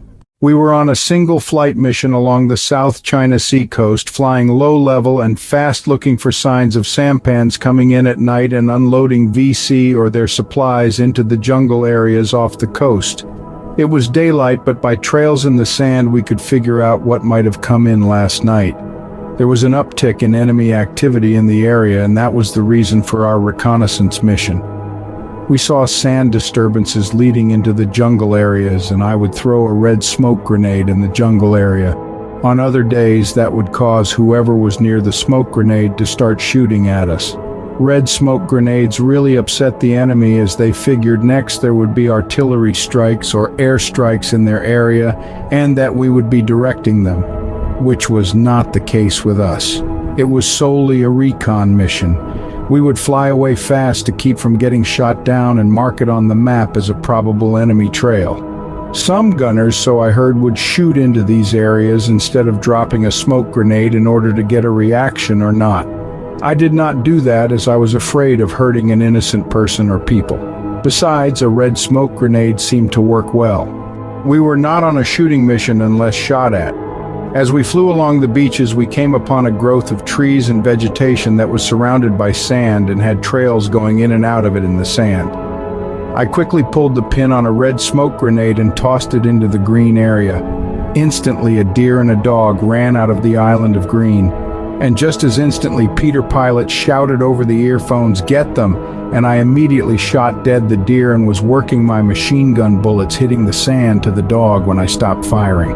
What the heck am I doing, I thought. I just killed an innocent deer who was no threat to me. I never did this before, except shooting a sparrow dead with a BB gun when I was a kid, and I still feel bad about that 60-something years later. I just killed an innocent being that had just as much right to live as I did. The Peter Pilot said, "Good shooting, you hit that deer with your first rounds." I felt that I had just murdered an innocent life, just as I felt about killing the sparrow with the BB gun. I still feel guilty about killing that deer as I write this biography 54 years later. I did a terrible thing, and I regret that fast reaction to this day. If it was a human running out of the green area, I would not have shot unless he or she was shooting at me. But what made me think I could just kill that deer just because I could? I was proud of myself for my quick assessing of differing situations and my quick and accurate shooting. But what is this? It wasn't the pilot telling me I should do it. I never listened to anyone else when it came to combat or shooting. I alone made my decisions, and that was a bad decision. I felt so guilty about killing that deer. It was like I killed something very holy, very spiritual. I certainly killed an innocent. The deer and the sparrow in my mind are the true innocent gods. So many innocents being killed. My guilt about the war is based upon we should never kill anything, period. Back then, I thought I was doing my duty fighting the NVAVC. I started to write some letters to my dad and address them to the Oak Park police station where he worked. He would receive them there and decide whether he should share them or not. I never wanted my mother or anyone else to know what kind of danger I was subjecting myself to every day. I only wrote about the weather and land and people. I loved the land and people. The weather was difficult at times, but I was not sleeping in rain or mud, so it was nice to me. And I wrote that things were pretty safe here, but I wanted to tell my dad that things were bad here and that I might not make it out of here alive or in one piece. I wanted to say that I loved my family and that I had a great and happy childhood before I had a sudden and violent death here in Vietnam. Things that many of these guys that were killed so suddenly and violently did not have a chance to say. I needed to say that now, as my law of averages of catching a bullet or the helicopter turning into little pieces with a big sudden explosion went way up with time. I had thousands of bullets directed my way in my 9.5 months in Vietnam, not to mention rockets, mortars, satchel charges, grenades, and RPGs. I figured someone should know what it's like here. My dad was in combat in World War II, so he would understand without freaking out. Anyway, I had to get that out. Being a short-timer was definitely affecting me. I could sit on a nickel and swing my legs. That's short, and I still figured my life would be short also. And then something happened that very much surprised me and certainly 2 other crew chiefs. Myself, Denny Fuller, and Dale Corbett received orders that we were being transferred to B Troop 3rd of the 17th Air Cavalry, another aviation outfit, pretty much immediately. This was another transfer of necessity. The 3 of us were crew chiefs who would be going home in about 2 months, and that would leave the 128th short of crew chiefs at a particular bad time, so the command thought. We also were told that we crew chiefs had enough stick time, taught to fly the helicopter on single flight missions, that we would be taught to fly the Cobra gunship as the front seat gunner pilot, as the Army was short of Cobra pilots. That to me sounded exciting. I only saw a Cobra gunship a few times, but it was supposed to be a top-of-the-line helicopter. I know it looked pretty sleek and had only the 2 pilots as a crew. We 3 crew chiefs grabbed all our belongings, which we stuffed into a duffel bag each, our M16S, ammo, and all of our orders, and took a helicopter ride to, I think, DNA base camp just northeast of Saigon. We signed in there as the whole B Troop were moving to Dong Tam. It was a very confusing time as the helicopters and other things were flown down to Dong Tam in the 4th Corps area, and the rest of the equipment was to be trucked down there in a convoy. A trip of about 50 miles. We relocating crew chiefs were to ride shotgun in the front seats of 3 trucks with the convoy going from Dien Base Camp to Dong Tam Base Camp.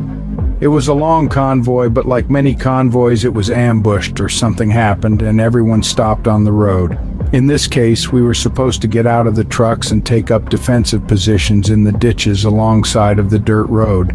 I instead laid down under the truck. I remembered the story about the 11th Armored Cavalry being attacked on a road, and when the infantry jumped into the ditch alongside of the road to take up defensive positions, the NVA-VC set off mines in the ditch and killed about 50 of the guys who were in the ditch. After a while I could hear that all the commotion was going on in the front of the convoy. In a usual convoy ambush, the convoy is hit in the front and in the back so that everything comes to a standstill, and then the enemy hits the convoy with mortars and machine gun fire, RPGs, and whatever else. There was some shooting going on up front, and then some helicopter gunships flew low level overhead. That should take care of things, I figured. Once again, helicopters to the rescue. I sure did not like being on the ground. I sort of felt useless. I could not see what was going on, and I could not get into the fight. Frustrating. Eventually we were moving again. I felt terrible about being transferred out of the 128th. Pretty much everyone I knew was there, and I felt I was contributing directly and to a large degree to the war effort as a crew chief and machine gunner. I was good at it. Not only was I blind, only seeing vegetation on both sides of the road 20 yards away, but I had no idea what was going on. We were probably ambushed or someone hit a road mine or both. I had no radio transmissions from the all-around area of where and what was happening. In the helicopter, I could see the horizon all around me. I could see everything as it was happening. I was blind on the ground. With the radio channels I had on the helicopter, I could hear what was occurring as it was happening all around me. I could participate in the battle in a big way. In this ground thing, I felt blind and deaf and could do nothing to help in the situation that was occurring, whatever that was. And instead of an M60 machine gun, I had an M16, which seemed like a pea shooter to me. The M60 and its ammo commanded a huge respect. The M16 and its ammo was a lightweight in a heavyweight fight. I did not like the whole situation whatsoever. After about 30 minutes, the trucks in front started going again, as did we as we followed. After about another 20 minutes, we were ambushed or whatever again and stopped. I still did not know what was occurring, and neither did anyone else around me. After a few explosions and gunfire, we proceeded on our way once again. Geez. We finally reached Dong Tom Base Camp headquarters of the 9th Infantry Division. This was in 4 Corps area of mostly rice paddies. The Mekong Delta very flat, very wet, and very open. The base camp had 2-story wooden barracks, which I thought of as very dangerous. As new arrivals, Dale, Denny, and I were assigned bunks on the 2nd floor, which was a bay area with about 50 bunks about 5 feet apart with mosquito nets over them. Lots of mosquitoes in the wet Mekong Delta area. The water table was so high here that the sandbag bunkers were all above ground. I asked about the frequency of rocket attacks, and one guy said they get them once in a while. What does once in a while mean, I asked, and he said about every hour. Funny guy, at least. Once in a while meant a couple of times a week. There was a rocket attack when I was there that killed all 14 guys at once in a bunker when the bunker took a direct hit. The NVA were using rockets with delayed fuses. The rockets would bury themselves into the bunker before exploding, killing everyone in the bunker. So, what's the point of running to a bunker during a rocket attack if the bunker cannot protect us except from stray shrapnel? I said we need to dig holes for protection, but by digging down 1 foot, 1 hit water, thus the reason for above-ground bunkers. Just piling sandbags up in a circle on top of the ground, I suppose, would be the best protection.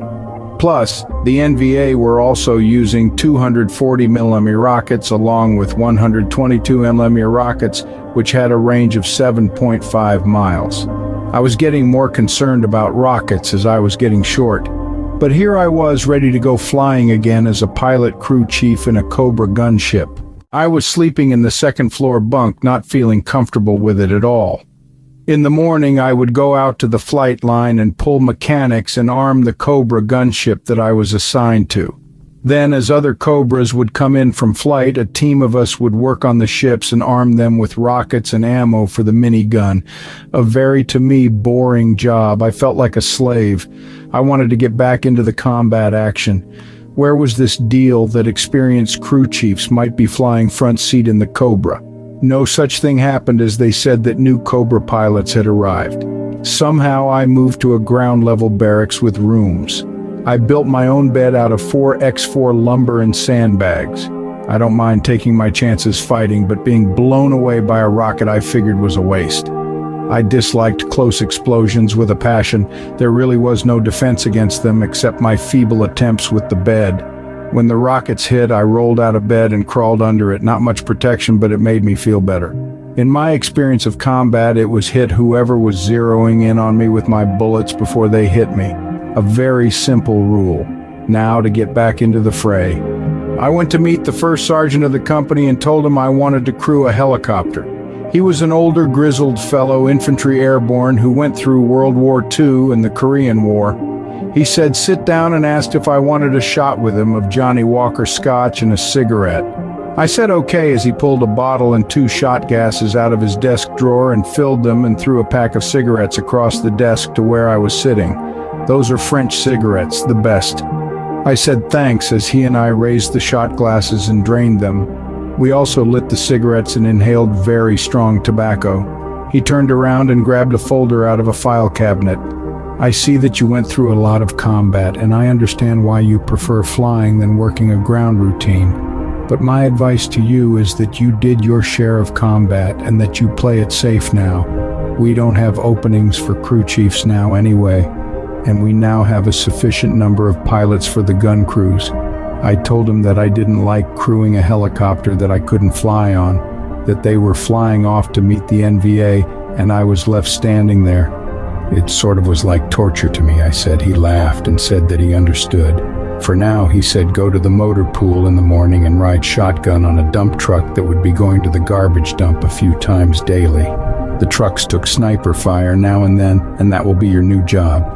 And oh, he said, I see that the 3 of you from the 128th Assault didn't get paid last month and none of you had an R&R yet. I will see that you get paid and get your R&Rs. You guys are pretty tricky fellows. I like that, he said, laughing. He knew exactly what we did. He had everyone pegged, a very accurate judge of character. It was true. We had to carry all our records with us from the 128th to B Troop. And we decided together to pull out our last pay record and our R&R record. Just 2 sheets of paper and see if we could get away with it. We didn't fool the first sergeant, as he probably did the same thing along the way in the Army. I never did anything dishonest in my 20 years of life, but the Army was a very unfair organization to be in. The upper ranks would get all the good things, and the common soldiers became the casualties, maimed and killed, and had to subject themselves to some of the most foolish decisions made when their lives depended upon good tactical decisions. We combat veterans of Vietnam knew that the whole war was a very bad decision to begin with and could not be won by the way the war was fought, whatever won meant. I went to the motor pool the next morning and met a nice fellow who was driving a dump truck to the garbage dump and back for months. He said once in a great while someone would take a shot at the truck. As we proceeded to the garbage dump, people started to jump onto the truck to get first pickings of the new garbage coming into the dump site. There were men and women, both kids and old people, but some men that were of fighting age that looked to me should have been in the ARVN Army or members of the local VC. I had to shoot up into the air and point at them with my M16 to let them know to get off of the truck. I didn't want a grenade thrown into the cab of the truck or a shot from a handgun to end our lives. This was just too much disorganization for me.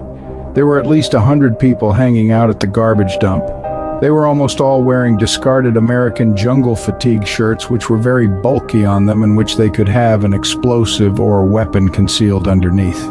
It gave me a very uncomfortable feeling. I learned throughout my life to look into a person's eyes to know what to expect from them. This was especially important in Vietnam, where most people wanted the Americans dead and would kill one or more if they could get away with it. It was more than a few times I had to talk with my rifle movement when I saw eyes of hate staring at me. I would point the rifle directly at such a person and then quickly move the rifle barrel to the side in a get-lost gesture before I put a bullet into you, meaning speaking without speaking. It was a little discourteous but very effective. War is raw spelled backwards, and nothing is more raw than war. Life or death, your choice if you're lucky. All in all, the people at the garbage dump were doing their best just to survive, and I certainly understood that. The driver and I would hand out extra C rations we had to the people at the dump. It was a kind act and also a diplomatic one. It might be more than once that my life was saved by being kind to people in Vietnam. When people see you as friendly and kind, word gets around and someone may say to a fellow who wants to kill you, "Not him, he's okay." I truly think that happened on the bunker line 10 months ago when I befriended the two fellows who were probably VC cadre and in charge of digging tunnels under the bunker line in our area. I gave them food and money, figuring they were poor workers. Maybe they were, but they disappeared into thin air when a tunnel was found under our bunker line, right where they lived under plywood on top of 55-gallon drums. The Vietnamese people are typically very smart, much smarter than we juvenile delinquents in green clothes who are fighting the war. I got such a kick when someone told me we soldiers fighting in Vietnam were called juvenile delinquents in green clothes by some North Vietnam radio propaganda woman. We certainly were not the valedictorians of our age group, but we certainly, in my opinion, had a lot more courage and street smarts than the college boys our age. We were rough around the edges and tough. The rough and ready type for sure. Juvenile delinquents in green clothes gave me a good laugh. It was mostly true. She had us pegged. The garbage dump at Dong Tam, or at any other base camp for that matter, was a gold mine for the poor people in Vietnam. And everyone was poor in Vietnam. The Army threw away food by the cases, clothes, cans, lumber, construction material, and anything else one could imagine. These items would be picked up and used for eating and the construction of houses. Some of the most interesting houses were made of flattened cans. Very colorful indeed. Probably a way to describe many Vietnamese in a narrow light would be to say that they are brilliant at improvisation. The materials in a garbage dump could be enough to build an aircraft with imaginative minds at work. Certainly what I have observed is that an NVA-VC soldier could be standing, sitting, or lying right in front of you, and unless he moved, you would not see him. This happened to me on occasion. Luckily, the person was either trying to be taken prisoner or he was not inclined to shoot at me at the time, but as the helicopter moved, he then began giving himself away by shooting at me inaccurately, luckily. Anyway, the garbage dump held many treasures for the poor people of Vietnam, and I truly felt sympathy for them. It was a life lesson never to be forgotten. Just being alive and have something to eat was enough. One day I received my ill-appropriated 1-month pay and a list of R&R destinations to choose from. The other two fellows from the 128th received the same things. We figured it as a gift to ourselves for our combat days of bullets flying around us most every day. The first sergeant came through for us. How nice was that? All first sergeants should be like that. We were not taking anyone else's R&R slots, as it was told to us if we didn't take our company allotment for R&Rs, the Army would cut back on R&Rs for the company as no one else was qualified to have any at present. Neither were we, but like the first sergeant explained to me, like a true long-time combat veteran, some rules were made to be broken. Besides, we were doing the company a favor by keeping up our allotment for R&Rs only in the Army.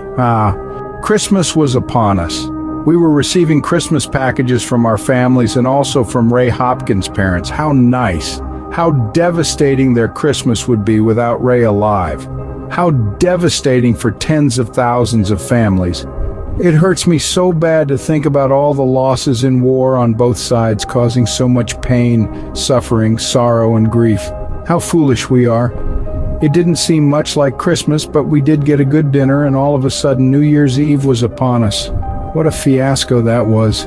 Being the juvenile delinquents that some were, there was too much alcohol consumption leading to acts of stupidity and cruelty. A lot of guys at Dongtown Base Camp were shooting their rifles, machine guns, flares, and whatever up into the air most of the night. People were getting way too drunk. There was still fighting going on out in the field. Any helicopter that was trying to fly into the base, including medevacs with our wounded on them, were getting shot at by lots of drunken idiots. The helicopters had to divert to different base camps to get help for the wounded, rearm, and refuel. I was watching all of this from the ground. It was hard for me to believe that this was going on. Not only that, but we also had a prisoner of war compound area in the base camp consisting of some open-air tents and a few roofs with living quarters underneath that was surrounded by barbed wire and some guards. Some drunken idiots decided to shoot up the prisoner of war camp and did. I don't remember how many prisoners were killed, but there were some. What idiots? I doubt that the combat guys would shoot at the helicopters as their own guys were on them. These incidents had a negative effect on me concerning Dongtom Base Camp. I was ready to get out of here in the Army, which will happen in about 2 months if I survive. But my chances were getting much better now that I am not flying combat. The garbage job was mostly safe and not many rockets and mortars coming in at night. I was comfortable but disillusioned about how things were going here. I landed in Darwin, Australia first, as the R&R jet I was on needed to refuel. What a hot place Darwin was as we got off the plane for a little while. It was January, Australia's hottest summer month. The seasons are opposite in the southern hemisphere than in the mainland United States, which is located in the northern hemisphere. One learns a lot while in the military. Sometime during the stop or while flying low level in the jet, I saw a big crocodile and jungle vegetation. Darwin felt and looked a lot like Vietnam. I liked the climate and people of Australia. I liked Australia and was determined to open up a pizza place here in 2 months, when I get discharged from the Army. How exciting and fun that would be. I was looking toward the future now instead of giving myself up for dead. It felt good. I was to meet my gunner from the Australian Army, Ernie Sparham, on this R&R as he was getting out of the Army at the time, but he got stuck doing something else and could not make it. But my girlfriend Sandy was in Sydney to wish me a good time and provided one. She wrote to me in Vietnam. How thoughtful. I don't think I had any other girls or girlfriends writing to me at all while I was in Vietnam. Out of sight, out of mind, I guess. Besides, what are they going to say? I found a new boyfriend, I am now married or engaged to so-and-so. That was the truth of it for me. There was a gunner in the 116th or in the 128th that went home after his Vietnam tour and found a guy living with his wife in the gunner's house. He surprised the new lover and shot him dead. It was in one of the Carolinas. He wasn't even charged with murder, but was back in the company again. Jeez, If I was put in that situation, I probably would have said, "Oh, well, that's how sometimes things go." But some of these guys get crazy, if you ask me. One cannot expect things to always proceed in the direction one hopes for. Half the time is more like it if you're lucky. Ha! My new residence near Sydney was a motel room above Bondi Beach. Sandy advised me on my choice. What a lovely place to forget about a war. Perfect. I guess one could call it the laid-back Riviera of Sydney, a beautiful seaside refuge with a big beach and little restaurants across the road. I had a steak with tomatoes on top of it with a beer. I was surprised at how much I liked it. Sandy liked smoking pot and cigarettes and drinking beer and kissing and doing what young people like to do together. We were in the same groove in more than one way. It could not have been better. I also went to see Ernie Sparham's stepmom and stepdad. They were extremely nice to me. They had a daughter a couple of years younger than I, but at the time I always figured I didn't want to get involved with any of my buddy's sisters.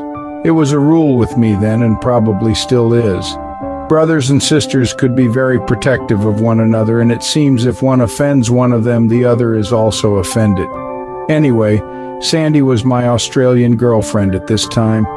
Ernie's stepdad took me to a returned servicemen league club, which was a drinking place, a gambling place, a meeting place, and a church all rolled up into one. Australians, for the most part, did not seem to be religious, spiritual but not religious. Gambling, conversation, and drinking seemed to be a form of worship, which was fine with me. The beer was strong. I think it was Victoria Bitter. One beer and I became dizzy. People wanted to buy me beers, but I had to refuse.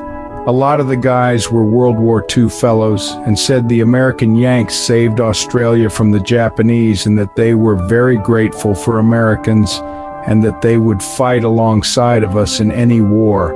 Lots of cheers and beers. I went swimming and hanging around Bondi Beach every day.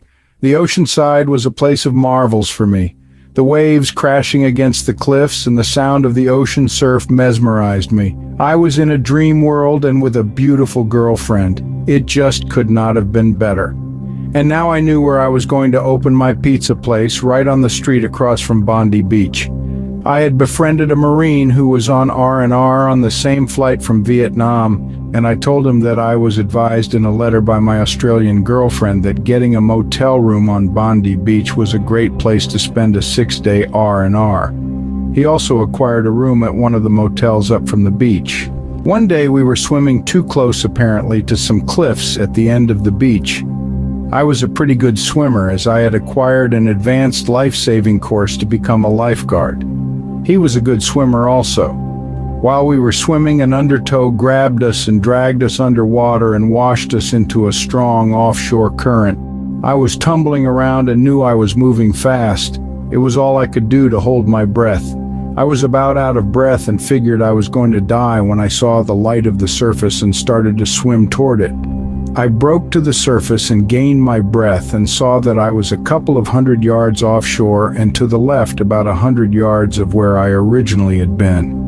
I looked for my buddy and saw that he popped up fairly close to me. We were both still alive and we realized that we had a long, tough swim to get back to a shore area that would not pound us to death against the cliffs. We started to swim parallel to the coast in order to align ourselves with the beach and then tried to swim to shore.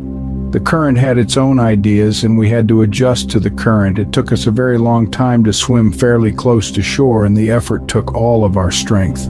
I swam close to the shore where I reached the sand, but the surf would crash down on me and drag me out again. No one apparently saw us struggling as it was early morning. I managed to crawl high enough up the sand so that I could dig my hands in it to keep the surf from dragging me into the water again. I had just enough strength to turn my head around to see my buddy struggling right behind me.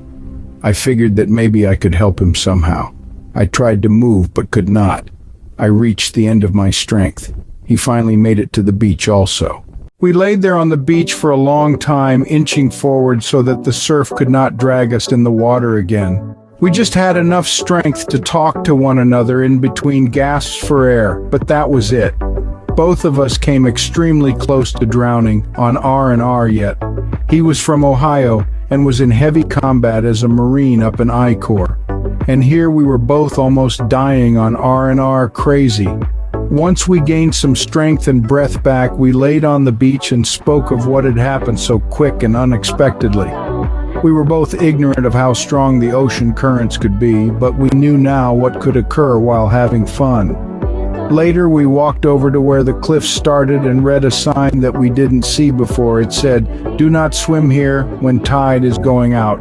I guess we got into the habit of not reading signs in Vietnam. Signs were in Vietnamese for one thing. Maybe a sign that said in English, "Vietnam could be hazardous to your health," or "Keep your head down and your eyes open," or "Welcome to Adventureland" would have helped. The longer I stayed in Australia, the longer I wanted to stay in Australia. Well, my discharge from the Army will be coming up in less than 2 months. My girlfriend and I were speaking of going on a camping trip up into the mountains and out into the outback, but it would take too long and I would miss my flight back to Vietnam. I heard also that there were a lot of American soldiers that came to Australia on R&R and stayed here, but desertion at this point for me was out of the question. Those guys would have to hide pretty much the rest of their lives, and trying to pick up an Australian accent I figured would be difficult. I know at least it would be difficult for me. Trying not to be myself it seemed impossible. The time I spent at Bondi Beach was one of the best times of my life, if not the best time as far as I could remember. But my time was eventually up in this wondrous fairyland of a country, and I had to take a jet back to Vietnam. Oh well, such is life.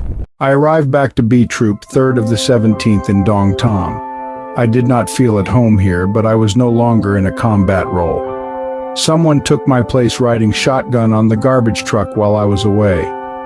I could have the job back, or I could volunteer to watch the civilian Vietnamese on post during the day filling sandbags, more or less to make sure that they do their job.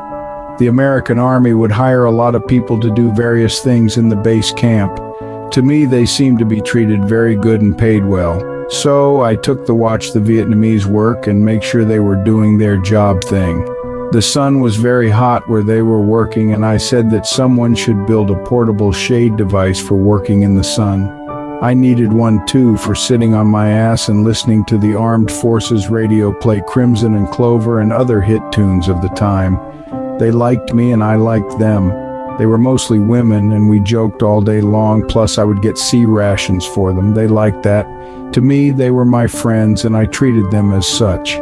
I was no slave driver, as I thought the whole war deal was very rough on the common people, and I liked to do what I could for them. I was number 1 GI to them. Apparently they had a few idiot slave driver GIs that they did not like.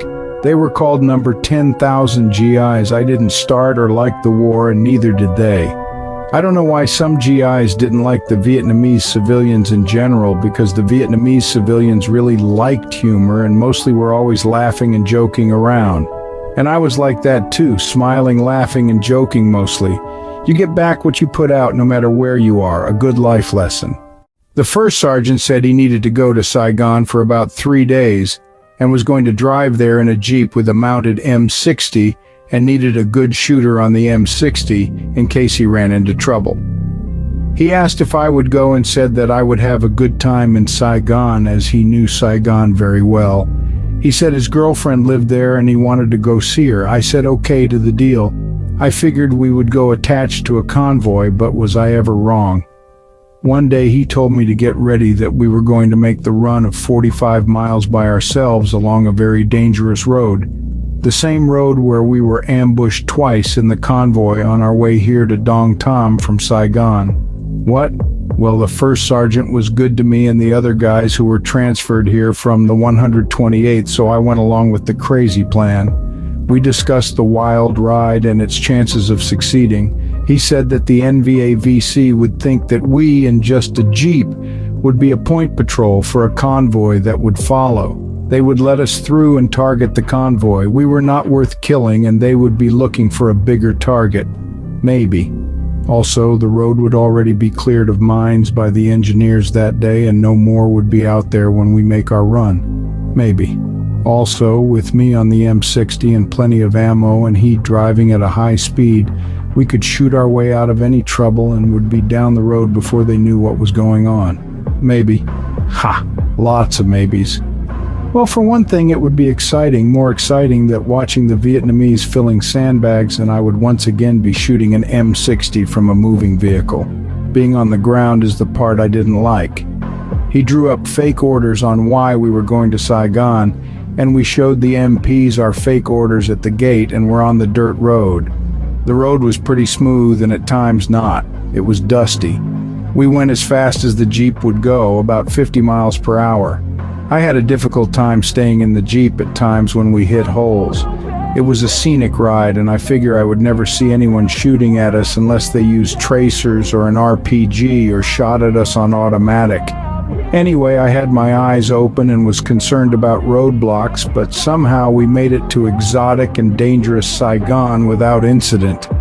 Snipers may have been taking shots at us, but I could not tell for sure. I certainly didn't want to do that again, ever. We parked the Jeep at an army compound where it would be protected probably until we picked it up again. Nothing was for sure in Vietnam. Nothing but surprises one after another like a string of pearls. Certainly nothing was dull as far as I experienced. The first sergeant and I then took a rickshaw to what I thought looked to be a dangerous and seedy part of Saigon. But what do I know? The sergeant had a .45 and I had one also. He told me not to worry, that he knew a lot of important people in the neighborhood and that no one is going to bother us. It turned into what seemed to be an upper-class Vietnamese residential area. He stopped the rickshaw driver and paid him off and said that we need to walk from here. Secrecy, apparently. We walked up to an enclosed villa area with a couple of classy, whitewashed masonry structures in it, and he pushed an electrical button a few times as a secret signal, I think. A woman came out of the house and the outer gate opened. We walked into the courtyard and the sergeant and woman embraced and kissed. The sergeant then introduced me to his girlfriend. I was the stranger here. We walked into the big building where there was a huge room, ballroom restaurant bar, where I was introduced to 6 very exotic, beautiful Vietnamese girls who were about my age. The woman told the girls to treat me nice and said I could eat and drink anything I wanted. I said that I could pay for my stay, and she said okay, it would cost me $20 per day. She said it was slow right now, so pretty much I had the whole villa house and the girls to myself. She and the first sergeant then left to stay at her house inside the same compound. Geez, now the ride here almost seemed worth it. The girls all spoke some English and were in charge of the place. They laughed and giggled a lot as they handed me an ice-cold Schlitz beer and undressed me for my warm splash bath. The ride was getting more and more worth it. Ha! Once I had my clothes off, the girls took me out to the center open courtyard, which had a fountain and pool in the center of it, and started to do their things on me. Things was the word. They washed me, my hair, my everything, cut my toenails and fingernails, shaved my face, and did their sexual things on me all at once while they laughed and giggled. Wow, what an experience. They knew every trick in the book, and this went on for 3 days and nights. I didn't drink much alcohol as I wanted to savor all that was happening to me. I ate very fine Vietnamese meals with chopsticks, which amused the girls, and they were trying to teach me the Vietnamese language, which also amused them. The girls were all happy, and I guess was the object of their humor at the time. They were always laughing and giggling. I was also always laughing, except at some overwhelming, uncontrollable reaction to a very pleasurable moment, of which the girls made sure that I had a lot of while there. They also had their pleasurable moments in various ways during the 3 days and nights. They certainly didn't hold back or were shy about anything. No, nothing at all. I wonder if a person could die of delight. I was willing to try as long as this earthly dream could go on. The sergeant, after 3 days and nights, said that we needed to get back to the company before too many people started to ask questions. I said my goodbyes to the girls. We were all tearing up as we were hugging our goodbyes, as we had been very close and good friends for a time, and no secrets in relating our young lives to each other. The girls were very kind, warm, and unbelievable. Super nice girls. I hoped that they all would be very happy in their lives, wherever their lives may lead. They wished me good luck and hoped that they would see me again. I hoped so too. Back to the rickshaw, and then the sergeant and I went and picked up the Jeep, a rifle and machine gun. This time there was a convoy heading south to Dong Tom that we could be part of. We thanked our lucky stars for that. Taking a death-defying ride in the Jeep alone back south down that crazy road was something I did not want to do. I didn't mind taking chances to a degree. I did it every day for 9 months as a crew chief in a Huey helicopter, but I did have my limits. At least I thought I did. But then again, we did run alone like two crazy guys north on that road 4 days ago. The convoy was only ambushed once on our way back to Dong Tom on the same road we took days ago. A few trucks were blown up by who knows what, and we were stopped for about 20 minutes, and then we were on our way again. That's the trouble. On the ground without radios, no one knows what really occurred, just rumors. Back in Dong Tom, the sergeant needed a volunteer to take 4 pilots out to their Cobra gunships in a 3/4-ton truck when the rockets and mortars came in at night. We seem to be getting more rocket and mortar attacks on the base camp lately. The pilots would either be in their barracks or at the officers' club at the beginning of the attack. I would have the truck ready to go at my barracks, and as soon as the explosions were heard, I would jump in the truck and pick up the 4 pilots and drive them to their gunships, which would be parked in various places at times to confuse the rocket guys firing at the camp. While people were diving into bunkers, we would be driving down very dark roads to get to the helicopters. If I had to drive close to the perimeter roads, which I had to do a lot, when I flashed on my headlights on to see where the road was for a second or two, snipers would shoot at us. I tried just using the blackout lights on the truck, but couldn't see the road that way. I was driving pretty blind most of the time, which would put us in the ditch at the side of the road sometimes. But I could get out of the ditch with the all-wheel drive truck. The truck received a few bullet hits once in a while, but no injuries. We also had some close explosions, but 0 injuries. We were lucky. One of the pilots complained when we went off in the ditch one night, and I said, "Okay, you drive then." He said that he didn't know how to drive stick shift. Everyone had a good laugh at that. The ace Cobra pilot couldn't even drive any vehicle we had. His co-pilot said, "I can't believe I'm flying with you." We had another good laugh. The whole idea was that once the fully armed Cobras were up in the air, that the pilots could see where the rockets and mortars were firing from by their telltale flashes and blow the heck out of those areas fast. Trouble is, there was nothing fast about our reaction to the rocket attacks. By time the first rockets hit and we got to the gunships and the pilots started them up and lifted off was probably 7 minutes. By then, the rocket attack was over. The rockets had a range of 7.5 miles and the mortars had a range of up to 3 miles.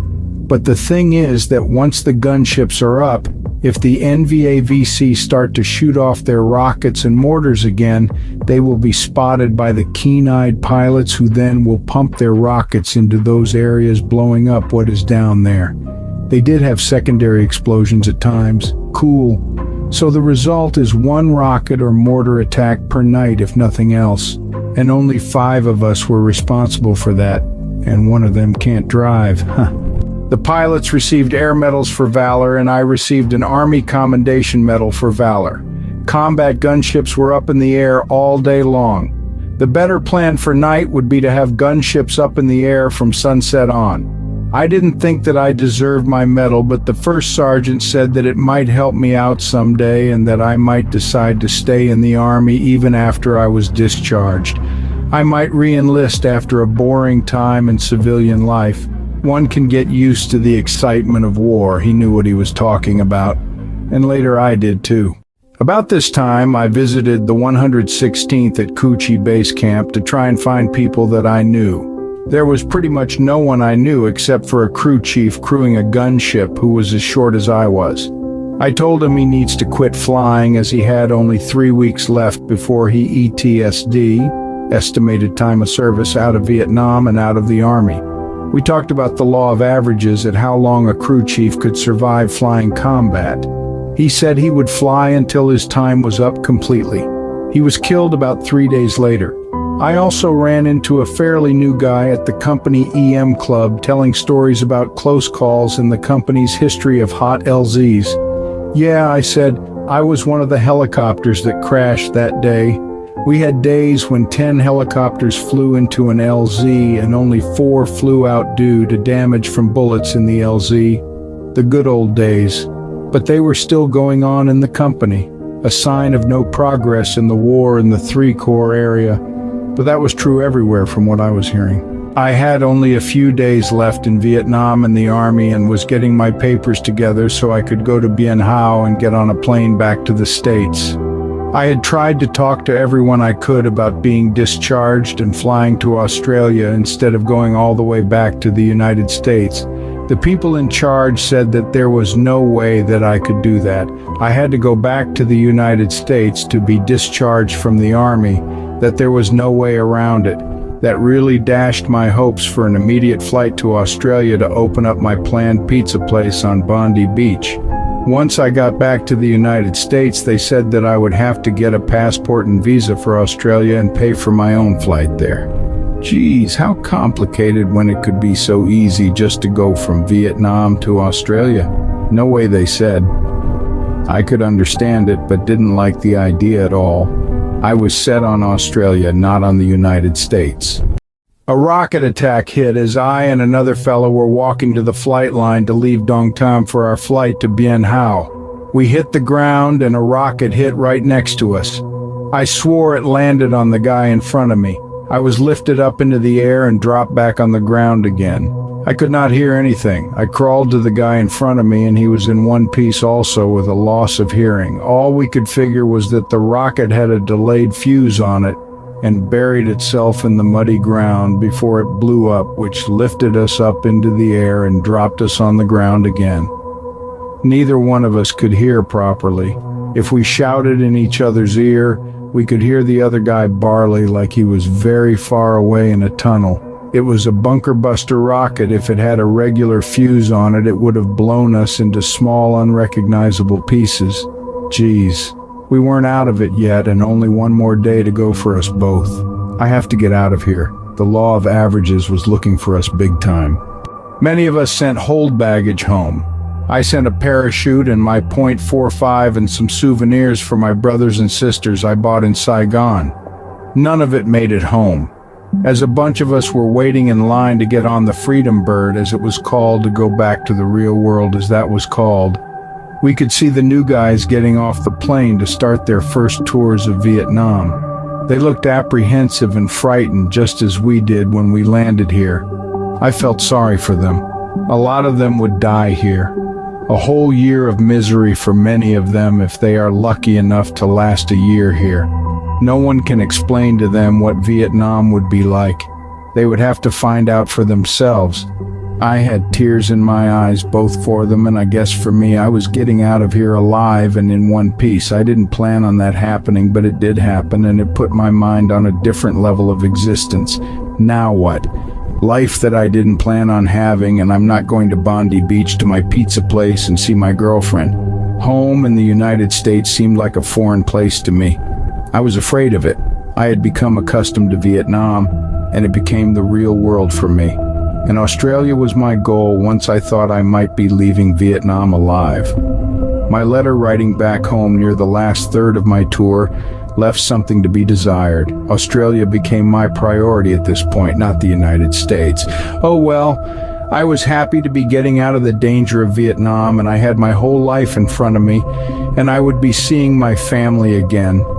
As the jet plane lifted off the ground, a cheer went up from the guys in the plane. We made it out alive. As long as an RPG or a 51 caliber didn't get us, that is, I was thinking, we are still in Vietnam. I was in O'Hare Airport almost falling asleep. 5 days and nights without sleep. I waved down a cab and he dropped me off where my dad worked at the Oak Park police station. He had a day off, but his buddies called him back to the station without letting him know that I was there. We met in the station and we both hugged and cried. I think all the cops in the station cried. I came home unexpectedly, as I didn't really know how long all this discharge stuff was going to take. Dad drove me home and my mom cried. Everyone was crying. I stayed up for a while at home, and then I went to sleep that afternoon, sleeping all afternoon that night and most all of the next day. When I woke up, my parents took me outside on the street. Almost every house had an American flag waving from their front porch. Wow, I was very surprised. The only other fellow that went to Vietnam on the block was Neil Kroger, and unfortunately he was killed in the Battle of Ia Drang in 1965 as a lieutenant while in the United States Army. I'm home and more nervous than I was in Vietnam, and I certainly am still high-strung, and my hands and arms shake when I hold them out in front of me. It probably would take a helicopter and machine gun in the middle of a battle to calm me down. Pitiful. But that was the truth for this Vietnam veteran. Australia would have helped. I didn't think I could possibly blend into this society again. I'm going to be a problem for myself, I thought, and was